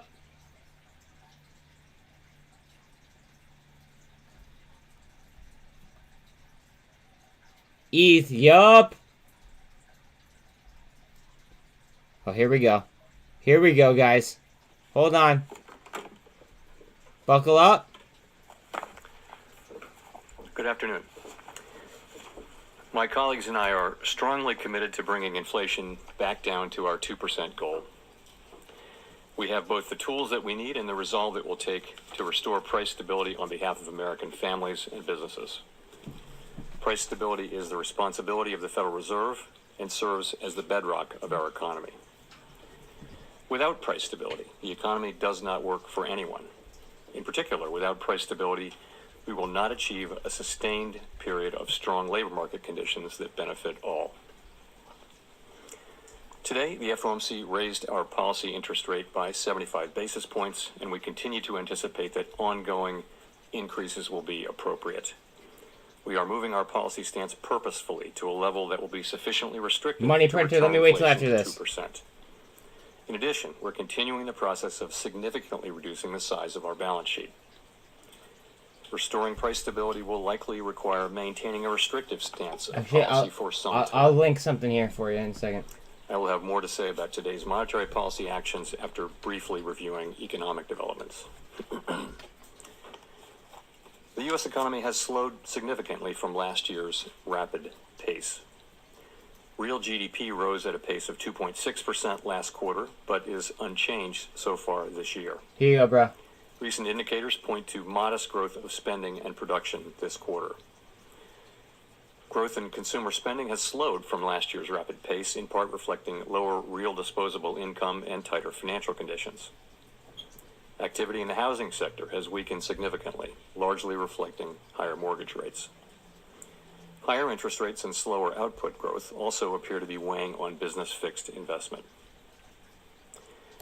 Despite the slowdown in growth, the labor market remains extremely tight, with the unemployment rate at a 50-year low, job vacancies still very high, and wage growth elevated. I'm pretty deep in MVIS, just job saying. gains have been robust, with employment rising by an average of 289,000 jobs I also per bought month Leaps over on Leap, August and September. on View, excuse me.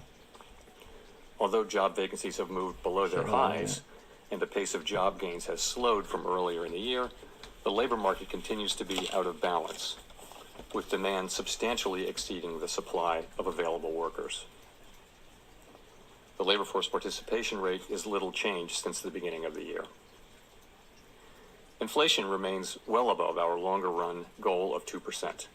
Over the 12 months ending in September, total PCE prices rose 6.2%, excluding the volatile food and energy categories.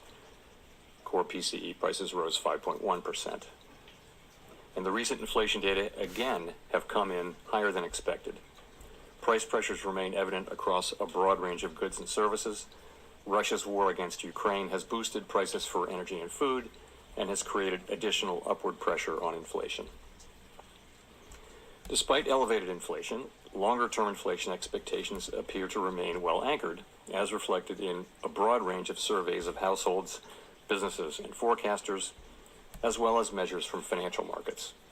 But that is not grounds for complacency.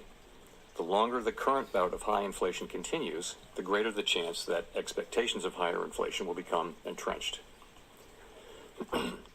The Fed's monetary policy actions are guided by our mandate to promote maximum employment and stable prices for the American people.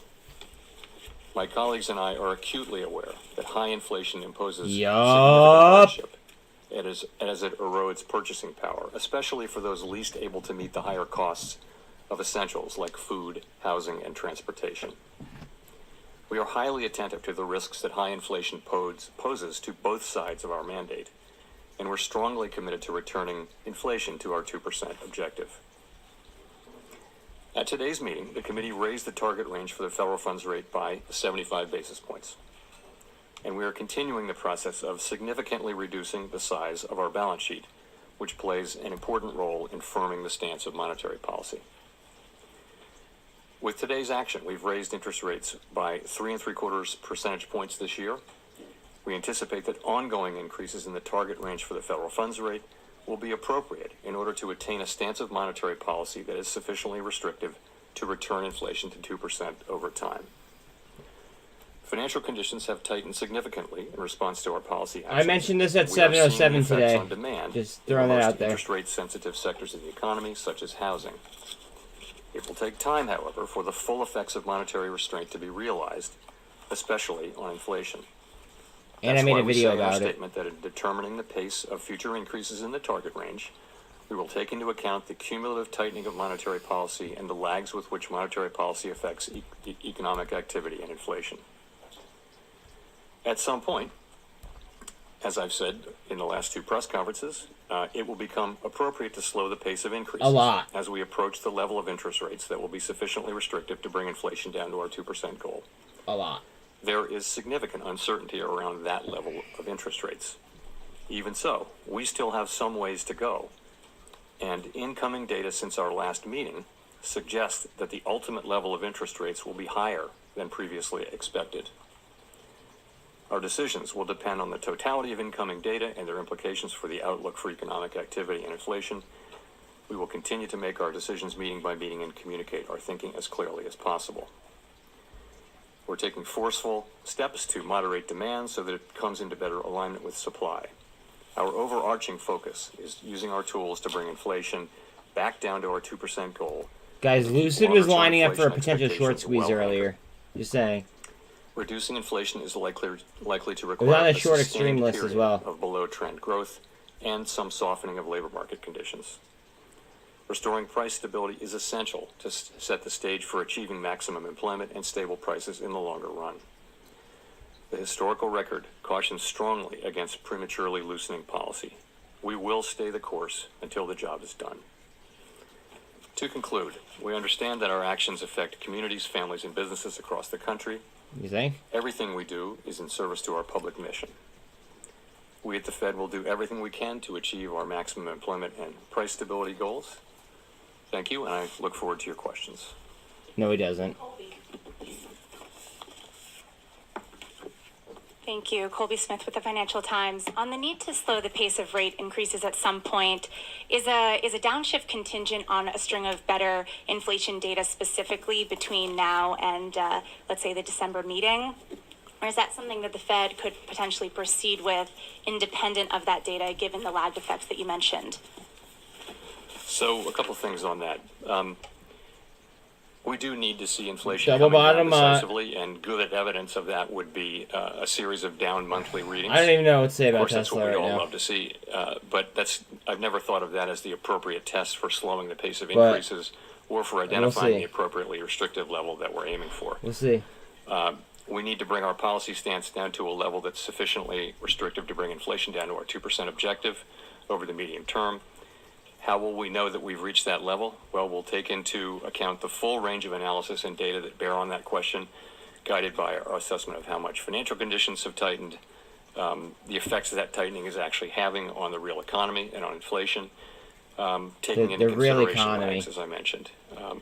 We will be looking at real rates, for example, all across the yield curve and all other financial conditions, and as we make that assessment. Hi, Howard Schneider with Reuters. Look, I'm sure there's going to be tons of confusion out there about whether this means you're going to slow in December or not. Would you say that the bias right now is not for another 75 basis point increase? So, what I want to do is put that question of pace in the context of our broader tightening program, if I may, and to talk about the statement. He should have been more direct along the way. So I think you can think about our tightening program as really addressing three questions. The first of which was and has been how fast to go. The second is how high to raise our policy rate. And the third will be eventually how long to remain at a restrictive level. So on the first question, how fast to tighten policy, it's been very important that we move expeditiously, and we have clearly done so. We've moved 3.75% since March, admittedly from a base of 0. It's a historically fast pace, and that's certainly appropriate. They're gonna crash the fucking given pound. the persistence and strength in inflation and the low level from which we started. So now we come to the second question, which is how high to raise our policy rate, and we're saying that we'd raise that rate to a level that's sufficiently restrictive to bring inflation to our 2% target over Unless time. they start buying We the put pound. that into our post-meeting statement. Because that really does become the important question we think now is how far to go, and I'll talk more about that.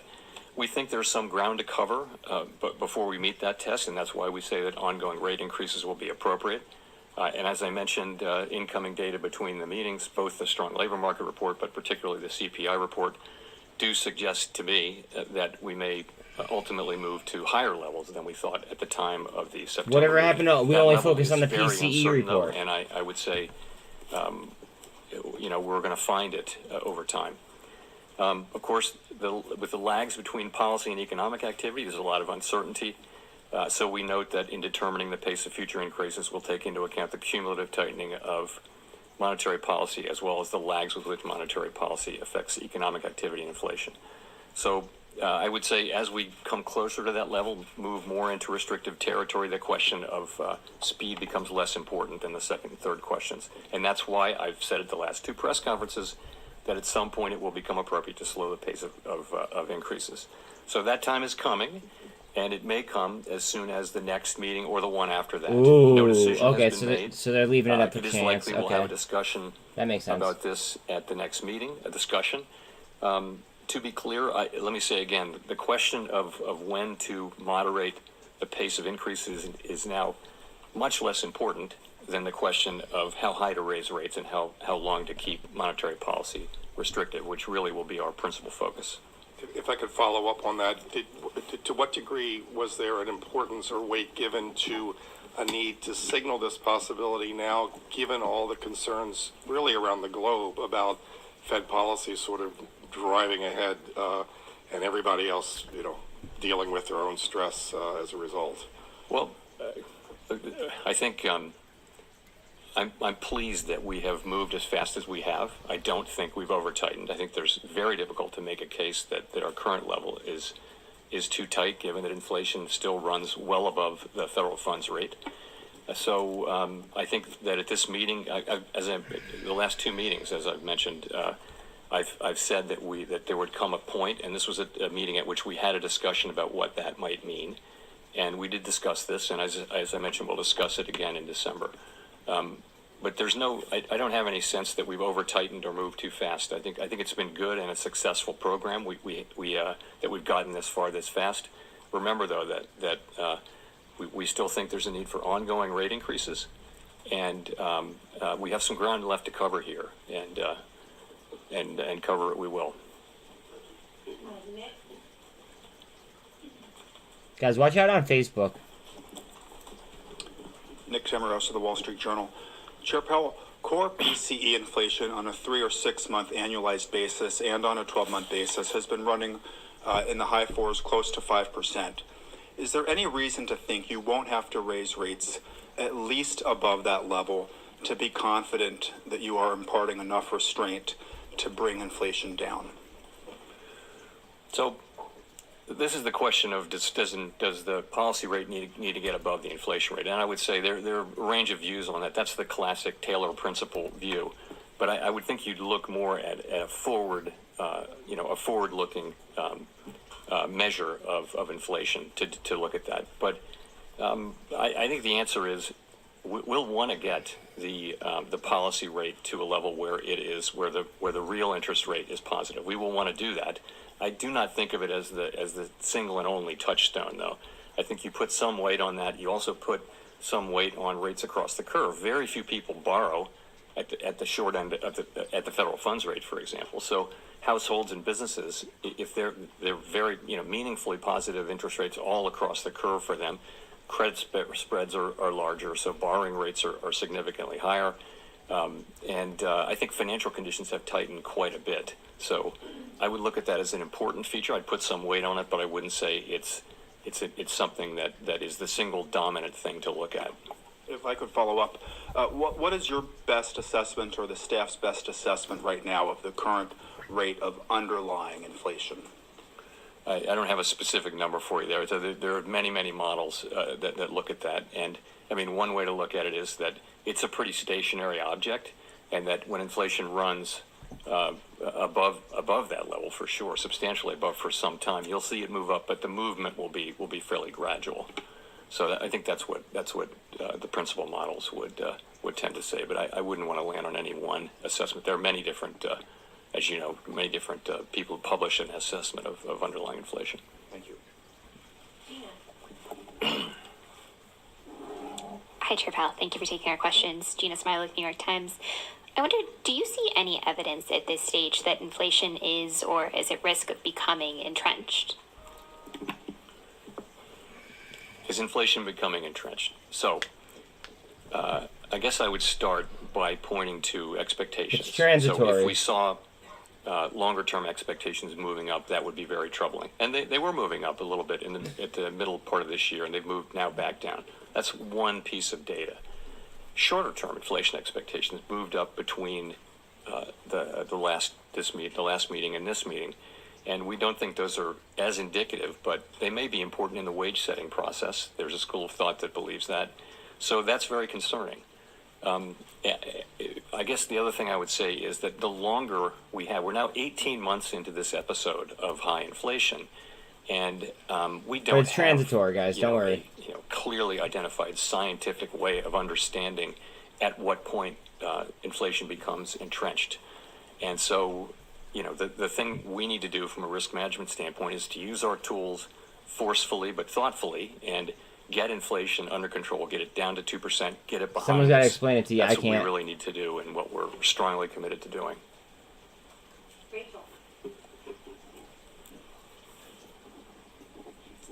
Hi, Chair Powell. Thank you for taking our questions. Rachel Siegel from the Washington Post.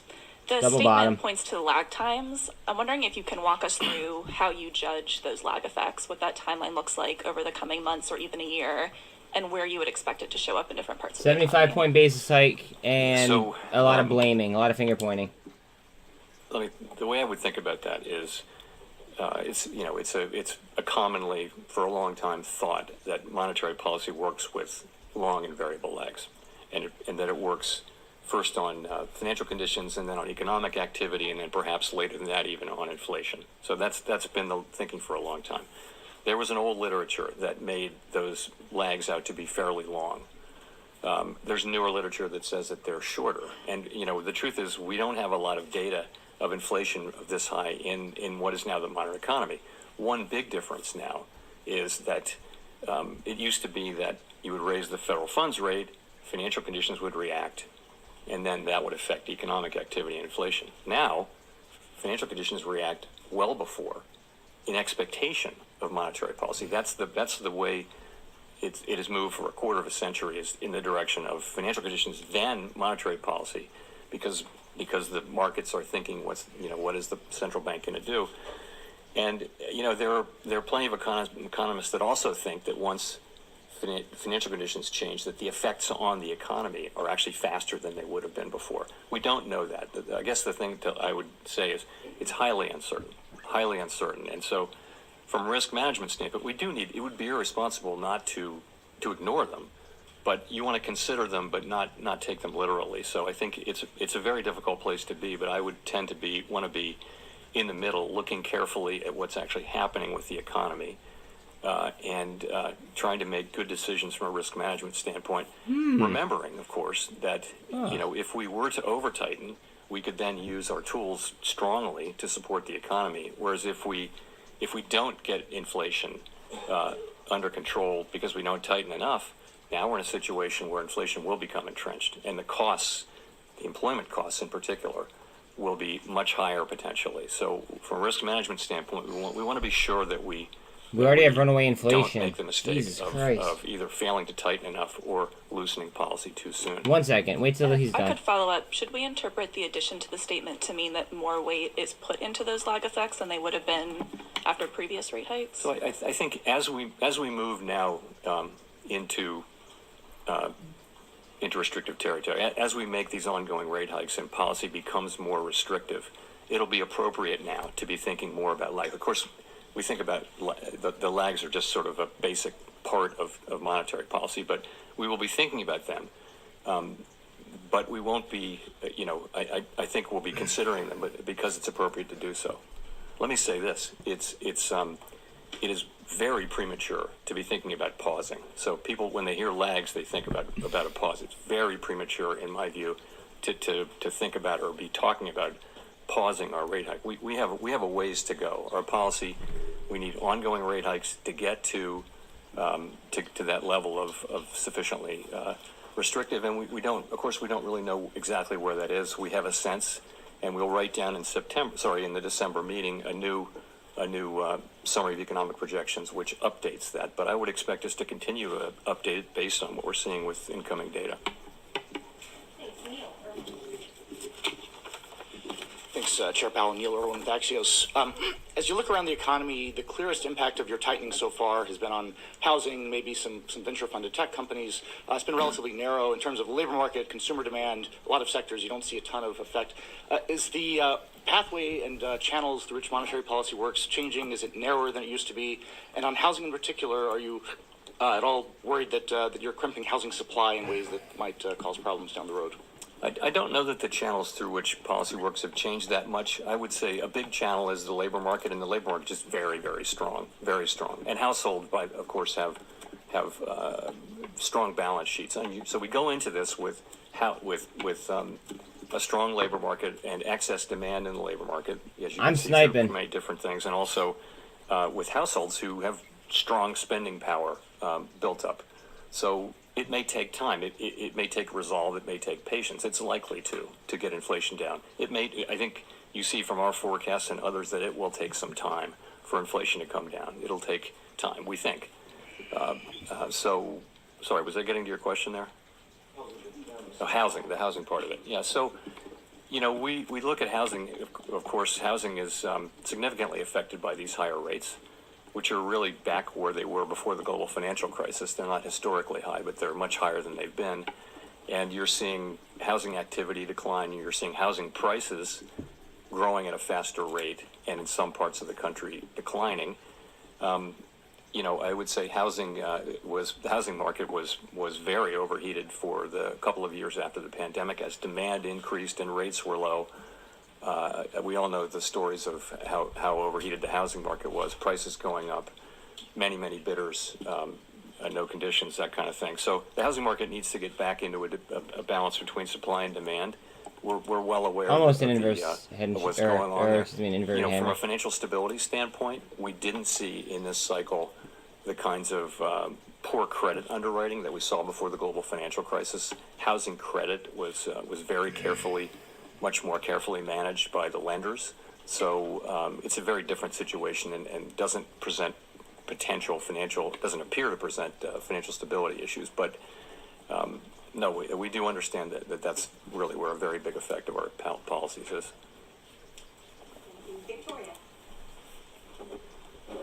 Hi, Victoria Guida with Politico. I wanted to ask about the labor market.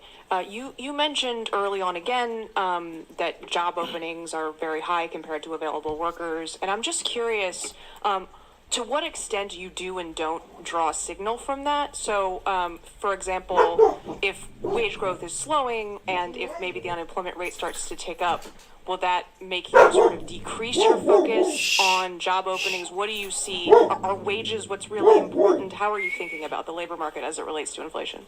So we talk a lot about vacancies and the vacancy to unemployed rate, but it's just one. It's just another data series. It's been unusually important in this cycle because it's been so out of line. But so has quits, so have wages. So we look at a very wide range of data on the labor market. So I'd start with unemployment, which is typically the single statistic you would look to, is at a 50-year low, 3.5%. We're getting really nothing in labor supply now. We had, I think, a very small increase this year, which we had really thought we would get that back. Most analysts thought we would get some labor supply coming in. You mentioned wages, so I guess I would characterize that as sort of a mixed picture. It's true with average hourly earnings you see. So I would call it a flattening out at a level that's well above the level that would be consistent over time with 2% inflation, assuming a reasonable productivity.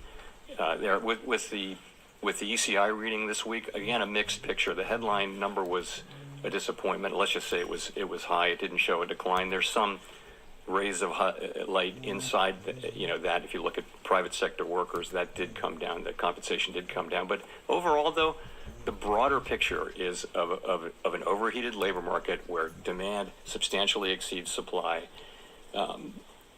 Job creation still exceeds, the sort of the level that would hold the market where it is. So that's the picture. Do we see? We keep looking for signs that sort of the beginning of a gradual softening is happening. Maybe that's there, but it's not. It's not obvious to me because wages aren't coming down; they're just moving sideways at an elevated level, both ECI and average hourly earnings. We want to see. We would love to see the whole market's vacancies getting coming hit down, right now. quits coming down. They are coming down. Vacancies are below their all-time high, but not by as much as we thought because the data series is followed. We never take one reading. We always look at spin back. 2 or 3. So it's a mixed picture. I don't see the case for real softening just yet, but we look at, I guess as I just showed you, we look at a very broad range of data on the labor market. So do you see wages as being a significant driver of inflation? I think wages have an effect on inflation, and inflation has an effect on wages. I think that's always been the case. There's always a going back and forth. The question is that really elevated right now? I don't think so. I don't think wages are the principal story of why prices are going up. I don't think that. I also don't think that we see a wage price spiral. But again, it's not something you can, once you see it, you're in trouble. So we don't want to see it. We want wages to go up. We just want them to go up at a level that's sustainable and consistent with 2% inflation. And we do think that given the data that we have, that this labor market can soften without having to soften as much as history would indicate through the unemployment channel. It can soften through job openings declining. We think there's room for that, but we won't know that'll be discovered empirically. I just bought more STRY. Thank you so much. Kayla Tausche from CNBC. Earlier last month, the United Nations warned that there could be a global recession if central banks didn't change course. The new UK Prime Minister warned of a profound economic crisis there. And I'm wondering how the Fed is weighing international developments in light of a very strong economy here in the U.S. that would seem to be bucking those trends. So, of course, we keep close tabs on economic developments and also geopolitical developments that are relevant to the economy. Well, I'd hope abroad. so. Fucking idiot. We're in very frequent contact with our foreign counterparts, both through the IMF meetings and the regular meetings with central banks that we have, and I have one this weekend with many central bankers. So 48 on a 200. we're in touch with all of that. So I guess it's clearly a difficult time in the global economy. We're seeing very high inflation in Europe, significantly because of high energy prices related to the war in Ukraine. And beautiful, we're seeing, not brutal, beautiful. China's having issues with the beautiful. zero COVID policy. Are you kidding me? And much slower growth than we're used to seeing. So we see those difficulties. The strong dollar is a challenge for some countries, but we have it, and we take all of that into account in our models. We think about the spillovers and that sort of thing. Here in the United States, we have a strong economy, and we have an economy where inflation is running at 5%. Core PCE inflation, which is a really good indicator of what's going on for us, is the way we see it, is running at 5.1% on a 12-month basis, and sort of similar to that on a 3, 6, and 9-month basis. So we know that we need to use our tools to get inflation under control. The world's not going to be better off if we fail to do that. That's a task we need to do. Price stability in the United States is a good thing for the global economy over a long period of time. Price stability is the kind of thing that pays dividends for our economy for decades, hopefully. Even though it may be difficult to get it back, getting it back is something that provides value to the people we serve for the long run. If I could just follow up on that. Thank you. The Fed has acknowledged in the past that the tools that you have don't affect things like energy and food prices that stem from some of those conflicts overseas, and they're some of the biggest pain points for consumers. So as you pursue the current path that you've outlined, is there a risk that some of those prices simply don't come down? So we don't directly affect, for the most part, food and energy prices, but the demand channel does affect them just at the margin. The thing about the United States is that we also have strong, in many other jurisdictions, the principal problem really is energy. In the United States, we also have a demand issue. We've got an imbalance between demand and supply, which you see in many parts of the economy. So our tools are well suited to work on that problem, and that's what we're doing. You're right, though. We don't, the price of oil is set globally, and it's not something we can affect. I think by the actions that we take, though, we help keep longer-term inflation expectations anchored, and keep the public believing in 2% inflation by the things that we do, even in times when energy is part of the story of why inflation is high.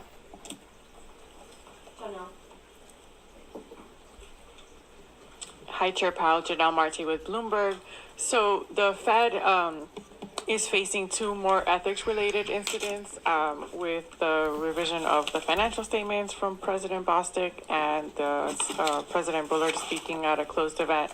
So some senators, like Elizabeth Warren, are saying that this is a sign of greater ethics problems at the Fed.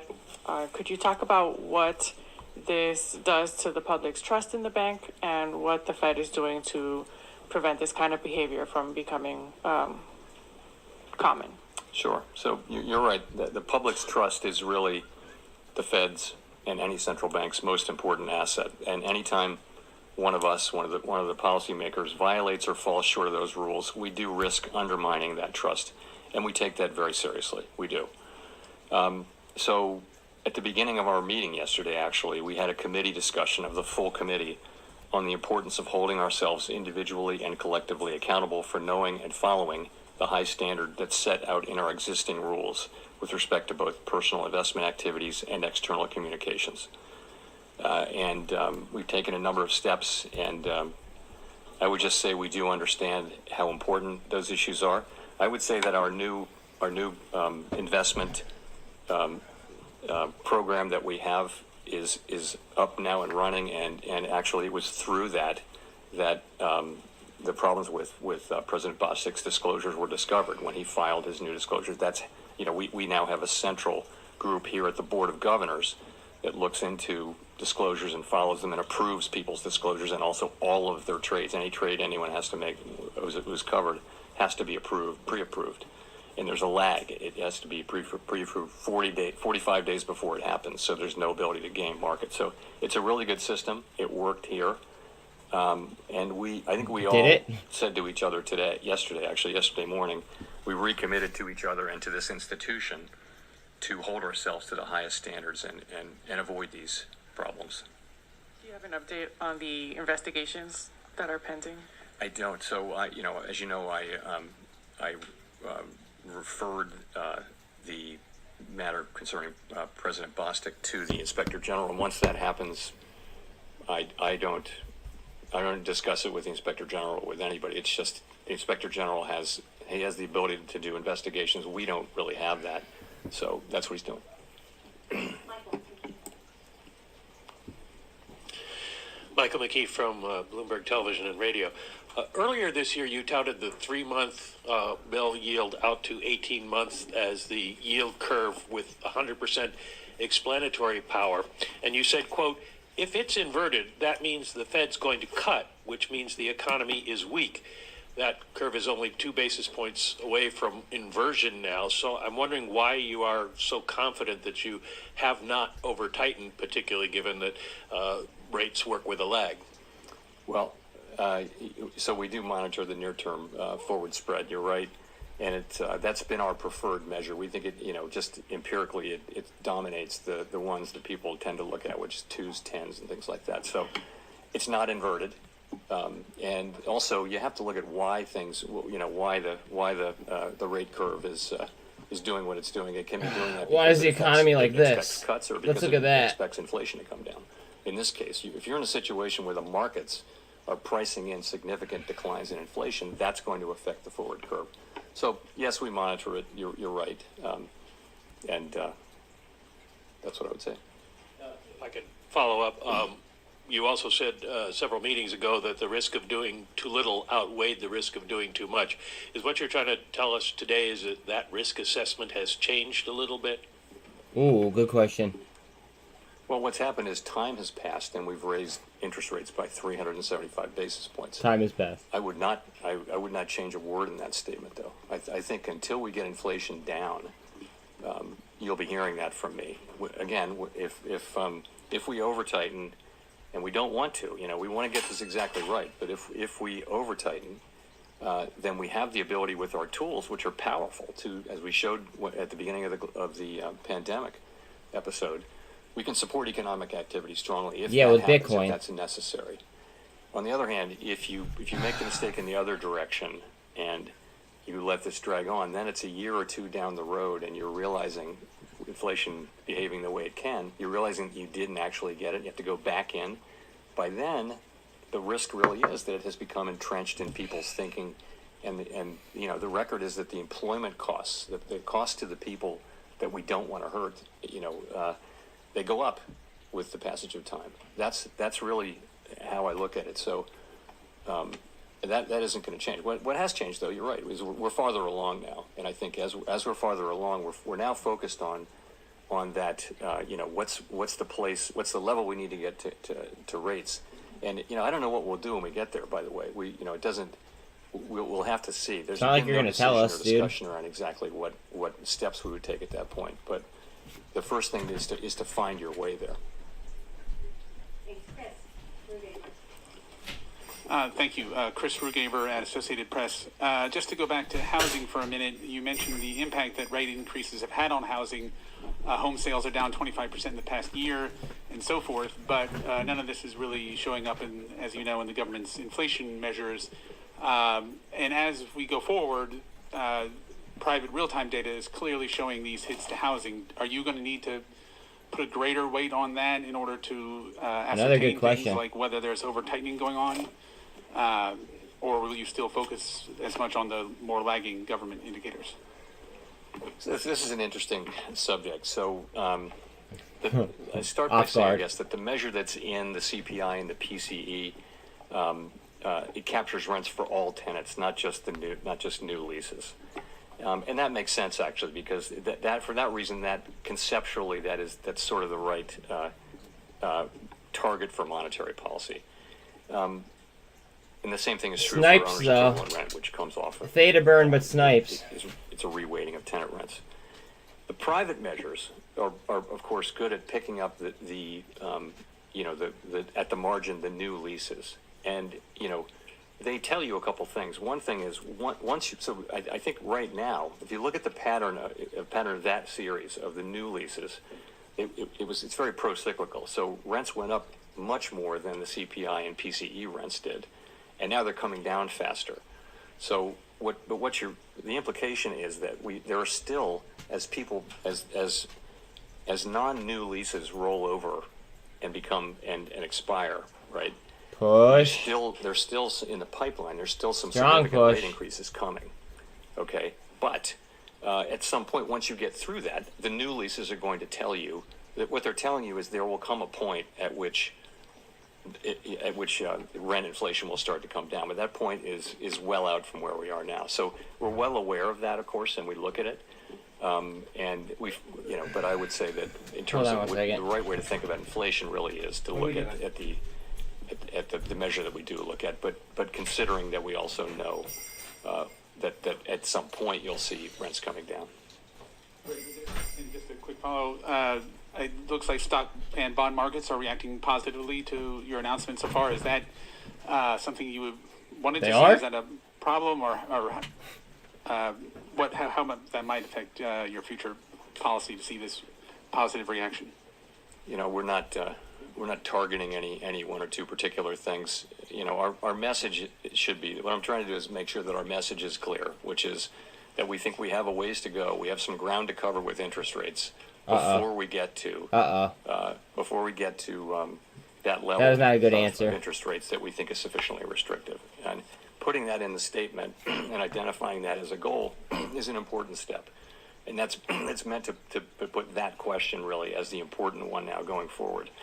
I've also said that we think that the level of rates that we estimated in September, the incoming data suggests that that's actually going to be higher, and that's been the pattern. I mean, I would have little confidence that the forecast, if we made a forecast today, if we were doing an SEP today, the pattern has been that one after another they go up, and that'll end when it ends. But there's no sense that inflation is coming down. It just, if you look at I have a table of the last 12 months of 12-month readings, and there's really no pattern there. We're exactly where we were a year ago. So, okay. So I would also say never draw like this. It's premature to discuss pausing, and it's not something that we're thinking about. That's really not a conversation to be had now. We have a ways to go. And the last thing I'll say is that I would want people to understand our commitment to getting this done. Never draw like that. It's not how you're supposed to draw. Of not doing enough, or the mistake of please like and sub as well. Our strong policy and doing that too soon. So those I control those messages, and that's my job. Edward Lawrence with Fox Business. Thank you, Fed Chairman. So how big of a headwind is all the fiscal spending to what the Federal Reserve is trying to do to get inflation back to the 2% target? You know, in theory, it was a headwind this year, but I do think the broader context is that you have households that have these significant amounts of savings and can keep spending. I think those two things do tend to sort of counterbalance each other out. It appears consumer spending is still positive. It's at pretty modest growth levels. It's not shrinking, people are, the banks that deal with retail customers and many retailers will tell you that the consumers are still buying and they're still, they're fine. So I don't know how big the fiscal headwinds are, and they haven't shown up in the way that we thought they would in restraining spending. So it must have to do with the savings that people have. What about the spending? There's tens of billions yet to be spent. I mean, from the Inflation Reduction Act, the American Rescue Plan, CHIPS Act, bipartisan infrastructure bill. How does that play into your thinking about the future? You know, it's demand is going to have some support from those savings, and also from the strong demand that's still in the labor market. We still see pretty significant demand and a tightening labor market in some respects. Although I think overall, I would say it's not really tightening or loosening.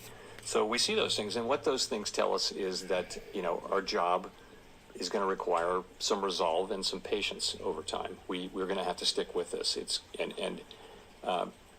just we take all that as a given, but we know what our objective is and we know what our tools can do, and that's how we think about it. Thanks. We'll go to Nancy for the last question. Last question. Hi, Chair Powell. Nancy Marshall-Genzer from Marketplace. I'm wondering, has the window for a soft landing narrowed? Do you still think it's possible? Soft landing, my God. God. Is it narrowed? Yes. Is it still possible? Yes. I think we've always said it was going to be difficult, but I think to the extent rates have to go higher and stay higher for longer, it becomes harder to see the path. It's narrowed. I would say the path is narrowed over the course of the last year, really. Hard to say.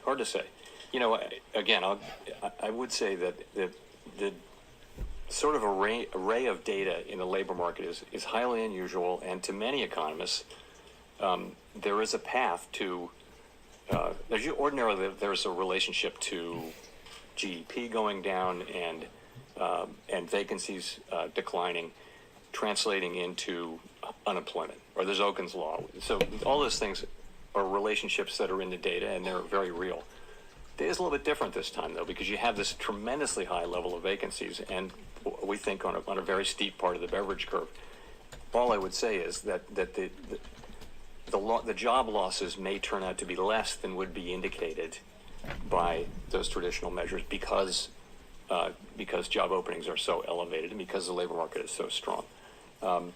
Again, that's going to be something we discover empirically. I think no one knows whether there's going to be a recession or not, and if so, how bad that recession would be. Okay, is he on drugs? And, our job is to restore price stability so that we can have a strong labor market that benefits all over time, and that's what we're going to do.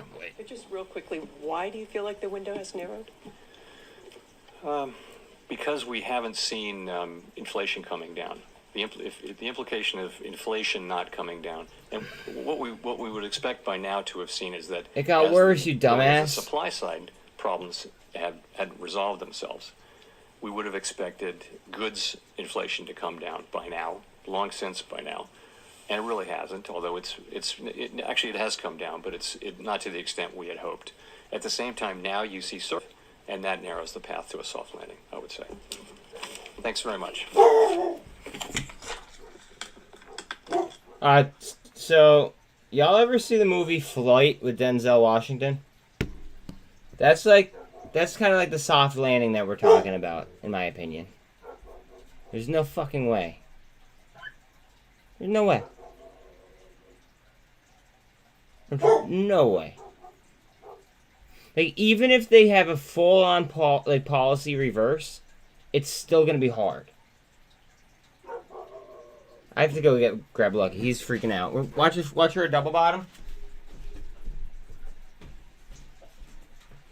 Come here, dude. Thank you.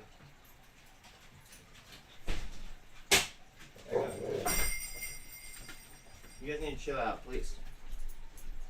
Back up. Thank you. Yeah, 43 minutes if you're dealing with PDT. Thank you very much, Mark. And please like, sub, share, all that happy shit. All of the happy shit. I don't know if you guys heard me. I did buy more STRY underneath my red line. I don't know if that's going to be a good play or not, but it was underneath my demand line. So that's why I took it. That's why I drew the red line to begin with. And now it's oversold.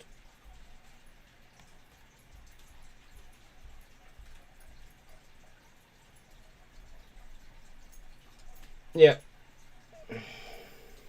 And that's why I bought it. It was just, it was in the neighborhood.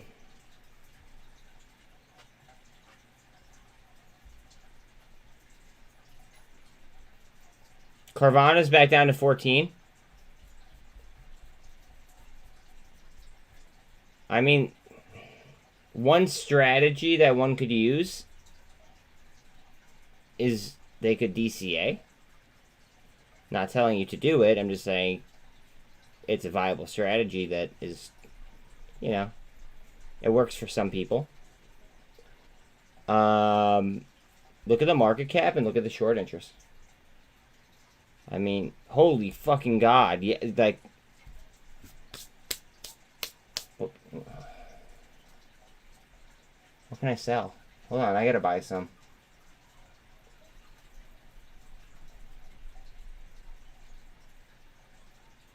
One second, guys.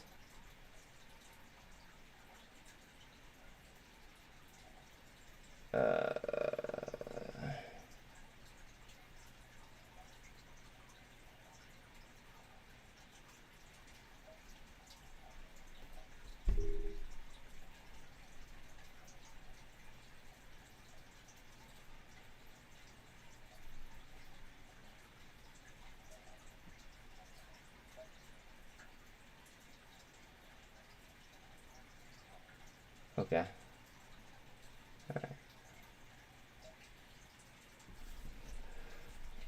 Alright. Watch After Hours. After Hours is going to be great.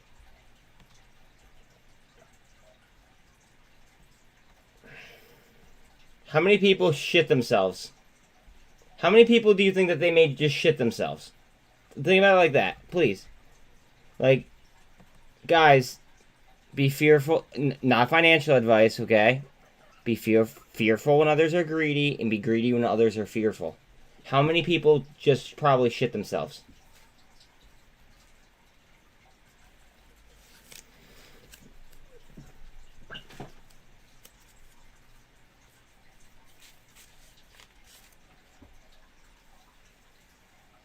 How many people just shit themselves?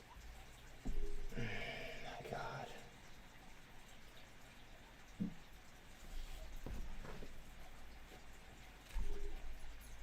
I don't know.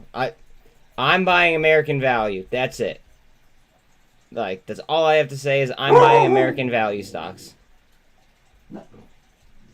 Not financial advice. Y'all do whatever the hell you guys want, but statistically, that's who did the best in the 2008 financial crisis. So I'm going with stats. Look at Carvana. My God.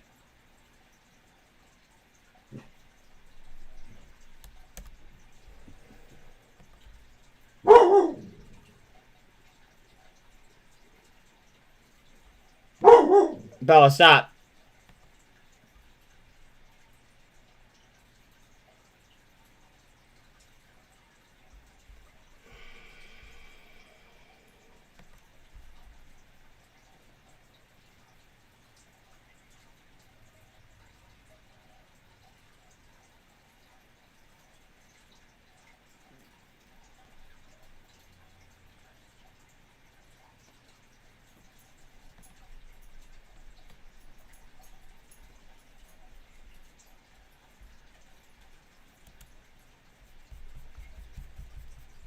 Hello, Green.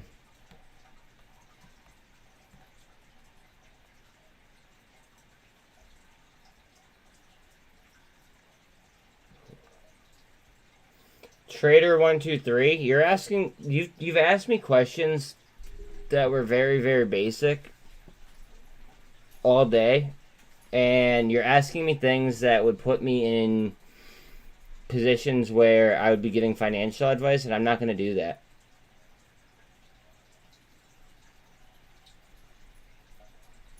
Green Kite, thanks for your time, bro.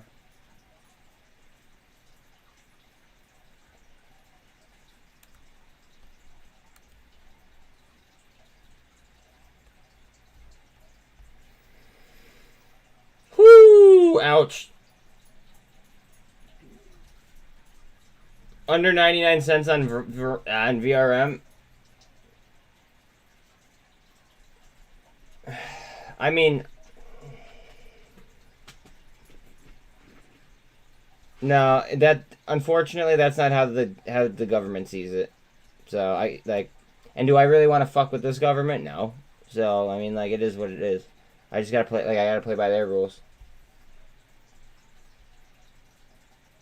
Well, thanks.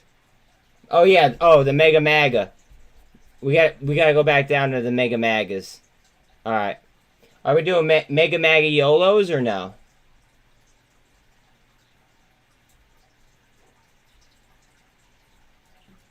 The Mega Maga YOLO.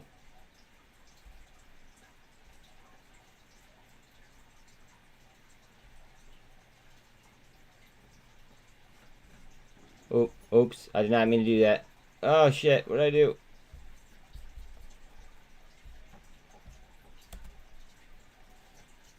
Mega Maga YOLO.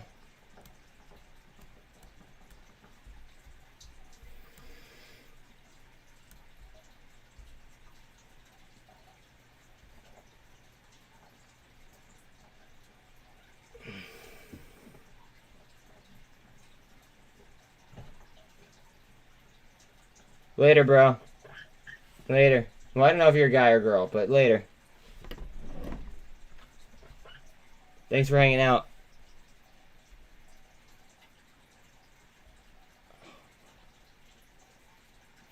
I told myself not to, like, my trading plan is not to be option heavy. I can't do it.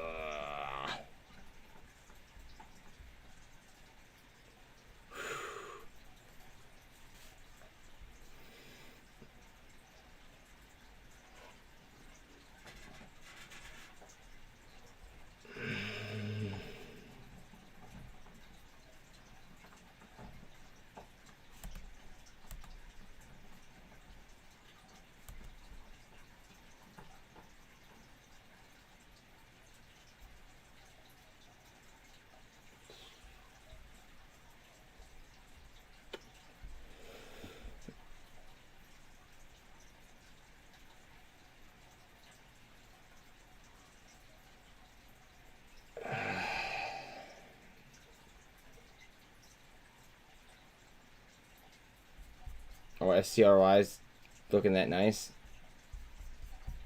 I just like other plays better right this second. There's so many plays on the board right now. Like, there's an overwhelming amount of plays on the board right now that I'm sticking to the plays that I like know 100%. Or plays like this that I think that are, like, imminent.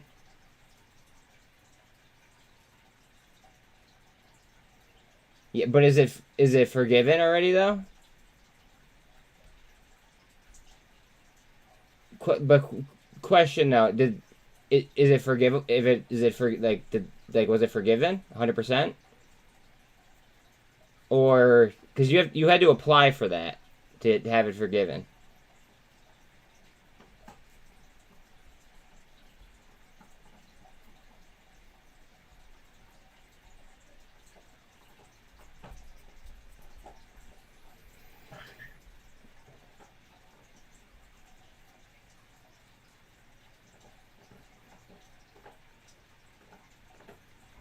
In your opinion.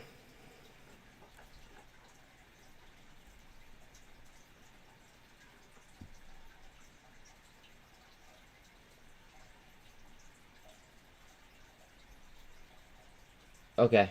I mean, just with this government being the way that it is, I would just say that I would double check. They're gonna load up at 30 cents, not financial advice. They're gonna try to fucking ping pong it between 30 and 40 cents. Not financial advice. I would just check before you assume that it's 100% forgiven. Just because like some of the loans were like really, really screwed with.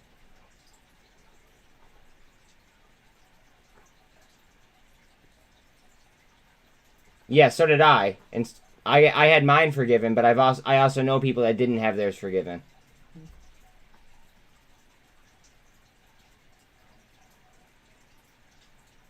You did?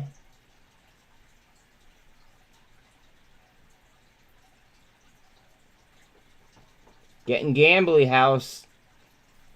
Getting gambly.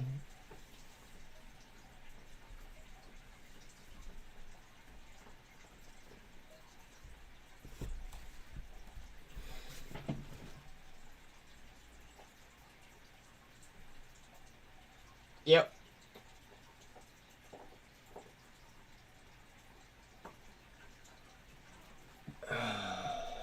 Johnny Sir, welcome to chat.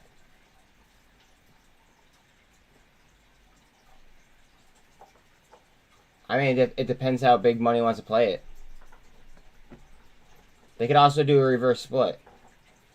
Who knows? All I know is that it was an absolute banger today.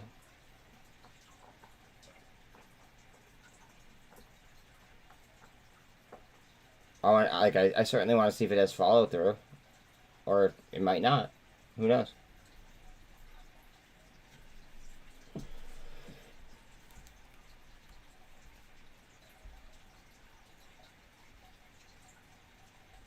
Oh, look at Carvana at 1366. Holy fucking shit.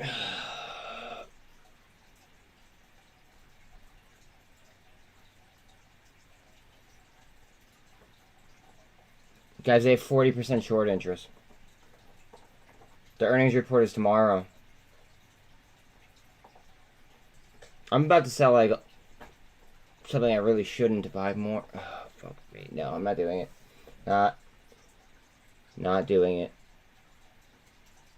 I'm staying true to my trading plan. Guys, you see how hard this is? Like, I usually keep my emotions in check, but like, it's screaming at me to buy options. Like, across the board. Not even just in Carvana. Like across the board, I'm seeing like potentials.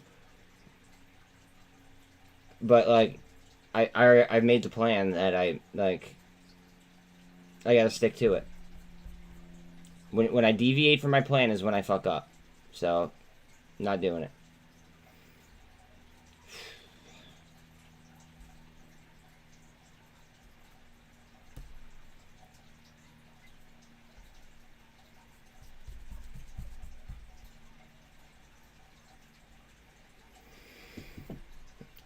Wait till you guys see After Hours today.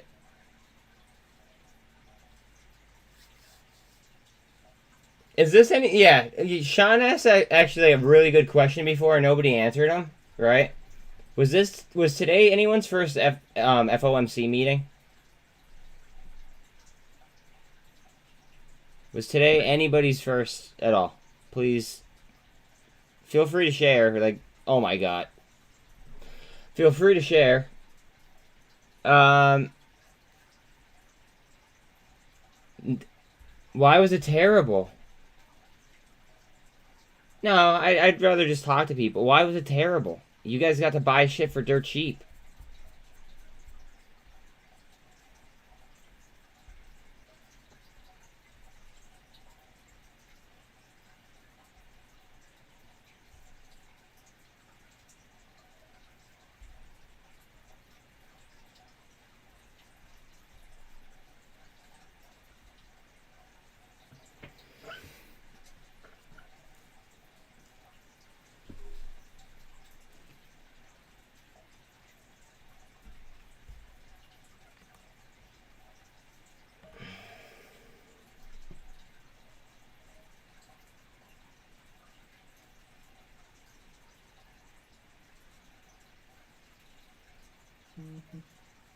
I mean, what do you have? Bitcoin?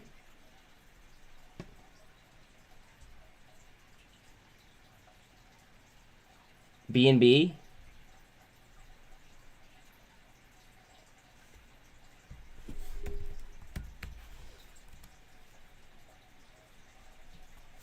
I need to buy more. I need to buy more. I need to buy more. I need to buy more.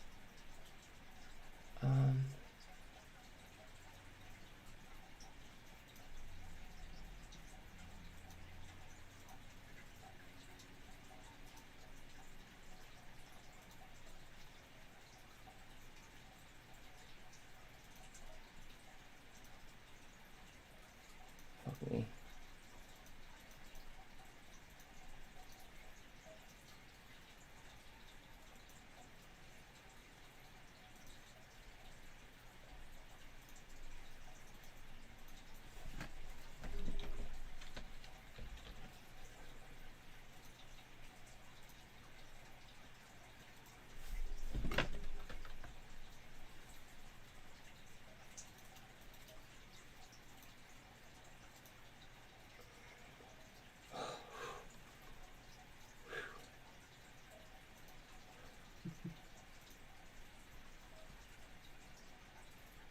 Thanks for that.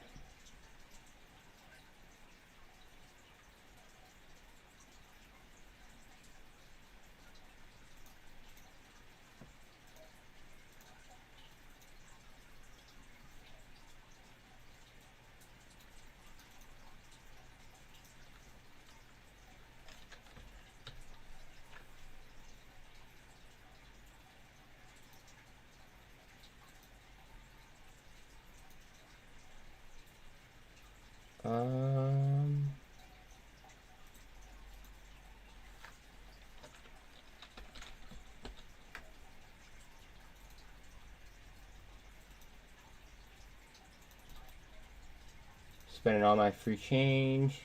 You guys know I don't like to have USD. Alright, cool.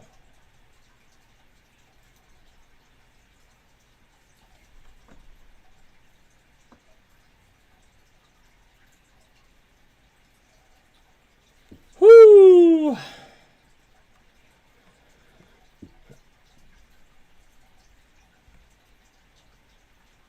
That was, thank you, dude. Yo, the RSI got down to a 4.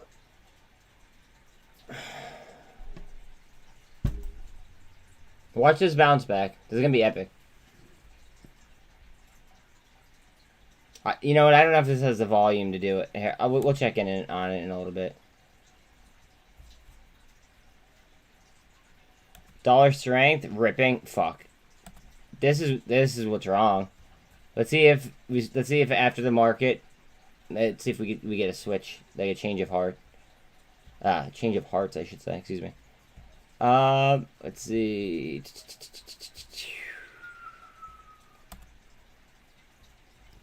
Like I said, they might try to ping pong this in between 30 cents and 40 cents. We'll see.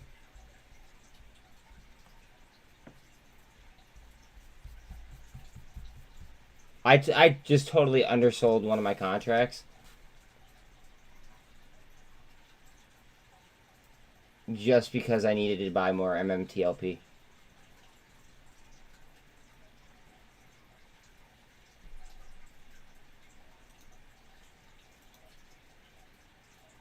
But I had to do it.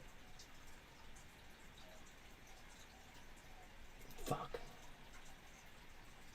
Maybe in after hours. I don't know. I'm not a what's it called? I'm not a fortune teller. I do not have crystal balls. I have diamond balls.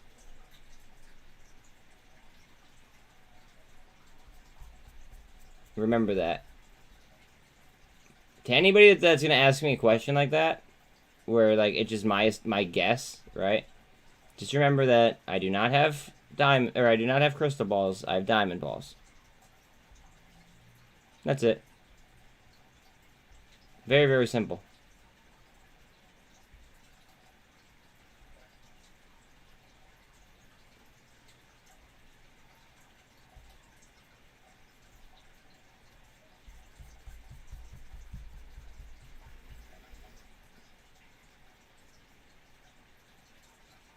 All right, based on personal opinion, do I think STAR happens again above 40?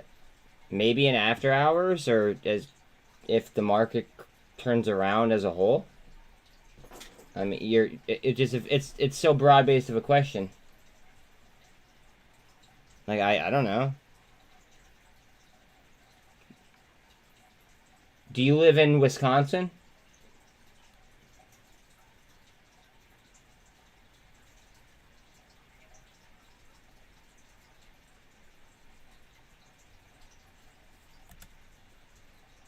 Seriously, though, like, do you live in Wisconsin? Okay, so me asking you where you like something like that is basically the same exact thing. So I don't mean that to be a dick at all. I want you to put it into like in a like I guess like relevance. It's just like I have no idea. Like how the hell am I supposed to know? You know what I mean? Like even though I have time in the market and I like have experience like trading, I still don't know shit. I just know, you know, I just pick up trends here and there, and that's all. I mean, I have my opinions on things, but I can't say whether or not something's going to happen just off the cuff. Unless I knew some kind of inside information, which I don't. I do not know when GSAT earnings are. I do not know off the top of my head. Does anybody know when GSAT earnings are? I could look at, like, after the market's over or closed.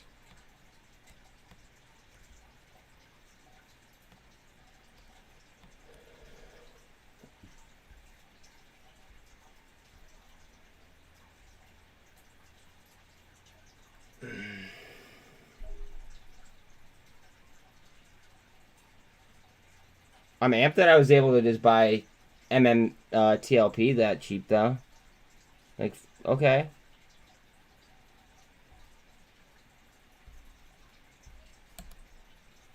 Like, okay. Alright. Not financial advice. This might be the biggest play on Wall Street. And no, like, most traders don't even know about it.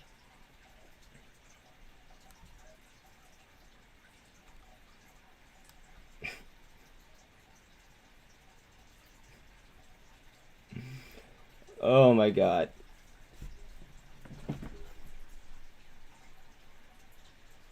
People don't even know about this fucking trade.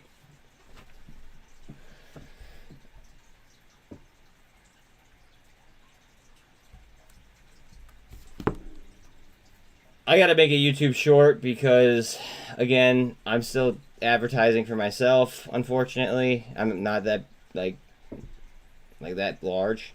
So, 1 second.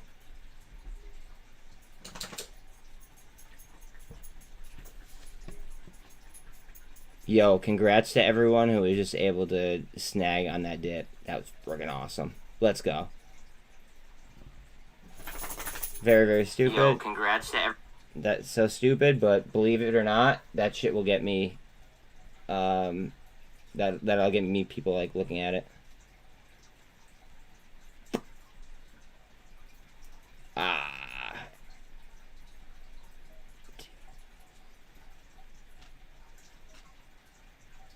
MMAT.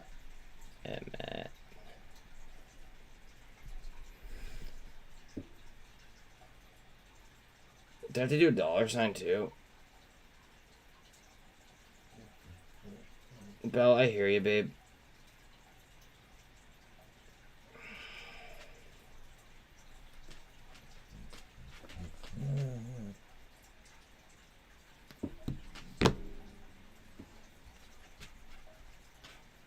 Look at DXY, Jesus.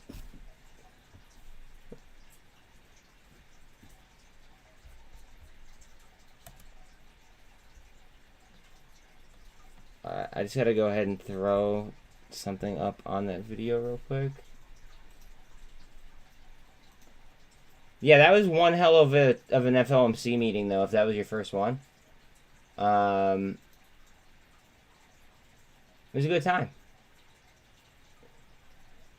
It was a good time. I know I had fun.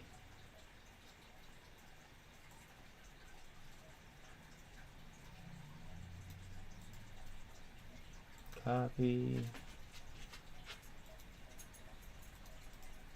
Paste.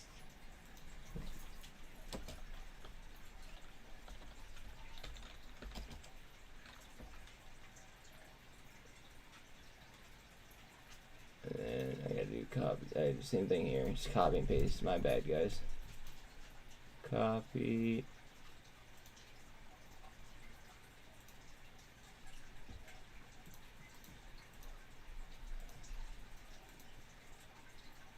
Let's go. Paste. Recording date today. Save, and then monetization on, please. Thank you.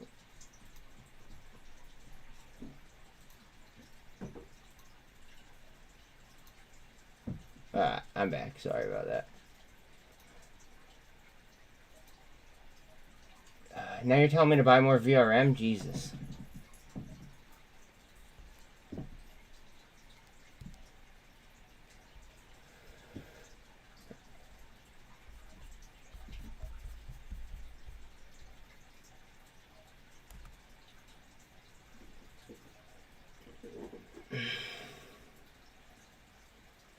Alright, so my hard stop is at 6 o'clock in order to go ahead and eat at my dad's. I do apologize. I will be streaming until 6 though.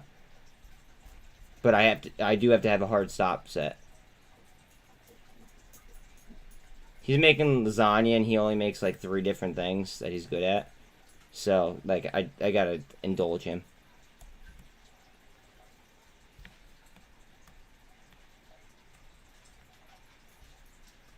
Terrible what?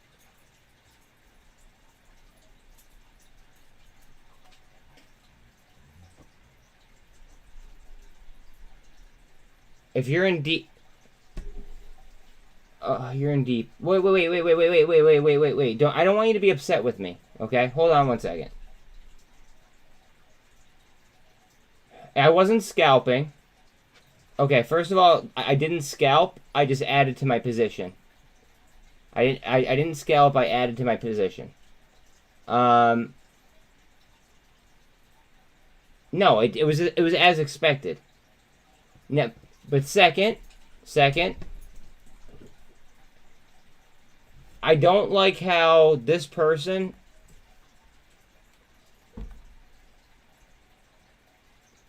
North Rock Partners sells $300,000 or 300,000 shares on the, and it's reported on the 30th, right? A lot. All right, so like BlackRock had well, that's why I was googling North Rock, yeah. But BlackRock had Blue Rock Residential, and that was an REIT, like a residential real estate trust. Or a real estate investment trust, excuse me. But it was just bought out by Blackstone. So, I don't know if they have any connection to BlackRock or Blackstone, and if they do have a connection to BlackRock or Blackstone, then I don't like the fact that they just sold 300 and some thousand shares. Like that, that's the last thing I want. I want them to add to my position, if that makes sense. So, like, I wasn't okay, yes, maybe I got excited because I got MMTLP at a cheap price, a cheaper price than I thought I was going to ever be able to buy it again. But I don't know if they have any kind of connection to BlackRock or Blackstone, like Blue Rock Residential did, or Sage Rock, because Sage Rock is another BlackRock company. You see where I'm going with this? There's a few of them. So I don't know if that's just one that I've never heard of. You know what I mean? It just, there's a lot of uncertainty there.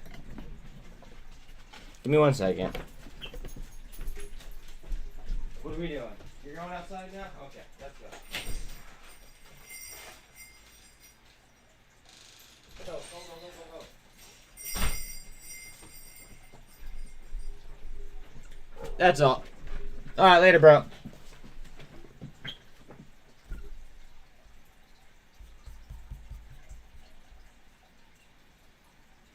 MULN's at 36 cents flat.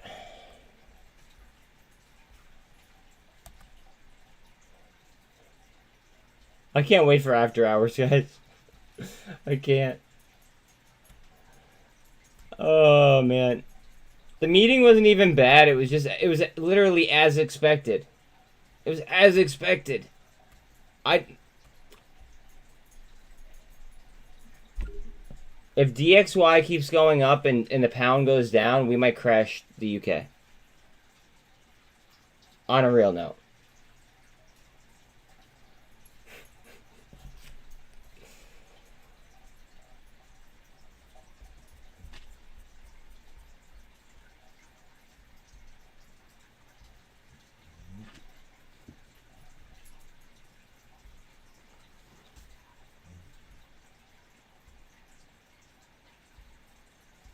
Like,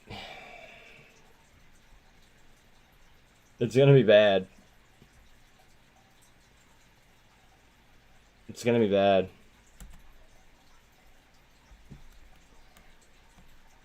Look at the turnover on this.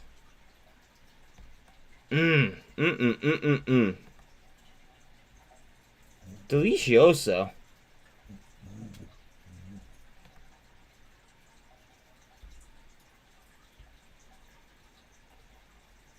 Guys, there like I don't even want I'm like barely like wanting to or look at my list right here just because there's so many deals out there. And I don't have money to buy them all. That like I see a lot of potential deals out there and I can't afford all of the plays I want to be in. I would even buy just straight shares of them just to chill on.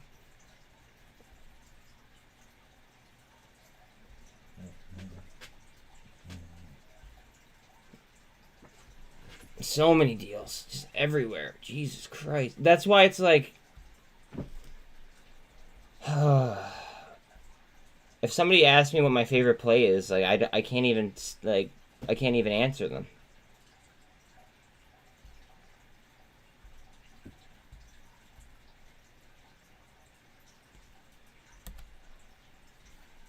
Like, look at the turnover right here. Look at the turnover right there. And it's down 10%. The turnover has been less than 1 for literally like I want to say 2 months now. Jesus. Wait. Which is a better play? That's very, very subjective. I'm playing both just to be safe. I'm guessing that MMTLP is going to be the larger of the two, but it's also a lot more risky. Does that make sense? You want me to look at TUP? Okay, hold on one second. TUP. TUP.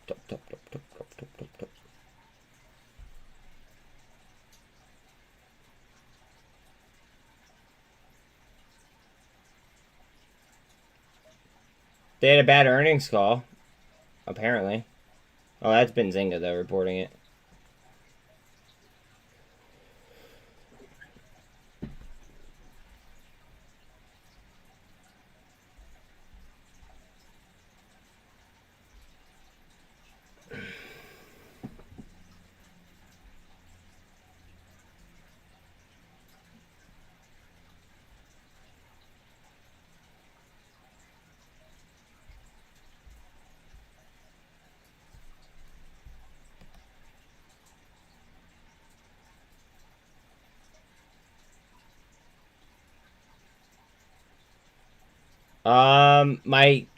The answer to my question is that, or the question is 17.23% owned by BlackRock.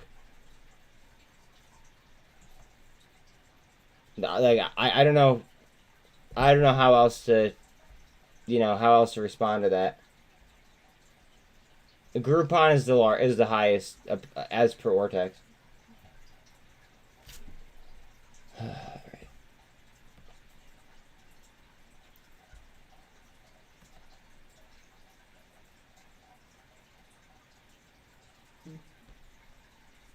Groupon, Weber, Beyond, Carvana, and ARPR or APRN. Out of, and then the fifth one is Upstart. I like that one myself, but that's me. And that's because earnings are tomorrow. Like, again, not financial advice. That's just my opinion. I still have my First Amendment rights, I believe. I don't think that those are taken from me yet.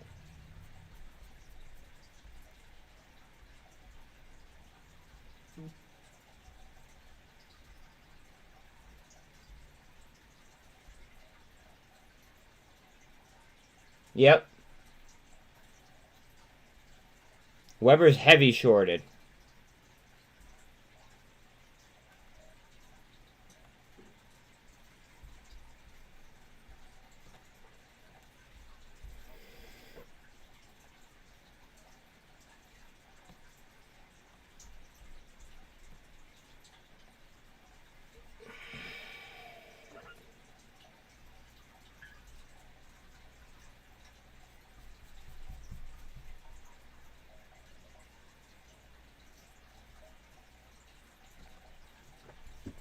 Their earnings are on the 7th.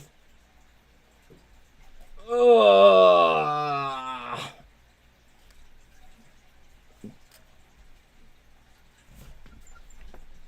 Yo, someone be a fucking doll.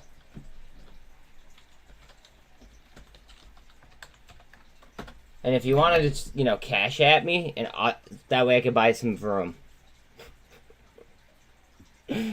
No, like...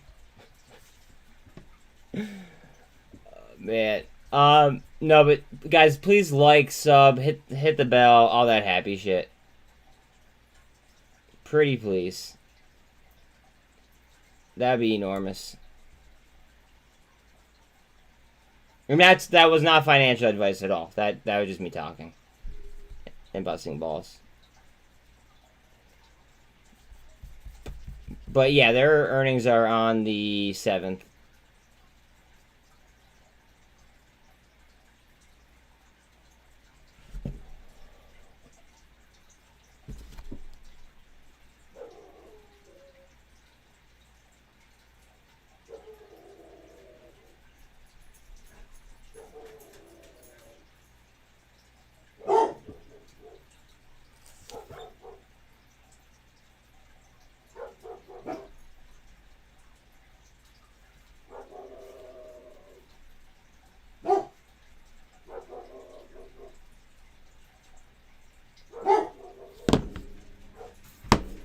Hey, Rocket Girl, you might want to check your phone.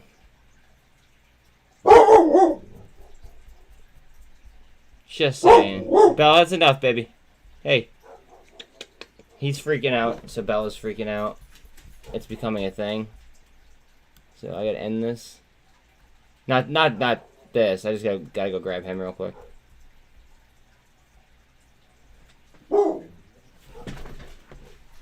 One sec.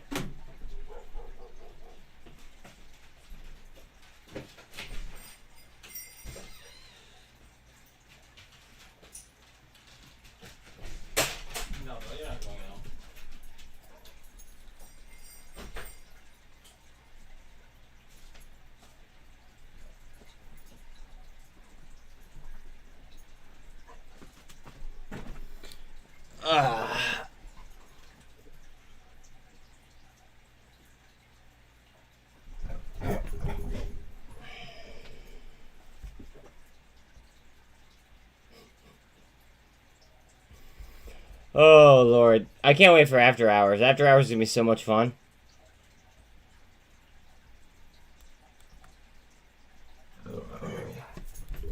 Yum, yum, yum, yum, yum. Delicioso. That's going to be like my new go-to, I think. For a little while. Until I get bored of that. Why fund an after? Because they might just completely undo what they just did.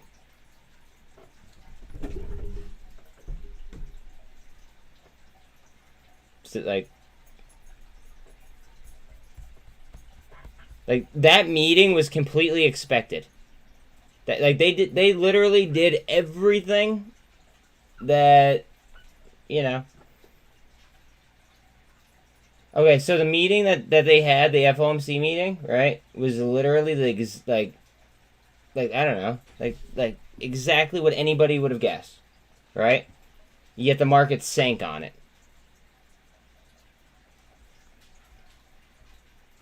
They're supposed to do better than Carvana. Exactly. Exactly.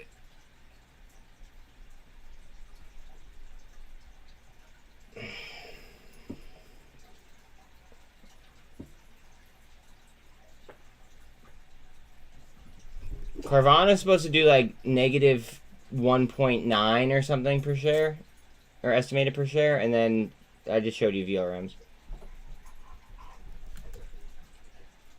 So like, wait until the boom candle on SPY here at 4, like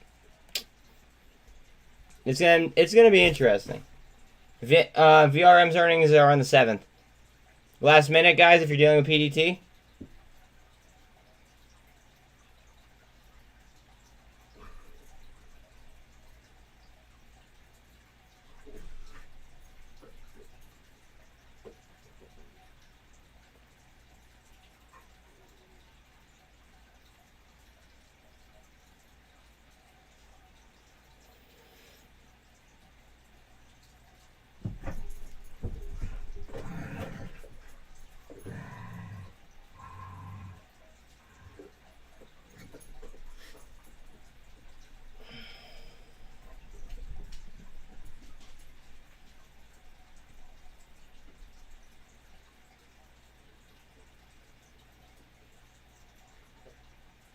Sorry, guys. I just going ahead and finishing up that message. Watch this. Let's see. Let's see what happens. Are they gonna undo what they just did, or is it gonna get worse? Later, Mark.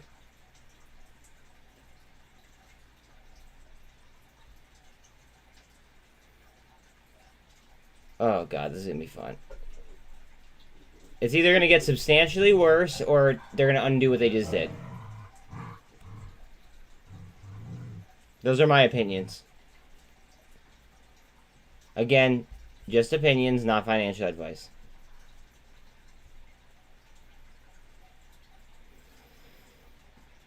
Exactly what everybody was expecting, 75 basis points.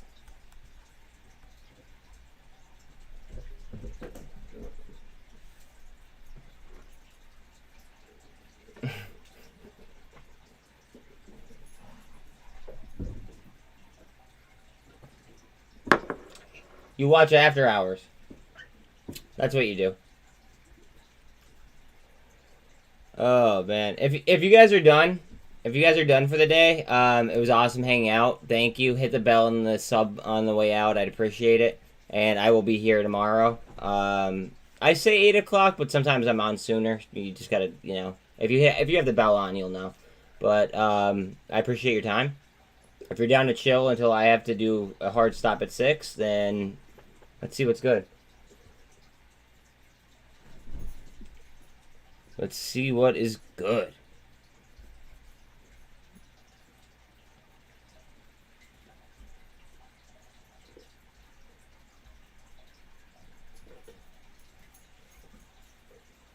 I personally think that we spin back up.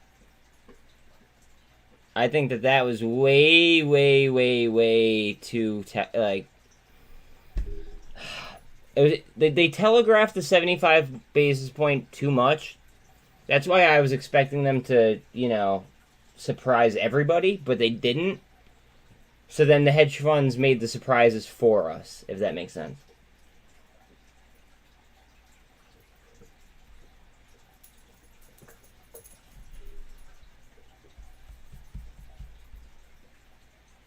Let me know when Joby reports. I love this market. Are you kidding me? Like, I love it and I hate it. I hate the regulators. I hate the regulators. But I love the volatility.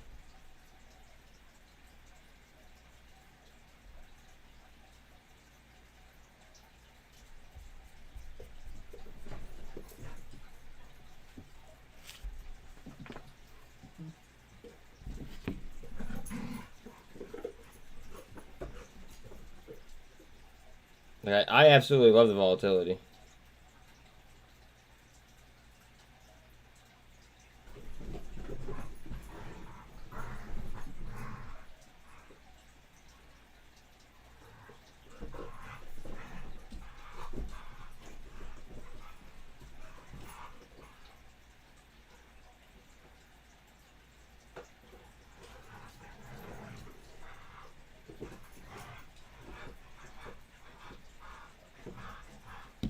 That was so much fun. Oh, man.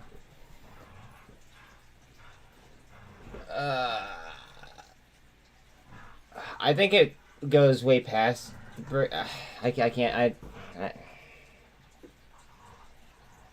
My opinion is that AGFY gets a really strong bid. And I don't think that you're really going to have to worry about just breaking even. But, I mean, that's just my opinion. What the fuck do I know? I'm just a guy that plays with numbers. And then talks on stream about, like, tinfoil hat theories. Well, that makes sense. That makes sense there, Curtis. It does. It does.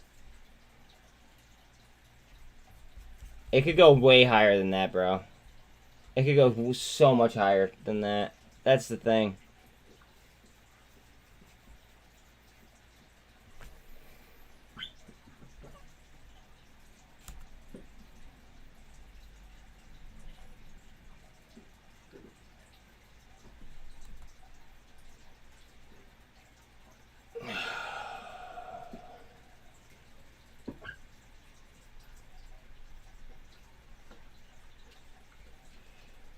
God, today was...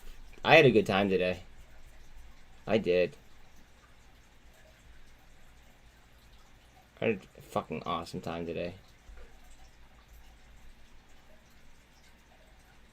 I think after hours will be fine as well for a lot of people. I think a lot of people are freaked out right now. But I think that once the market settles itself, it simmers, I think people will be okay. This is one concern that I have. I have a concern, like, my one concern is that we crash the pound.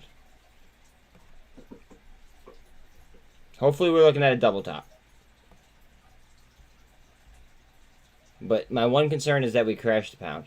That would be very, very, very bad.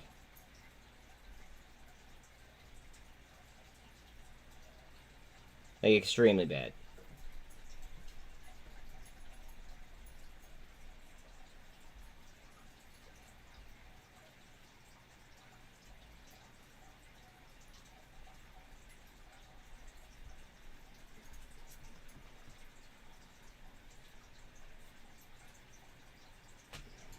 Bella, you were just outside. Do I really have to get up and put you outside too? 1 second. Let me look at VRM actually.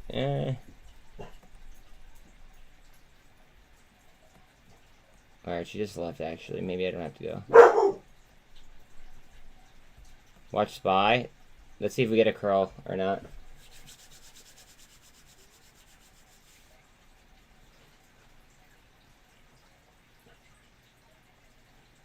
Like, you know what AGFY was at, like, trading at one point, right?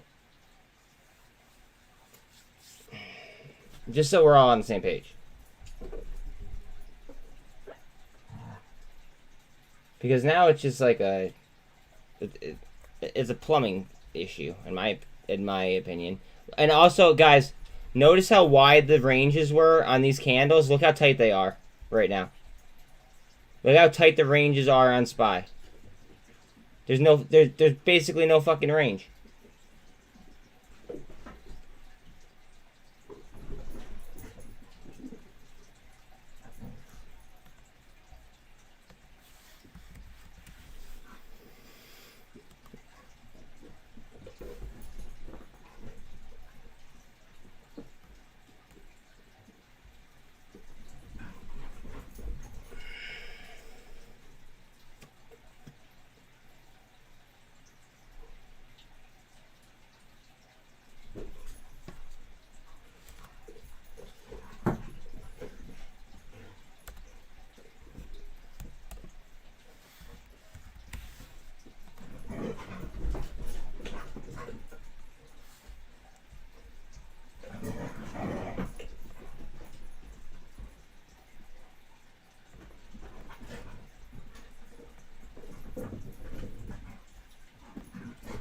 They topped at 359.40.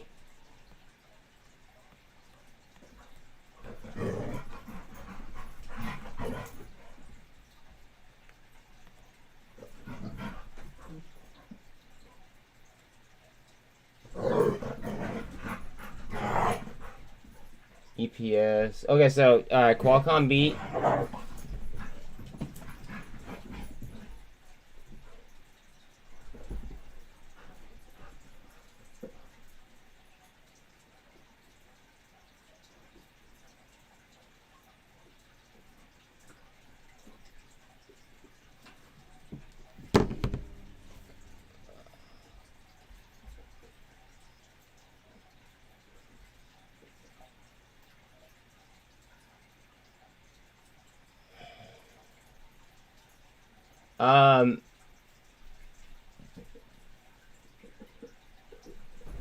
I'm not gonna.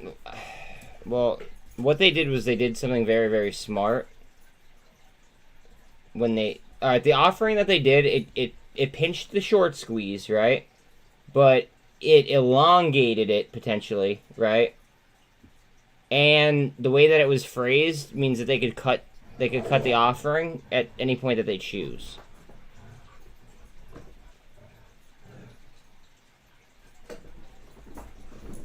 And yesterday, what's it called? AMD ran even though they missed. The market's not acting rationally, guys. Like, please understand that.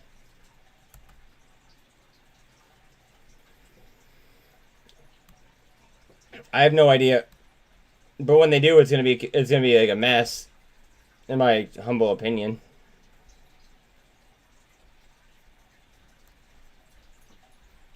I can't wait.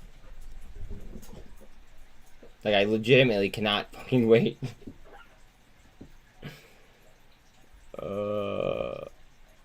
See, the problem though is that there's gonna be a lot of people that don't understand like the true dynamics of a short squeeze, and that's gonna lead to a lot of people not getting as much as they could.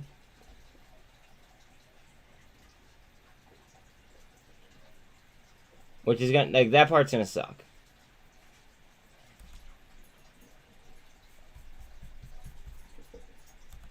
And people are gonna get like all freaked out and scared. Like, if you answered that question yes, right? Then I'm in fear for you as a holder in the middle of a short squeeze. If you didn't say that you were excited, no offense to what, all right, so that'd be 32%. So the 32% that said that they were scared,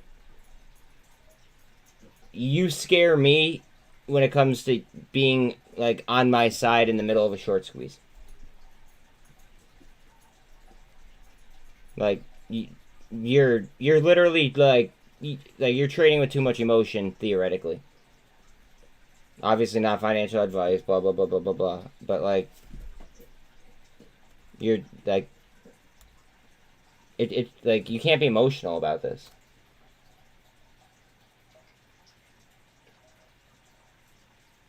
No, it's an OCC thing. A lot of content creators, like, don't talk about the OCC. The OCC handles derivatives. Somebody told me that I was like the only content creator that ever talked about the OCC. The OCC is who handles derivatives. So we're like, I don't like them arguably more than I don't like the, exactly. I like them, like, I guess, like, less than I like the SEC.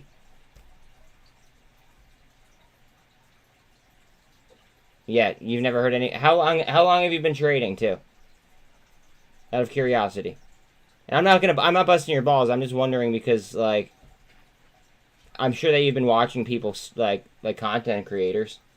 So for 2 years, other content creators have never said, they have never talked about the OCC. That's fucked up. That's fucked up. The OCC handles all derivatives.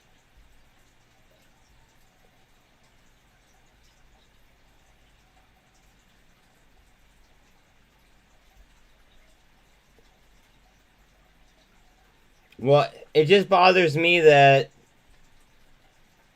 some of these content creators never told their audiences about the OCC. Like, it just, I don't know. A little bit off the wall. It's like the OCC is a big, like that's a big deal.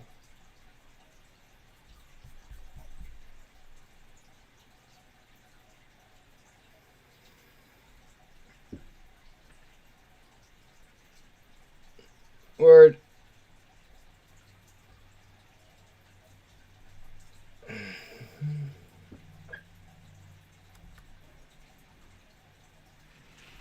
Probably best like watching this. Maybe the Qs. Notice the VIX is still under it ever so slightly. It is under 26 though.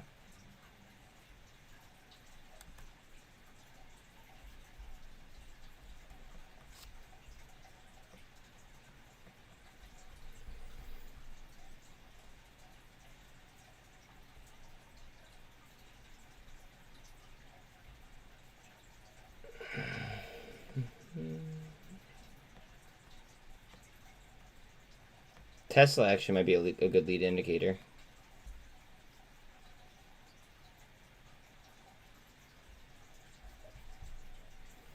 Oh, man.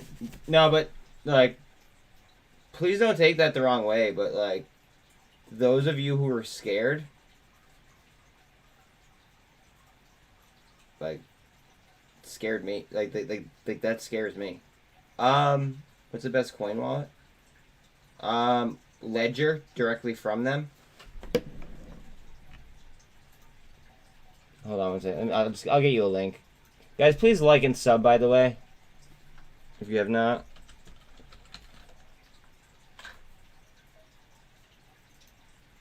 You have to get it directly from them, though. You can't get it, like, through Amazon, because people will take the seed phrases and stuff. I'm just going to copy and paste it for you. Here you go, bud. I mean, I don't personally have one. I'm with Nexo. I don't know if anybody has ever heard of Nexo. They're partnered with Backed Holdings, BKKT. They have SIPC insurance. So, I mean, I'm okay. Unless all of a sudden I, get near, or $750 million. Then it becomes an issue.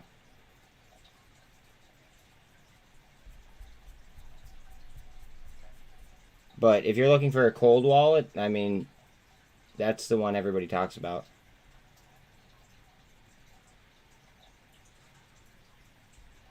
But like I said, you have to buy it directly from the website. You can't buy it from like a third party, because that's how you get your shit stolen.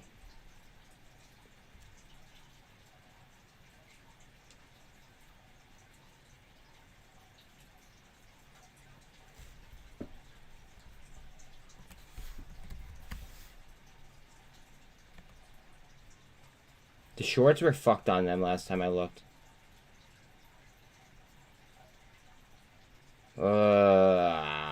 Alright, so they're not as bad as they were. They're at 20% almost, 17.6 something.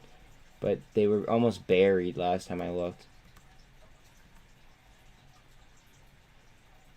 24 days. I don't even want to do the math at this point. What was 24 days ago?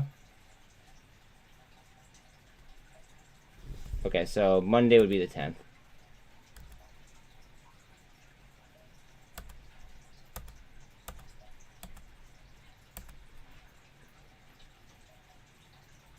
So the shorts are underwater underneath 69.26, theoretically.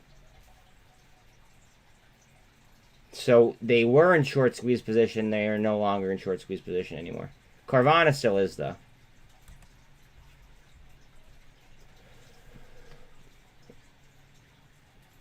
Airbnb closes down 13% for the largest one-day drop on record. Wow. Again, please like, sub, share, all that happy shit. I mean, yesterday I did an 18-hour stream. That's how I found STRY. Like, nobody's gonna outwork me. I promise you guys. It'll be worth your while.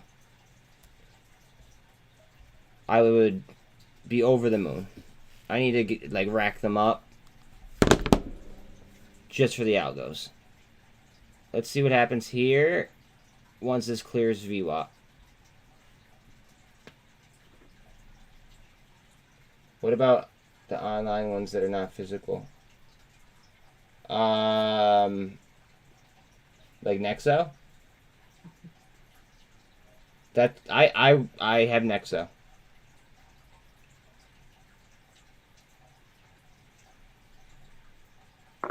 But I got grandfathered in.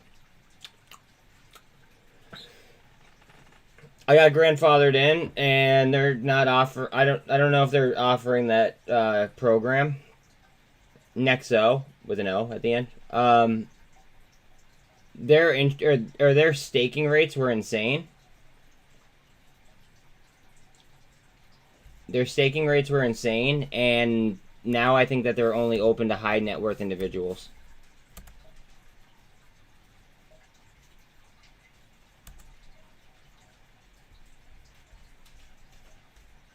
Like I said, as much as I hate Robinhood, they have a lot of room to the upside. If they'd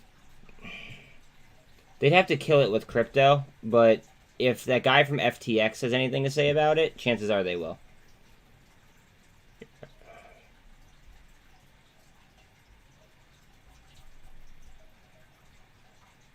But they, like, in my opinion, they have a lot of room to the upside. Hate them, but they have a base because people keep using them. People keep like I don't understand why people keep using them. And I know that a lot of you guys probably still use them.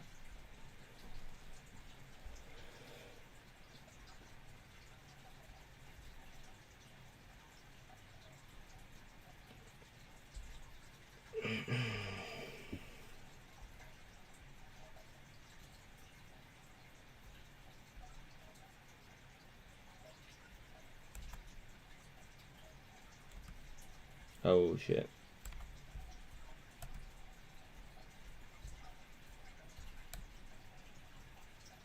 I can't wait to see this tomorrow. See how that trades.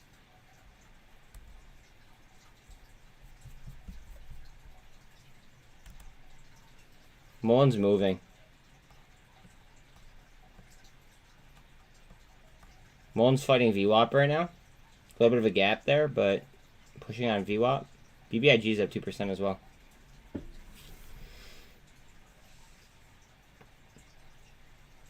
Again, guys, please like and sub if you have not already. If you guys won't take the time to do that, then like you guys should probably just leave my channel anyway. Like, what's the point, right? Just saying. I'm out here working hard, so if you can't take 30 seconds for me, then we don't need you. We don't need you here.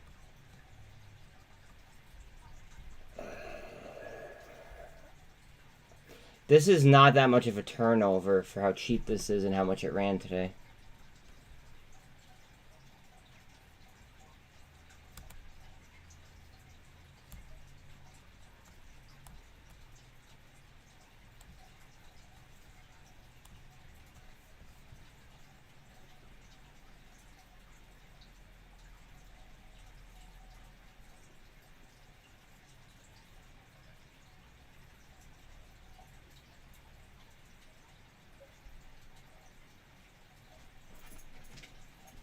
Wow, I can't believe they closed at $2. Jesus, that made it within my buy zone.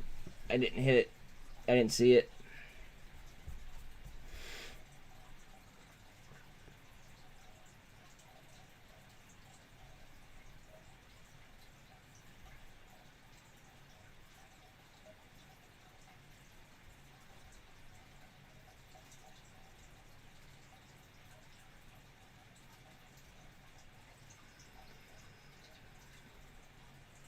Oh, we filled that gap.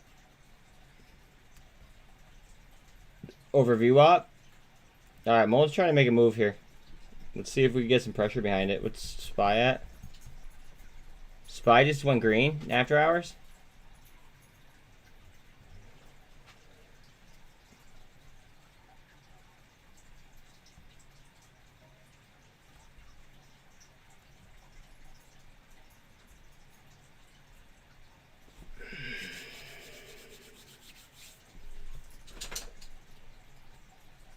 Oh, this is gonna be fun after hours, guys. Fun after hours.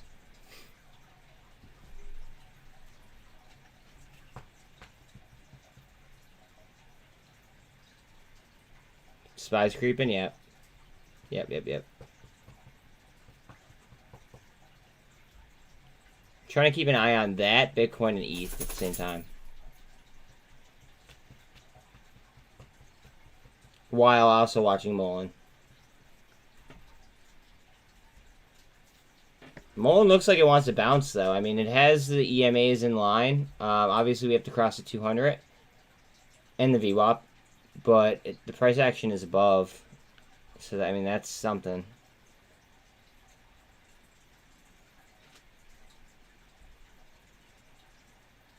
I'm happy that the VIX finished under 26. I'm surprised that it did. But let's see.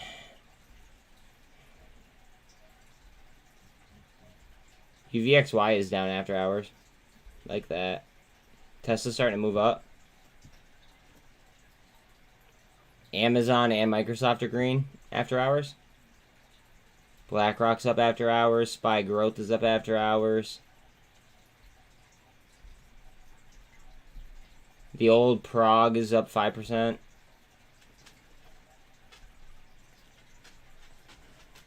SOXL down.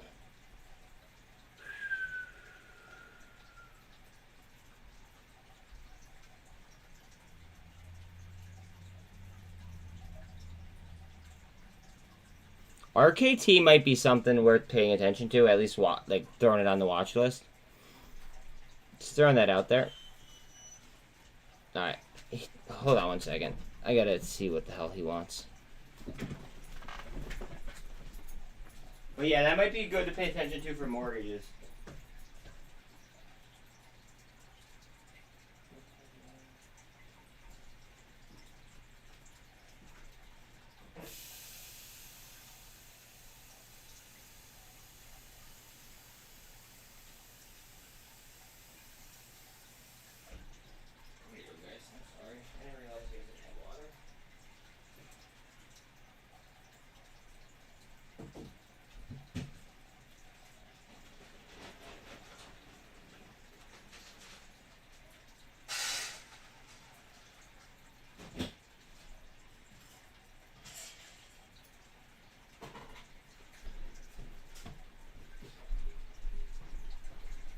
I think they're good. My bad. My bad, folks. But yeah, RKT might be good for like the purpose that like with rates and them hiking. They're doing something called Inflation Buster. I'm sure you guys have seen the commercial. It's kind of annoying as hell.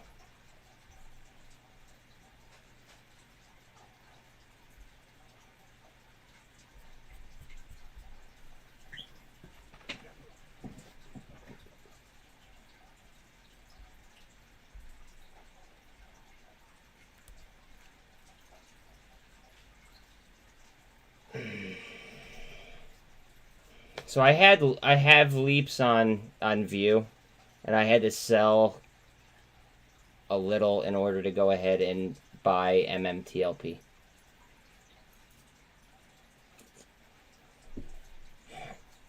It is what it is. I didn't want to sell them, but the situation presented itself, and I'm an opportunist.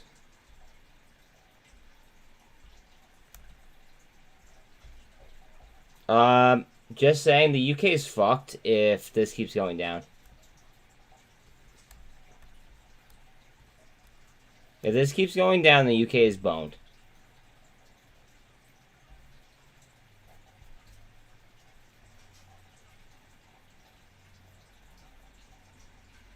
You guys heard it here first.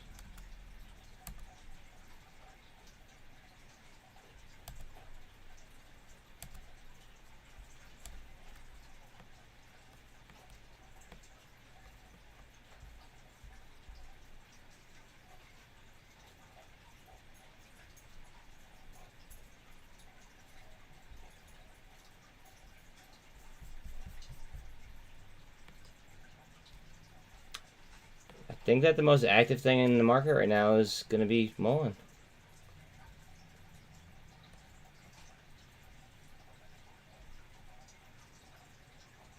Unless BBIG wants to come and do something, because that'd be pretty cool.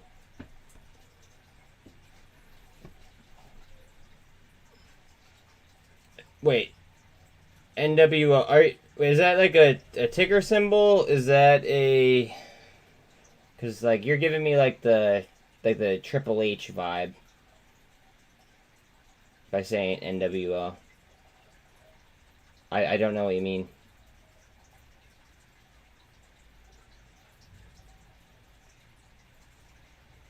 I just don't... I don't know.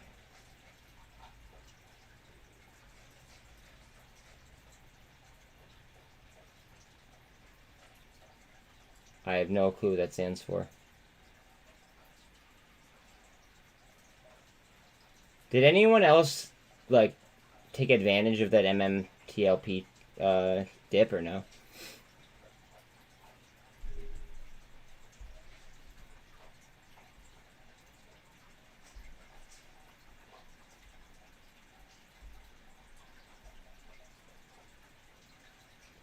That's what I want to know.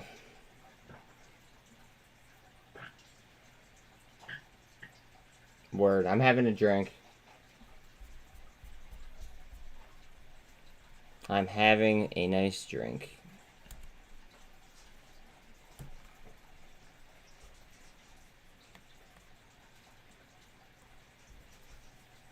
I mean, I just don't know if we'll ever see it that low again.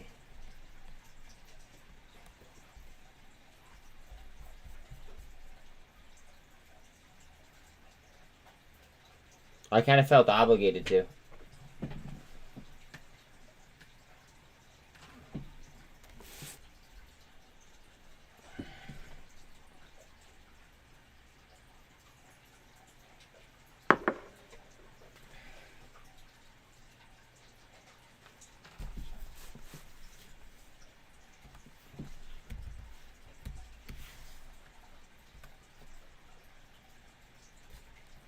Like down to $6.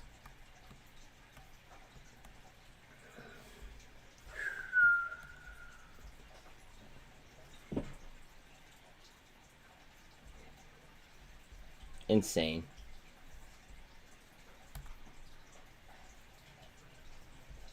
Is AGFY starting to curl? Hey guys, I think AGFY is starting to curl to the upside. For those of you that care. I know that there's a lot of people in here that do.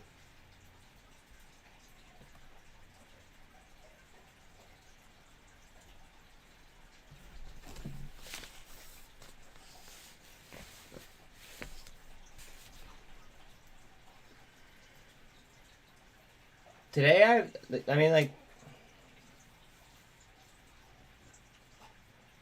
my BBIG and MULN held me back. As usual. It's unfortunate, but, like, I know one day it'll pay off, you know what I mean? My BBIG and my MULN held me back. I'm not going to sell them. So, like, it is what it is.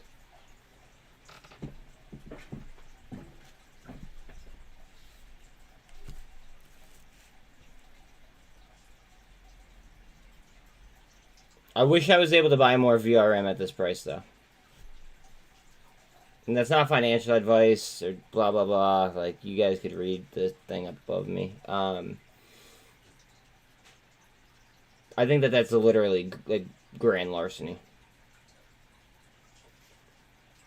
Especially if Carvana beats the shit out of earnings tomorrow.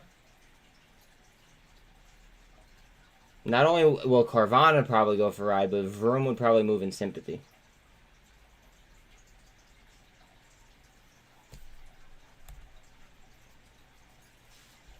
Alright, SPY's pushing here.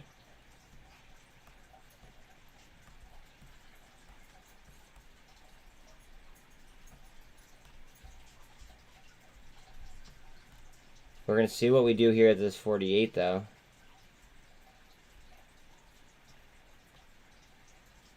We are crossing the MACD as well.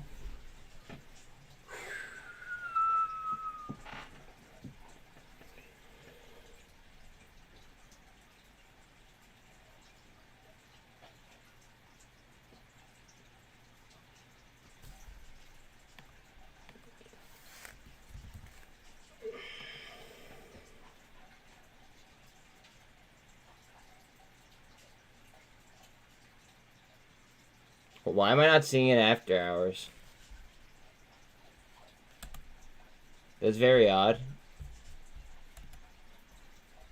I'm not seeing it after hours. On webull, at least.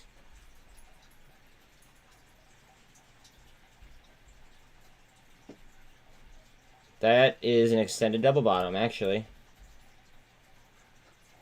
Alright, anybody that's new, okay, if it's close to a double bottom, but not exact, right? If it's lower, it's called an extended. If it's higher, it's called a shortened. Those are the technical terms.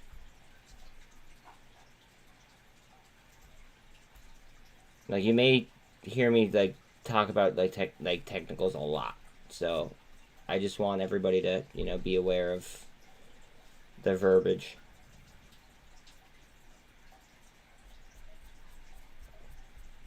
Also, I need a lollipop, too. After all that shit. Ugh. Man, oh man. That was, I don't know, I had fun, though. I did have fun.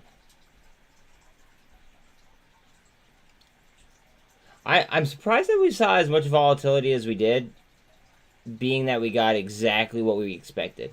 Like, I expected volatility if we got, like, either above or less than the prediction.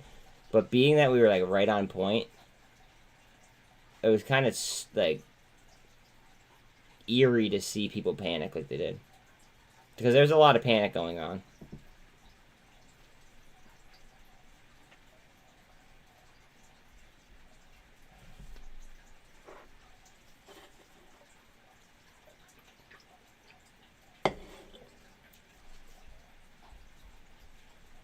And that should serve as like a warm up, I guess, if like you've never been in a short squeeze before. Your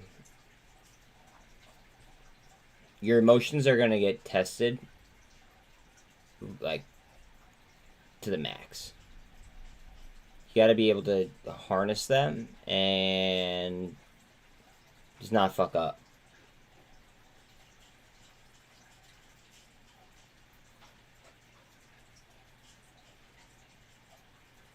Yeah.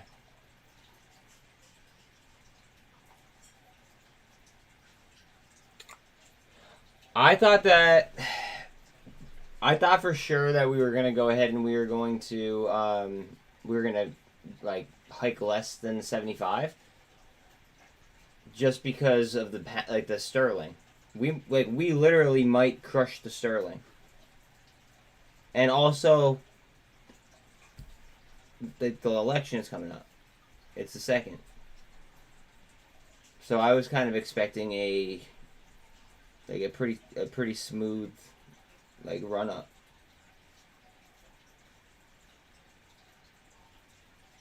That is weird.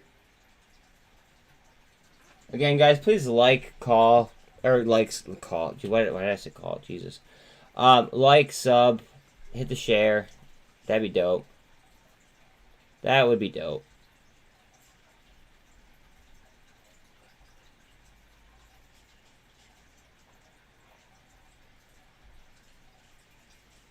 I can't wait for this to break the fucking 200.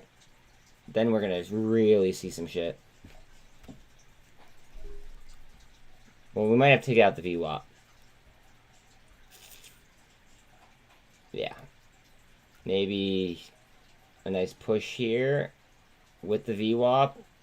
I don't even know if the 200 would stand a chance. Like, we might just have that much velocity if we do spin up. Oh, man. Tide Space Clock 630. No, but would you let me know what happens in it? Please? You're a part of the, like, either the Discord or the Mafia, right? Like the Facebook page? That way you could let us know if anything crazy happens.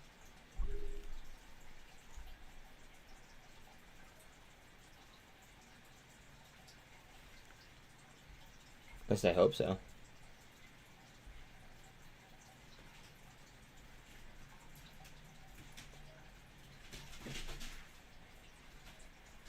Alright, word. Yeah, just let us know what happens, if anything happens that is, like, worth mentioning. You know what I mean? I mean, chances are we'll see it in after hours. We'll see the price movement in after hours if it's, you know, like a bombshell type thing.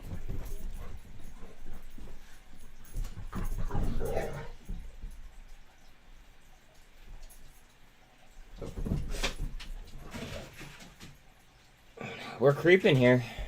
Creeping and crawling. Again, please like, sub, all that happy shit. Oh, man. Today was fun. STRY was definitely a fun thing to, you know, kind of gnaw on for the day. While we waited for, the FOMC.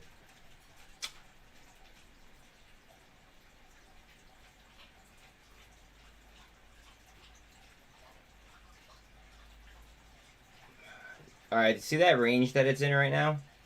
That range is way too fucking tight. There's no way in hell that range is gonna, like, withstand the SPY right now. It's either gonna break up or it's gonna break down.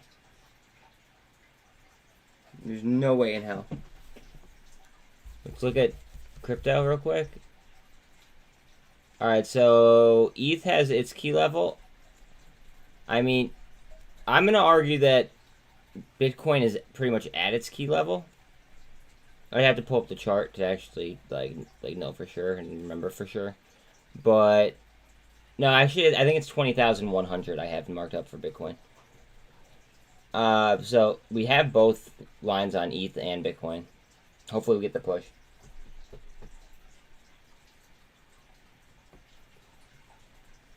Oh, you woke up late today. Yeah.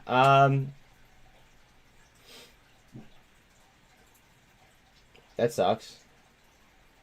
I don't know. I'm sorry. I set like 1,000,000 alarms, so then there's no way that I could wake up late. At this point, I almost I just wake up without an alarm.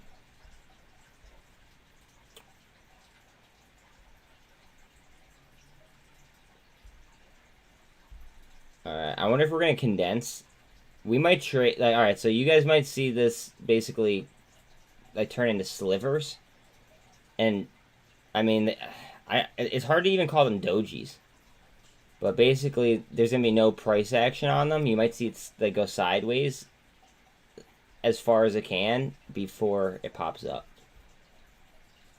Or down, of course. I think it pops up, but, I mean, theoretically, it could pop down, too. It's not going to trade within that range forever. Yeah, but then you had the opportunity for snipes, during the FOMC stuff. Think about it like that.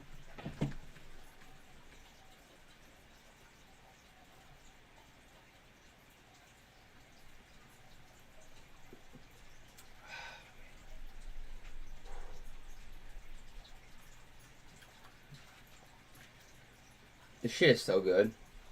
Neil, if you're in here, shout out to Neil. Fucking God, that's so good.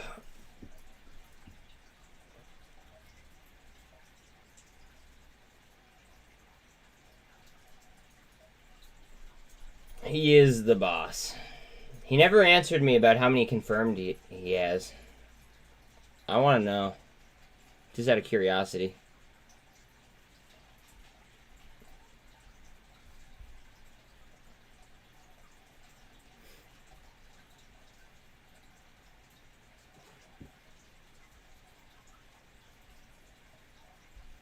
Alright, what are we doing here? Are we going to break it? Our size is 61. Yeah. I mean, go look at his LinkedIn.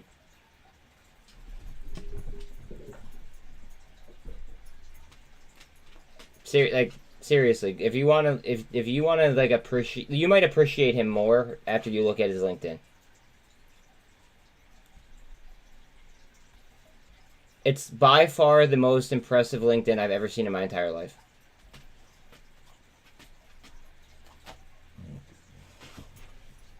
Yeah. That's what I'm saying. So it just...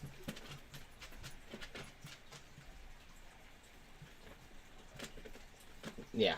I don't know if it's classified. I don't know if he could, like... I don't even know if he could tell us. But it'd be pretty sweet if he could. Alright, so we have a hammer followed by an inverted hammer. Usually that's a sign of strength. Usually it's a sign of a reversal. Like an upwards trend.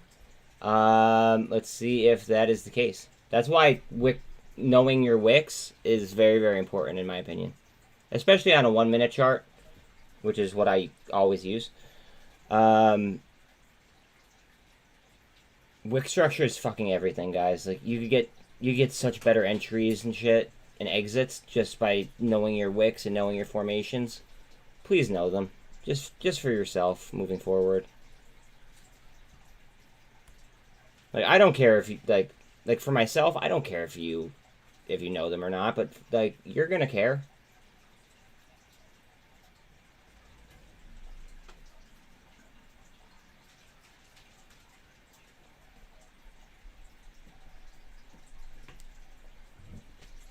Bella, I don't know what you want, baby. What's up? What's up? You have food? You have what? Oh, you just ate. You need to go to the bathroom. 1 second, guys. Please like and sub while I'm letting her out. Take me 2 seconds. Lock you back up, huh? Thank you.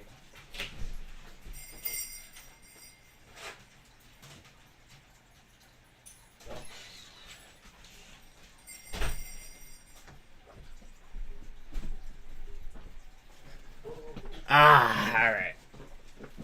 So 3 people left, no one liked. Alright. I like it. I like it. Pop that shit. Come on. Give me something. RSI is cooled off. We are at a 56.5.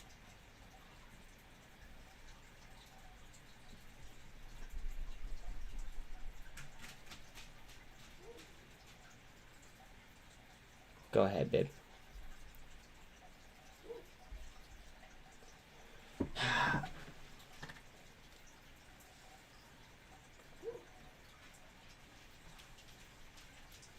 What was your guys' best play today? Like, you guys hear me talk all day. Like, what was your guys' best play?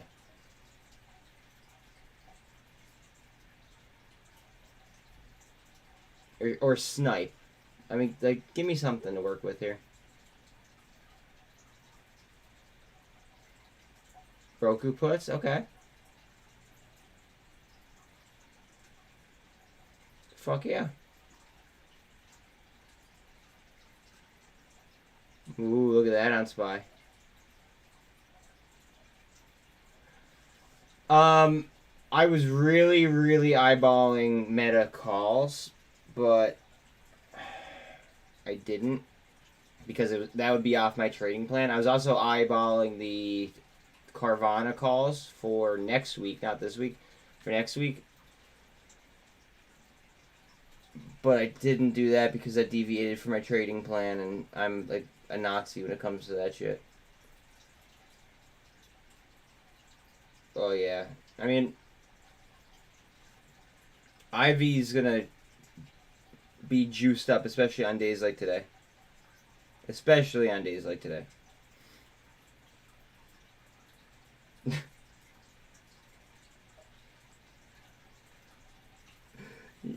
You crack me up, dude.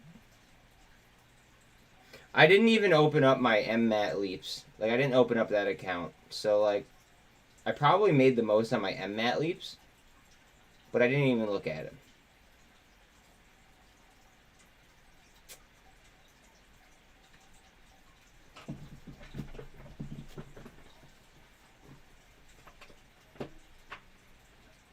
Comms. Good old comms.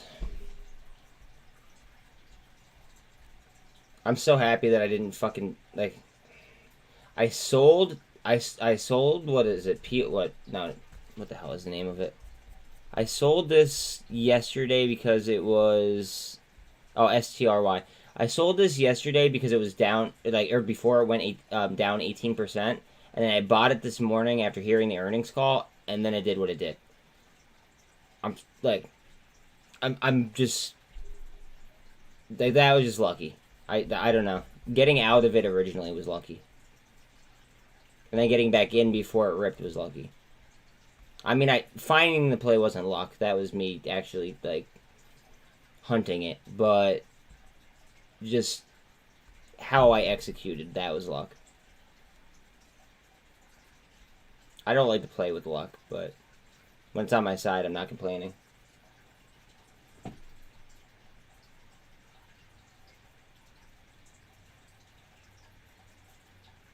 $40 profit. Dude, a profit's a profit, right? It's better than a loss. Lucky, bud. No. Nope. 1 second. You need to chill. Come here, girl. Come here. You need to not freak out, man.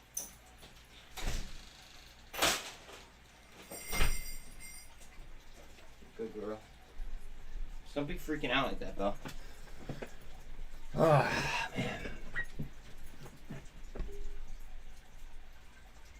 If Lucky comes over here and asks to go outside after I just let her in, no bueno. Bought more AV, CT, and B. I bought AGFY today as well on the dip. What else did I buy? I bought that MMTLP on that, like, little flash crash.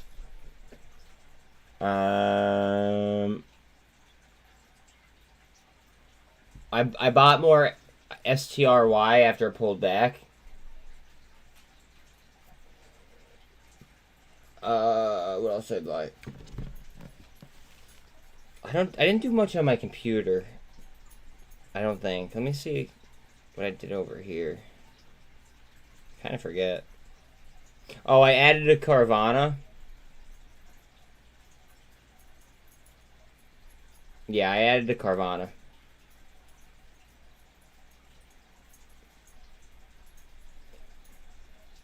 And then over here, what did I do over here? Let me see. I did do stuff. Hold on a second. I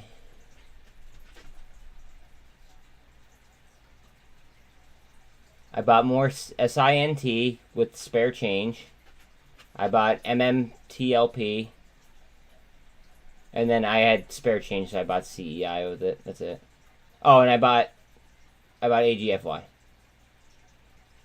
On this one. Yo, you need to chill, buddy. Dog. Once you get, if you guys get one, it's a totally different ball game than having two.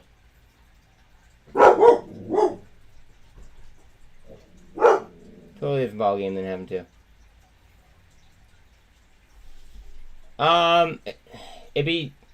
Yeah. Alright. Please don't, like, hate me for this, but I liked it before the whole, like, it was a lot easier, per se, before, like, the whole AMC GameStop blow up. It was a lot easier to make money.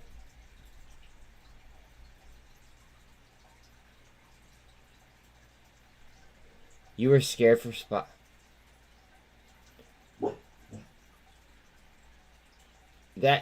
So FOMO,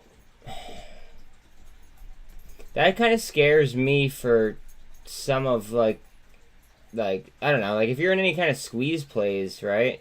Like, I don't know, like, today was kind of like a trial run. Yeah, but, like, a squeeze... Well, I wasn't even playing Wall Street bets. I was just playing off fundamentals. I'd never used fucking Reddit. I barely use Reddit now. The only thing I do now is I use Reddit to share my videos that I post.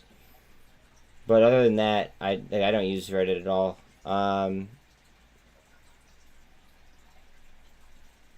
But yeah, like, I never used Wall Street bets before, like, the GameStop blow up.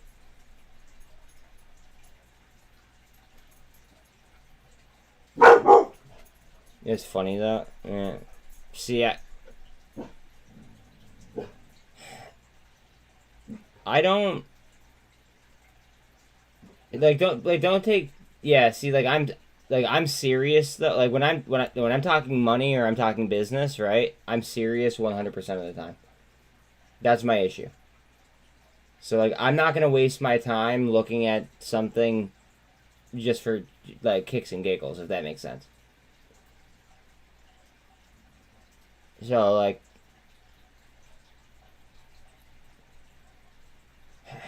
it took the original run up for me to, like, really dig in and be like, okay, what is going on that everybody is, like, freaking out about? And then I saw it, and the next day, I think I sold I know I sold a good amount of blue chips, and I just bought GameStop and AMC. I forget. It was like, honestly, it took me a while because, like, people were still going on and on and on about it. It took me until, like, the end of May, which was very good timing. Obviously, because I did fairly well on AMC calls.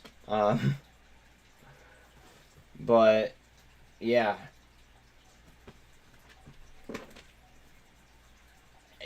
I just traded a completely different way, and that's the way I'm trading now, is how I used to trade.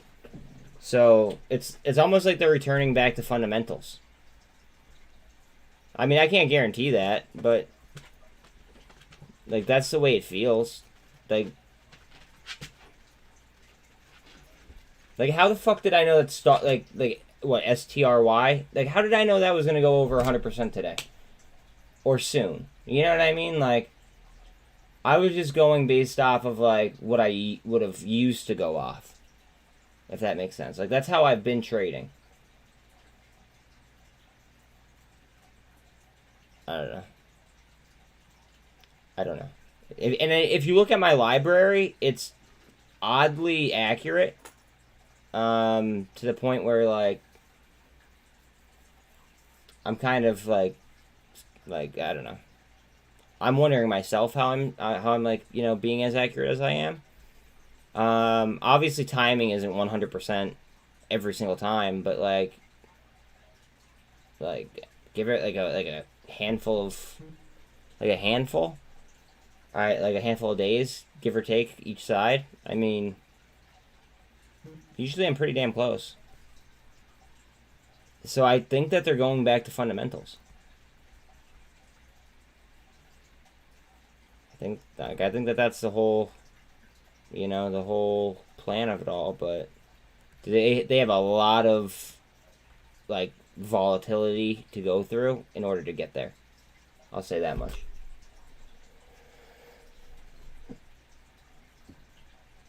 there's gonna be a lot of volatile days. And a lot of stocks have to get repriced, and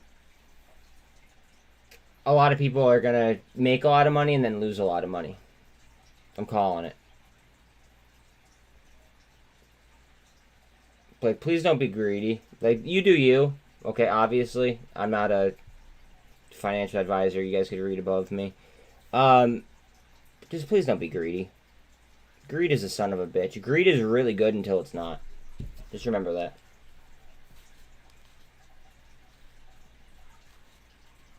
Hold on one second. One of my mods is messaging me.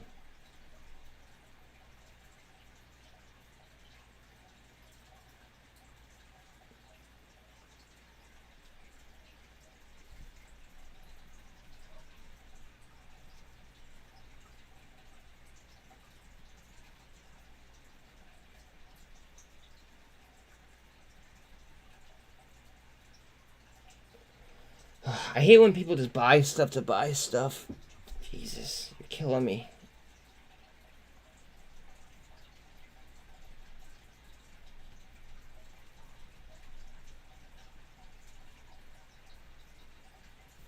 Like, especially when it's like homies buying stuff to buy stuff.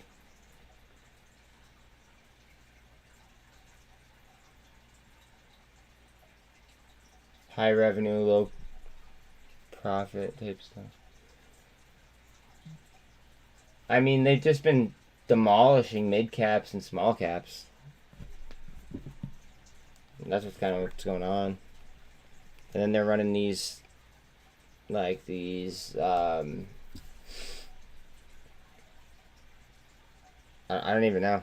Like these, like just like people are just chasing after shit. Oh my god.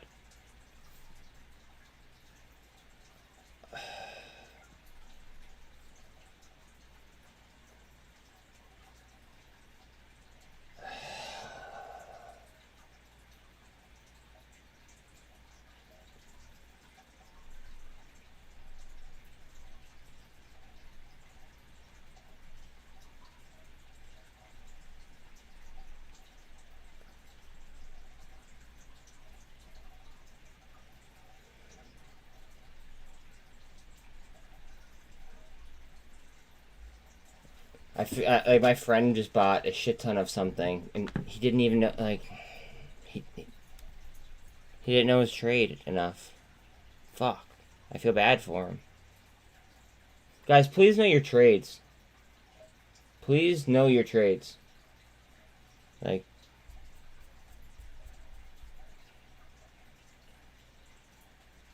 know your trades inside and out, please.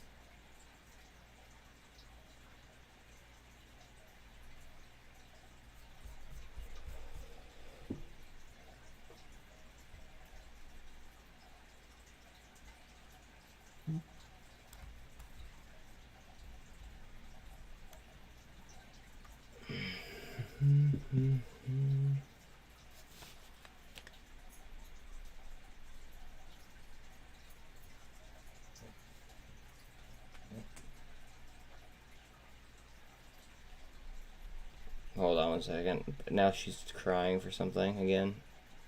What is it, babe? 1 minute. Hopefully I can break the 48. You're not going outside, babe. You were just outside.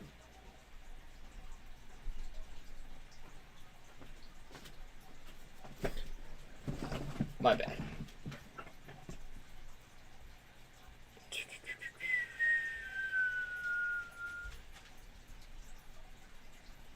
Are we gonna get some support off this line? That'd be pretty nice.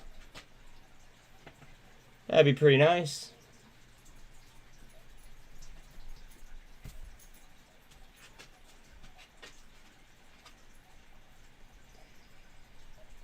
Again, we do have the key levels here on ETH and Bitcoin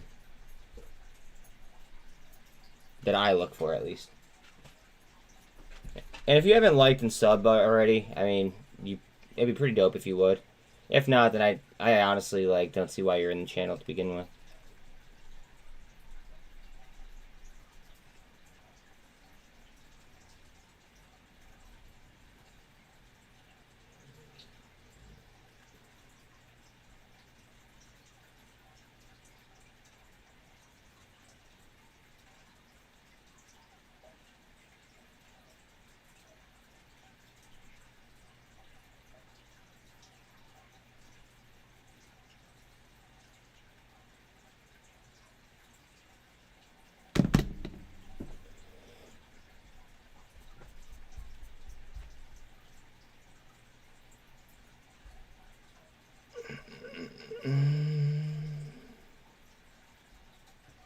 Snapchat has so many gaps in it.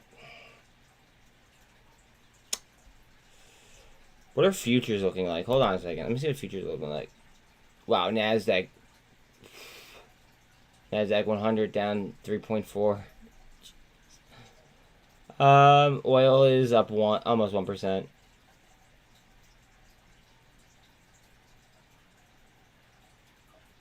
Europe down almost 2%, and then the Dow is down 1.5%.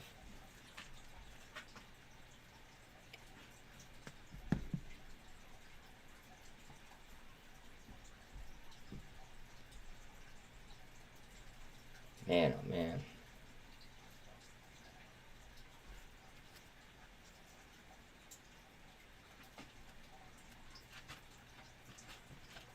Crypto's taking a hit too, it looks like, unless I'm looking at these updates late.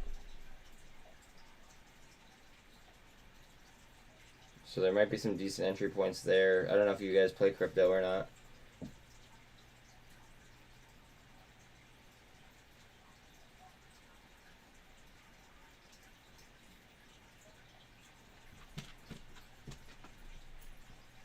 This guy totally called me out on Twitter, and I took the bait. Like, I bid on purpose, and he still has not like responded.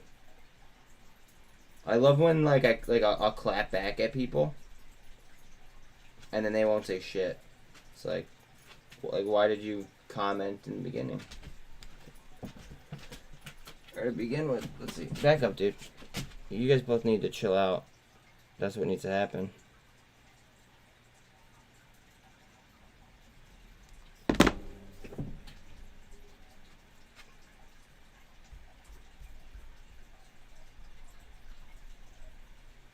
STRY. Be beautiful to see that. Rip up.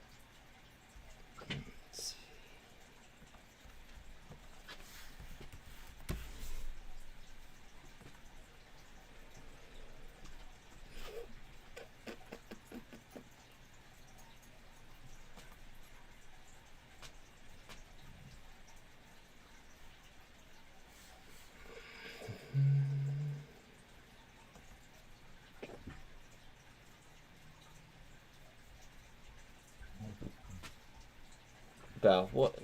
If you go outside, then he's gonna start barking, honey. Do I really have to? 1 second, guys. Let's go. Come on.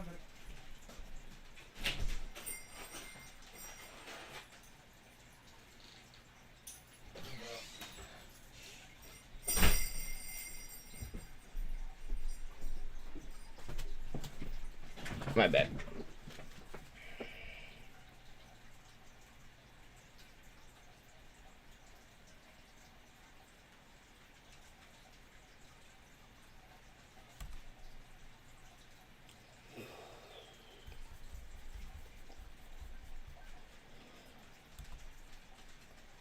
I think that that's going to catch some velocity and follow SPY almost directly.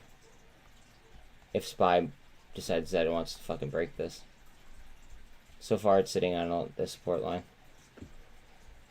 Again, anybody rolling in that's new, please like and sub. I could guarantee you that I'm putting out more content than anybody in the entire sector, I'd say. So the effort is being, put forward. It'd be pretty dope if you guys would, take 3 seconds out of your time. Joby beat? Did they beat good or no?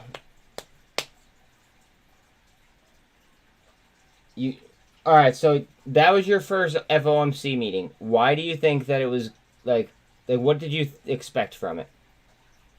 I guess that's how I want to phrase the question. Like, what did you expect from it?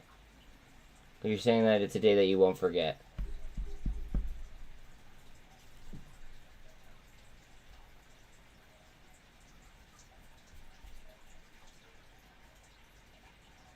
I want to know what you were expecting.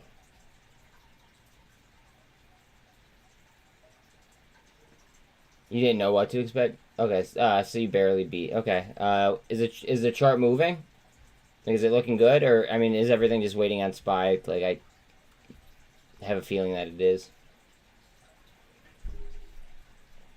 You didn't know what to expect. You could have asked. I would have told you. I would have at least given you a general idea. Now do you understand why, like, I'm petrified of what other people are going to do in the middle of a short squeeze? Like, I'm not scared about, like, what, like, my execution is going to be like. I'm scared of what other people's execution is going to be like. And what they're going to then make the price action do. Like, that, I think that we genuinely need to tell people that we know that have these short squeeze stocks, like, what to expect. At least have a general idea. Because if not, then, like, we're going to be the ones that get fucked. Just saying. Are you asking me what a short squeeze is, or...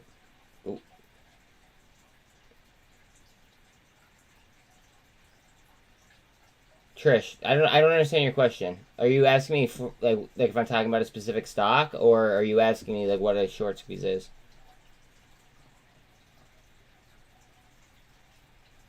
Oh, yeah, not me, trader. Not me. It depends what it is.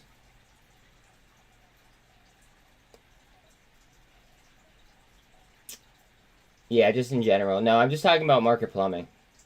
I think it's very important for people to know what, like, market plumbing, like how it works, and what market plumbing is going to make some of these stocks do.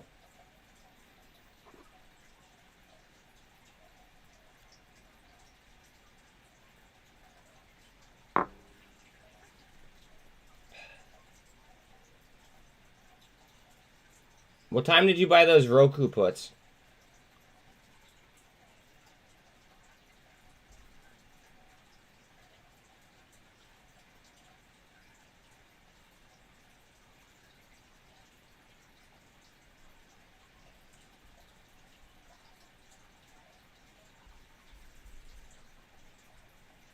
Like, ballpark. You don't have to give me an exact answer, but like...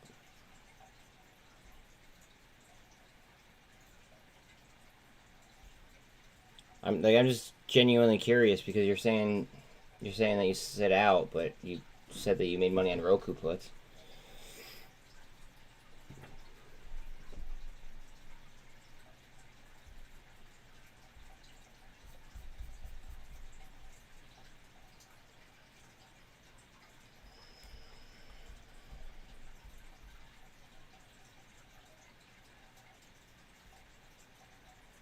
Go ahead, you fucker.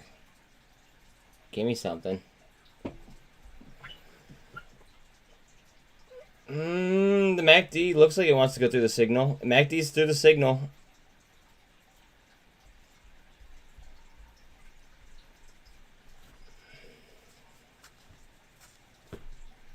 Then what do you mean you sit out?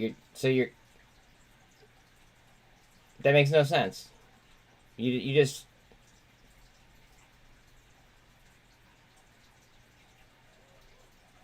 You just, like, said that you sit out, and then you just said that you just bought puts on Roku. That doesn't really make too much sense. I think the overall market's getting a bid right now. Yeah, but that still doesn't...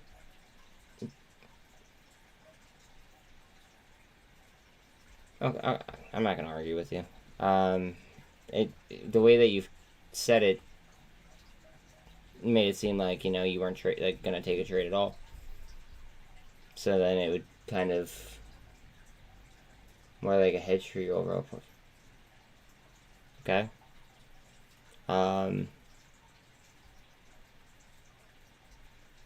To each their own.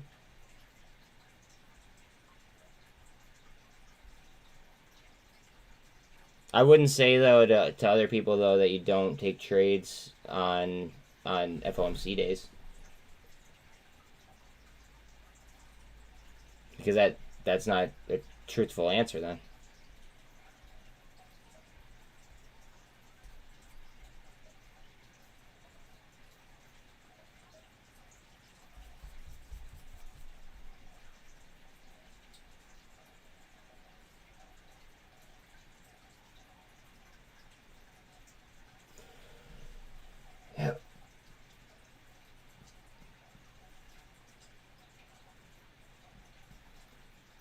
I think that no, not even I think. Some of my best trades have been made on FOMC days.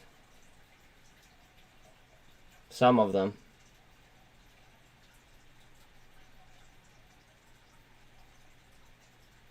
No, I don't see. I don't break my own trading plan.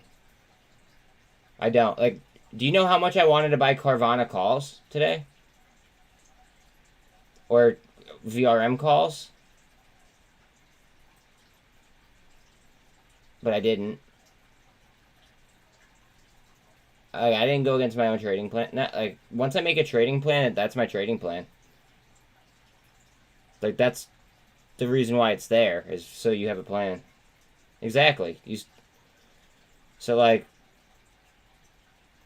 why make a trading plan if you're not going to follow it, right?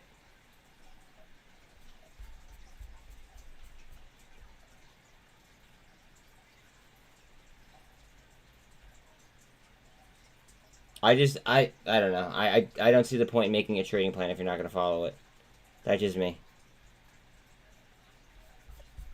Like, no hate at all, but, like, I'm just saying,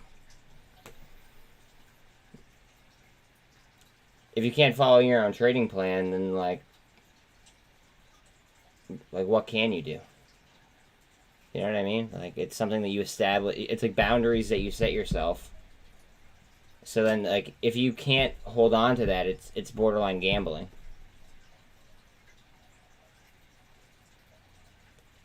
That's the way I see it. To me, this is a one big math problem. That's it. That's all that this whole situation to me is one big math problem.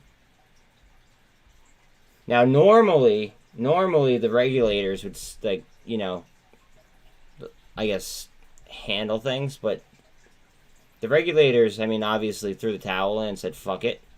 Every man for themselves. So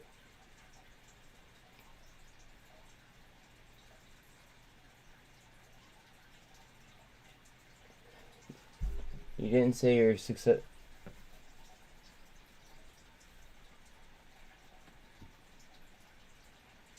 You didn't say you're a successful trader. Well, oh, okay.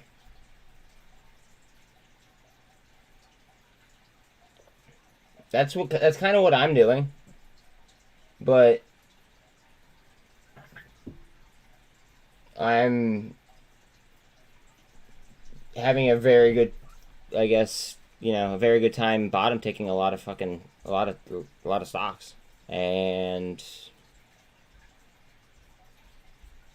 I don't know.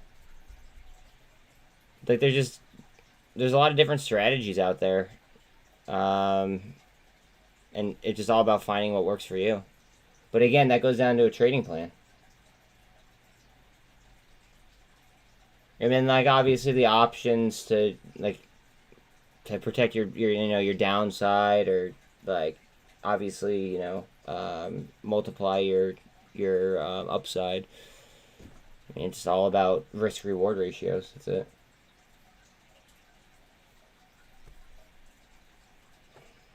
Fucking A. This is going to bounce as soon as this goes through. I'm calling it.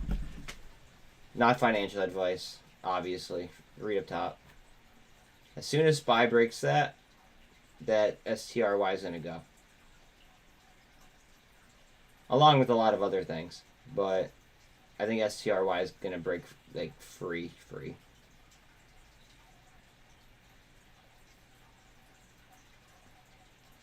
Man. I will say this though. I was watching other content creators for a little while, I'd like to say. It was very, very, very like rare that you'd ever hear them say that they fucked up.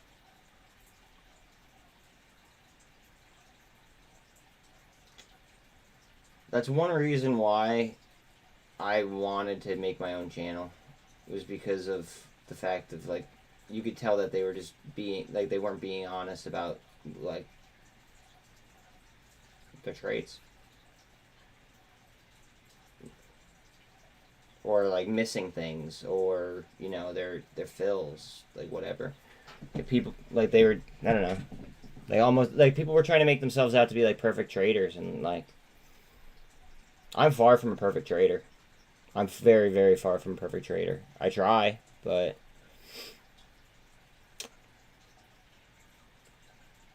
people just aren't upfront, and people don't tell you exactly like how it is these days. I think that's bullshit.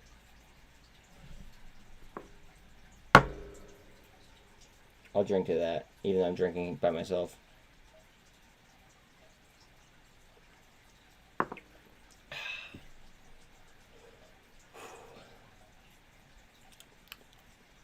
It's fucking delicious. If you're still in here, Neil, thank you. Thank you, thank you, thank you, thank you, thank you. My God.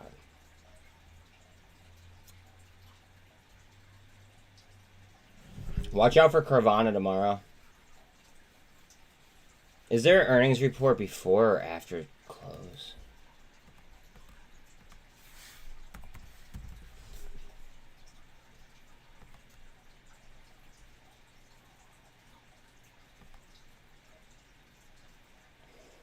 No, they're almost 41% short. Oh, God.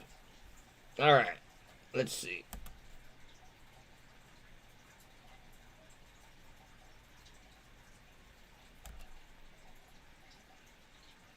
Upcoming events. No.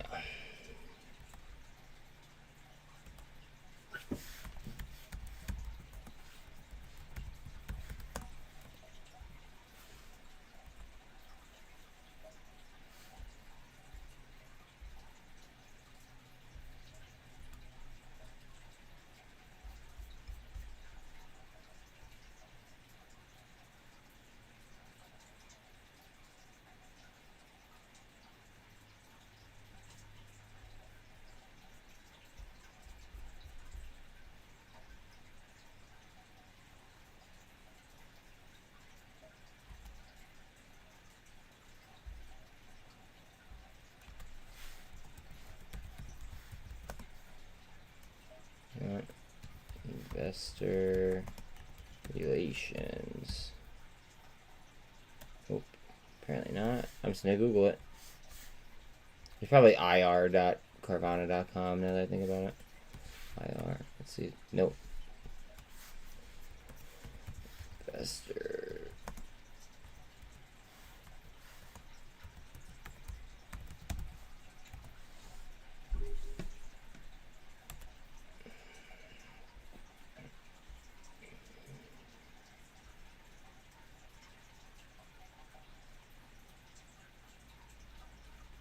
$5:30. Okay, so they're after hours tomorrow.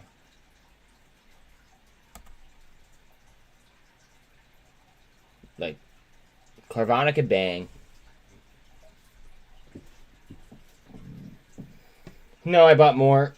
I bought more on the pullback.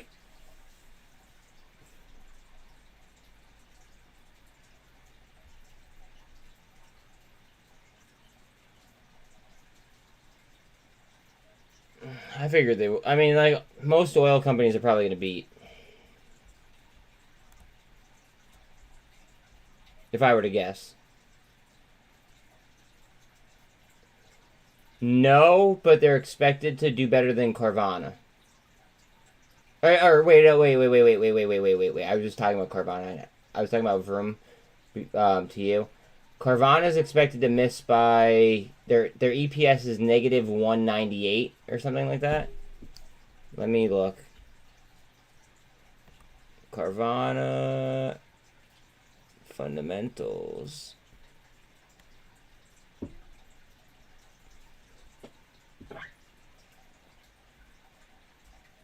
They're expected to miss. I remember that.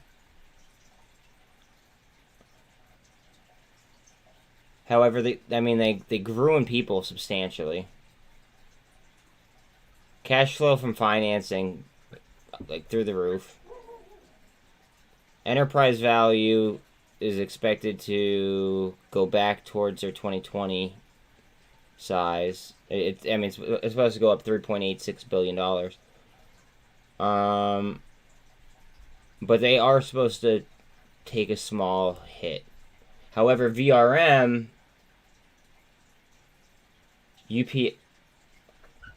Whoa, hold on a second.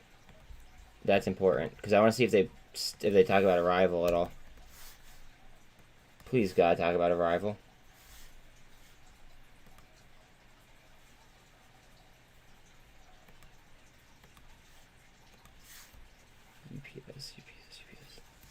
UPS.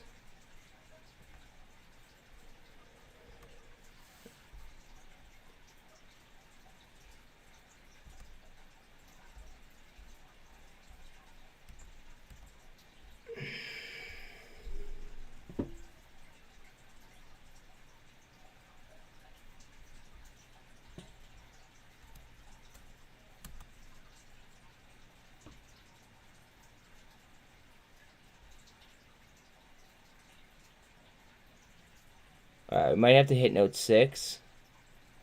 I want to read their overview first.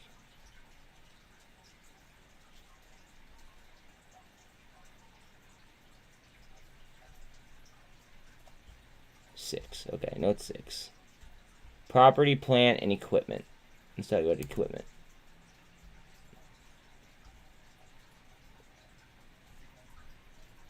Pension, medical.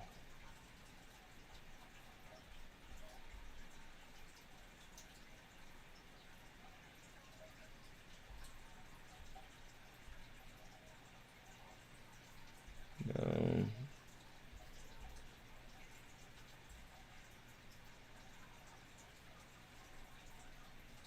I'm just scanning here for anything that says about their the fuck aerospace workers. I'm just scanning to see anything that talks about their vehicles. U.S. domestic package, internet. Okay, no.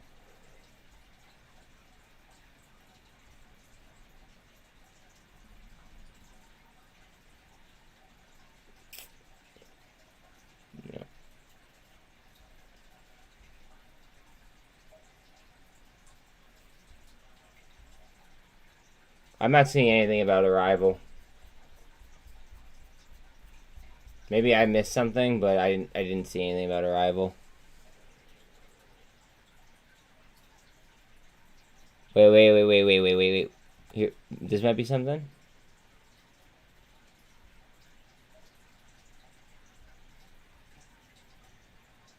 Oh, wait. This might be something. It doesn't like dig in, and it doesn't say Arrival at all, but it talks about their transformation as a company, a multi-year enterprise-wide transformation, which would make sense.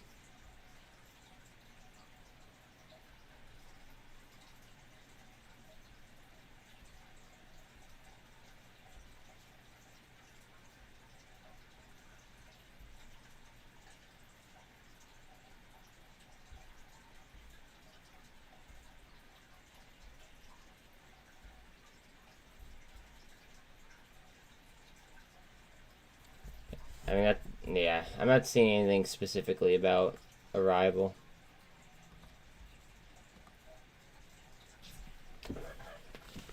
One second.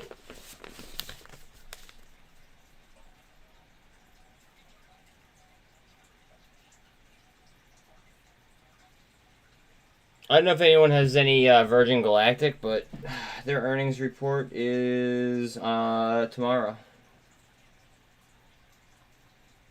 I just got an update.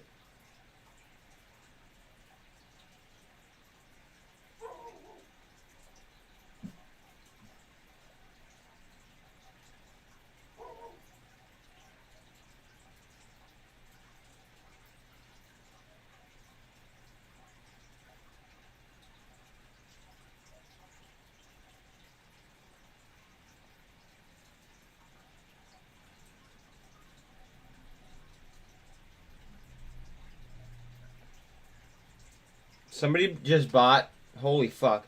On MULN, somebody just bought 11.87 million shares at 37, wow, at 37 cents?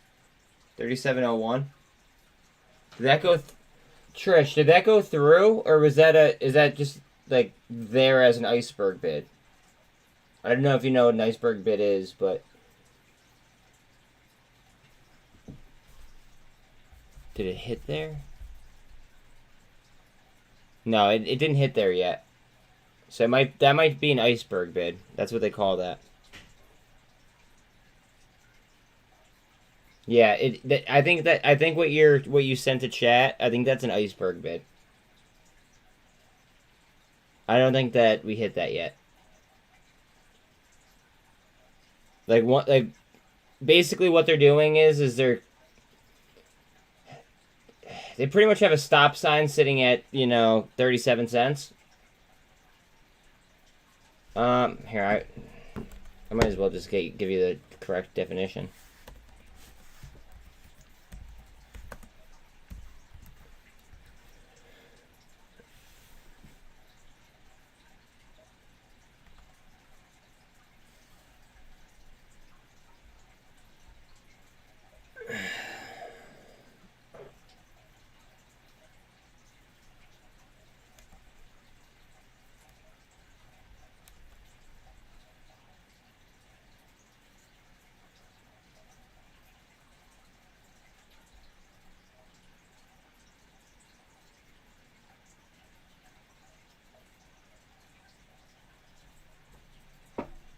Here we go. Alright, iceberg orders are mainly used by institutional investors to buy and sell large amounts of securities for their portfolios without tipping off the market. Only a small portion of their entire order is visible on the level 2 at any given time by masking large order sizes. An iceberg order reduces the price movements caused by substantial stock supply and demand. So what it could be, honestly, is it could honestly be like the inverse of that, and it could be trying to get like people to juice it, because like they made it very, very clear how big like the order was. Not they weren't hiding the size of it.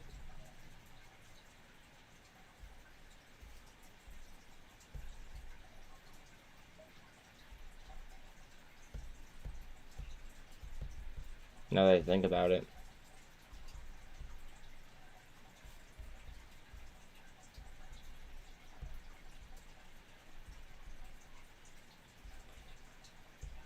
Like they might... Honestly, I want to see what happens here with SPY before I comment on it. I don't even want to look at EVGo's 8K because I didn't fucking get a position in it when I should have at 707. 1 second. You want to go outside, Bob?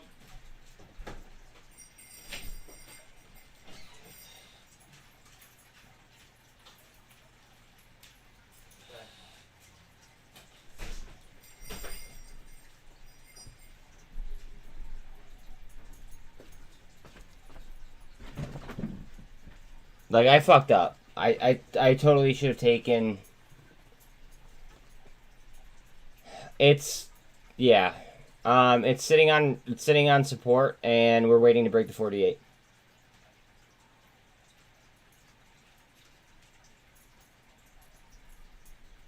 Are you fucking serious? EV goes gonna go through the fucking roof, and it's heavily shorted, too. Fuck. I should have taken that trade.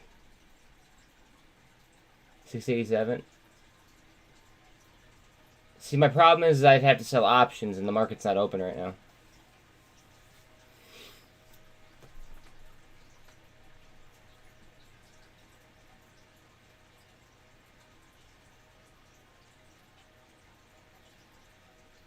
Interesting. Is Arrival? Are you guys buying Arrival trucks like in mass? Because the internet says you are. You guys already put in an order for 10,000.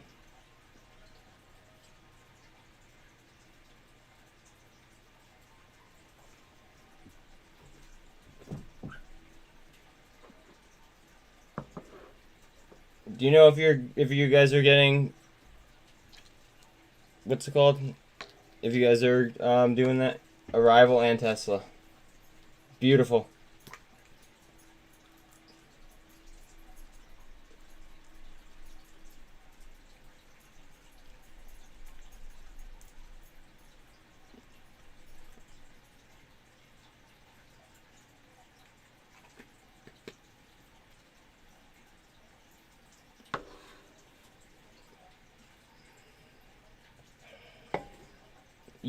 You think that, what's it called? You think that that UPS will go out of business?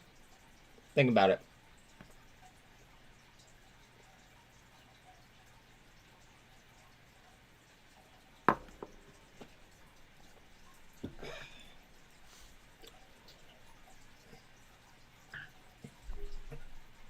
There's no way that they go out of business. Exactly.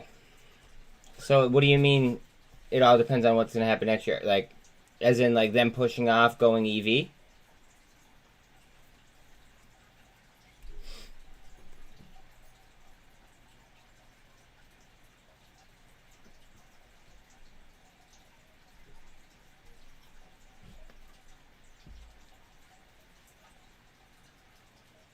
Like, is that what you mean?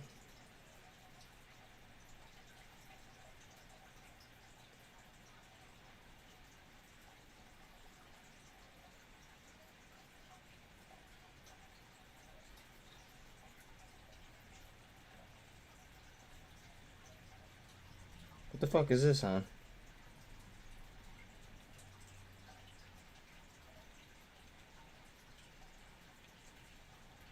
Sorry, one of my mods just sent me something about Lockheed Martin, and I have no idea what it's regarding.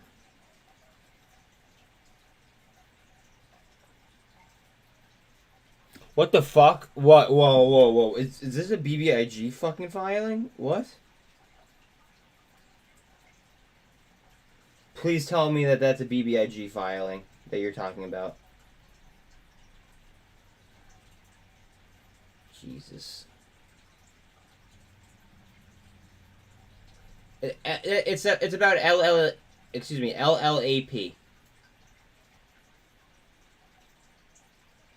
And it's regarding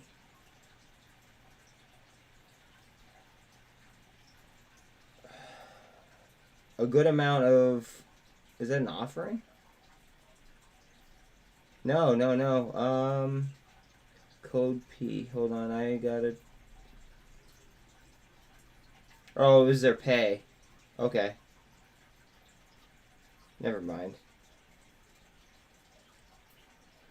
Oh, God. Alright, we are getting a little bit of a shove here at a SPY. Please, God, go. This will be beautiful.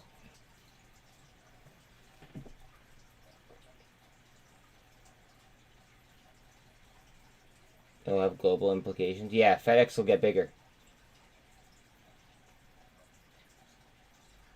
The government, you realize that the government is going to, like, with the government that we have now, right? They're gonna assist making a large company go green.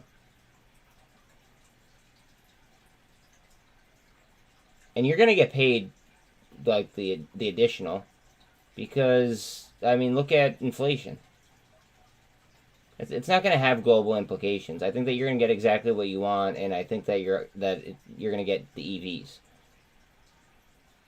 It just, I don't think people realize how bad inflation is yet. It already has global implications.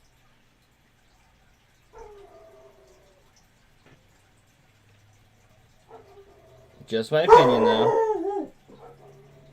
Bella, that's enough, Bella. I'm sorry, guys. Like, I think it already has. They can't. They just downside.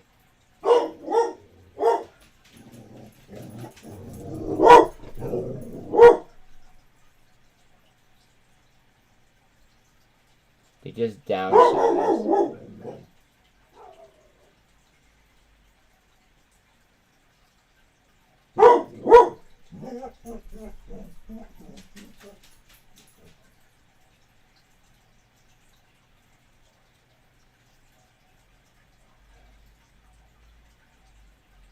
Amazon could definitely. I seriously don't believe the fact that you're saying that those three combined can they grow to your scale. I think they absolutely could. I have no idea what you mean, trader.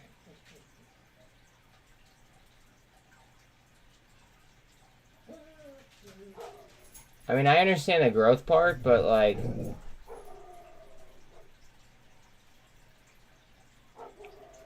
you did also say 110 years worth of growth, right? Look at Amazon. It didn't take Amazon 110 years.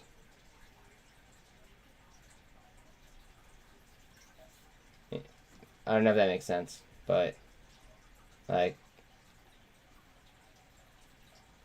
those three definitely could combine to UPS. There's no fucking way. What's their market cap? Here, I don't even want to take this off my screen right now. Sorry, my neighbor's outside petting my one dog, so my other dog's freaking out. Give me 1 second. UPS market cap. 100 we'll call it 143 billion. Okay, so 143 billion dollars is what UPS's market cap is. 143.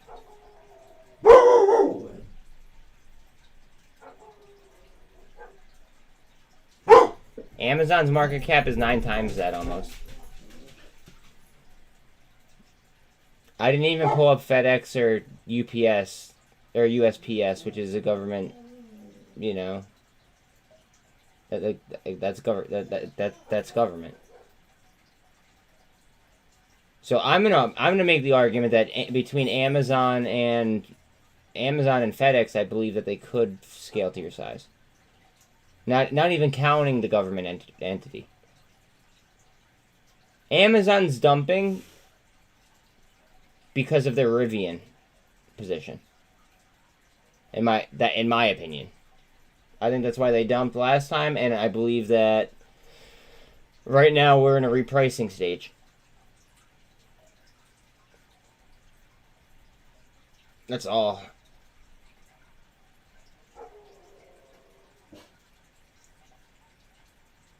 I mean, like, let me ask you this: why did you downsize? Bella, that's enough, babe. Please. Why did you downsize? Is it because you lost market cap, like market capitalization?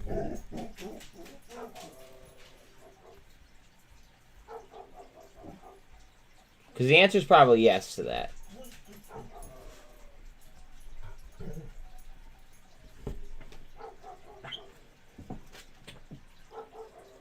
And I'm just spitballing.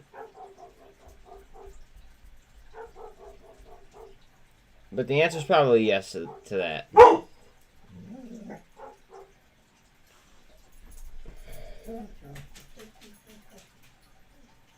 Like, I want to take you for your word on that, but, like, at the same time, that's just, like...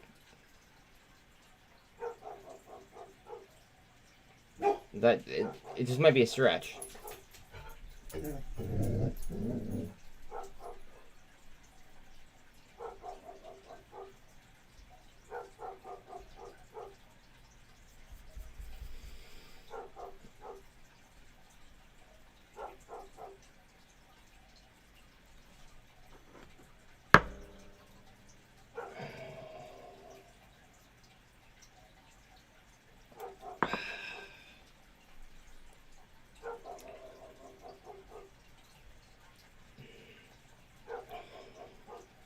Such a sweet bite.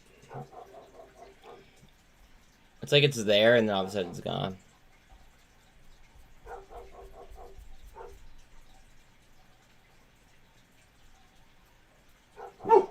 It's like the rye in it takes the bite.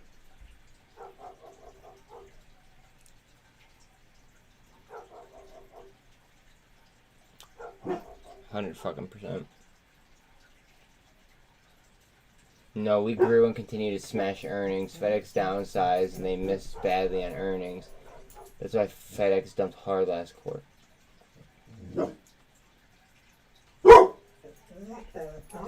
Okay, you said you grew.